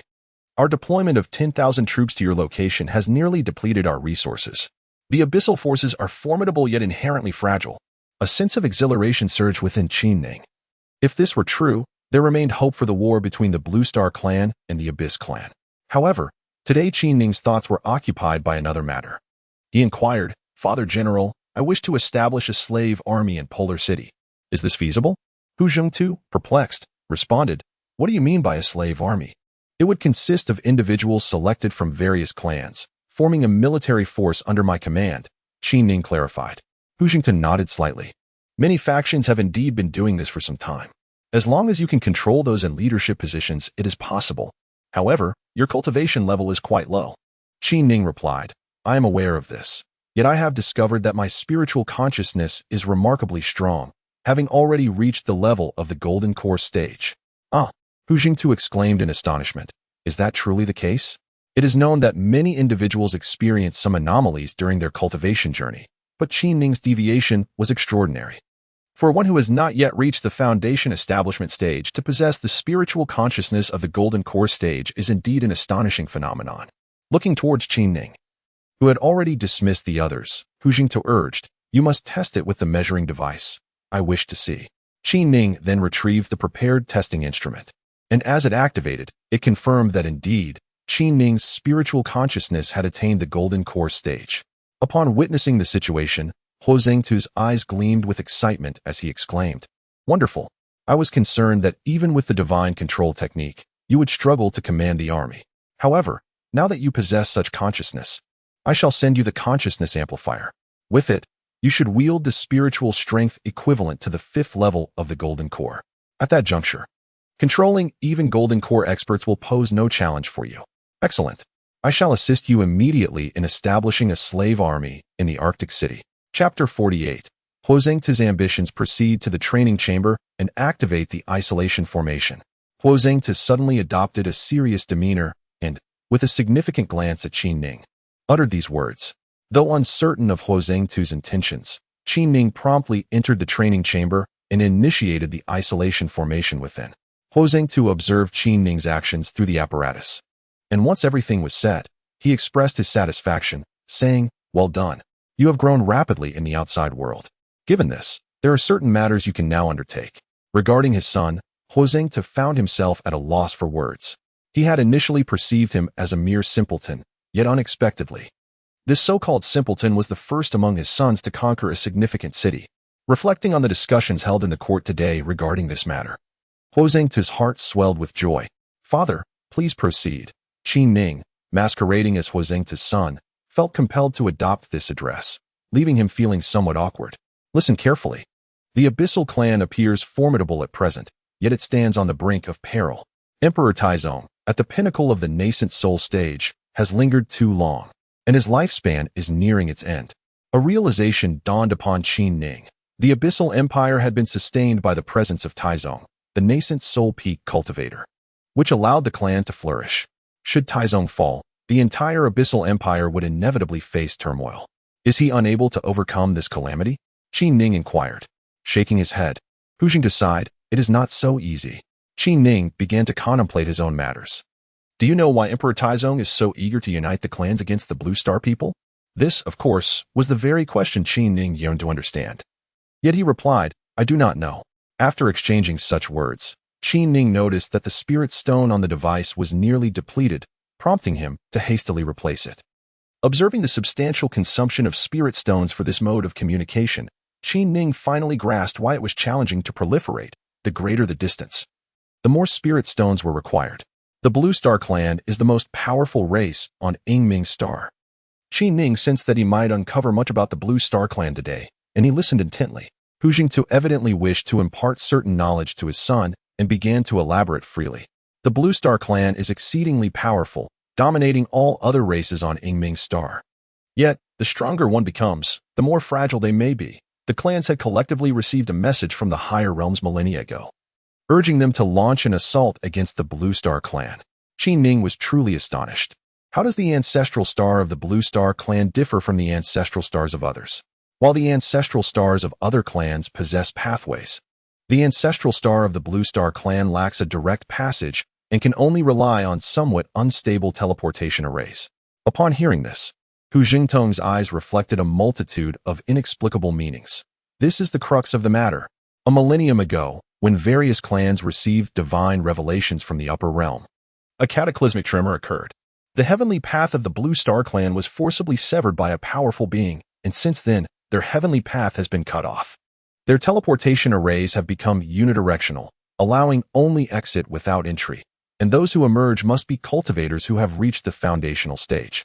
This truly is a monumental secret. But does this not matter? They can still possess a continuous influx of talented individuals. Hu Jingtong laughed heartily. What is the heavenly path? The heavenly path is a grand principle corresponding to the heavens, a conduit of spiritual energy. Without the heavenly path, the ancestral star of the Blue Star clan has consequently lost its supply of spiritual energy. Without spiritual energy, how can a cultivator practice? The ancestral star of the Blue Star clan is now akin to a lifeless star, a dying celestial body. At that moment, Qin Ning was truly astonished, completely unaware that Earth appeared in such a manner through the eyes of cultivators. Hu Zhengtong continued, "There are certain matters you do not comprehend. If a star loses its spiritual energy, even if it still harbors some spiritual essence internally, it will inevitably exhaust itself. Once that spiritual energy is depleted, the entire star will collapse, and the ancestral star of the Blue Star clan will meet its end." Father Shuai, does the Blue Star clan remain unaware of this matter? Even if they are aware, what can they do? Within the realm of cultivation, practitioners, no matter how formidable, cannot mend the Heavenly Dao. It has been 10 millennia. Several millennia ago, the Blue Star clan had some practitioners from their ancestral star arrive, yet their numbers have dwindled significantly. In the past century, there have been virtually no newcomers, leading to a depletion of their roots and fortune. Could it be that a significant event has transpired in the upper realm of the Blue Star clan? Qin Ning pondered a crucial point. However, Hu Jingtu shook his head and remarked, "Who knows what truly transpires up there?" Nevertheless, regardless of the events unfolding in the upper realm, it is fortuitous for us all. The Blue Star clan has suppressed us for far too long. This presents an opportunity, a chance to eradicate the Blue Star clan. Qin Ning recalled Hu Jingtu's earlier mention of Emperor Chai Taizong proactively attacking the Blue Star clan and sensed that there must be some underlying intention behind it. He inquired, "What connection does this have with His Majesty's proactive assault on the Blue Star clan?" Hu Jingtu replied, "You may not grasp the intricacies of this matter. The Blue Star clan, as the most prominent faction on the Yingming Star, was once the mightiest race 10 millennia ago. Their formidable practitioners frequently ascended to the upper realm, establishing numerous connections. They possess an abundance of earth-shattering techniques, and if His Majesty's Yuan-ing is to break through, he must draw upon the techniques of the Blue Star clan. Should he acquire their techniques, it is highly probable that he will advance further. So such circumstances exist. Did the Blue Star clan not once boast numerous experts? Why have they vanished now?" This is yet another question posed by Qin Ning. With a chuckle, Hu Jingtu remarked, "A millennium ago, the upper realm summoned our Yingming Star, compelling all those at the nascent soul stage and above to ascend." Observing the profound expression on Hu Jingtu's face, Qin Ning began to grasp the implications. The strength of the Blue Star clan lay in its abundance of formidable experts. However, following the summons, all-powerful beings above the nascent soul level departed, effectively diminishing the clan's power. Even with the emergence of new nascent soul experts, the Blue Star clan remained at a disadvantage when compared to the multitude of surrounding races. It became clear to him that although the Blue Star clan had since produced new nascent soul masters, many likely perished amidst the conflicts with other races. Indeed, other races also spawned new nascent soul experts, and regardless of the Blue Star clan's considerable strength and deep-rooted heritage, they could not withstand the relentless onslaught. One by one, their nascent soul masters fell, and though the losses were significant for all involved, the endeavor was deemed worthwhile. Now, the time had come for the final confrontation. Should they penetrate the territory of the Blue Star clan, annihilation would surely follow. Hu Jingtu's words sent a chill down Qin Ning's spine. He could hardly fathom that such a calamity could befall the Blue Star clan. It was a meticulously orchestrated conspiracy from above, aimed at eradicating the clan entirely. What to do? Previously, Qin Ning had believed this situation to be merely a coordinated assault by the Abyss clan and a few allied races against the Blue Star clan. Now, he realized the complexity of the matter, recognizing that even the upper realm had become embroiled in this affair. In a fleeting moment, Qin Ning found himself pondering a question. If it is indeed possible to ascend directly to the upper realm, why could Taizong not accomplish this? Hu Jingtu shook his head and replied, "There are certain matters you need not concern yourself with. Ascending to the upper realm requires fortuitous circumstances. There are two pathways. One is to naturally ascend after reaching the Mahayana stage, and the other is to traverse a special passage. However, that passage is exceedingly difficult, and I cannot guarantee success, nor can Taizong." Qin Ning recalled his own account space, sensing that it might indeed serve as that special passage. Furthermore, irrespective of the realm one finds oneself in, achieving a breakthrough in levels is imperative. Should one fail to advance before the time of their demise, they would meet an untimely end. Understanding this, he realized why Taizong was in such a hurry. Observing Qin Ning's expression, Hu Jingtu's demeanor grew serious as he stated, "There is something you must undertake. Your slave army must be established. I will utilize the family's teleportation array to bestow upon you a consciousness amplifier. With that device, your spiritual awareness will be significantly enhanced, rendering the control of Golden Core masters feasible. At this juncture, an enigmatic glint flickered in Hu Jingtuo's gaze as he added, "You have also managed to control those two offerings, have you not? Are they not vassals of the Hu family?" With a disdainful huff, he continued, "They are not of our lineage. They were placed here by others. Initially, I intended to leverage your situation in the extreme city to eliminate them from the Hu family. Now that you possess such formidable spiritual awareness, we shall alter our approach. With the aid of the amplifier, take advantage of their negligence and subdue them individually. They are at the pinnacle of the Golden Core." At this moment, Qi Ning's spiritual awareness had already reached a level capable of controlling the peak of the Golden Core. Yet he still feigned surprise. With a hearty laugh, Hu Jingtu remarked, "The enhancement of one's spiritual awareness does not necessarily align with their cultivation level. Some may possess a high level of cultivation, yet their spiritual awareness may remain weak. The two of them exhibit spiritual awareness akin to that of the 6th level of the Golden Core. With your spiritual awareness enhancer, you should have no trouble dealing with them." At this juncture, Qi Ning sensed that Hu Jingtu harbored his own intentions. Nevertheless, this revelation was indeed a delightful surprise for Qi Ning. The arrival of those two offerings had shackled him, but now, with Hu Jingtu's approval, his endeavors would be significantly more straightforward. Should he manage to subdue the newcomers, his subsequent actions within the Polar City would become increasingly convenient. Chapter 49. The Qin Army. Is this the encampment of the Qin Army? Amidst a group of Blue Star individuals seeking refuge with the Qin Army, Qi Ning surveyed his surroundings. Foundation-building experts patrolled the skies, while various flying vessels were haphazardly parked on the ground. Some cultivators without residential flying vessels were seated, meditating on the earth. A certain region of the ancient wilderness mountain had now transformed into a stronghold for the Qin Army. The ancient wilderness mountain is a fearsome abyssal region, naturally adorned with numerous formations and teeming with venomous miasma and ferocious beasts, rendering it a place few dare to approach. It is precisely due to the complexity of the area that the abyssal tribe's forces seldom penetrate this domain, with no avenues for escape. Those who fled from the Polar City and the Great River City have congregated here. Although fraught with danger, the presence of numerous experts renders it relatively secure. However, the situation is far from optimistic. Qi Ning, upon probing with his spiritual sense, discerned that the highest cultivation level here barely reaches the 5th layer of the Golden Core stage. A mere handful of Golden Core experts, even with their combined strength, would struggle against his two offerings and a mere 10 Golden Core practitioners. The impending clash with the 10,000-strong abyssal army portends an inevitable defeat. Observing the disarray of this force, Qi Ning silently shook his head. How could such a fragmented army stand against the might of the abyssal troops? He firmly believed that once the abyssal army arrived, the Qin forces would meet their end. With the authorization from Hu Jingtu and the acquisition of the spiritual sense enhancer, Qi Ning expended little effort in employing the control spirit technique on the 10 Golden Core experts and his two offerings. After entrusting the matters of the city to Hu Kai and the two offerings, Qi Ning feigned a retreat into seclusion, executing a transformation technique to depart from Extreme City. On his journey, he fortuitously encountered a band of Blue Star clan members seeking to join the Qin Army, blending in with them as they arrived at this location. "Brother, we are safe now that we have arrived here," remarked a Foundation establishment practitioner of the 5th layer, expressing his relief. "Jiang, it is commendable that you have traveled such a distance."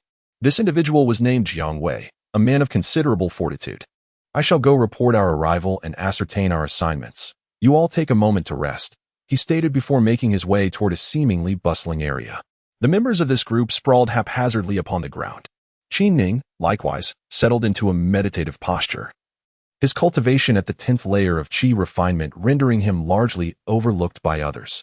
Sitting cross-legged in this place, Qi Ning observed the complex expressions of those around him, understanding their underlying trepidation.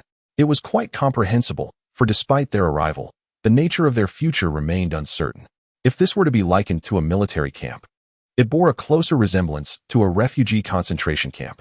Numerous items, including houses and artifacts seized from the Polar City, were displayed haphazardly. There were towering buildings alongside modest bungalows, yet the majority comprised makeshift, rudimentary shelters. The practitioners of the cultivation world predominantly resided in constructed abodes, which, when chaotically arranged here, contributed to the disorder. In the midst of conversation, Jiang Wei led the group to a flat area and summoned a modestly crafted courtyard. Upon his invocation, a rather simple courtyard materialized on the ground. Qi Ning glanced around and noted that this courtyard contained several rooms, sufficient to accommodate at least 30 individuals. With their party comprising 26 members, plus Qi Ning, they numbered 27, just enough to fit. Each person claimed a room. Once the accommodations were settled, Jiang Wei gathered everyone and stated, "Those who have arrived here seek to enter the military. Those at the Foundation Establishment stage will join the Foundation Establishment Army, while those at the Qi Refinement stage will join the Qi Refinement Army. Starting tomorrow, we shall officially integrate into the military." "Brother Jiang, how will the arrangements be made for us women?" inquired a girl named Yusin, one of the 5 women in their group. She was a striking young lady with a cultivation level of the 5th layer of Qi Refinement, rumored to have previously been a slave to a mistress from the abyss. "This matter has not been explicitly stated, but rest assured that all who arrive will be safeguarded. Are you newcomers to this group?" Just as the conversation unfolded, several foundation-building individuals strode towards them, each exuding an air of menace. Jiang Wei promptly stepped forward and inquired, "Who might you be?" "Listen well. We are the valiant soldiers of the trap camp. We have heard that a few women have arrived here, and we happen to be in need of attendance. Come with us," one of them replied casually, as if implying that the women here were at their mercy. Qi Ning was utterly unprepared for the nature of this so-called Qin army. Upon hearing this, Qi Ning frowned. These individuals had yet to establish any order. Yet they were already resorting to bullying within the ranks. Observing the situation, Qi Ning, who had initially intended to conceal his identity for a few more days, realized that this could not continue. If such disarray persisted, it would not be long before the internal strife would dismantle the army, even before the abyssal forces arrived. Imagining such a chaotic force facing an army of 10,000 from the abyss, Qi Ning could foresee the grim fate that awaited those who fought under his banner. The thought of so many lives, entrusted to his leadership, facing death stirred Qi Ning into action. "We are here to enlist," Jiang Wei declared loudly. "We are aware that you have come to enlist. The army has protected you, and you too must contribute," several of them replied indifferently. "And if we refuse?" Qi Ning asked in a low, measured tone. With a scoff, the apparent leader among them retorted, "You may leave voluntarily. No one compelled you to come here." At this juncture, my gaze fell upon Yusin, and several individuals were instantly captivated. "That girl shall accompany me." The leader pointed at Yusin, his eyes brimming with a lustful gleam. Another individual had also set his sights on Jiang Wei's woman, who, being a cultivator of the 7th layer of Qi Refinement, appeared as an alluring matron. "Brother, if you take that girl, then this woman belongs to me, right?" Upon witnessing their intent to seize the individuals present, the group of over 20 who had come seeking refuge erupted in fury. Jiang Wei, in particular, was consumed by rage. Unable to fathom that after enduring countless hardships to arrive here, his beloved was on the verge of being snatched away yet again. "Who dares?" Jiang Wei brandished a spear, glaring at the encroaching adversaries. "Humph, serving the assault brigade is their duty. Take them away." Such arrogance. Qi Ning had now begun to grasp the situation. There was indeed an assault brigade present, likely under the command of a significant military figure, thus allowing their rampant behavior to persist unchallenged, for otherwise, such a ruckus would have summoned inquiries from the authorities. A few individuals charged toward Yusin and her companions. Jiang Wei surged forward, engaging in combat with 2 Foundation Establishment experts, while others rushed into the fray. Witnessing the lifeless bodies with vacant stares, Qi Ning was struck with astonishment. "Is this the Qin army?" All possess Foundation Establishment cultivation, easily dispatching those at the Qi refinement level without exertion. "You are the Qin army. Do you not fear General Qi Ning's retribution?" At that moment, Qi Ning inquired loudly, desiring to comprehend the perception he held in the eyes of these individuals. The leader, upon hearing Qi Ning's words, let out a hearty laugh and responded, "Well said. We are the Qin army, and General Qi Ning is our spiritual leader. However, the entire force is currently overseen by 10 Golden Core experts. Even if General Qi Ning were to arrive, he must respect our collective opinions, refrain from invoking his name." It was evident that these martial elites acknowledged only the 10 Golden Core practitioners, completely disregarding Qi Ning. Under the pretense of their own banner, they had devolved into a force that bullied the weak, inciting Qi Ning's ire. "We sought refuge with you in hopes of protection, not to become your subordinates. Please show us some respect." Qi Ning restrained his fury and spoke in a deep tone. At this juncture, Jiang Wei, gripping his spear, glared at the adversaries. Sensing Qi Ning's agitation, truly unaware of your own insignificance. "Here, all must obey commands." One individual bellowed. "Enough chatter. Those who disobey orders shall be executed. Upon hearing this, Qin Ning was genuinely enraged. The Blue Star people were already in dire straits. Their hope lay in receiving protection. Yet now the situation had transformed into one of oppression, with these individuals acting presumptuously and engaging in acts of tyranny, while the higher-ups remained indifferent. Who dares? Qin Ning roared as he stepped forward. I dare. What will you do about it? Replied the leader, equally displeased, as he too stepped forward with a fierce shout.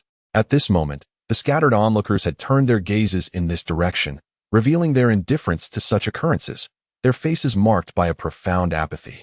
It became evident that reliance on others was futile. One must depend on oneself. Whoever dares to stir trouble shall perish. Qin Ning bellowed with a commanding tone. Oh, this young man truly believes himself to be significant. And who might you be? One of the adversaries questioned, bewildered, as he glanced at Qin Ning. I am Qin Ning, he declared openly, revealing his identity without hesitation. A chorus of laughter erupted as the group appraised him from head to toe. You shall die, Qin Ning proclaimed, brandishing his blade with ferocity. Silent assassination. Move swiftly. With a single stroke, he severed the head of the leader.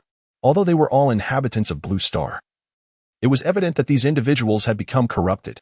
Qin Ning resolved that from this moment forth, he would impose order upon this military faction, for without establishing authority, there could be no control. With the leader dispatched, Qin Ning's aura surged, enveloping the entire encampment in the formidable presence of his spiritual energy. I am Qin Ning. Since you bear my banner, all of you shall report to me. His words resonated with strength. Chapter 50. The Imposition of Authority. Qin Ning? A group of 10 individuals sat together, deliberating their next course of action, each burdened with the weight of numerous interests that required allocation. As they exchanged glances, their eyes betrayed a complex array of emotions. At the outset, everyone rallied under the banner of Qin Ning, genuinely venerating him as their leader. However, as their influence expanded, their numbers swelled to 30,000, comprising a substantial contingent of adept practitioners at the Golden Core and Foundation establishment stages. Among them, 10 individuals emerged as the most formidable across various races, reaping the greatest rewards. The allure of profit is undeniably captivating. Presently, the notion of Qin Ning as the leader has long faded from their minds. The Qin army has merely become a banner, a mere emblem for recruitment. Exchanging glances. An elder from the Lalun tribe, a peak Golden Core practitioner at the 11th level, spoke ominously. Mu, what say you? The individual named Mu, also a peak Golden Core expert, exuded an aura of immense strength. Upon hearing the inquiry and surveying the others, he felt a tremor within. Despite the Qin character emblazoned on the banner, the army was no longer homogeneous. It consisted of multiple races, and the powerful figures present were not solely from the launching tribe. The combined might of the various races was indeed formidable. In that moment, Mu Xiongtian found himself at a loss for words.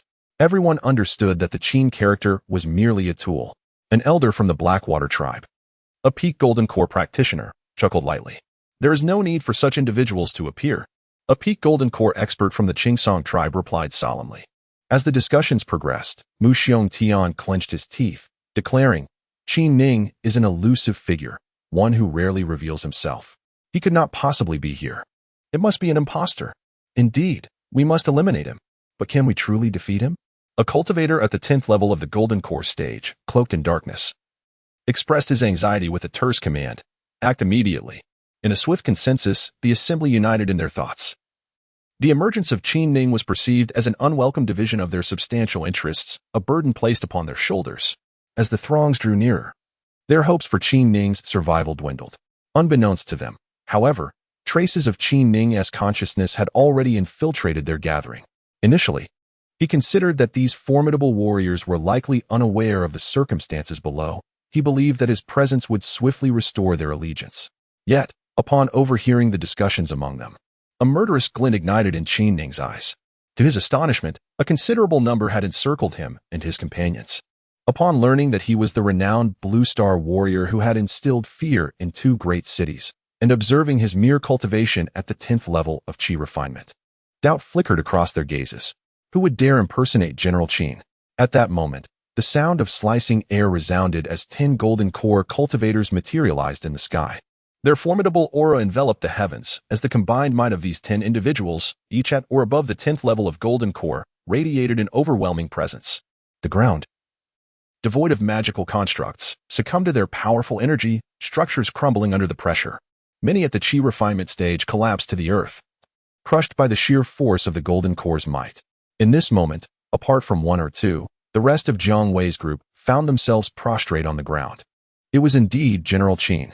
Among the 10 individuals who arrived, there was one who had been rescued by Qin Ning from captivity. This person, a cultivator at the 6th level of Foundation establishment, instantly recognized Qin Ning standing there and exclaimed in shock.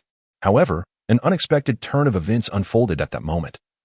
A deafening sound resonated as the cultivator, who had just called out Qin General's name, was brutally slain by a fierce-looking expert at the 11th level of Golden Core. How could Qin General possibly be merely a Qi refining cultivator? Such reckless words. After dispatching the individual, the assailant unleashed his formidable aura and bellowed.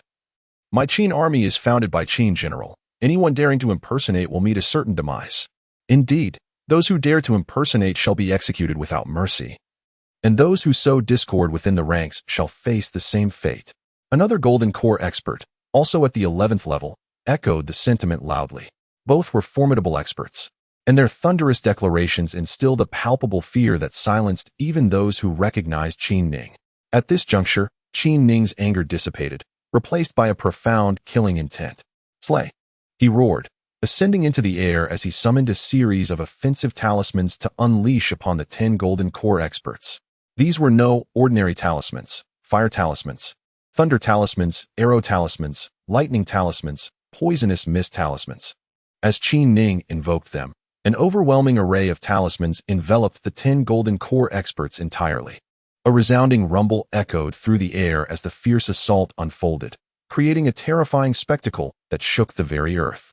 Qin Ning could no longer tolerate the chaos. His fists clenched tightly. In a swift motion, he dodged and struck, weaving through the crowd with purpose. Die! A master at the 11th level of the Golden Core realm charged at Qin Ning, delivering a powerful punch. Bring it on! Qin Ning stood his ground, rushing forward to meet the oncoming fist. Let me show you who I am. With a heavy blow to his chest, Qin Ning retaliated with a punch of equal ferocity, and the collision reverberated through the air, igniting sparks against the sky. He unleashed a barrage of punches, fueled by rage, each strike landing on the chest of the 11th level master. The Golden Core master from the Qingxing tribe had initially believed that eliminating Qin Ning would be a trivial task, boasting of his own strength, eager to showcase it before the gathered crowd. However, the might of Qin Ning's body refinement technique was formidable. The master's heavy strikes barely grazed him. After enduring a few punches, Qin Ning's fists grew increasingly powerful, delivering crushing blows to his opponent. In the blink of an eye, Qin Ning had unleashed over 100 punches upon the master's chest. With a final, thunderous blow, the once confident Golden Core master found himself sprawled on the ground, a gaping hole now marring his left chest. Meanwhile, those who had been targeted by the talismans, having finally managed to fend off the attacks, were left with ashen faces, their expressions reflecting their shock and disbelief. Qin Ning offered them no respite. Unleashing another talisman with fervor, the same ferocious assault was repeated, as he deftly maneuvered his form, sending the previously arrogant Golden Core master crashing to the ground once more. In the eyes of onlookers, Qin Ning had transformed into a formidable beast. He wielded no weapons, relying solely on the sheer strength of his robust physique to deliver his blows. Each punch struck with the force of a mountain, delivering devastating impacts to the several Golden Core masters present. You should have pursued a better path. This time, Qin Ning had seized Mu Xiongtian, a Golden Core master of the 11th layer from the Blue Star clan, and relentlessly pounded him with fists. Qin Ning harbored no animosity towards the foreign races. It was only natural for them to seek a place of their own. However, his feelings towards Mu Xiongtian were laced with a disappointment that bordered on disdain. How could a proud Qin army be reduced to such a state under his watch? To refrain from striking him would be to deny his own vexation. At this moment, Mu Xiongtian was in excruciating agony. He had initially perceived Qin Ning as merely a practitioner of the Qi refinement stage. Even if he concealed his true cultivation, he assumed it could only amount to the Golden Core level. With the talisman's application, he believed he could easily overpower several average Golden Core masters. He had anticipated that with 10 individuals against Qin Ning, they would be able to encircle him with overwhelming numbers, leading inevitably to his demise, whether Qin Ning was a fraud or not.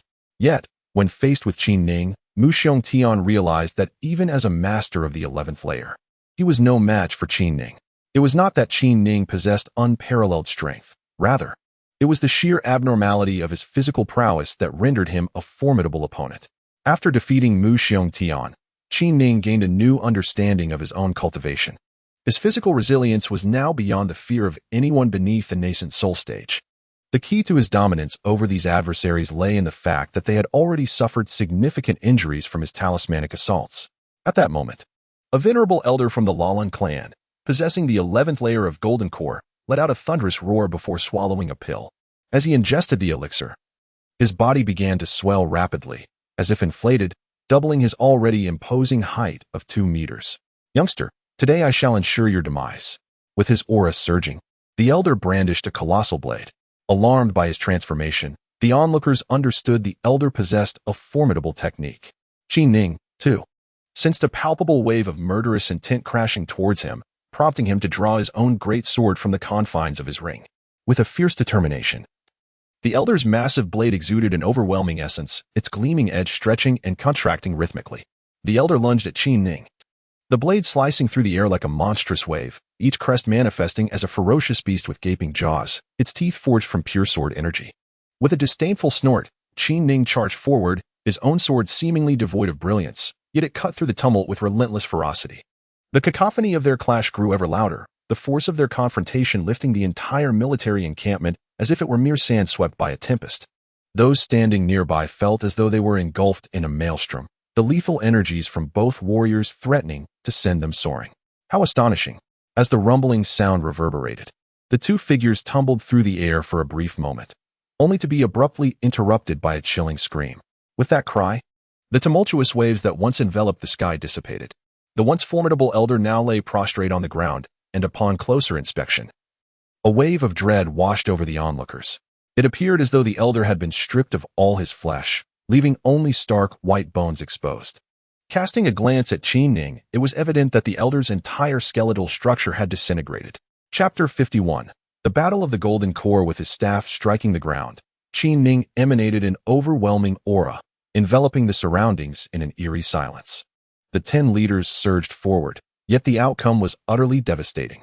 Was this truly the individual at the Qi refinement stage? Many began to suspect that this was none other than the legendary General Qin Ning. Who else could possess such formidable strength? Breathing heavily, several Golden Core leaders from foreign tribes exchanged glances, their hearts sinking with the realization that if they acknowledged this man as Qin Ning today, the entire command of the Qin army would inevitably fall into his hands. The thought of such an outcome filled them with discontent, for if that were the case, the Blue Star tribe would indeed dominate the realm. The various tribes had joined the Qin army, fighting under its banner.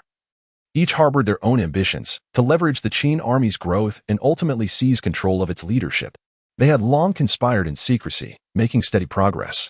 Currently, the Qin army was not under the dominion of the Blue Star people, but rather co-managed by these 10 individuals. This precarious balance could not be altered. The Blue Star tribe must never be allowed to gain control of this army. Having entertained such a notion, several individuals exchanged glances. And the Golden Core Master of the Black Water tribe solemnly declared, "Surround and annihilate." The Golden Core Master of the Azure Star tribe echoed with a fierce shout. At this moment, they disregarded who Qin Ning was. Their sole intention was to bury him here. Except for 2 bewildered experts from the Blue Star tribe who remained motionless. The 7 foreign Golden Core Masters brandished the treasures they had seized. These artifacts were their last resort for survival, and in their quest to eliminate Qin Ning, they had cast aside all caution. "Colossal hammer," bellowed the Golden Core Master of the Azure Star tribe. With a flourish, a small hammer was summoned into existence, rapidly enlarging into a massive hammer that loomed in the air like a mountain. Its golden radiance shimmered, reverberating through the skies. This formidable hammer, suspended in the air, emanated a murderous aura that suggested the very collapse of mountains and the earth. Silver Dragon. The Golden Core Master of the Black Water tribe conjured a long spear. As the spear ascended, it transformed into an immense silver dragon. The spear had morphed into the dragon's head, which exhaled and inhaled the spear's luminous energy. With each breath, the energy was potent enough to pierce through mountains. Boom! As the silver dragon circled above, its energy struck the ground, reducing several Qi refinement practitioners to mere ashes. To these lower-tier cultivators, they were but fodder to be slaughtered without a second thought. Their lives were regarded with utter indifference. "Conjure," Although the other Golden Core masters lacked such astonishing artifacts, they too summoned their own treasures with fervor. The sky was filled with an array of aggressive magical artifacts, overwhelming in their sheer number.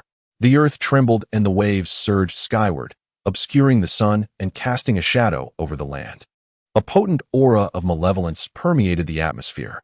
Those who stood in the vicinity, mere spectators, were mercilessly struck down, their bones shattered and buildings collapsing around them. A fierce wind surged toward Qi Ning, his garments billowing dramatically in its wake. Observing the chaos, Qi Ning felt a surge of astonishment. It was evident that these individuals were intent on his annihilation. The dragon-binding talisman array. Realizing the gravity of the situation, Qi Ning's aura ascended rapidly.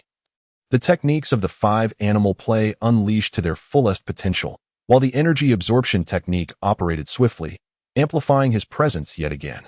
At that moment, Qi Ning summoned numerous talismans, casting them forth with precision. His formidable consciousness split into several strands, each guiding a dragon-binding talisman array toward the oncoming magical artifacts. The dragon-binding talisman array is a formation that demands adept manipulation of powerful consciousness. Once the talismans were released, they would align in a specific configuration, thereby creating a zone that combined both defensive and offensive capabilities. The silver dragon, exuding radiant silver light, suddenly found itself ensnared within a talisman array. Alarm bells rang. Waves of formidable energy intertwined, causing the heavens to tremble and the ground to collapse, while the surrounding energy was voraciously siphoned away, reminiscent of an apocalyptic scene. The entire sky became enveloped in blinding brilliance. Observers in the distance witnessed, for the first time, the magnitude of such a powerful attack. Their emotions toward Qi Ning, standing resolutely within the strike zone, were truly beyond expression. As events have unfolded to this extent, it is abundantly clear to all that this young man is undoubtedly General Qi Ning, the savior of the people in their time of peril. Yet, the leaders are fully aware of his identity and still conspire to take his life, driven solely by the machinations of power. When some individuals attempted to step forward to assist Qi Ning, they quickly realized that their limited abilities rendered them utterly incapable of even approaching the fray of battle. The deafening roars reverberated through the heavens and the earth as the fierce conflict had already commenced. Would General Qi Ning meet his demise? The emotions among the Blue Star tribe were intricate and tumultuous. Mu Xiongtian, alongside another pinnacle Golden Core expert of the Blue Star tribe, stood there, their expressions reflecting a kaleidoscope of emotions. It was evident to everyone the precariousness of Qi Ning's situation. They were not oblivious, especially Mu Xiongtian, who had been personally rescued by Qi Ning from the frigid confines of the prison in Polar City. He had recognized Qi Ning immediately upon seeing him. Yet, for the sake of power, he had allied himself with the formidable outsiders. Initially, he believed that eliminating Qi Ning would pose little challenge, as he was well aware of the strength possessed by the Golden Core experts of various factions.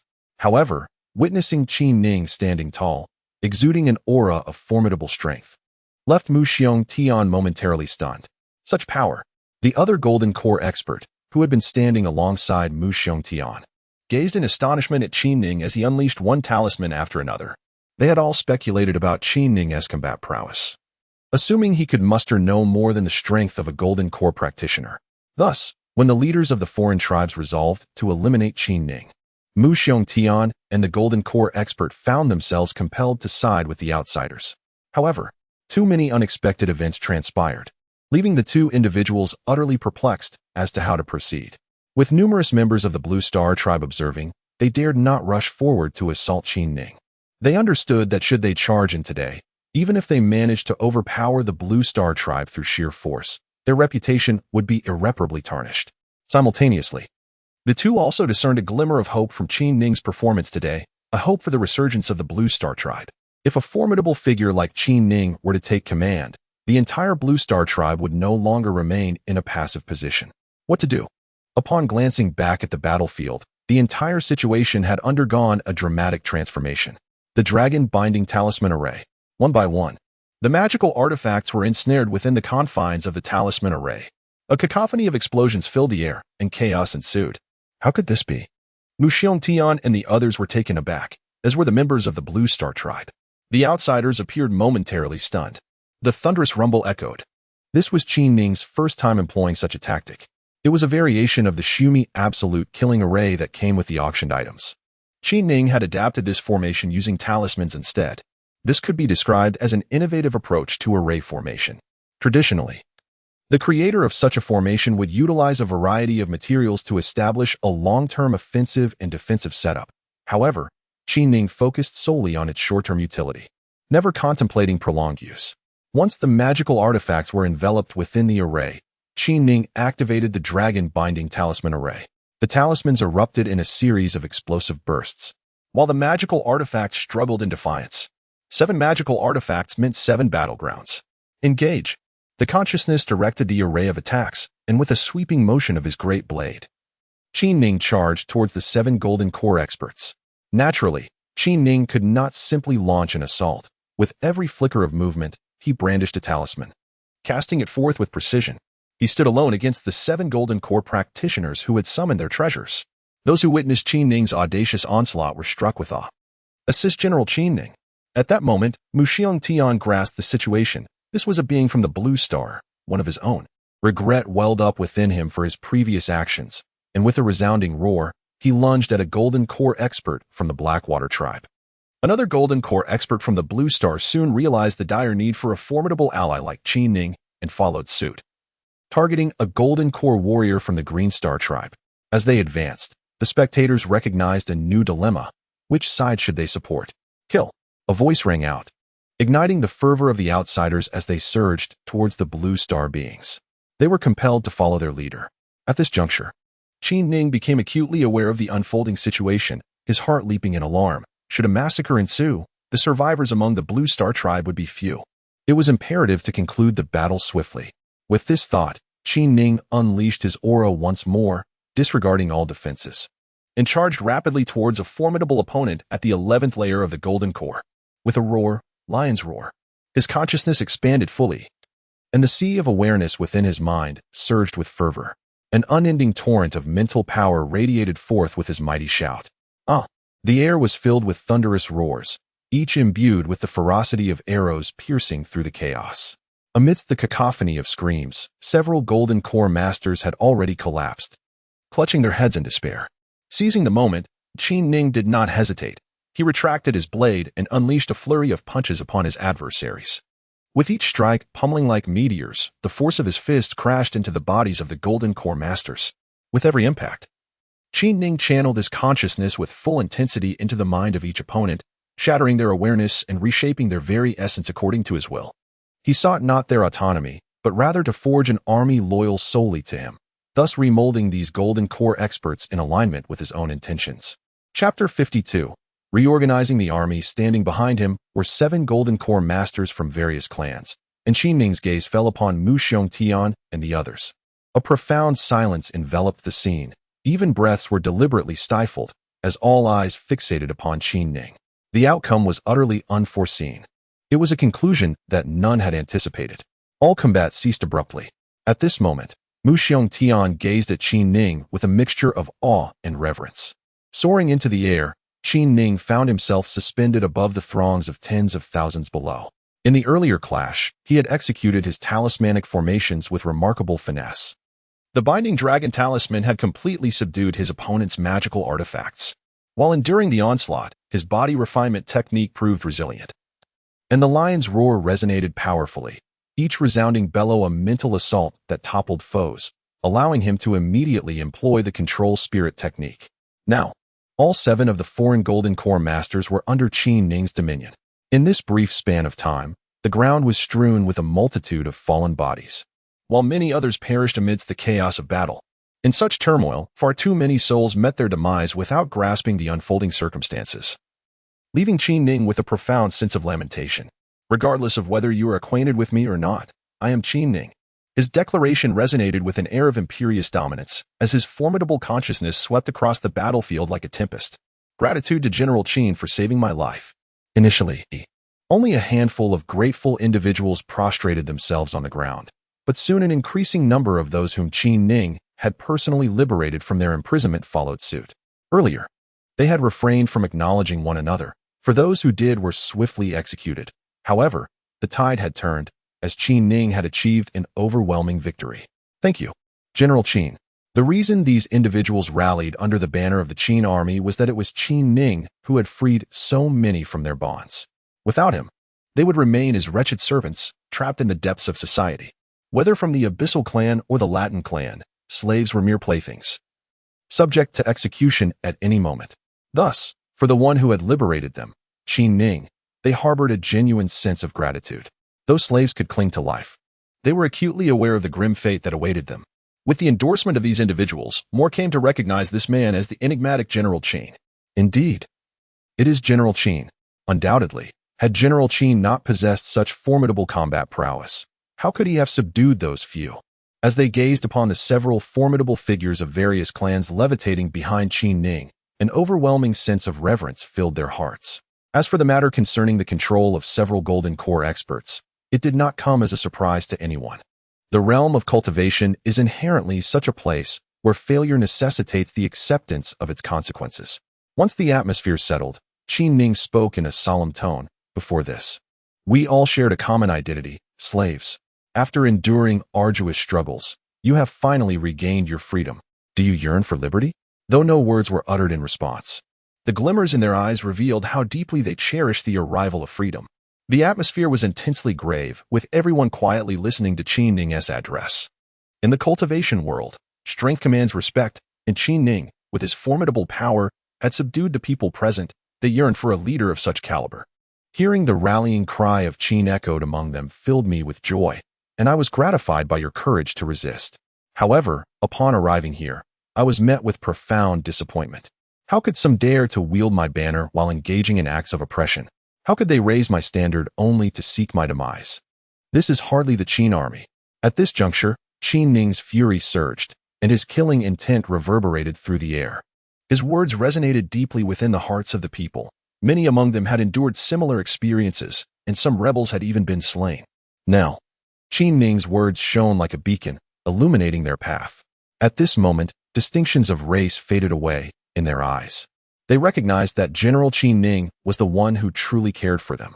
Mu Xiong Tian and another master of the Golden Core from the Blue Star tribe were not under the influence of the Control God technique. This is why Qin Ning ultimately spared them after witnessing their assistance in battle. At that moment, both of them were flushed with embarrassment, glancing around at the assembled crowd.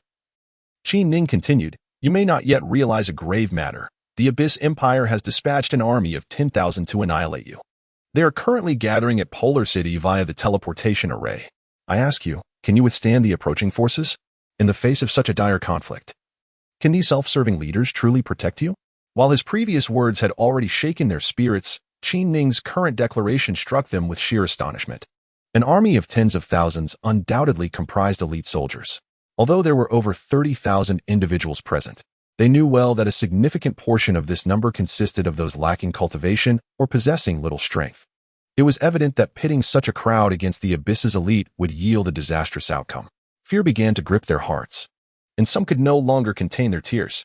Before long, a wave of pessimism swept through the crowd. Would weeping prove beneficial? Would fear serve any purpose? Even if you wished to flee, could you truly escape? Qin Ning's inquiries resonated in their ears, and every pair of eyes turned towards him. They suddenly remembered that there was still a master among them, one who might possess the potential to lead them to survival. Once more gazing upon the crowd, Qin Ning remarked, "It is possible that some now harbor regrets. Had they foreseen this outcome, they might have chosen to remain as servants. Yet, ponder this. If you were to eternally bear the yoke of servitude, you would inevitably meet your demise, and in a state of humiliation." The restless throng gradually settled. Guided by Qin Ning's words, they began to comprehend that the outcome remained unchanged. "General Qin, lead us into action." They rallied. "Indeed, General Qin, we shall heed your call. Command us, and we shall follow." The once diminished spirit surged anew, a spark igniting in every gaze. The formidable energy re-emerged as Qin Ning proclaimed, "Are the tens of thousands of abyssal troops to be feared? We stand undaunted. As long as you unite beneath the banner of Qin, we shall surely triumph over the impending army. From this moment forth, I shall reorganize our forces, forging the mightiest army capable of conquering the world." Considering the formidable prowess possessed by Qin Ning, individuals of every race turned their attention toward him, acutely aware that their fates were now intertwined with that of this young general. From this juncture, those who joined the Qin army would bear but one identity, that of a Qin soldier. There shall be no discrimination based on race, nor oppression of any kind. Thus, Qin Ning's first command was issued forth. At this moment, everyone had firmly acknowledged Qin Ning's leadership, and none dared to oppose his opinions. Moreover, Qin Ning's regulations were a reflection of popular sentiment, instantly garnering unanimous approval. Henceforth, all commanders who had conscripted individuals as servants would restore their freedom. Qin Ning then issued a second decree. Upon hearing this command, numerous individuals immediately knelt in reverence. "Thank you, General Xie Qin, for your benevolence."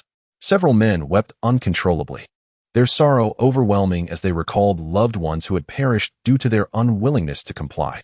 The depth of their grief was beyond articulation.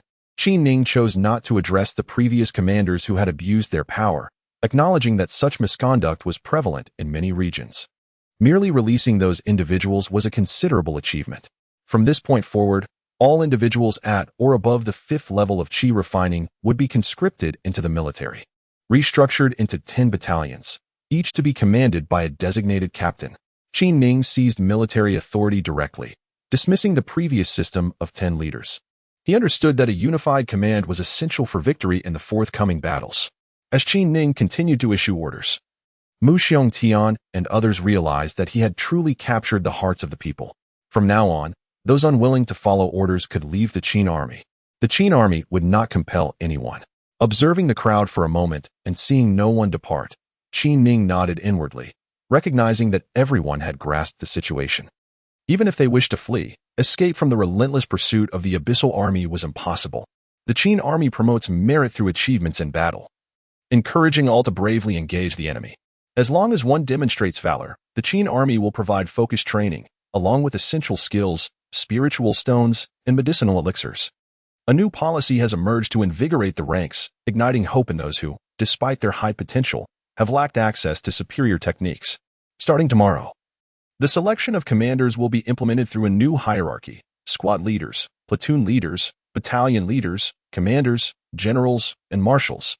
With determination, the Qin army will offer a vast stage for those willing to strive. After delivering these words, Qin Ning announced the dissolution of the assembly. Observing the excitement in the crowd as they departed, Qin Ning understood that his journey was just beginning. The true challenge lay ahead. With a significant battle looming on the horizon, time was of the essence. Casting a glance at Mu Xiongtian and the other golden elixir experts, Qin Ning commanded, "Follow me to the military tent." Chapter 53. Preparations for War within the Grand Tent. Qin Ning's gaze was fixed upon Mu Xiongtian and another golden elixir adept named Yi Feixing. As they met his penetrating stare, beads of sweat began to trickle down their brows. Acknowledging Qin Ning's formidable prowess, they realized that any attempt at resistance would be futile. Reflecting on their past actions, both men felt a sense of trepidation in facing Qin Ning. "Do you understand why I spared you?" Qin Ning inquired, his demeanor calm, devoid of any overwhelming aura.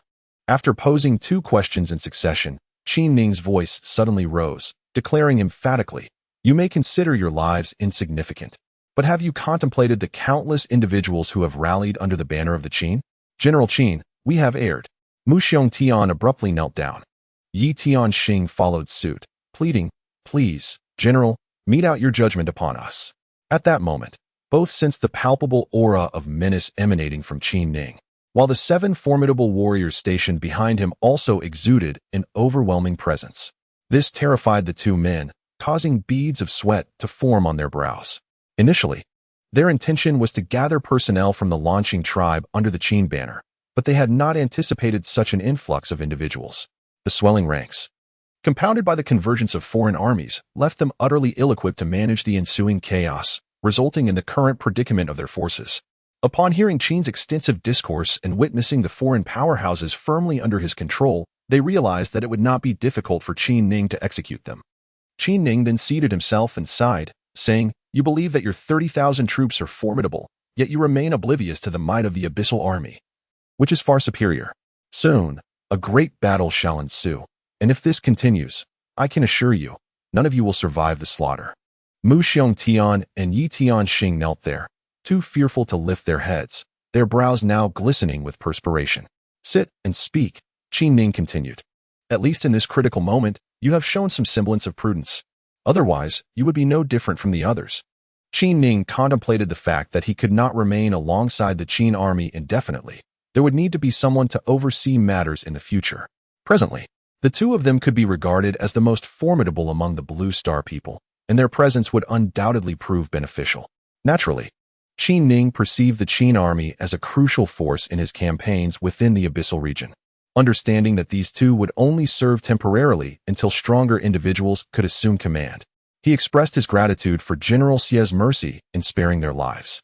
The two men respectfully seated themselves opposite Qin Ning. After surveying them, Qin Ning stated, "The Abyssal army has already begun to assemble. However, it will take several days for their 10,000-strong force to fully gather. During this interval, we must reorganize our troops to ensure they possess true combat effectiveness. Therefore, there remains much for you to accomplish. Please issue your commands, General. From this moment forth, we shall faithfully follow your lead." After another glance at the two men, Qin Ning nodded slightly and said, "Firstly, the Qin army is a force of the Blue Star tribe. This is the foundation and an immutable truth. Secondly, while foreign troops may be integrated into the Qin army, their power must remain within certain limits." Mu Xiongtian nodded emphatically and remarked, "Those who are not of our kind will surely harbor different intentions." Yi Tianxing added earnestly, "General, the crux of the matter lies in the strength of our tribe. Initially, we were merely an army of Blue Star tribesmen, yet, upon the integration of foreign forces, their strength has surpassed ours." Qin Ning replied solemnly, "Reputation is earned through action." After delivering this statement, he instructed, "Gather all individuals from the Blue Star tribe who have reached the foundational stage and assemble them into a single force." With due reverence, the pair departed. Only then did Qin Ning turn his gaze upon the 7 individuals arrayed behind him. Their consciousnesses having been thoroughly reshaped by Qin Ning, they were now, in essence, his most trusted subordinates. "Go forth and marshal your kin into a unified force," he instructed. Having assigned tasks to these 7, Qin Ning settled into a meditative posture, contemplating his next course of action. He had learned from Hu Jingtu that the Abyssals had exerted extraordinary effort to assemble this 10,000-strong army. Should he succeed in annihilating this force in a single engagement, it would prove exceedingly difficult for them to muster another of comparable size. After a period of deliberation, Qin Ning arrived at a decision. He would, for the time being, maintain his guise as Hula Hai, blending in with the Abyssals. From what he had observed of their current state, they were beset by internal strife and fierce competition, presenting an opportunity for him to exploit the chaos. Thus resolved, his initial objective was to eliminate the 10,000 Abyssal troops. Subsequently, he would clandestinely bolster the Qin army while openly creating disturbances within the city of Arctic. By then, he would possess dual identities, allowing him to maneuver with greater flexibility. Over the course of 2 days, the initial force of 30,000 had been refined into a cohort of 10,000 elite warriors. During this time, the competition within the various battalions had also concluded, with individuals of exceptional combat prowess ascending to leadership positions within the army. The entire force now presented a more disciplined and cohesive appearance. When Qin Ning reappeared before the assembled troops, he noted with satisfaction that they finally resembled a proper army. This bears at least some semblance to a military force. He mused inwardly. "General, the 10 battalions are fully assembled," Mu Xiangtian declared, clasping his fist in salute, his expression resolute. As Qin Ning gazed upon the throng of 10,000, he discerned that all present were individuals of foundational cultivation or higher. He pondered the number of Golden Core practitioners and foundation establishment experts among his ranks, eager to comprehend the caliber of his subordinates. It was time to raise the banners. Positioned aloft, Qin Ning's voice resonated powerfully as he addressed the vast army below. With his commanding shout, he summoned forth from his ring a magnificent display. 10 banners emblazoned with the character for Qin unfurled majestically in the wind. Listen closely. In this confrontation against the Abyssal clan, the pivotal element lies within a grand formation known as the Shumi Annihilation Array. These 11 banners serve as the array's standards. If you can successfully activate this formation, I firmly believe that even 10,000 Abyssal troops can be met with formidable resistance. Initially plagued by doubts regarding the upcoming battle, the soldiers found renewed hope as they fixated upon the lofty banners. Each banner had been meticulously reforged by Qin Ning, radiating a kaleidoscope of colors from the immense character for Qin.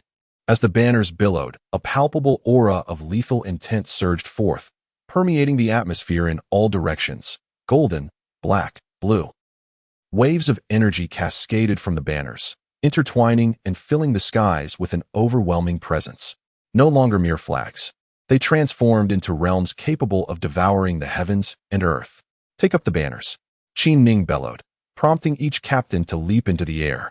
The standards of the Shumi Annihilation Array were not meant for just anyone to grasp. As the Golden Core experts approached the banners, they beheld an even more resplendent luminescence emanating from them, each hue representing a battlefield potent enough to obliterate even the mightiest of Golden Core practitioners.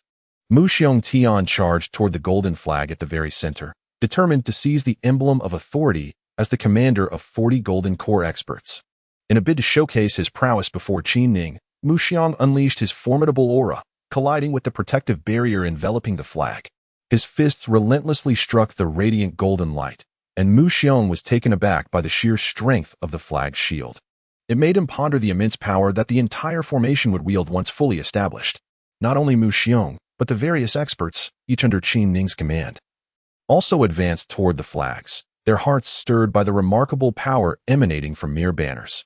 The soldiers stationed nearby were equally awestruck. If a single flag could exhibit such astonishing might, how powerful would the entire formation be? After all, this was merely an act of flag raising, and the 11 banners had not yet unleashed their full potential. Following an intense exchange of blows, Mu Xiong finally grasped the golden flag. As he took hold of it, the luminous banner gradually transformed into a smaller flag in his hands. Soon, the remaining 10 flags were likewise claimed. Observing that the array flags had all been secured, Qin Ning executed a series of hand seals, instilling the operational techniques into the minds of the 11 flag bearers. "From this day forth, you shall practice the formation I have bestowed upon this land. You must become proficient before the abyssal army arrives." As commanded, the 11 flag bearers responded respectfully. Upon witnessing the formidable 11 banners, a sense of renewed hope blossomed within the hearts of the people, envisioning the might that would soon be unleashed. "Young master." As Qin Ning entered, Hu Kai hurried forth to greet him. Turning to Hu Kai, Qin Ning inquired, "What is the situation?" Just as Hu Kai was about to report, a general dispatch from the army arrived, sending word that he wished to meet Qin Ning. Qin Ning furrowed his brow and asked, "Who is it?" As an elder of the Hu family, Hu Kai was well versed in the affairs of the capital, and Qin Ning sought to glean information from him. After a moment's hesitation, Hu Kai replied, "Young master, it is the eldest son of the Bao family who has come." Quickly, Qin Ning delved into the memories of Hu Lahui. Upon reflection, he grasped the situation, his expression shifting subtly. "Young master, circumstances are not in our favor. The eldest son of the Bao family arrives with an army of thousands. It would be unwise to oppose him." From his recollections, Qin Ning had already discerned that the capital of the Abyss Empire boasted 5 prominent young talents, known as the 5 young masters of the Abyss. Among them was Bao Zhiqian, a mere 28 years of age, yet already a master at the pinnacle of the Golden Core stage, on the cusp of achieving the Yuan level. Most significantly, Bao Zhiqian was the eldest son of Marshal Bao Biao. The Bao family and the Hu family were not on friendly terms. During his previous time in the capital, Hu Lahui had often been bested by Bao Zhiqian, to the point where he would take the long way around upon encountering him. Furthermore, a considerable portion of Hu Lahui's notorious reputation in the capital stemmed from the covert machinations of the Bao family's science. Originally, Hu Lahai held the position of deputy city lord, and it was expected that the other party would come to pay their respects. Instead, someone merely conveyed the message, insisting that Hu Lahai must go to pay a visit. This treatment completely disregarded Hu Lahai's existence. Upon reflecting on this, Qin Ning understood Hu Tsai's concerns. He was apprehensive that Qin Ning might act impulsively and offend the formidable General Bao Zhiqian, who was leading an army of 10,000. If Qin Ning were in his own capacity, he might have indeed chosen not to meet with General Bao under such circumstances. However, given that his own Qin army was about to engage in combat with Bao Zhiqian's forces, it was imperative for Qin Ning to assess the situation. Hu Tsai then presented a jade slip, stating that it contained information sent from the capital. As Qin Ning scanned its contents with his spiritual sense, he discovered that it contained news from Hu Jingtu regarding the dispatch of Bao Zhiqian. It became apparent that the decision on who would lead the army had sparked considerable contention within the capital. Everyone recognized that this was merely an act of seizing credit. Once the 10,000 troops arrived, the Qin army would undoubtedly falter. Thus, in pursuit of this honor, families were unwilling to yield. and it was only after the Bao family relinquished substantial interests that they secured this position. Hu Jingtu's intent was clear. If the opportunity arose, he hoped to create some difficulties for Bao Zhiqian. Additionally, Hu Zhengtu mentioned that matters concerning the city lordship were in motion, and as long as no major issues arose, there should be no significant problems. He urged Qin Ning not to appear overly submissive before Bao Zhiqian. With that, Qin Ning decided to meet with General Bao. Smiling, he said, "Let us prepare. It is time to pay a visit to General Bao." Hu Kai had not anticipated such a maneuver from Qin Ning. He was taken aback for a moment, then breathed a sigh of relief, saying, "Very well, I shall prepare." After a moment of contemplation, Qin Ning stated, "Only you and I shall go. There is no need for others to accompany us." Qin Ning's intention in not bringing any formidable experts was to avoid drawing undue attention to himself. Seated in a luxurious aircraft piloted by several Foundation establishment cultivators, Qin Ning, along with Hu Kai, arrived at Bao Zhigan's military encampment. "How many troops have they amassed?" Qin Ning inquired. "From the information we have gathered, they have successfully assembled 7,000 soldiers." As they approached the front of the encampment, a squad of soldiers approached them. "Who goes there?" Hu Kai promptly stepped forward, announcing, "The acting city lord of Polar City has come to see your general. Wait here, we shall inform them." Evidently, they had not been given permission to let Qin Ning and his companion pass. Qin Ning, betraying little change in expression, stood there, extending his divine sense into the encampment. As soon as his divine sense entered the encampment, Qin Ning felt a jolt. Military encampments were unlike ordinary places. Upon entering, the towering killing intent within the encampment clashed with Qin Ning's divine sense. Just as he was pondering this, a large contingent of soldiers gathered before the camp gate. A military commander-level figure strode forward briskly. "The general has decreed that Hu Lahai may enter." This time, Qin Ning was genuinely enraged. It was evident that Bao Zhiqian was merely seeking to enhance his own reputation, showing no regard for face or dignity. If Qin Ning were to enter under these circumstances, the Hu family would forever be relegated to a lower status. Without hesitation, Qin Ning uttered a remark to Hu Kai, who was equally incensed and addressed several subordinates of the Foundation establishment stage. The aircraft soared into the sky, racing at breakneck speed towards the city lord's residence. Not coming in. Above the distant military camp, a look of confusion crossed Bao Zhiqian's face, as he had not anticipated that Hu Lahai would possess such audacity to refuse an audience. Hu Lahai had always been perceived by him as a timid individual. With an army of thousands at his command, the sheer display of military might should have been enough to intimidate Hu Lahai. In Bao Zhiqian's mind, this was an opportunity to toy with Hu Lahai. If word of this reached the capital, he would regain face. Did he truly aspire to ascend to the throne of City Lord? Bao Zhiqian's intention was to draw out Hu Lahai's weakness. Should Hu Lahai's vulnerability be revealed in the capital, his aspirations of seizing the City Lord's post would vanish. There was some cunning at play. In Bao Zhiqian's perspective, this matter was hardly significant, yet it had unfolded contrary to his expectations. Now, the tables had turned. It was Hu Lahai who dismissed him. "Bao Xiao, that lad Hu Lahai possesses quite the audacity." Accompanying him were several noble youths hoping to leverage this opportunity to earn military merit. Their elders had discerned that this cleansing operation posed little challenge and had managed to secure their placements within the military.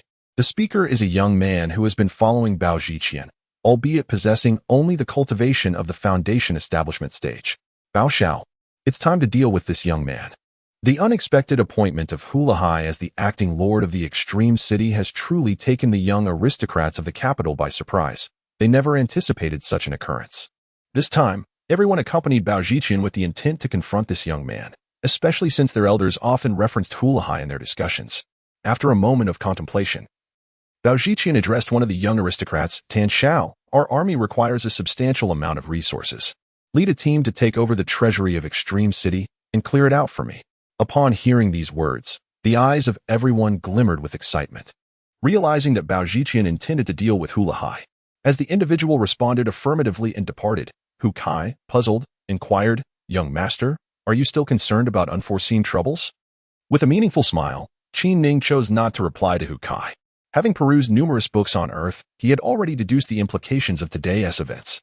Bao Zhiqian sought to preserve his own dignity. By avoiding a direct confrontation, he inadvertently diminished Hu Lahai's standing instead. Of course, Qin Ning understood that Bao Zhiqian could at most cause himself some embarrassment, as he would not dare to openly eliminate this acting lord. Thus, engaging in acts of sabotage or conducting undertakings detrimental to the integrity of the city became inevitable. The crucial point now was that he was unaware of Bao Zhiqian's intended actions. Hu Kai, gather our golden core experts immediately.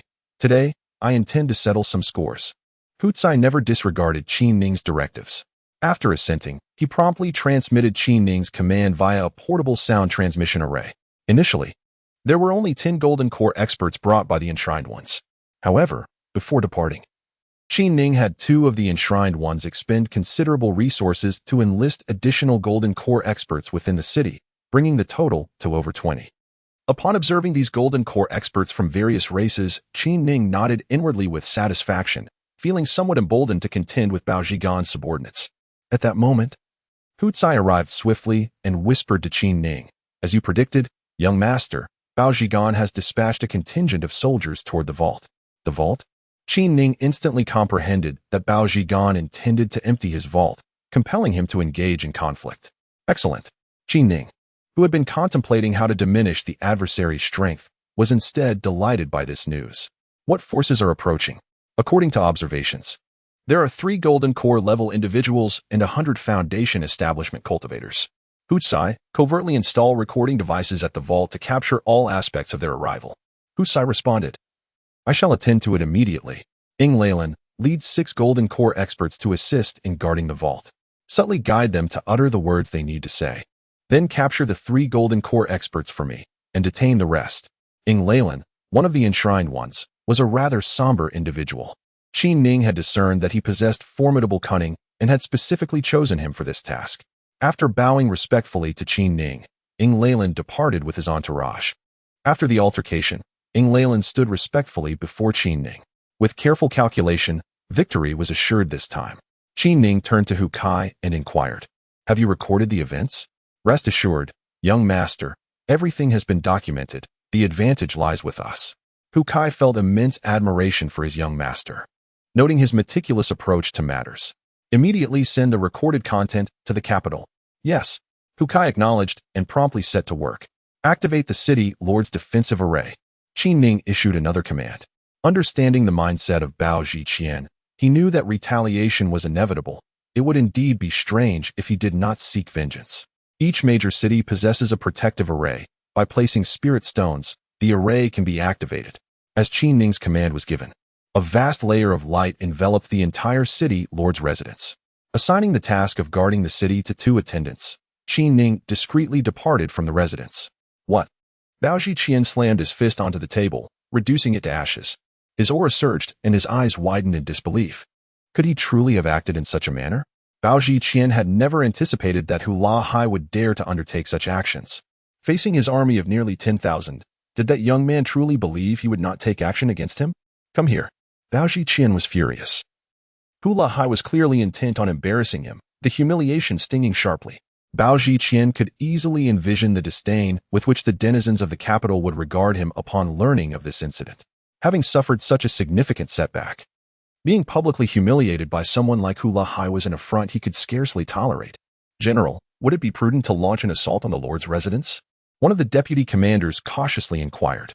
Casting a fierce glare at his interlocutor, Bao Zhiqian replied in a low, grave tone, "Send 1,000 men to raise the lord's estate." Witnessing the general's fury, none dared to utter a word further. "General, there are over 20 golden core experts within the lord's residence." A loyal aide hesitantly reminded him. With a disdainful snort, Bao Zhiqian retorted, "Detachment of 50 golden core experts shall be dispatched." Though the military did not boast many golden core masters, assembling such a contingent was not an insurmountable task. Gather immediately.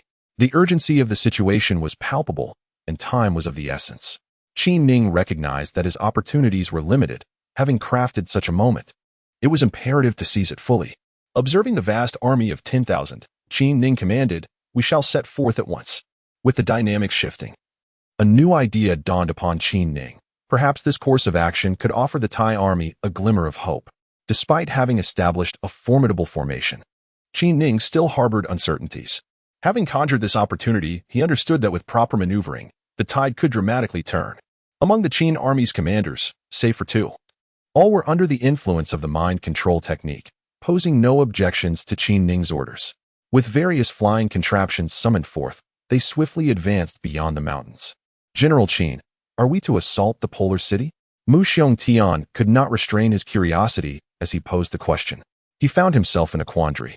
The Polar City was not only formidable, but also besieged by numerous abyssal troops. Why would Qin Ning wish to engage in such a perilous endeavor? Was he courting death? Instead of assaulting Polar City, let us target Great River City. A smile graced Qin Ning's face. Attack Great River City? All eyes turned to Qin Ning in astonishment. Utterly unprepared for such a bold stratagem. Producing over 10,000 sets of abyssal military uniforms discovered in the treasury of Polar City, Qin Ning commanded Mu Xiongtian. Let the entire army don these uniforms. At this moment, Mu Xiongtian and the others began to comprehend Qin Ning's intentions. It appeared the general sought to capitalize on the chaos. Before long, nearly 10,000 troops were clad in the abyssal attire, transforming the entire army into what seemed like a legion of abyssal soldiers. Mu Xiongtian's eyes sparkled with realization. Intelligence indicated that the garrison at Great River City was stationed at a considerable distance from the city itself.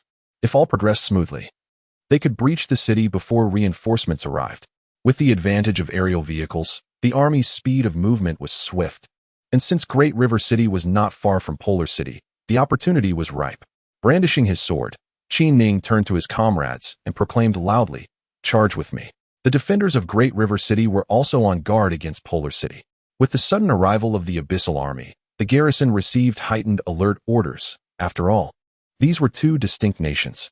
Should the abyssal forces seize the opportunity to launch a surprise attack, it would spell disaster. However, given the amicable relations between the two nations, this precaution was rather casual, and the defenders did not truly believe the abyssal army would advance. The banners fluttered in the air as the formidable army from the abyss suddenly materialized, leaving the defending soldiers in utter shock. Enemy attack! Enemy attack! Chaos erupted among the guards of the city. "Jined in camp, follow my lead and charge." Mu Xiongtian bellowed, eager to impress Qin Ning. In an instant, his aura surged, causing his body to tremble with power. Layers of crimson light enveloped him, swiftly coalescing into a resplendent suit of red armor, while his fists transformed into instruments of formidable strength. The Jin masters stood resolutely behind Mu Xiongtian. In that moment, the surrounding space seemed to tremble, an overwhelming force radiating outward. "Strike!" Mu Xiongtian roared, and the Jin masters united their might, delivering a single, powerful blow. The force of their combined attack resonated, illuminating the protective barrier of the Great River City. "Strike!" Mu Xiongtian shouted again, unleashing a torrent of sharp, fierce energy that filled the air with a cacophony of lethal sounds, echoing relentlessly. "Strike!" he commanded once more. Boom! Crack, crack. The defenses of Great River City faltered under the weight of this third assault, their protective shield dimming. "Kill!" Qin Ning shouted, and thousands of foundational cultivators surged forward, joining him in the assault on Great River City. "Kill!" The masters of the golden elixir surged to the forefront, each brandishing a formidable blade. As they advanced, the air crackled with the energy of their swords, the gleam of their blades wreaking havoc. The very fabric of the buildings around them crumbled and shattered, scattering into countless fragments, swept away by the wind. Leading the charge was Qin Ning, who divided his forces into 11 battalions, launching an assault on the noble estates to liberate the enslaved. Upon entering the city, Qin Ning swiftly issued commands. With his directives, the entire army split into 11 divisions, each advancing toward designated targets. From the intelligence gathered, it was known that within the military encampment of Great River City, there were 7,000 to 8,000 troops. Thus, Qin Ning understood that a direct confrontation was unwise. His objective was clear: to strike at Great River City and free the captives. The abyssal army. Chaos engulfed the entirety of Great River City, where battles erupted and confusion reigned. A multitude of those oppressed by the nobility were liberated. These freed individuals had no other path before them but to rally alongside Qin's forces in their relentless quest. After half an hour, Qin Ning turned to his companion, Jiang Wei, and informed the entire army to withdraw from Great River City. Upon breaching the treasury of Great River City once more, Qin Ning's gains were substantial. Following his orders, numerous flying vessels were deployed, allowing the liberated slaves to board. Observing Mu Xiongtian's commendable performance that day, Qin Ning remarked, "Have each division account for their personnel. Ensure that the deceased are taken as well." Mu Xiongtian responded, "General, I have already informed everyone. They should now be retrieving the fallen." This lad truly grasped his intentions. With a shrewd individual like Mu Xiongtian at the helm, Qin Ning felt a sense of assurance. For cultivators, possessing flying vessels is the utmost convenience. Nestled within their craft, the Qin army, which had just engaged in fierce combat, swiftly ascended into the skies. Mu Xiongtian was a man of action, dispatching Golden Core experts to intercept the pursuing forces, causing that large contingent to vanish from sight. After the passage of half an hour, Qin Ning beheld the formidable army of Dai City advancing in a relentless tide towards their direction. The city lord, Qi Tianxiong, and General Pu Hongzheng of the garrison had indulged excessively the previous night, both succumbing to intoxication. It took considerable effort for the messenger to rouse them from their stupor. Upon receiving the alarming news, both men were rendered speechless. Although they were aware that a formidable force of 10,000 from the abyss had arrived at Polar City with intentions to encircle the Qin army, they could not afford to be complacent, remaining wary of the abyssal troops. The day prior, General Bao Zhiqian of the abyssal army had made a courtesy visit, and the discussions had proceeded amicably. Qi Tianxiong had assumed that this cordial encounter would preclude any hostilities. However, he was utterly blindsided by the fact that today, nearly 10,000 soldiers from the abyss had launched an assault on Dai City. After all, the assembly of such a large army required time. And when the organized forces advanced towards Dai City, the sight that greeted them left both men astounded. The city was engulfed in chaos, particularly the estates of the nobility, which lay in utter ruin. The treasury had been completely looted, and the streets were strewn with the bodies of the nobles. Enraged beyond measure, Qi Tianxiong was infuriated by the relentless devastation inflicted upon Dai City. The general's countenance darkened. Faced with such a predicament, he found it difficult to report to his superiors. The two exchanged glances, and Shi Tianxiong declared, "The combat capability of the abyssal army is rather lacking. We shall assault the Polar City." Pu Hongzheng, too, resolved to act, believing that capturing a major city would alleviate their transgressions. "Let us proceed." They both concurred, setting forth with their grand army towards the Polar City in a magnificent procession. Chapter 56. Observing the shifting winds, the army of the Latin tribe is advancing towards us. Bao Zhiqian's eyes widened in disbelief as he gazed at the messenger, his mind swirling in confusion. Nonsense! He kicked the reporter aside, utterly refusing to believe such an event had transpired. Just yesterday, he had been reveling with the people of the great river city, their discussions marked by harmony. How could such a calamity possibly occur? Bao Zhiqian had even taken precautions against the Latin tribe, having intentionally mingled with them the previous day to convey that his intentions were solely to engage the Qin army, posing no threat to them. At that moment, another officer burst in, panic-stricken. "Report. The Latin forces are advancing upon us." Bao Zhiqian felt a surge of fear as he ascended into the air, his figure suspended above as he gazed into the distance. Indeed, it was true. The air ahead roiled with turbulent currents, a palpable aura of menace pervading the atmosphere. One could sense the overwhelming spirit of battle emanating from afar. They have truly come. The expression on Bao Zhiqian's face was already tinged with a sense of panic.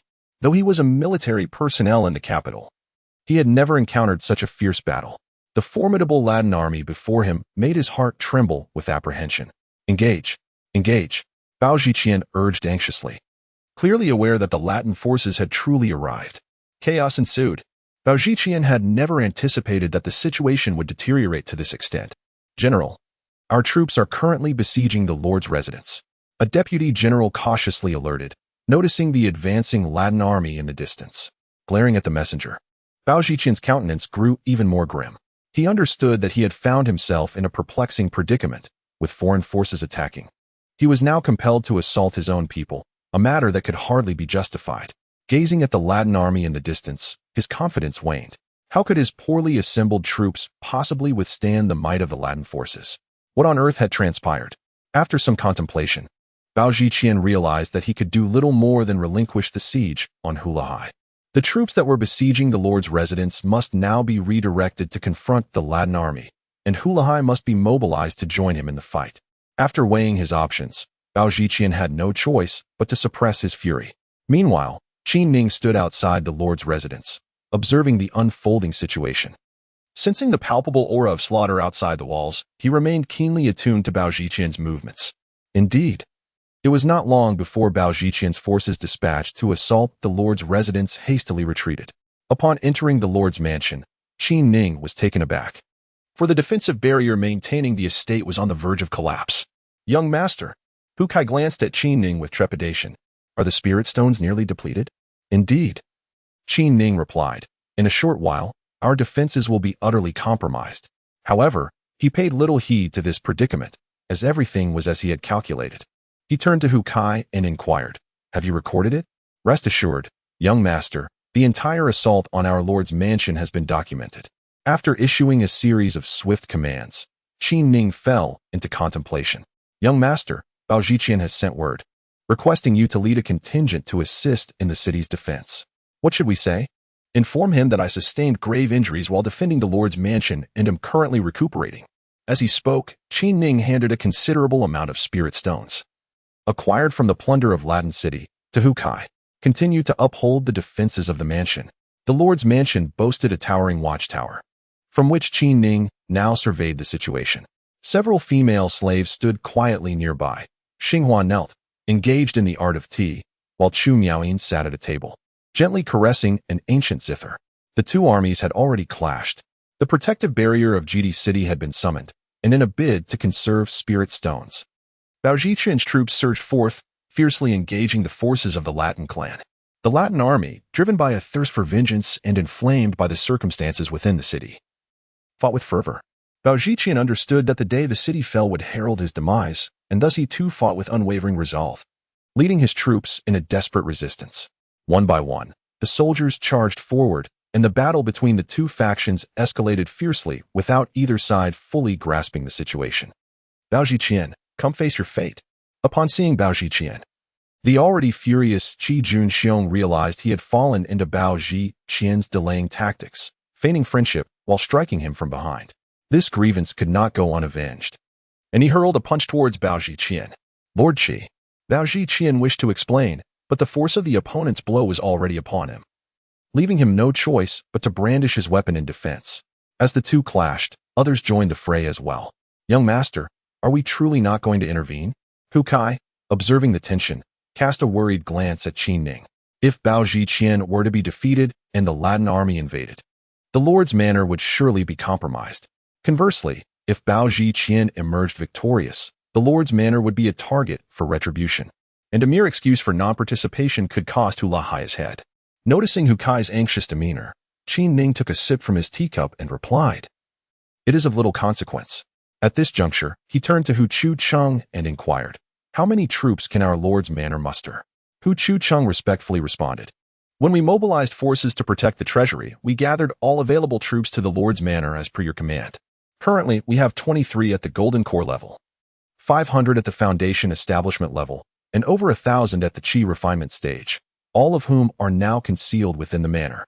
Distribute all these magical artifacts and treasures to them, Qin Ning instructed, handing over the substantial collection of offensive and defensive magical instruments he had amassed.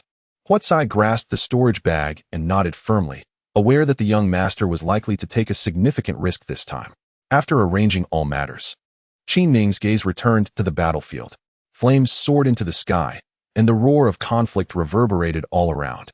The two armies were fiercely engaged in a desperate struggle, their confrontation having reached a stalemate both in the air and on the ground.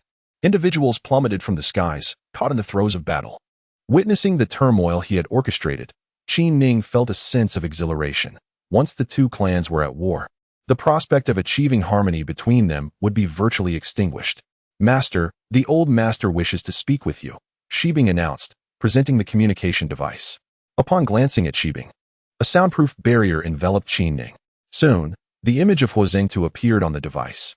What is the current situation? Huozhengtu inquired, his demeanor grave. Qin Ning recounted the present circumstances to him. Huozhengtu frowned and asked, How did the two armies come to blows? I'm not entirely sure.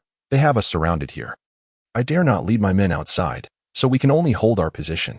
The situation outside remains unclear. Huozhengtu's expression darkened as he said, Bao Zhiqian is audacious, daring to stir trouble. His anger flared at the thought of Bao Zhiqian's actions. Had it not been for his son's intervention, he would have been utterly humiliated by Bao Zhiqian's machinations. Qin Ning replied, The two armies are locked in fierce combat. From my observations, Bao Zhiqian's forces are struggling to hold their ground. What do you intend to do? Hu Jingtu felt a sense of concern. If the polar city were to fall, his son's control over it would be rendered futile. Qi Ning remarked, while safeguarding the Ku mansion, I took precautions against Bao Zhiqian, mobilizing over 1,000 soldiers from within the city to the mansion.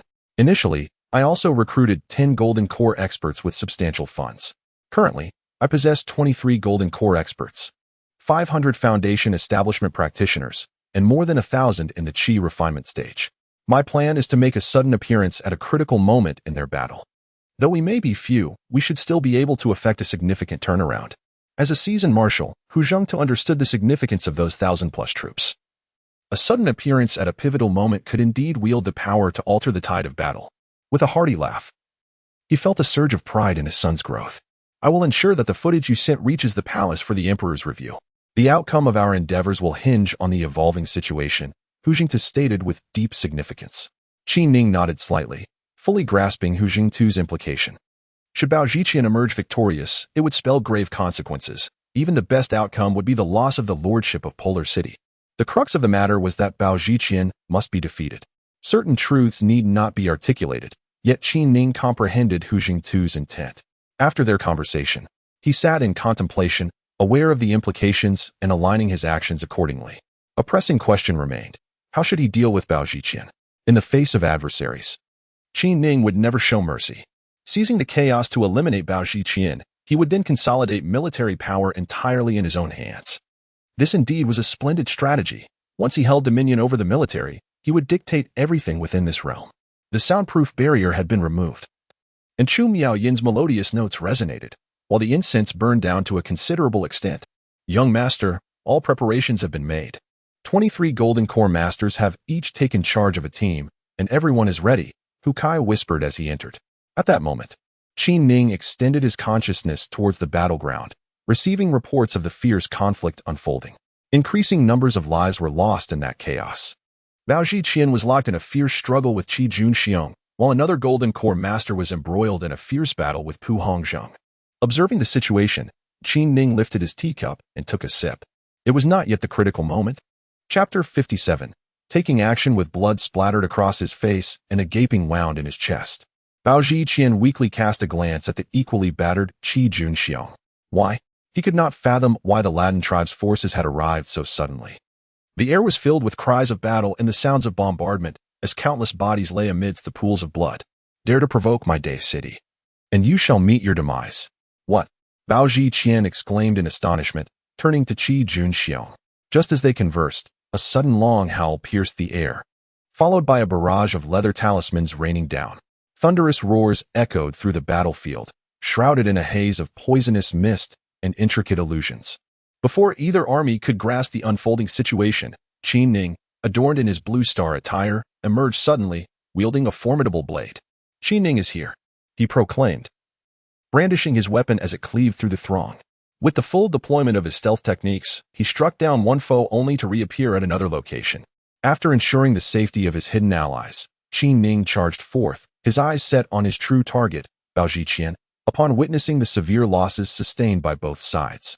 Summoning a multitude of talismans, Qi Ning approached Bao Zhiqian and Qi Junxiong. The recognition dawned upon both men that the architect of this chaos stood before them. They had fallen into his trap. Yet, what could they do now? Observing the two battle-weary masters, Qi Ning swung his blade, severing Qi Junxiong's head with a swift motion. As blood gushed forth, a profound terror washed over Bao Zhiqian's visage. Please, don't kill me.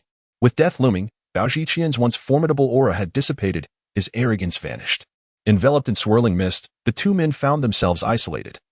And Qi Ning's blade now rested ominously against Bao Zhiqian's form. I possess a wealth of spirit stones. Spare me, and I shall offer them all to you. Bao Zhiqian could hardly fathom his fall from grace, staring in dread at the blue-clad figure radiating an aura of lethal intent. At that moment, Qi Ning executed a transformation technique, revealing himself as Hula Hai, and smiled at Bao Zhiqian. Pointing at Qi Ning, Bao Zhiqian's eyes widened in shock. He finally realized that this formidable figure was none other than Hula Hai. Filled with confusion, as he opened his mouth to speak, he felt a gust of wind rush towards him. In an instant, Bao Zhiqian found his body ahead of him, while his head was severed from his form. Soon, he was engulfed by the night. Restoring to his original appearance, Qi Ning seized the storage bags of both individuals, and after a brief but brutal rampage, he stealthily departed from the scene. By taking Bao Zhiqian's life while assuming Qi Ning's identity, he ensured that no suspicion would fall upon Hula Hai. Follow me to confront the enemy. This time, Qi Ning wielded a large blade, sweeping it through the air as he charged towards the battlefield, rallying his comrades to attack. Thousands of fresh troops surged forward, launching an assault on the Latin forces. On one side stood the weary soldiers of both armies, while on the other were the well-prepared elite warriors. Various offensive artifacts, previously distributed, were swiftly summoned, as over 1,000 men plunged into the fray. The two commanders, akin to dragons entering the ocean, faced those who had long since exhausted their vital energy, striking with devastating force as if they were slicing through vegetables. Pu Hongzheng had already been worn down to the point of collapse when Qi Ning, charging forward, decapitated him with a swift stroke of his blade. With the addition of Qi Ning and his 1,000-strong force, the tide of battle shifted dramatically. The battle cries reverberated through the air. Reinforcements had arrived. As the impending defeat loomed, the Abyssal Army witnessed the arrival of Qi Ning's forces, rekindling their dwindling morale. The two armies swiftly converged, launching a frenzied assault on the troops of the Latin clan. Defeat was inevitable. The Latin forces stood no chance against Qi Ning and his men, utterly devoid of the strength to resist. Many fell victim to encirclement, while a mere handful fled towards the great river city. "Young master, the Latin army has been vanquished," Huatsai exclaimed, his body drenched in blood, excitement radiating from his face. "And what of General Bao?" Upon seeing an abyssal commander approach, Qi Ning feigned ignorance, inquiring, "What of the general?" "He has perished." The commander's expression darkened, unable to fathom how events had spiraled to such a dire conclusion. What had transpired? An aura of murderous intent enveloped Qi Ning. Surely the Latin forces allied with that Qi Ning to strike against us. In the midst of the fog, the true nature of the events remained obscured, leaving the commander to speculate wildly. And Qi Ning? Perhaps he fled upon seeing your arrival. Qi Ning approached Bao Zhiqian. Addressing the abyssal warriors, General Bao fell in the line of duty, sacrificing himself to defend our polar city. I shall report this to the court. However, this incident is a disgrace that we cannot overlook. We must exact vengeance upon the Latin clan. Let us avenge General Bao, shouted several of Bao Zhiqian's staunch supporters. Indeed, we must seek revenge for General Bao. The great river city lies vulnerable. Now is our opportunity to seize it. Follow me as we march towards the great river city. Upon uttering these words, Qi Ning ascended into the sky, launching an assault on Dawaqing. The remaining thousands of soldiers followed suit. Let us proceed, Qi Ning bellowed. As Hu Kai summoned a flying contraption, Qi Ning leapt onto the device and soared towards the direction of Dawaqing. Despite the loss of many lives in the battle, over 4,000 soldiers from Bao Zhiqian's army still remained, combined with Qi Ning's contingent of more than 1,500, amounting to nearly 6,000 troops marching grandly towards Dawaqing. The atmosphere was charged with bloodlust, and the battle flags billowed in the sky. Faced with this formidable force, Dawaqing stood no chance of resistance and was swiftly captured by Qi Ning and his forces. Report this to the capital. Everything was unfolding according to Qi Ning's design. Not only had he dispatched Bao Zhiqian and seized control of his army, but he had also conquered the Latin stronghold of Dawaqing. Qi Ning understood that his actions had thoroughly disrupted the Abyssal people's plans, significantly affecting the alliance between the Abyssals and the Latin tribe. Sir, how shall we convey this news? Hu Kai felt a whirlwind of confusion within his mind, as the events that had transpired exceeded his expectations. Astonishingly, in just one day, so much had occurred, and even more surprising was that the young master had led the army to capture Dawaqing, a significant city of the Latin tribe. Reported as it is, Qi Ning replied succinctly. Hu Jingta stood in the council hall, feeling a sense of unease. Could his son truly contend with Bao Zhiqian? Your Majesty, my son is engaged in fierce combat with the Latin forces. Hula Hui, acting as the deputy lord, refuses to dispatch troops. Please punish him for his insubordination. Bao Shiqian's father, Marshal Bao Biao, spoke with great indignation. Hu Jingtu hastily stepped forward, saying, Your Majesty, you are already aware of the situation. Bao Shiqian has dispatched troops to assault the city of Jidi's Khufu. My son, Hula Hai, in his effort to defend Khufu, captured soldiers belonging to Bao Shiqian.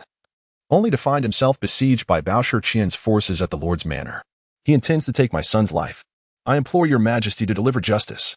Seated in contemplation, Chai Taizong furrowed his brow, astonished by the multitude of complications arising from the city of Jidi. Hu Jingtu had previously shown him recorded footage, and on principle, Hula Hai had acted correctly. Khufu belonged to the state, and Bao Shiqian's brazen act of aggression was indeed reprehensible. However, Chai Taizong was aware of the existing discord between the two families, which made the situation difficult to manage. The sudden assault by the Latin tribes against his own forces was a perplexing matter that Chai Taizong could not fathom. In an effort to alleviate the escalating conflict, he began to inquire further. The gathered officials exchanged glances, each equally bewildered by the circumstances. At that moment, Hu Jingtu produced a small communication array. As the array shimmered with light, he acquired a jade slip containing all pertinent information. Hu Jingtu swiftly examined it and eagerly handed it to Chai Taizong. With a look of confusion, Chai Taizong accepted the slip and began to peruse its contents. Upon conclusion, his eyes flickered with astonishment, and a look of shock spread across his face. Just then, an official rushed in, also bearing a jade slip for Chai Taizong. After reviewing it, the expression on Chai Taizong's face transformed dramatically. Your Majesty? The Grand Vizier Buxing Shui inquired with perplexity. Emperor Taizong of Chai then presented both jade scrolls to Buxing Shui. Upon reviewing them, Buxing Shui was similarly overcome with visible astonishment. Observing the shifts in their expressions, the ministers were utterly perplexed. Your Majesty, Hu Jingtu hastily knelt. This matter is of immense consequence, and a single misstep could leave us vulnerable. My son has acted impetuously. I never anticipated he would lead an army to seize Day City. I implore your Majesty to punish me. Upon hearing these words, the ministers were stunned and turned to Hu Jingtu, finding the matter scarcely believable. Hula Hai's reputation was well known. How could he have led an army to conquer Day City? What sort of place was Day City? It was a major city of the Latin race, a heavily fortified stronghold. How could he possibly have captured it? Hadn't Bao Zhiqian arrived at the Polar City? Where was Bao Zhiqian? This matter was exceedingly difficult to credit. Rise, my minister, Emperor Taizong of Chai responded. While we maintain an alliance with the Latin race, friction has been constant, and they have seized several of our cities as well. Hula Hai is without fault. Of course. Emperor Taizong understood that this matter required careful handling. Chapter 58. Deliberations in court. Within the Hall of Deliberations, a large apparatus had already been set in place, and personnel had projected the contents of the two jade scrolls through the device. The ministers, eager to understand the unfolding events, watched in silence. Everyone was beset by complex emotions. The paramount concern of the Abyss Empire was the impending war with the Blue Star clan. However, no one had foreseen the multitude of events that would transpire deep within the heartland at Polar City. No one anticipated the multitude of events that would unfold in Polar City. As we gazed upon the report from Hula Hai, alongside the document from the Empire's intelligence department, we were momentarily taken aback. The transmitted materials not only narrated the incidents, but also included recorded footage, enabling us to vividly comprehend the happenings of that time. Was this the undertaking of Hula Hai, who had been looked down upon in the capital? What a grand endeavor! The two reports bore notable similarities, with Hula Hai refraining from exaggeration. However, the intelligence department's document provided a deeper insight into the matter. Bao Zhiqian summoned Hula Hai, who, in a show of humility, attended the meeting. Yet, Bao Zhiqian seemed intent on putting Hula Hai in a difficult position at the camp gate. At this juncture, the glances directed at Bao Biao reflected disapproval. Was it not rather unscrupulous for your son to act in such a manner? Although both were marshals, your son may be formidable, yet Hula Hai, with his bowed head, had made the effort to pay his respects, and still, you resorted to such tactics. Where is the magnanimity befitting a commander? At that moment, Hua Jingtu chose not to comment further, but respectfully addressed Emperor Chai Taizong, beseeching him to take a stand for his son. A group of ministers close to the Hula Hai family promptly emerged to criticize Bao Zhiqian's actions. After a brief uproar, it was revealed that Bao Zhiqian had dispatched a contingent of troops to seize the treasury, only to have them all captured by Hula Hai's dispatched personnel. The atmosphere turned to one of derision as it became evident that Bao Zhiqian's forces could not even best a local militia. What a predicament! Bao Biao had not anticipated such a situation, and his face turned crimson with embarrassment. His son's actions were indeed reprehensible. Shortly thereafter, Bao Zhiqian dispatched a formidable force to besiege the Lord Mayor's residence. To attack the Lord Mayor's mansion? who bestowed such authority upon Bao Zhiqian. After all, Hula Hai was acting in the capacity of the Lord Mayor. At this juncture, the Qinhui faction began to further condemn Bao Zhiqian for his unreasonable antics. This matter, though it could be trivialized, was significant. Bao Zhiqian's behavior was utterly outrageous. At that moment, Emperor Chai Taizong turned to Bao Biao and inquired, "What is your perspective, my lord?" Although his words were devoid of censure, they only served to deepen Bao Biao's embarrassment. Being a perceptive individual, Bao Biao hastily knelt and implored, "Your Majesty, please forgive my son's impetuousness." The matter was entirely instigated by Bao Zhiqian, and Bao Biao felt he had no defense. Subsequently, discrepancies arose regarding Hula Hai's account, and the intelligence department provided even more detailed information. However, it was evident to all that the Lord Mayor's residence was under siege, and Hula Hai was utterly oblivious to the unfolding events. It was entirely understandable that the contents of his report lacked clarity on the situation. The crux of the issue lay with a man named Qin Ning, who had instigated the conflict, forcing Bao Zhiqian into an unprepared confrontation with the Latin tribe's forces, which escalated into a brutal war. "Your Majesty, Hula Hai did not mobilize his troops during this critical time." Bao Biao could only state this in resignation. At that moment, a minister rose and proclaimed loudly, "With Bao Zhiqian sending forth so many troops to assault the Lord Mayor's residence, could Hula Hai afford to place his trust in him? Even in the face of the tumultuous war raging outside, would Hula Hai dare to dispatch his limited forces?" The ministers silently nodded in agreement. Were they in his position, they too would hesitate to act, for who could ascertain whether Bao Zhiqian had concealed an army ready to strike? The intelligence department has indeed proven formidable, providing a comprehensive report on the war, which analyzed the circumstances and concluded that had Hula Hai not intervened at the pivotal moment, the polar city might well have succumbed to the forces of the Latin tribe. Furthermore, following Bao Zhiqian's demise, Hula Hai emerged as a leader, defeating the Latin forces and subsequently capturing the great river city, thereby safeguarding a significant stronghold for the Abyssals. As the report concluded, a profound silence enveloped the chamber. All present were struck by the gravity of the situation. Aside from the pallid-faced Bao Biao mourning his son's death, admiration for Hula Hai began to blossom among the assembly. An image of a hero emerged. To them, Hula Hai stood as a bulwark. Without his intervention, the chaos would have been unmanageable. "Your Majesty, I propose that Hula Hai be richly rewarded. Without his intervention, our polar city would surely have been lost. Your Majesty, Hula Hai's assault on the great river city has exacerbated tensions with the Latin tribe. I advocate for his severe reprimand.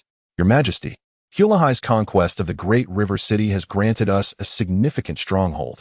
This is a monumental achievement, deserving of grand reward. Your Majesty." The council chamber erupted into chaos as factions clashed, each unwilling to yield ground in their fervent disputes. Regardless of the discussions surrounding him, Hula Hai has undeniably become a prominent and contentious figure. This situation has indeed posed a headache for Emperor Chai Taizong, as it has complicated the alliance of the two clans attacking the Lanxing clan. At this moment, Bu Xingshui stepped forward and said, "Your Majesty, I believe this matter should not be attributed to Hula Hai. As a city lord, witnessing the polar city being attacked by foreign tribes and taking the initiative to defend it is, in itself, a commendable act.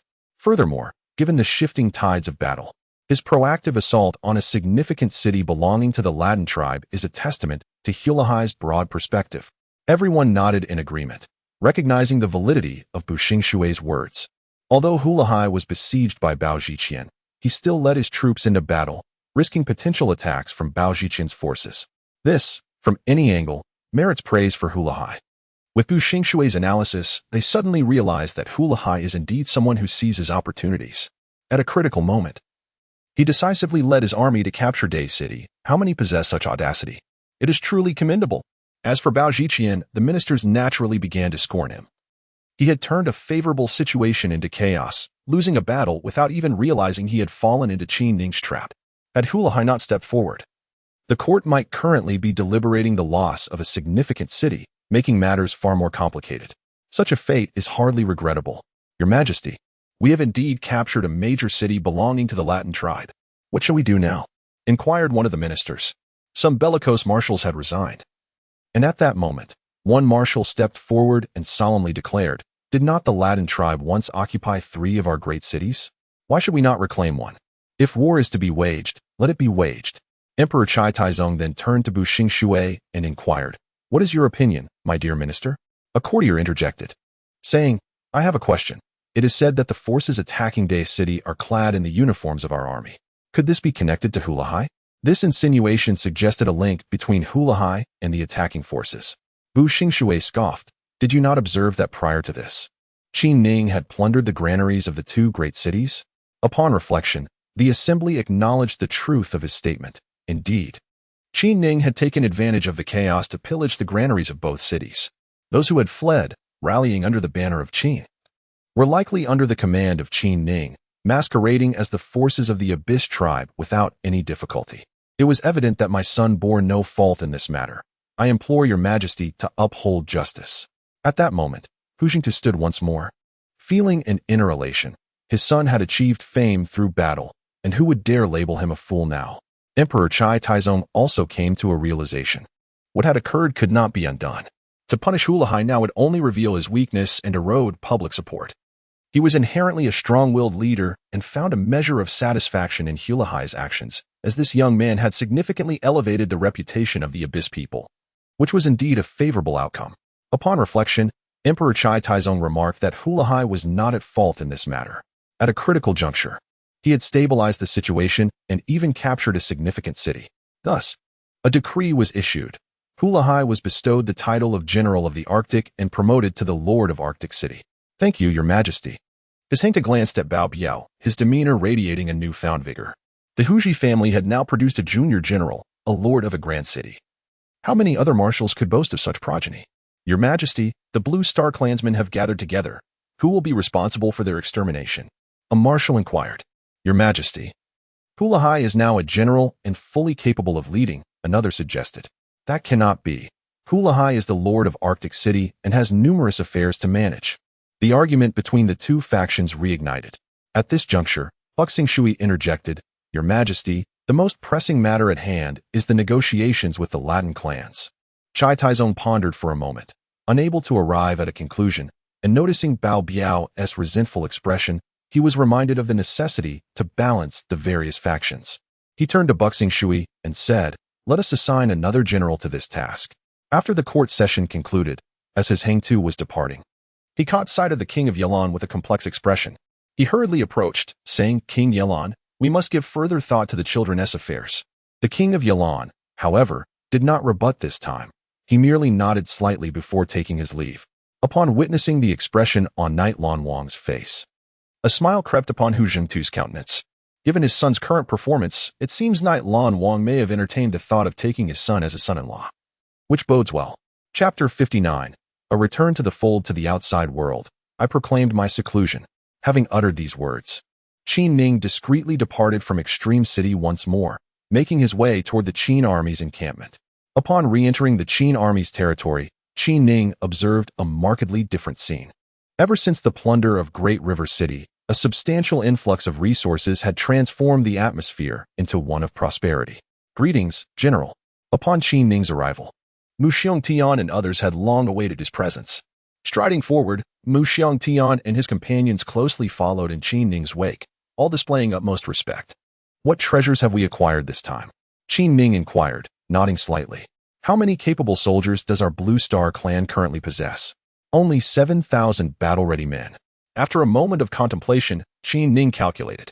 Mu Xiongtian hesitated briefly before responding, "General, we have rescued a group of skilled individuals from the prison in Great River City who had just been sent there.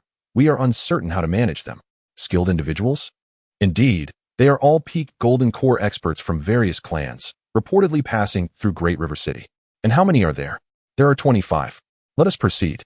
Upon learning of the considerable number of Golden Core experts, Qin Ning's mind began to devise a plan. The Qin army's influence must be expanded, and likewise, the power within Extreme City must also grow. "General, we have yet to lift their seals, but we are unable to restrain them." Qin Ning silently nodded, recognizing the undeniable complexity of the situation. The release of 25 peak Golden Core masters would undoubtedly lead to significant casualties, even if Mu Xiongtian and his companions could subdue them. Approaching the confinement area, Qin Ning's gaze fell upon the 25 individuals held captive.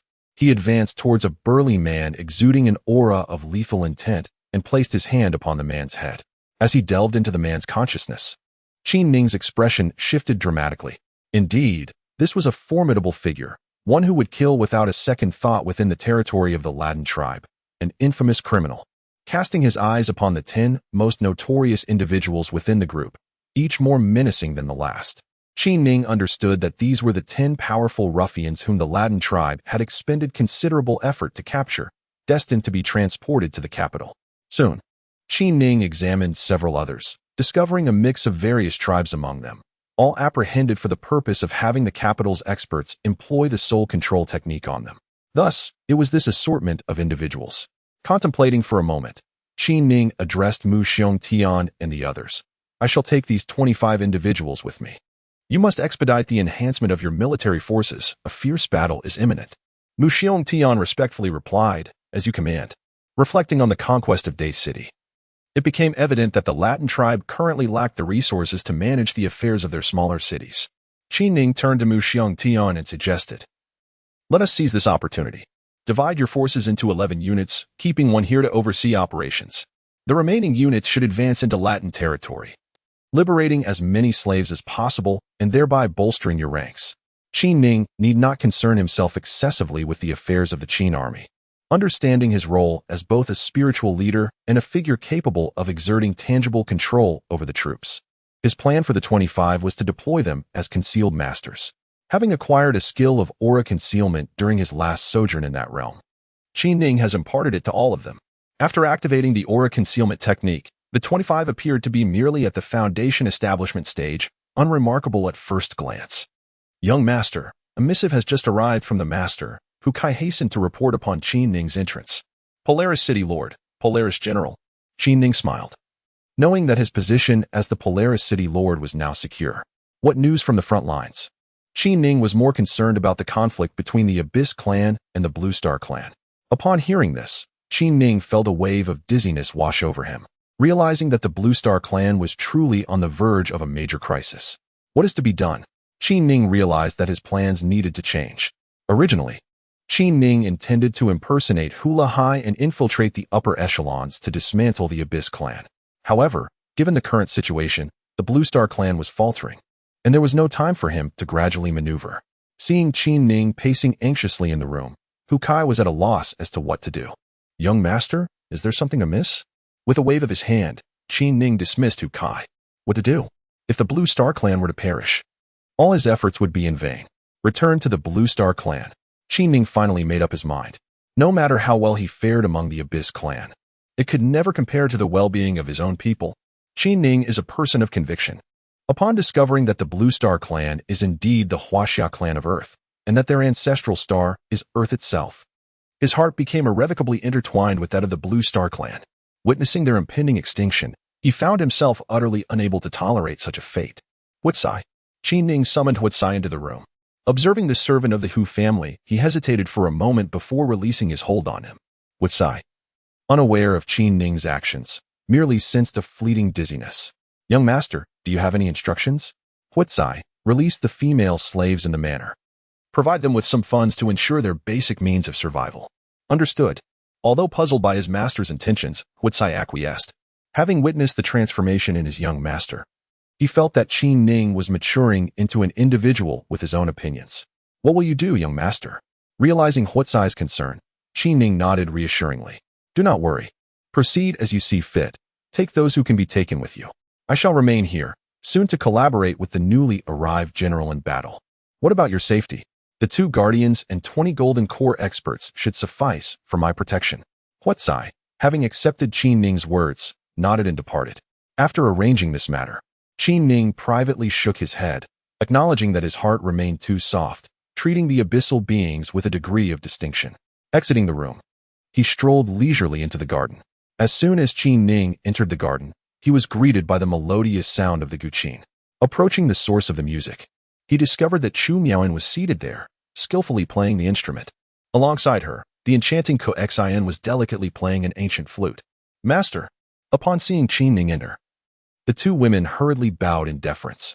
Do continue, Qin Ning urged as he settled into a rocking chair. Observing the 2 exquisite young ladies, he felt a sense of relaxation wash over him. However, The two women dared not proceed further, standing respectfully as they gazed at Qin Ning.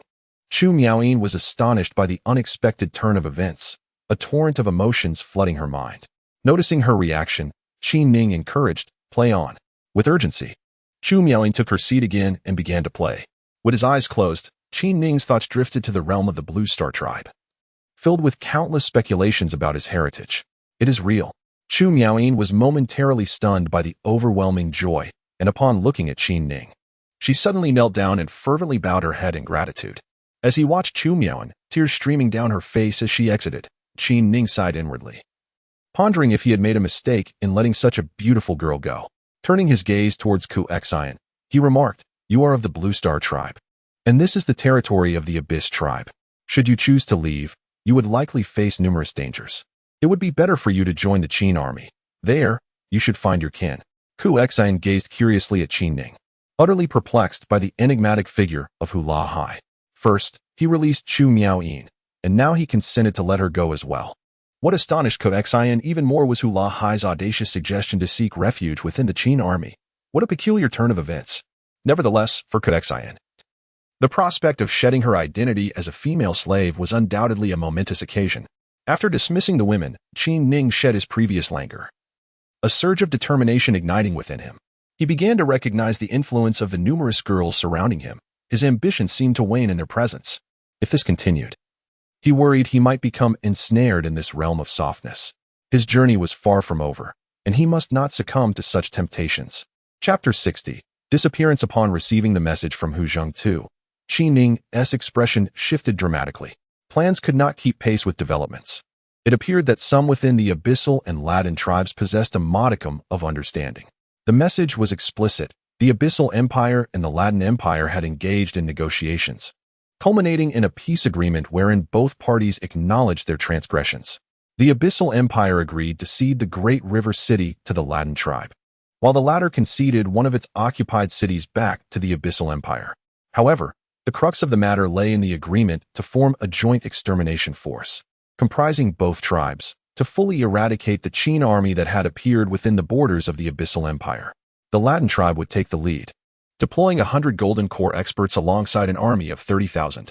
Additionally, the Abyssal Empire would issue orders to the garrison of major cities to encircle and capture the Qin forces. Upon perusing the contents of this communique, Qin Ning realized the gravity of the situation. Given the current state of the Qin army, confronting such a formidable force would prove exceedingly challenging. What should be done? Jia, proceed immediately to the Qin army's encampment and relay my orders. Assemble the troops and prepare for an all-out assault on Polar City in 2 days. Casting his gaze upon the 25 golden elixir masters under his control, Qin Ning divided them into 5 groups of 5, designating them as Jia and Jia, respectively. Upon receiving the command, Jia swiftly departed. Watching Jia leave, Qin Ning reassessed his strategy, pondering that this was the only course of action available. He must first stabilize the situation of the Qin army before considering an escape. Initially, he had intended to depart covertly, but in light of recent developments, he understood that without his intervention, the Qin army faced imminent defeat. Entering the training chamber, Qin Ning quickly retrieved the animal hides, feeling his cultivation level rise slightly. His objective this time was to forge a substantial quantity of offensive talismans.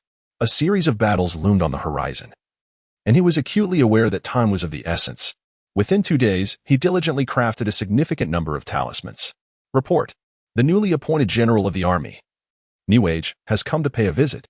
He had scarcely stepped out when he learned of the arrival of the new commanding general. Please, come in. Qin Ning gestured, accompanied by 2 attendants as he stepped outside. My apologies for the intrusion, City Lord. The visitor was a peak golden elixir master, emanating an aura brimming with intense killing intent. General Newage, please take a seat.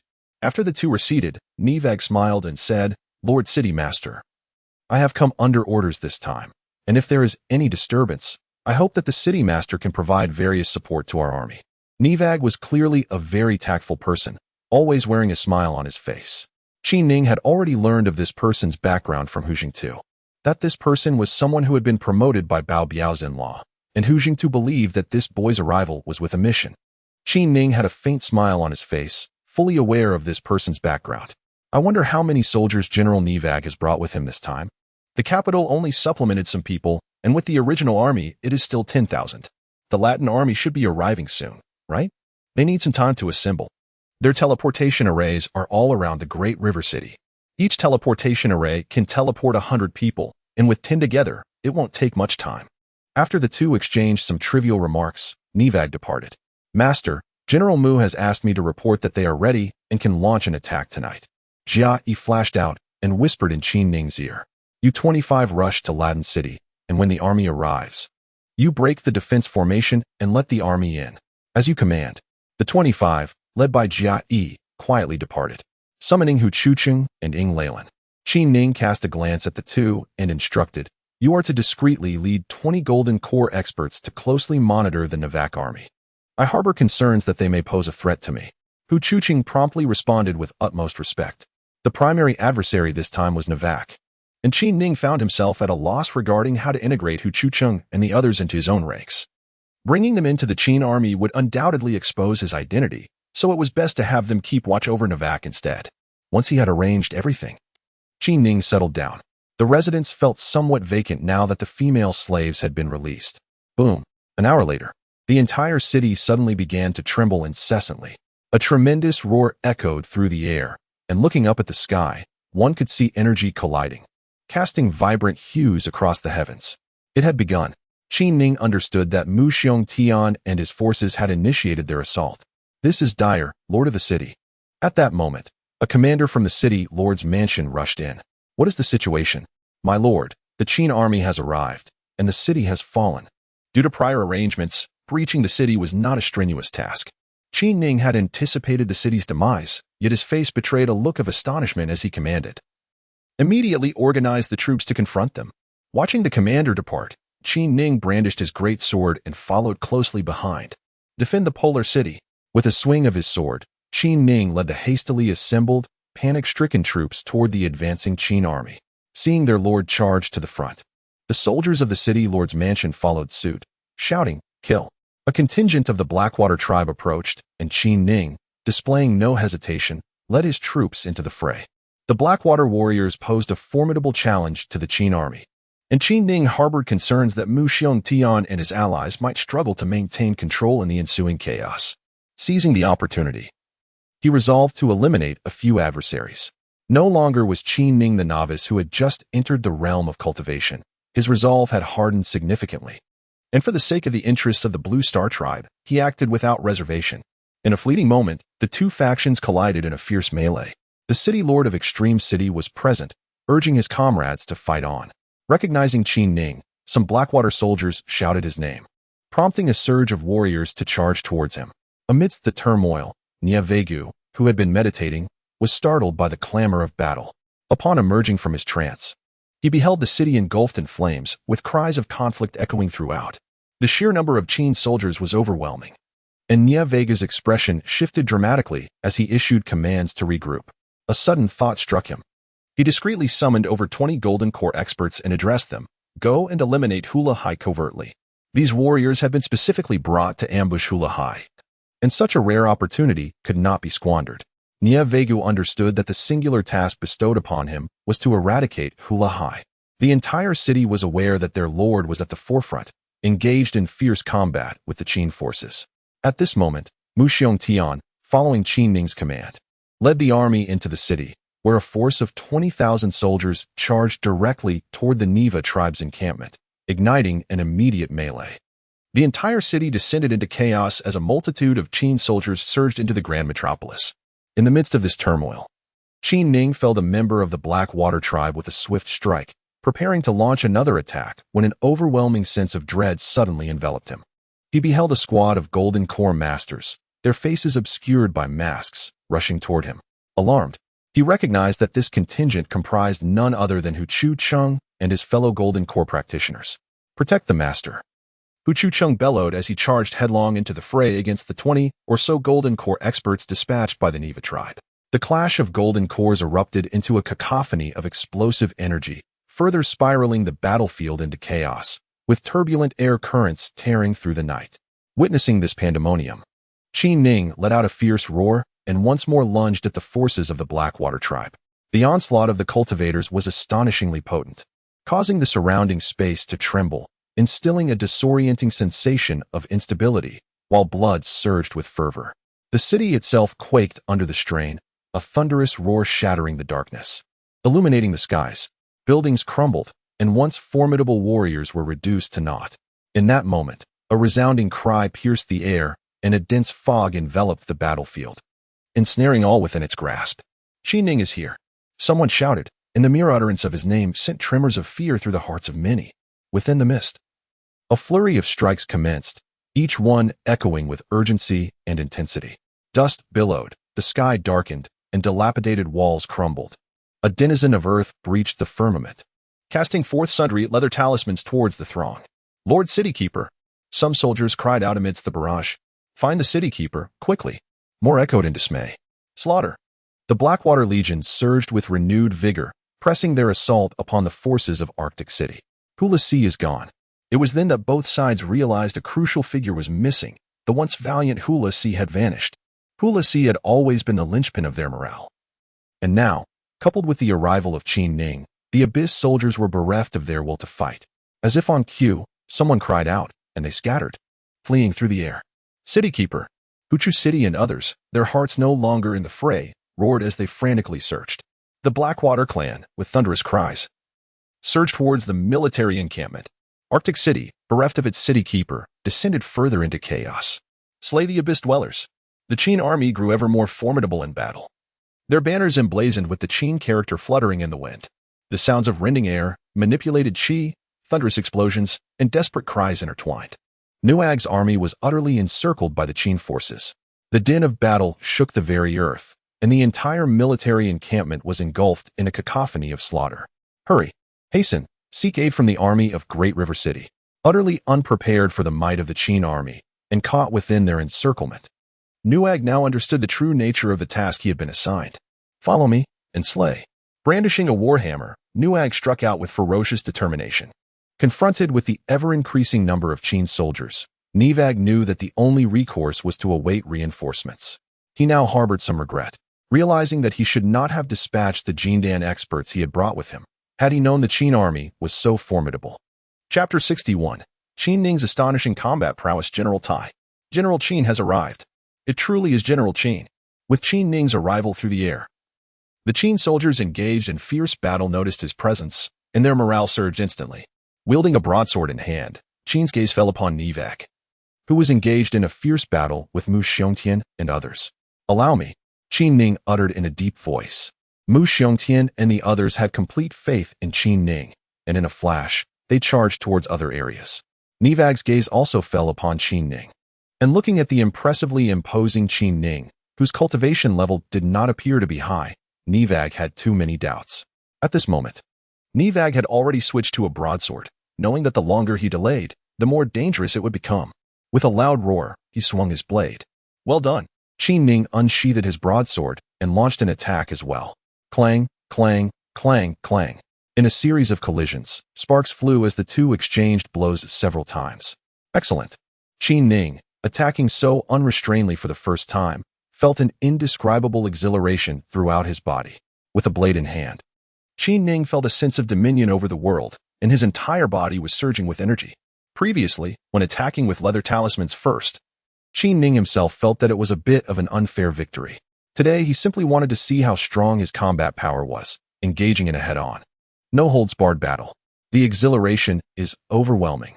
The fervor within my heart surges, and a torrent of energy courses through my being. To hell with it. Nivag is also fighting with all his might. In an instant, Nivag's aura skyrockets. His bellow reverberates like thunder, and his robust figure moves with a fluidity that transforms his sword into a fleeting shadow of brilliance. Clearly, being appointed as a general indicates that Nivag is no weakling. Faced with the specter of defeat, his fighting spirit ignites, elevating his combat prowess, and the sound of cracking bones echoes throughout his body. This is splendid. Qin Ning's gaze sharpens, and he channels all his energy into his movements. At this moment, he becomes a wisp of green smoke, vanishing from sight. Stealthy assassination technique. He strikes. In an instant, it appears as if countless incarnations of Qin Ning surround Nivag, unleashing a myriad of golden blade flashes. Clash. The atmosphere is thick with battle intent, and vitality surges. The energies of both warriors erupt, cleaving through the earth as soldiers caught in proximity are obliterated, transformed into clouds of crimson mist. Once again enduring the shockwave of immense power, the massive blade disintegrates, and the two stand facing each other, each experiencing a profound sense of trepidation. This marks the first occasion where Qin Ning engages without the aid of talismans, fighting with full force, his spirit entirely unleashed. With a mighty roar, Qin Ning clenches his fist and charges once more. Such strength! For the first time, a look of dread graces Nevak's face, as he senses that today may herald his doom. With a thunderous cry, Nevag recklessly lunges forward. Bang! Each blow lands with visceral impact, as the two rely solely on the force of their energies. Boom! The formidable Qin Ning, whose body had been honed to an extraordinary resilience through rigorous training, evidently held the upper hand. As he endured the onslaught of his opponent, each of his strikes unleashed a torrent of energy, landing heavily upon his adversary. Nevag was relentlessly battered by Qin Ning's blows, and the protective shield he summoned shattered in an instant. With a resounding crack, his entire form disintegrated into a mass of shredded flesh, blood splattering through the air. The general has fallen. The soldiers of the Abyssal tribe, witnessing this astonishing turn of events, glanced at the imposing figure of Qin Ning standing amidst the chaos. A cry erupted, and as if compelled by an unseen force, they began to retreat from the battlefield, soaring into the sky. Defeated, the Abyssal army realized that the outcome of this battle had already been sealed. Their once high morale crumbled in an instant. Kill! Mu Xiongtian bellowed. Slay the Abyssal beings. The aura of several golden core experts surged forth, and a thunderous roar resonated from all directions. Kill! The soldiers of the Qin army united in a fierce shout, their collective might overwhelming the very heavens and earth. The battle flags waved, the ground trembled, and victory belonged to the Qin army. Mu Xiongtian ordered, leave a contingent to secure the battlefield. The rest, follow me. Observing the annihilation of the Abyssal forces, Qin Ning shouted and led his troops towards the direction of Great River City. With the assistance of the Golden Core experts he had strategically positioned beforehand, the Qin army effortlessly reclaimed Great River City. Seated in the Lord's mansion of Great River City, Qin Ning surveyed the commanders of the Qin army, who stood before him with utmost respect. Qin Ning articulated with gravity, at this juncture, we face both an auspicious opportunity and a formidable challenge. Be it Great River City or Polar City, these strongholds constitute the very nucleus of their respective races.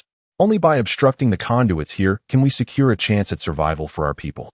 Mu Xiongtian reflected momentarily, then remarked, our understanding of the Abyss clan is somewhat comprehensive, yet our knowledge of the Latin clan remains rather limited. Qin Ning elucidated, from what I gather, the Abyss clan's contingent of 10,000 soldiers dispatched to Polar City represents virtually the last of their reserves. The bulk of their forces are engaged in combat against the Blue Star clan at the front lines, precluding any further deployments. It is reasonable to assume that the Latin clan finds itself in a similar predicament, embroiled in frontline warfare and thus lacking the capacity to oversee matters here. The few thousand they initially sent have been vanquished in this campaign. Even if reinforcements arrive, they will likely number only 10,000. Therefore, we must now undertake a crucial task, to inflict a severe blow upon the Latin clan's forces. Only by vanquishing them can we secure our relative safety. We await your command, General. Led by Mu Xiongtian, everyone saluted with cupped fists. Aware that these individuals would heed his directives without question, Qin Ning refrained from further elaboration. Surveying the assembly, he declared, I hereby decree that, with the exception of the Golden Core Battalion and 10,000 Foundation Establishment troops remaining to garrison Great River City, all other forces shall be divided into 10 divisions and dispatched to the vicinity of Polar City and Great River City. Before the arrival of the two clans' main armies, you shall seize various cities, liberate slaves, and augment our ranks. Yes, sir. Squadrons of soldiers dispersed in all directions. The great banner bearing the Qin character fluttered in the wind as the Qin army thundered forth. After a series of relentless battles, the ranks of the Qin army have remarkably swelled. The captured Golden Core masters were subjected to the control techniques of Qin Ning, who then directed them to exert influence over the Foundation Establishment practitioners. Through this multi-layered control, the strength of the Qin army has doubled. As personnel were dispatched, Qin Ning sat in contemplation, pondering the next steps for development. He was now fully embracing his authentic identity, convinced that he had become the cornerstone of the Qin army. What should be the next course of action? Initially, Qi Ning was a solitary figure, easily able to depart. However, with the sudden acquisition of such a formidable army, he realized that his responsibilities had significantly multiplied. Mu Xiongtian, I entrust this army to you. After careful observation, Qi Ning had come to recognize Mu Xiongtian as a peak Golden Core master of the Blue Star clan. Standing before an army composed entirely of Golden Core experts and Foundation establishment personnel, Qi Ning addressed Mu Xiongtian. I pledge my life to follow General Qin. Mu Xiongtian felt an indescribable gratitude swell within him, recalling how Qi Ning had rescued him and entrusted such a vital army to his command. Qi Ning then turned to the 5 elite members of his unit and instructed, you 5 shall form teams, each leading a contingent. From this moment onward, dedicate yourselves fully to mastering the Sumi Absolute Kill formation. Only by perfecting this formation can you secure your place in future battles. The elite members promptly accepted the order with deep respect and departed. Summoning Mu Xiongtian into his military tent, Qi Ning remarked, you should be aware that the cultivation levels of the elite members are not inferior to yours. Understanding the gravity of the situation, Mu Xiongtian quickly responded, General Qin, I harbor no ulterior motives. Mu Xiongtian gazed at Qi Ning in astonishment, never having anticipated that the conflict would escalate to such an extent. General Qin, what shall we do? He inquired. With a heavy sigh, Qi Ning replied, as members of the Blue Star race, we cannot remain indifferent to the peril facing our nation. Indeed, Mu Xiongtian's face radiated determination. He expressed his gratitude, saying, thank you for your trust, General. You cannot exert control over those at the pinnacle of the Golden Core stage. Although I have employed the control spirit technique on them, I will instruct them to heed your commands before I depart. As Mu Xiongtian seemed poised to say something further, Qi Ning gestured for silence. The Sumi Absolute Kill formation is an extraordinarily formidable array. You must summon the strongest forces to practice it. With this grand formation at your disposal, you can both advance and retreat. My hope for you is to continuously grow stronger here, raising the banner of the Qin family. As long as you hold your ground, these 2 factions will be unable to fully engage in battle. Rest assured, General, I shall not betray your trust. Although Qi Ning could have employed the control spirit technique on himself, he chose not to do so, instead entrusting the weighty responsibility to Mu Xiongtian. Without further ado, Mu Xiongtian rose and suddenly knelt before Qi Ning, declaring, by the heavens and the earth, I, Mu Xiongtian, vow here to follow General Qin for life, remaining loyal to him. Should I falter, may my form and spirit perish. Qi Ning helped Mu Xiongtian to his feet, saying, there is no need for such formality. We are all members of the Blue Star race. When our nation is in crisis, we must stand together and fight for it. Subsequently, Qi Ning elucidated the forthcoming strategies for the Qin army. Mu Xiongtian listened attentively, nodding in affirmation, cognizant that his ability to secure this location would significantly bolster the Blue Star clan. As Mu Xiongtian departed, deeply moved, Qi Ning's thoughts turned to the impending major conflict with the Latin army. The Qin army's ability to establish a foothold here hinged on the outcome of this decisive battle. Chapter 62. The influence of the Qin army. The capture of Polar City by the Qin army reverberated through the Abyss court, causing immense shock and consternation. Indeed, it was reported that the Qin army launched a surprise assault, resulting in the city Lord Hula Hai's valiant, but ultimately unsuccessful defense and subsequent disappearance. Poor Hula Hai. His misfortune was compounded by the timing of our army's arrival. He likely lowered his guard, believing the presence of our forces would ensure his safety.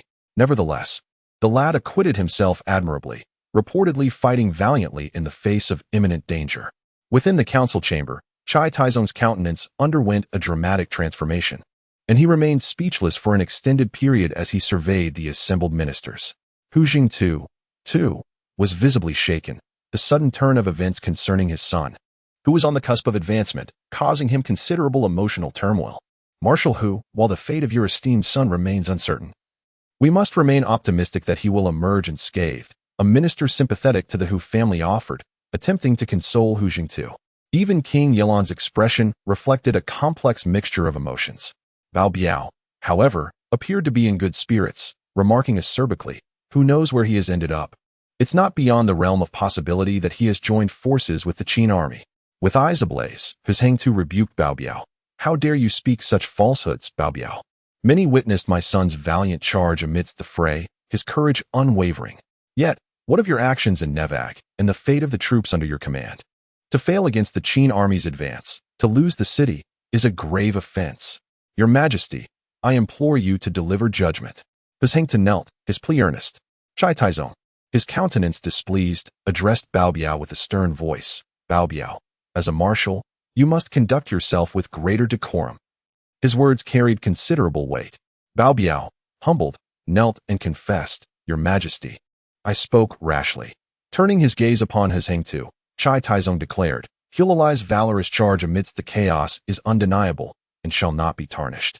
He must be found, and in this battle, Hulalai bears no fault. Thus, the matter was settled.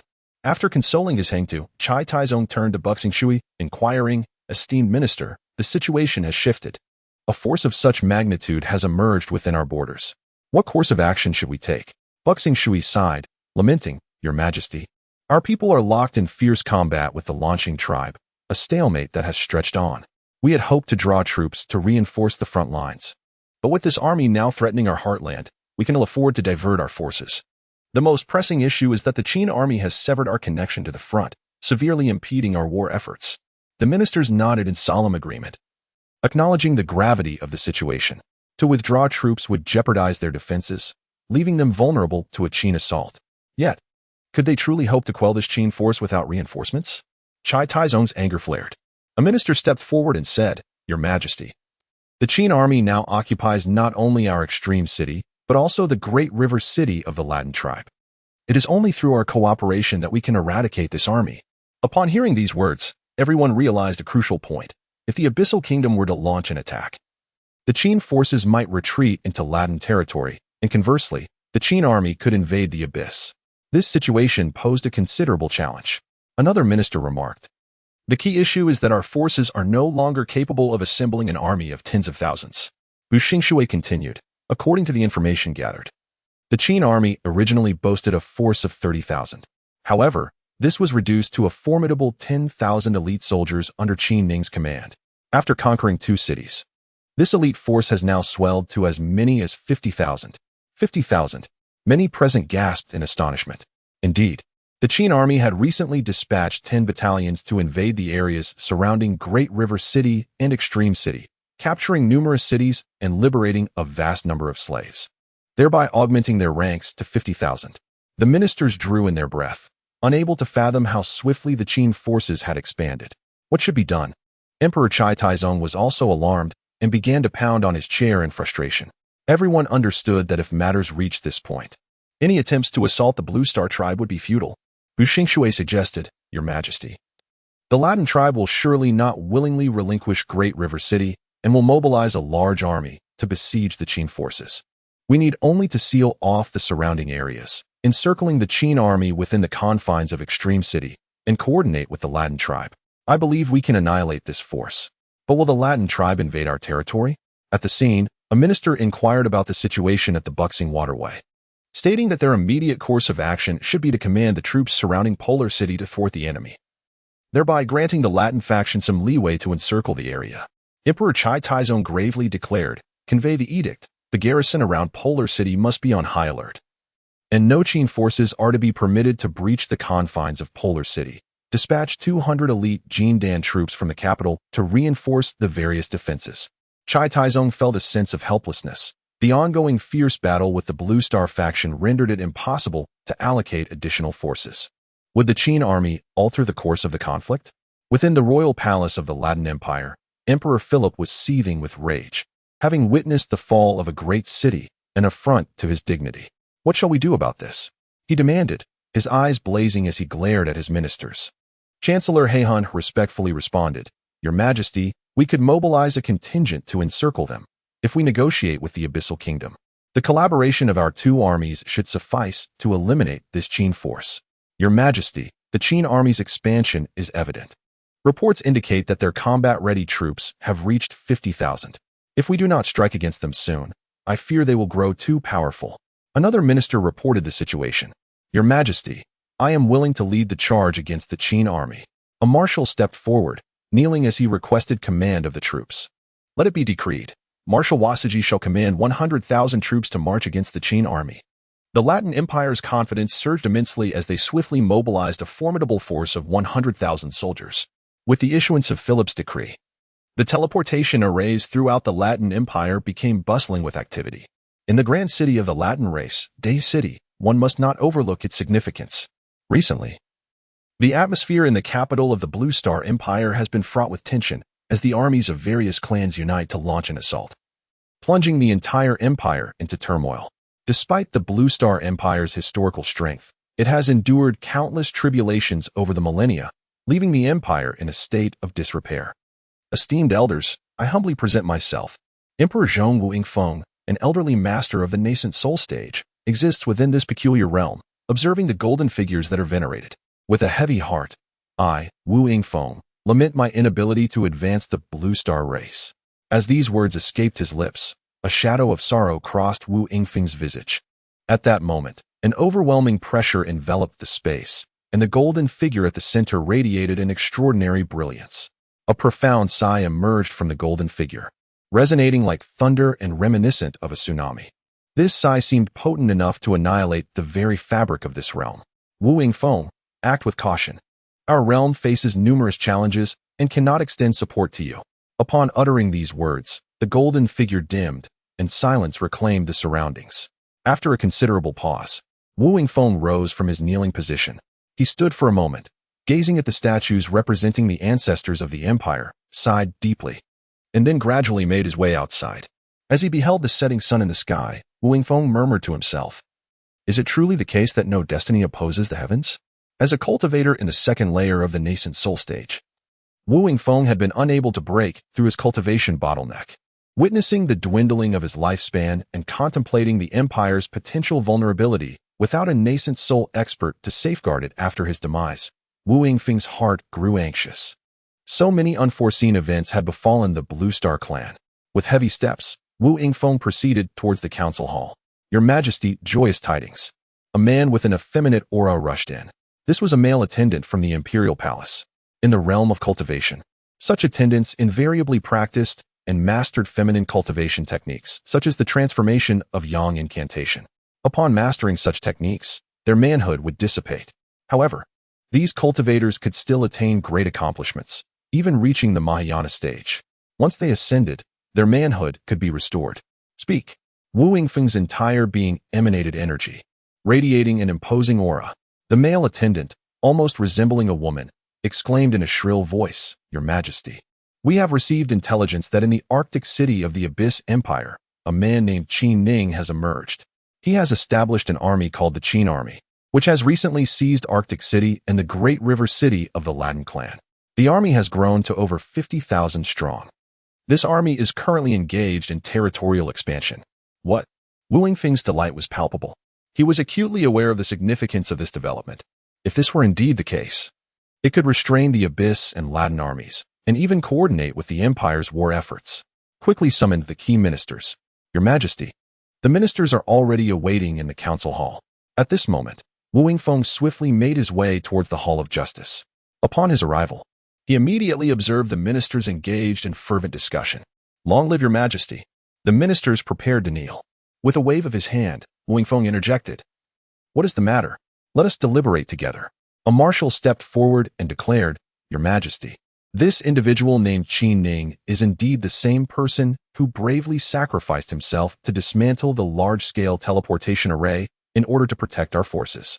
Hearing this, Wu Yingfeng recalled the incident and exclaimed, "I remember now. Could it be that he survived?"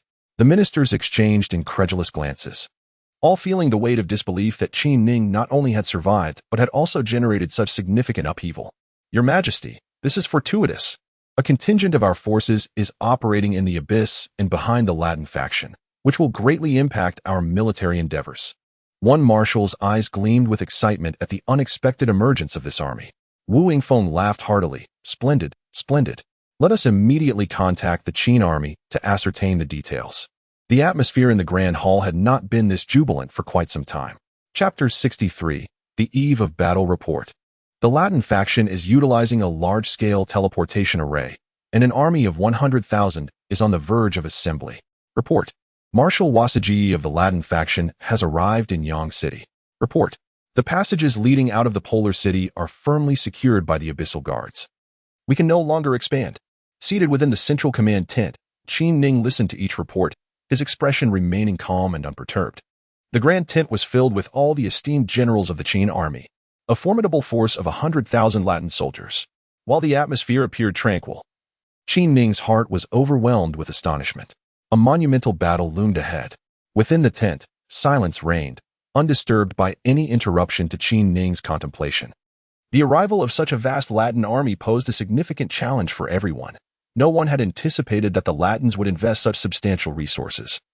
Deploying an army of this magnitude, the ambience within the tent was charged with tension, as all understood a crucial truth: the Qin army, having been established in such a brief span of time, lacked the battle-hardened experience of seasoned warriors. Engaging in combat with such a fledgling force could yield unpredictable consequences. As Qin Ning cast his gaze upon these adept masters, he realized that were it not for his mastery of the controlling spirit technique, which ensured their loyalty, the mere news of 100,000 enemy troops might have sent half of them fleeing in terror. Esteemed comrades, this battle is pivotal for the survival of our Qin army. We shall fight to the death. The loyalty of those present was evident as they rallied to his cause. Qin Ning observed Mu Xiongfei and Yi Feixing. These two adept masters had not invoked the controlling spirit technique, yet their allegiance was unmistakable. Mu Xiong, please enlighten us regarding the current situation of our forces. Understood. Qin Ning nodded slightly and remarked, this time, the Latin tribe has dispatched an army of 100,000. And the Abyss tribe will also send troops to attack. Our forces find themselves besieged on all sides. It is a battle of life and death. Should we prevail, our army will expand its reach, and our renown will echo far and wide, transforming the situation to our advantage. The consequences of defeat, however, are too dire to contemplate. Therefore, we must unite our efforts for this battle. As Qin Ning's words resonated, a palpable tension filled the tent. Despite being under the influence of the controlling divine art, these Golden Core masters retained their autonomy and came to a deeper understanding of the battle's significance. I now issue my commands. Mu Xiongtian, your subordinate is ready to obey. I order you to lead the Golden Core battalion and a force of 10,000 to hold the purple banner at the heart of the formation. Understood. As Qin Ning's voice echoed, a resplendent golden banner fluttered towards Mu Xiongtian. Jiayi, I command you to bear the green banner and position yourself at the eastern edge of the formation. Yi, I command you to bear the yellow banner and take your place at the western edge. Bingyi, I command you to bear the black banner and occupy the northern edge. Dingyi, I command you to bear the red banner and settle at the southern edge. With each command issued by Qin Ning, it became evident that, given the army's current lack of combat strength, he intended to establish a grand formation to confront the Latin tribe's forces in a decisive battle. Each unit would consist of 10,000 soldiers, and the vast Shumi formation would have a total of 7 focal points. Upon hearing that Qin Ning himself had crafted the talismans, the eyes of the assembled warriors brightened. His talismans were renowned artifacts, and possessing such treasures would undoubtedly enhance their combat prowess in the impending conflict. As the Golden Core experts departed from the military tent, Qin Ning sat in contemplation, pondering the myriad possibilities of the situation. Defeat is not an option. The weight of responsibility bore down on Qin Ning. Acutely aware of the battle's significance, a loss would not only doom the 80,000 Qin soldiers, but also likely spell the end for the various clans who had sought refuge under the Qin banner. This single battle held the fate of over 100,000 souls in the balance. A pivotal and decisive confrontation. Failure was simply not an alternative. Let it commence.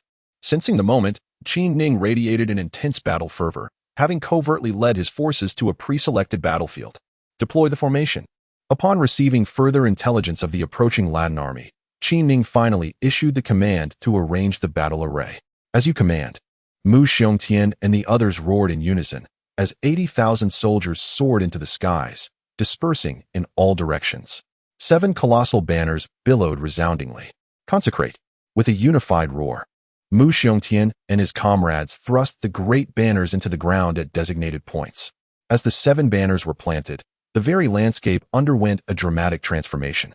Firstly, the east was instantly bathed in radiant light, giving rise to an endless forest, its layers upon layers obscuring the heavens and exuding vibrant vitality. To the north, Following a series of shimmering glows, a vast ocean began to materialize, its waters glistening in the light, with towering waves surging forth. In the west, a crimson desert swept across the land in a whirlwind, devouring all in its path. To the south, a sea of fire ascended, the earth ablaze, its all-consuming aura incinerating everything. As the realms of these various directions emerged, a thick miasma enveloped this vast expanse, a layer of purple mist shrouding all essence within. Enter the formation. Qin Ning's voice resonated through the skies.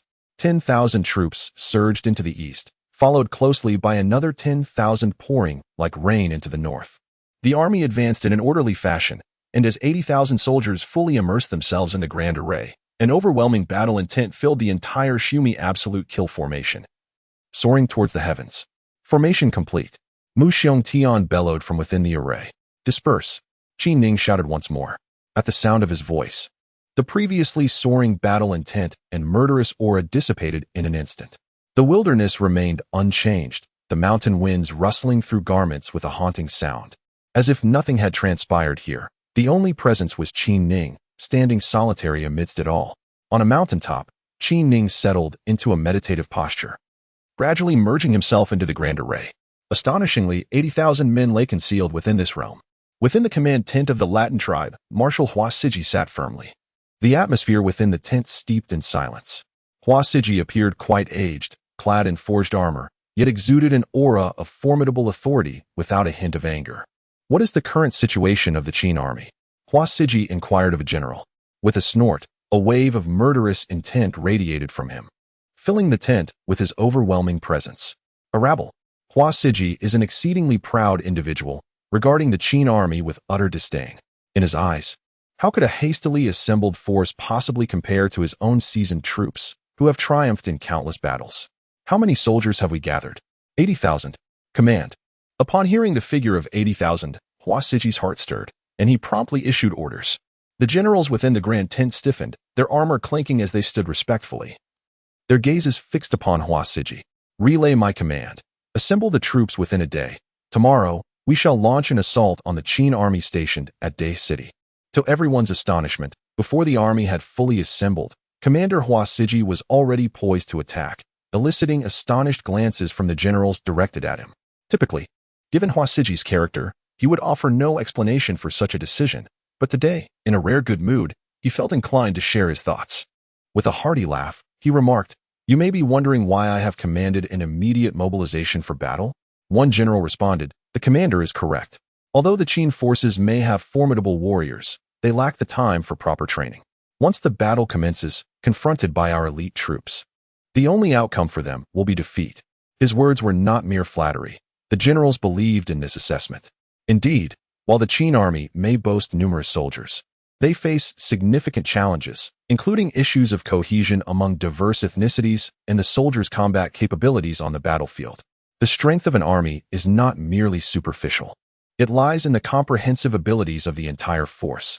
Seeing that everyone had grasped his intent, Hua Siji burst into a hearty laugh, exclaiming, "Our troops are nothing short of seasoned warriors, and how could the Qin army possibly compare? Currently, the Qin forces are ensconced in Dai City. There is no need for us to mobilize 100,000 men. Do they not possess an army of 80,000? Very well. Let us meet them with 80,000 of our own and crush them directly." His words radiated an undeniable aura of dominance. Upon hearing Hua Siji's proclamation, the generals felt their spirits ignite with fervor. To battle! To battle! The atmosphere within the grand tent became thick with the scent of impending conflict. Excellent! Victory is assured, Hua Siji declared, his excitement palpable as he slammed his palm on the table and bellowed, "Now, I shall announce the assignments for each division." With a flurry of command arrows cast forth, Hua Siji delineated clear directives for the various armies. The Latin troops swiftly consolidated, transforming Yang City into a veritable cauldron of pre-battle tension. Chapter 64. The drums of war resound across the land. The Latin tribe has dispatched a formidable force of 100,000 troops to annihilate the Qin army. This announcement reverberated through every bustling locale, from Dai City to the Polar City. 100,000 Latin soldiers. The news spread like wildfire. The Latin army, already a formidable entity, now bolstered by an additional 100,000, raises the question, Can the Qin army withstand such an onslaught? Chaos reigned in the polar city. Could the Qin forces emerge victorious? The liberated slaves, having been rescued by the Qin army, felt a swell of anxiety. They were acutely aware of a grim reality. Should the Qin army falter, it would spell disaster for all. In such an event, both the Abyssal Empire and the Latin Empire might resort to the slaughter of these freed souls. Upon contemplating this, the faces of each individual were suffused with a palpable sense of panic. Could it be that just as they had attained freedom, they were destined to fall again? Did you hear? General Qin Ning has taken away the 80,000 troops. Are we to be forsaken? Yet another astonishing piece of news emerged, further igniting the turmoil. General Qin Ning is certainly not one to abandon us. Some adept members of the Blue Star clan raised their arms in fervent exclamation. We shall assist General Qin Ning. Indeed, let us rush to the battlefield to aid General Qin Ning. An increasing number of skilled warriors made their way toward Day City. In the Imperial Council chamber of the Blue Star clan, the ministers reconvened. The expression on Wu Yingfeng's face grew somewhat grim. Your Majesty, we have expended considerable resources, and the situation has been elucidated. Yang City is currently amassing a formidable army of the Latin clan, led by Marshal Wasiji, and a great battle is imminent. Furthermore, Your Majesty, the Abyss Empire has also mobilized. Although their main forces cannot be deployed, the garrison troops have encircled Polar City in a manner akin to an impenetrable fortress, leaving General Qin Ning's forces with no chance of escape. The only outcome is a decisive confrontation between the two factions. One minister diligently presented the report. The Blue Star clan still possesses some depth. After considerable investment, the situation regarding the Qin army has been thoroughly clarified. Is it that Qin Ning? Indeed. This should pose no issue. It is the very Qin Ning whom Your Majesty has personally commended and designated as the general of the Western Breakthrough. Wu Yingfeng nodded slightly and remarked, I did not anticipate that Minister Qin would prove to be such a talent, capable of rallying such a vast army, even in such intricate circumstances. The Chancellor Ouyang inquired, given their understanding of the situation. What are General Qin Ning's chances of victory? This question was pivotal. Should General Qin's forces falter, the entire conflict would revert, leaving the situation still unfavorable for the Blue Star Empire. Noticing that the Emperor was also listening, a minister sighed and replied, Your Majesty, from what we gather, General Qin Ning commands an army of over 80,000 troops. However, this force is assembled hastily. It was evident that such a makeshift army would stand little chance against a seasoned military. A general named Ku Jinha interjected, Your Majesty. The Marshal Wasiji of the Latin tribe was responsible for the annihilation of 200,000 of our troops in a single battle. He is well versed in military strategy and adept in various tactics. I fear that General Qin may not be his match. What shall we do? Wu Yingfeng's expression darkened. The emergence of General Qin's army was a significant turning point for the Blue Star tribe. Yet the Latin tribe had mobilized a staggering force of 100,000 to besiege them, led by the calculating Marshal Wasiji. How could they possibly engage in battle under such circumstances? At that moment, the ministers of the Blue Star were at a loss, as the Qin army was entrenched deep within the heart of the Latin tribe's territory, and their ability to assist was severely limited. Furthermore, the Blue Star Empire lacked the resources to provide any meaningful support. Alas, Wu Yingfeng let out a deep sigh, his demeanor reflecting the gravity of the situation. The emergence of General Qin's forces was of utmost importance to the Blue Star Empire, a significance that even Qin Ning himself had yet to comprehend. The dignitaries within the Grand Hall of the Blue Star Empire were acutely aware that the empire was navigating a tempestuous period. The presence of a formidable force disrupting the heart of the abyss held immense significance in mitigating the empire's precarious situation. However, the pressing question arose, could the hastily assembled army of 80,000 prevail against the seasoned legion of 100,000 from the Latin Empire? Even entrusting command to an experienced imperial marshal, let alone someone with limited military leadership like Qin Ning, would offer no recourse. Defeat was an inevitable conclusion, a reality tacitly acknowledged but unspoken. Your Majesty, our forces must prepare with utmost haste. We cannot place our hopes solely on the Qin army. Ouyang Yi's mood was equally grave. Should the Qin army falter, the abyss forces would replenish their ranks, exacerbating the conflict. Your Majesty, we cannot rely on the Qin army. A forthright minister voiced his opinion. A pall of pessimism descended upon the assembly, casting a heavy atmosphere throughout the Grand Hall. Was the demise of their race imminent? Wu Yingfeng sat in a daze, acutely aware of the consequences of the empire's defeat. Such an outcome would condemn the entire Blue Star race to servitude, tantamount to their annihilation. Huh?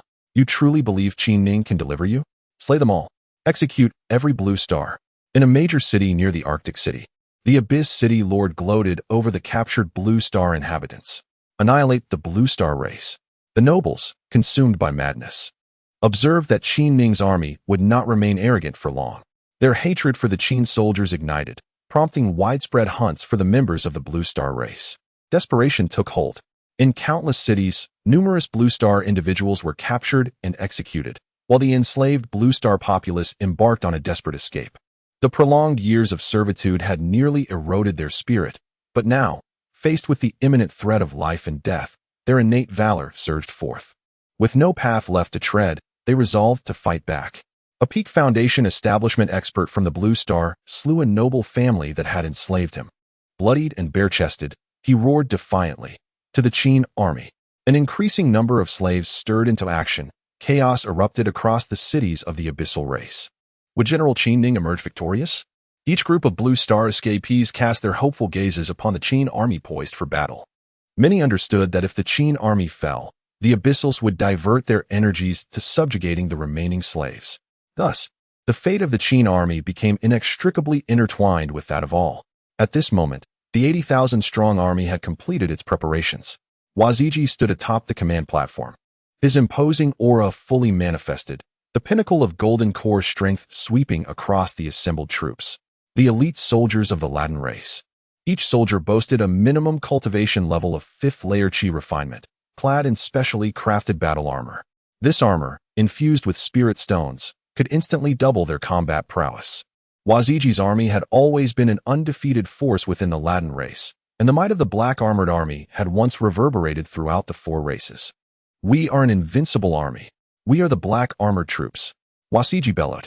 Fight! Fight! Fight! The 80,000 soldiers roared in unison, their voices resonating like mountains crumbling and earth quaking. The atmosphere brimmed with combat fervor, thick with the essence of battle. The entire training ground was saturated with a profound sense of martial spirit. An indomitable army. Observing the vast forces under his command, Wasiji felt his own spirit surge anew. With such a formidable army, how could one fear the annihilation of the Qin forces? Advance. Wasiji pointed towards the direction of the Qin army and issued the command to set forth. Over 80,000 troops ascended, transforming the sky into a sea of soldiers. Formations upon formations, clusters upon clusters, lines upon lines. The war drums thundered, and the air was thick with the scent of bloodshed. As they surged towards the great river city with the force of mountains being shifted and seas being moved. The battle is upon us. Witnessing the relentless march of the 80,000 soldiers, the inhabitants of Yang City felt an overwhelming tension, akin to the anticipation before a great conflict. Such a mighty army. Could the Qin forces possibly withstand it? No one held faith in the capabilities of Qin Ning's troops. Marshal, we have received word from Great River City that after Qin Ning led his army out, they have vanished from sight, their whereabouts unknown. A general reported to Wasiji. Missing? Wasiji swiftly unfolded the map, scrutinizing it intently before erupting into hearty laughter. Do they intend to ambush my forces on the road? Marshal, it is quite possible that Qin Ning has learned of our advance and may be lying in wait to strike at us midway. No matter. Wasiji pointed to the map and remarked, from the map, it is evident that the expanse between Yang City and Day City is quite open, making it challenging to lay an ambush. Qin Ning now finds himself with no retreat. The only course of action is to align with our forces. I firmly believe they will choose this very location for the decisive battle. As Wasiji continued, the generals turned their gazes toward a vast area. Marshal, could it be that Qin Ning has set up a grand formation awaiting our arrival? One inquired. Wasiji smiled faintly, replying, have we not encountered every conceivable formation in military strategy? Ultimately, it is the strength of the troops that prevails in the end. His words rang true, indeed. For one as well versed in formations as Wasiji, no strategy could truly confound him. Order the entire army to swiftly advance to this region. He commanded. If Qin Ning were present, he would certainly marvel at Wasiji's prowess. For it was solely through his understanding of the terrain that he discerned the optimal positioning for an ambush. Wasiji regarded Qin Ning with disdain, in his estimation.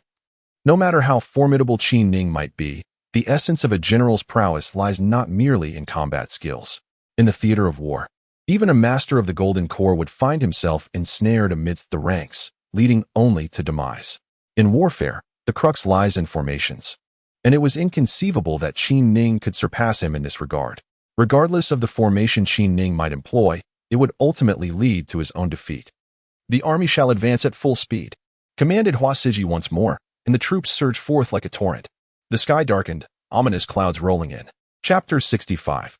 The duel. 80,000 troops surged forth in an instant, countless formations hovering in the air, the entire army impeccably aligned beneath a shroud of dark clouds. Their battle aura soaring.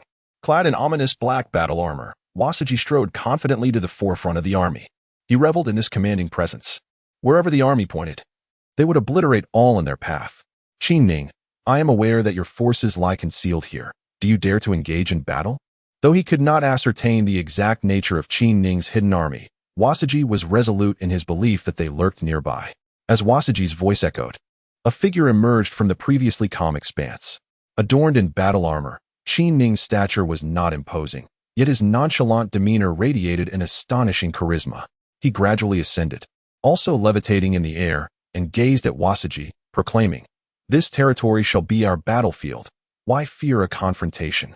Qin Ning was not surprised that Hua Siji had discovered his ambush. Any individual with military acumen could have discerned the hidden troops. The moment had come to contest formations, and Qin Ning had resolved to engage the Latin army in a decisive battle here. Since retreat was not an option, he would bravely advance. Despite the fact that Qin Ning's aura did not rival Hua Siji's formidable presence, he remained composed in the face of 80,000 soldiers. As he scrutinized Qin Ning further, Hua Siji began to harbor doubts. It was evident that this Qin Ning did not possess particularly high cultivation, so how could he be as formidable as the legend suggested? With a hearty laugh, Hua Siji dismissed Qin Ning entirely, exclaiming loudly, "Then let us engage in battle. I shall grant you time to arrange your formations." Qin Ning's expression darkened as he gazed upon the army, which resembled a gathering storm. "Please." After uttering this phrase, Qin Ning did not step into the formation. Instead, he gradually retreated to the rear and seated himself in a meditative posture. Clad in armor, he appeared remarkably composed, as if regarding the battlefield as a chessboard. Observing Qin Ning's demeanor, Hua Siji understood his intent. He was treating this expanse as a chessboard, with the troops as mere pieces, preparing for a grand strategic encounter. Hua Siji, being a proud individual himself, felt reluctant to rush forward in light of Qin Ning's conduct. With a huff, he declared, "Very well. Let us engage in this game." Laughing heartily, Hua Siji also settled down and retreated backward. Positioned at a distance, the two faced each other across the vast wilderness, both exuding an air of tranquility. Attack. Aware that Qin Ning had undoubtedly set up a grand formation, Hua Siji found himself perplexed. The array before him bore no resemblance to the formations he had studied. Despite this confusion, he remained well-versed in the principles of formations, recognizing that even the most formidable array possesses vulnerabilities, which a single troop could exploit to trigger its dynamics. A contingent of 10,000 soldiers advanced in a defensive formation towards Qin Ning's position. The dark-armored troops moved in an orderly array, and a playful smile crept onto Hua Siji's lips. With 10,000 troops entering the fray and adopting this defensive stance, it was inevitable that any hidden functions of the opposing formation would soon be revealed. Rise. Upon witnessing the Latin army encroaching upon the western territories, Qin Ning let out a thunderous roar. With his bellow, an immense yellow flag ascended majestically, unfurling in the wind, transforming the landscape into a tempest of swirling sand and stones. Was it a sandstorm formation? No, it did not quite resemble that. A sand explosion formation? It appeared to be something entirely different.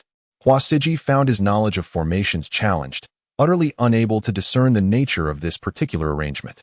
What astonished Hua Siji even more was the sight of the 10,000-strong army sinking completely into the yellow sands. What formation was this? He truly had no comprehension of such a setup. Gazing into the depths of the sandy expanse, he was met with the cacophony of battle cries echoing through the tumult. The great flag obscured everything. The billowing sands veiled the entirety of the heavens and earth, and the sounds of countless magical artifacts clashing resonated from within. Thunderous booms and metallic clashes filled the air, interspersed with screams of agony. The colossal yellow banner concealed all within the formation. and the only sounds that could be heard were the cries of battle emanating from within. The clash had commenced, though aware that the fighting had begun. Hua Siji remained oblivious to the specifics of the conflict. With the 10,000-strong army ensnared within the formation, and recalling that Qin Ning commanded a formidable 80,000 troops, a flicker of concern crossed Hua Siji's countenance. The entire army would advance, unleashing their magical artifacts. Given the inability to discern the formation's intricacies, Hua Siji resolved to exert overwhelming force. Regardless of the nature of the formation, the essence remained that strength prevailed. If his 70,000 troops unleashed their most potent attacks, the formation would inevitably crumble. Mere trifles, indeed. Boom. The voice of Hua Siji resonated powerfully. Boom. The 70,000 black-armored soldiers formed 7 colossal formations, each radiating an awe-inspiring momentum.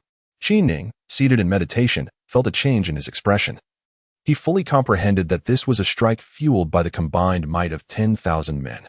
Gather energy, Qin Ning bellowed. As he shouted, the previously tranquil earth began to transform. Above the grand formation, streams of energy materialized, rapidly converging from the vast expanse of the sky. Enormous banners emerged, each one fervently absorbing the immense energy from above. These banners underwent continuous metamorphosis. In mere moments, several banners vanished back into the formation.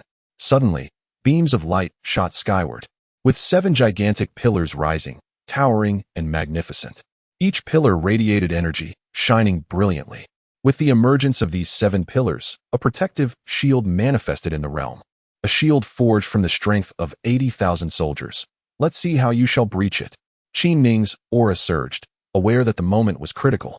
The shield, composed of the collective force of 80,000 men, shimmered with resplendent colors. Hua Siji gazed in astonishment at the enormous 7 pillars, their rainbow hues intertwining, casting the entire realm in a kaleidoscope of brilliance. Where on earth did this young man learn such formations? How could he possess such prowess? For the first time, Hua Siji appeared disconcerted. Boom! Hua Siji shouted once more, his voice echoing with fervor. With a thunderous roar, a multitude converged into a singular strike that soared like a meteor, akin to celestial bodies colliding in the vast expanse of the night sky. A more resplendent radiance erupted, causing the earth to tremble incessantly. At that moment, from the previously swirling sands of the region, torrents of blood gushed forth, and dismembered bodies were ejected. The protective barrier quivered, expelling a plethora of remnants. Gazing upon the unmistakable remnants of warriors clad in black armor, Hua Siji's expression shifted once more. Martial Hua, indeed.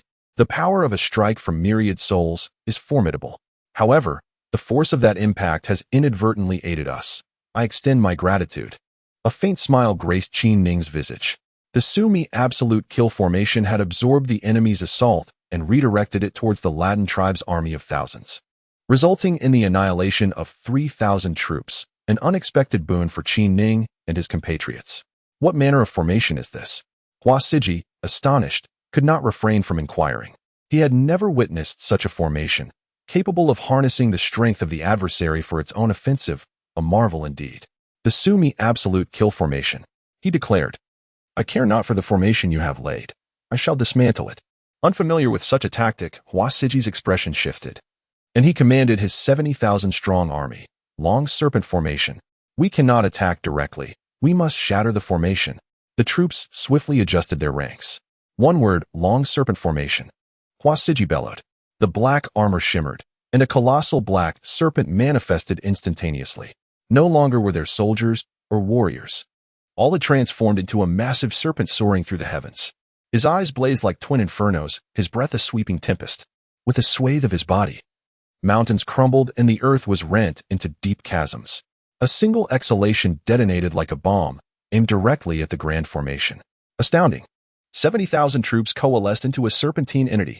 Observing the sable serpent materialize in the firmament, Qin Ning's countenance shifted. Karakai's objective was unequivocal, to employ these 70,000 soldiers, unified as a serpent, to rampage through his formation, an unkillable force. His intent was to liberate his besieged soldiers. Grand formation arise. No longer could he remain concealed.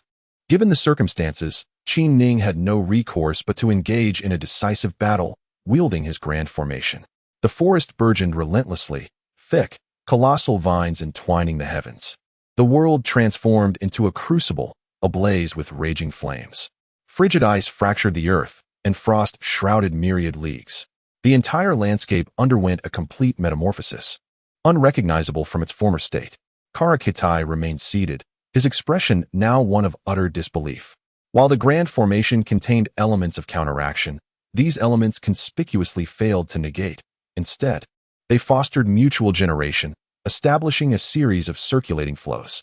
Layer upon layer, each interlocked, the entire formation had evolved into an autonomous defense and offense mechanism. Enter the formation. Despite his palpable shock, Karakaitai issued the command to the aerial serpent. Upon his decree, the serpent plunged towards the formation. A terrifying power pervaded the skies, eliciting cracking sounds. As the serpent's eyes gleamed with chilling ferocity, the serpent writhed, its elongated tail undergoing a transformation. The mountains stood majestic, a continuous range, peaks upon peaks. The serpent's tail appeared as layered mountains, cascading towards the Sumeru decimation formation. Boom! Mountains collapsed, stars shattered. The reverberations of the impact shook the very heavens and earth once more. How formidable! Qin Ning could distinctly perceive the onslaught of that immense force. Casting a gaze of awe towards the grand formation, a full army strike was indeed earth-shattering. Chapter 66. Observation. The ardor of battle permeated the firmament, its intensity palpable even tens of thousands of miles away. Qi solidified, mountains crumbled. An unnerving sense of trepidation gripped the hearts of all who arrived. What a ferocious assault! Countless spectators observed from afar in the skies. Among them were experts at the nascent soul stage, and even more at the golden core and foundation establishment stages. The Abyss clan harbored numerous forces, some of which even empires dared not provoke lightly. Furthermore, there were the escaped slaves who, having unbound their sealed cultivations, were eager to witness the outcome of the battle. With the war underway, the ranks of observers swelled. This battle was a pivotal moment for all three factions. An elderly nascent soul cultivator with a hoary beard probed the battleground with his divine sense, exclaiming in admiration, "Indeed, for those with ambition, it is equally an opportunistic contest." True, perhaps the era of contention for supremacy has arrived. In the firmament, nascent soul experts sat in meditation, each radiating an aura that deterred approach. Grandfather, in your estimation, who shall emerge victorious in this conflict? A young girl, imbued with an ethereal charm, observed intently through a magical artifact. The device, akin to a screen, rendered the circumstances of both parties crystal clear, revealing her palpable tension. What a mystery, remarked the elder, who once again focused his consciousness on that location. To his surprise, he found Qin Ning to be extraordinarily handsome. The girl's eyes sparkled with excitement, her face illuminating with a radiant smile, a visage as lovely as a blooming flower. Her eyes twinkling like stars. She was indeed a captivating maiden. With a gentle smile, the elder remarked, "The Blue Star clan is replete with extraordinary talents. Were it not for the unforeseen changes, who would dare to insult the Blue Star clan?" After uttering these words, he gazed skyward, filled with a sense of reflection. 100 miles away, another master of the same Yuan Ing stage mused, "Indeed, if Qin Ning prevails in this battle, a formidable legion of the Latin clan shall be vanquished, delivering a significant blow to them. The Latin clan may endure, but I foresee impending troubles for the Abyss clan." Several individuals debated the unfolding conflict. The formidable formations at play deterred even such experts from approaching too closely, as it was evident that both sides were entrenched in lethal arrays. Banners billowed and clouds soared, heralding the rise of a dominion over heaven and earth. In the distance, another elder burst into hearty laughter, pondering the number of heroes who might seize the opportunity that lay ahead. The eyes of these Yuan Ing stage elders gleamed with anticipation, sensing that their long-awaited moment had finally arrived. "Elder, why not ride the winds of fortune?" Indeed, the consciousness of the three intertwined, sharing a knowing smile. "Grandfather, what are you discussing?" "We are contemplating the implications of this battle. The outcome of this game bears significant consequences for the world, a convergence of fate. These formidable beings possess their own thoughts, while the slaves of the Blue Star tribe began to gather. Support General Qin." A gold core expert clenched his fists, gazing intently at the battlefield. "Can General Qin emerge victorious in this battle?" A young woman pressed herself closely against the shoulder of the gold core expert, her anxious gaze fixed ahead. "We have lingered in the abyssal kingdom for far too long. General Qin embodies our hope. Regardless of the cost, we must contribute our strength." life and death intertwined. The young woman embraced the gold core blue star man, resolute determination etched on her face. With a gentle glance at his wife, the gold core expert likewise wrapped his arms around the young woman's waist. With you by my side, I fear not death. I shall strive for the blue star tribe. The sound of rushing air echoed as more blue star individuals arrived. Countless eyes were drawn to the intensifying battle spirit on the battlefield, each face reflecting a profound sense of anxiety.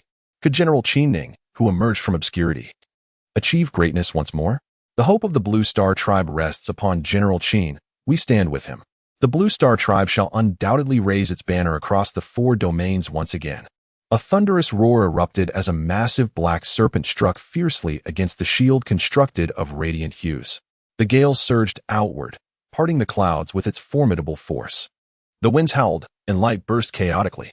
Alas, those who stood too close were instantaneously reduced to nothingness. A strike from 70,000 people, feeling that emanated from the depths of their hearts. A multitude was sent flying. Blood rained down, and severed limbs scattered chaotically. It was overwhelmingly powerful, so formidable that those below the Foundation establishment stage could not dare to approach. The recoil from that single blow obliterated thousands of spectators. This force, not only did it cause the Foundation establishment practitioners to pale, but even the experts at the nascent soul level bore solemn expressions. Could Qin Ning's army withstand it? Countless consciousnesses turned once more to the site of that strike. They held firm. Truly, they held firm. The enormous multicolored barrier remained largely unchanged, though its radiance had dimmed somewhat. What kind of formation is this? Waves of consciousness probed the array set by Qin Ning. Attack. Hua Siji had not anticipated that the combined might of her entire army would only serve to slightly dull the opponent's formation. Astonished, she bellowed a command for the black serpent to strike again. Look, that great serpent has grown even thicker. Someone exclaimed in surprise. As the exclamation rang out, everyone's gaze swiftly converged upon the massive serpent. Indeed, the energy in the sky was being drawn into the serpent's gaping maw as if it were a whale consuming water. As that energy was absorbed, the black serpent's aura surged, its already substantial body growing even more robust, more than doubling in thickness. It coiled through the sky, leaping across the heavens. Before the crowd could fully comprehend the scene, the enormous black serpent let out a roar and instantly spiraled around the sky. It obscured the sun and swept through the clouds. With a resounding hiss, the previously orderly assembly of various teams watching the battle descended into chaos. As the black serpent's roar drew ever closer, a formidable force surged forth, attacking all in its path. The serpent coiled and lashed out with its body, its enormous maw widening further. A multitude of cultivators found themselves devoured by that gaping mouth. Alarmingly, this serpent formation aimed to convert the true energy of the cultivators directly into its own power for assault. Those who understood the gravity of the situation quickly discerned the truth. Although the spiritual energy in the skies was abundant, it paled in comparison to the refined, true energy cultivated over the years by the practitioners, which could immediately fuel the formation. It was shocking to realize how treacherous Hua Siji was, employing the serpent formation to siphon the true energy from everyone. In panic, the crowd scattered in all directions, none daring to confront that ominous serpent. How could the long serpent formed by 70,000 soldiers be withstood? Even the experts at the nascent soul stage hesitated to advance, each hastily retreating. Ha ha ha, Hua Siji was utterly indifferent to the lives of those onlookers. In his eyes, they were all traitors, individuals deserving of annihilation. General, the Latin tribe is not to be trifled with, remarked a general from the Abyssal tribe, retreating with a grave expression. Indeed, if Hua Siji emerged victorious in this battle, he might very well march upon the Polar City, and precautions must be taken. The general recognized that Hua Siji could potentially seize the Polar City with his newfound might. Report the situation to our superiors and bolster our defenses. We must not allow him to occupy the Polar City. The general's face was etched with seriousness. General, what shall we do if Qin Ning emerges victorious? Upon hearing the inquiry, the general's countenance grew increasingly grave. If this were indeed the case, it would be far more dire than the victory at Wasizi. Behold, at that moment, the black serpent had absorbed ample energy and was advancing towards Qin Ning's formidable formation. Qin Ning, witnessing the plight of the Latin army, felt an inexplicable shock. He never anticipated that 70,000 troops could transform into a colossal serpent soaring through the skies. Even more astonishing was the serpent's terrifying prowess, as it devoured thousands of onlookers with its mere breath. What a formidable serpent formation! It was then that Qin Ning comprehended the sheer terror of the great formations within the realm of cultivation. Exhibit. Qin Ning bellowed. With his proclamation, the formation began to undergo a remarkable transformation, morphing entirely into a vast ocean, its expanse immeasurable. Rather than retreating, it surged forward to confront the black serpent. How has it transformed into an ocean? The spectators were perplexed by the alteration. Grandfather, how did it become an ocean? The young maiden queried, bewildered. With a hearty laugh, the elder nodded in approval. Indeed, impressive. What is so impressive? A serpent is equally free in water. Transforming into a vast ocean rendered the serpent formation devoid of any threat. The strong are like water, embracing all rivers. The elder continued to nod fervently. A master of the nascent soul level then interjected, indeed, this formation of Qin Ning's is truly formidable. I never anticipated the Blue Star clan would be so challenging to deal with. This young man, reputed to possess merely the cultivation of the Qi refinement stage, exhibits battle prowess rivaling that of the Golden Core level. What an anomaly! Esteemed guests, I shall take my leave first. Upon uttering these words, an elderly man at the first level of the nascent soul stage soared into the sky. Alas! Observing his departing silhouette, the nascent soul masters present were momentarily taken aback, only to subsequently vanish into the void one by one. Grandfather, what is happening? The young girl inquired, glancing at her grandfather. A shift in the heavens is upon us, he exclaimed, swiftly seizing his granddaughter and following suit into the ether. Not long after their departure, two more individuals at the nascent soul first level appeared, exchanging glances.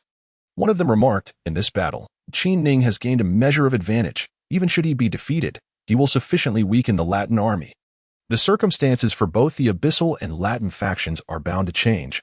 Preparations must commence. Indeed, it is astonishing that this young man from the Blue Star clan could provoke such a significant upheaval. We too must ready ourselves, for when the winds rise, the realm shall belong to all its people. With that declaration, the two vanished into the void as well.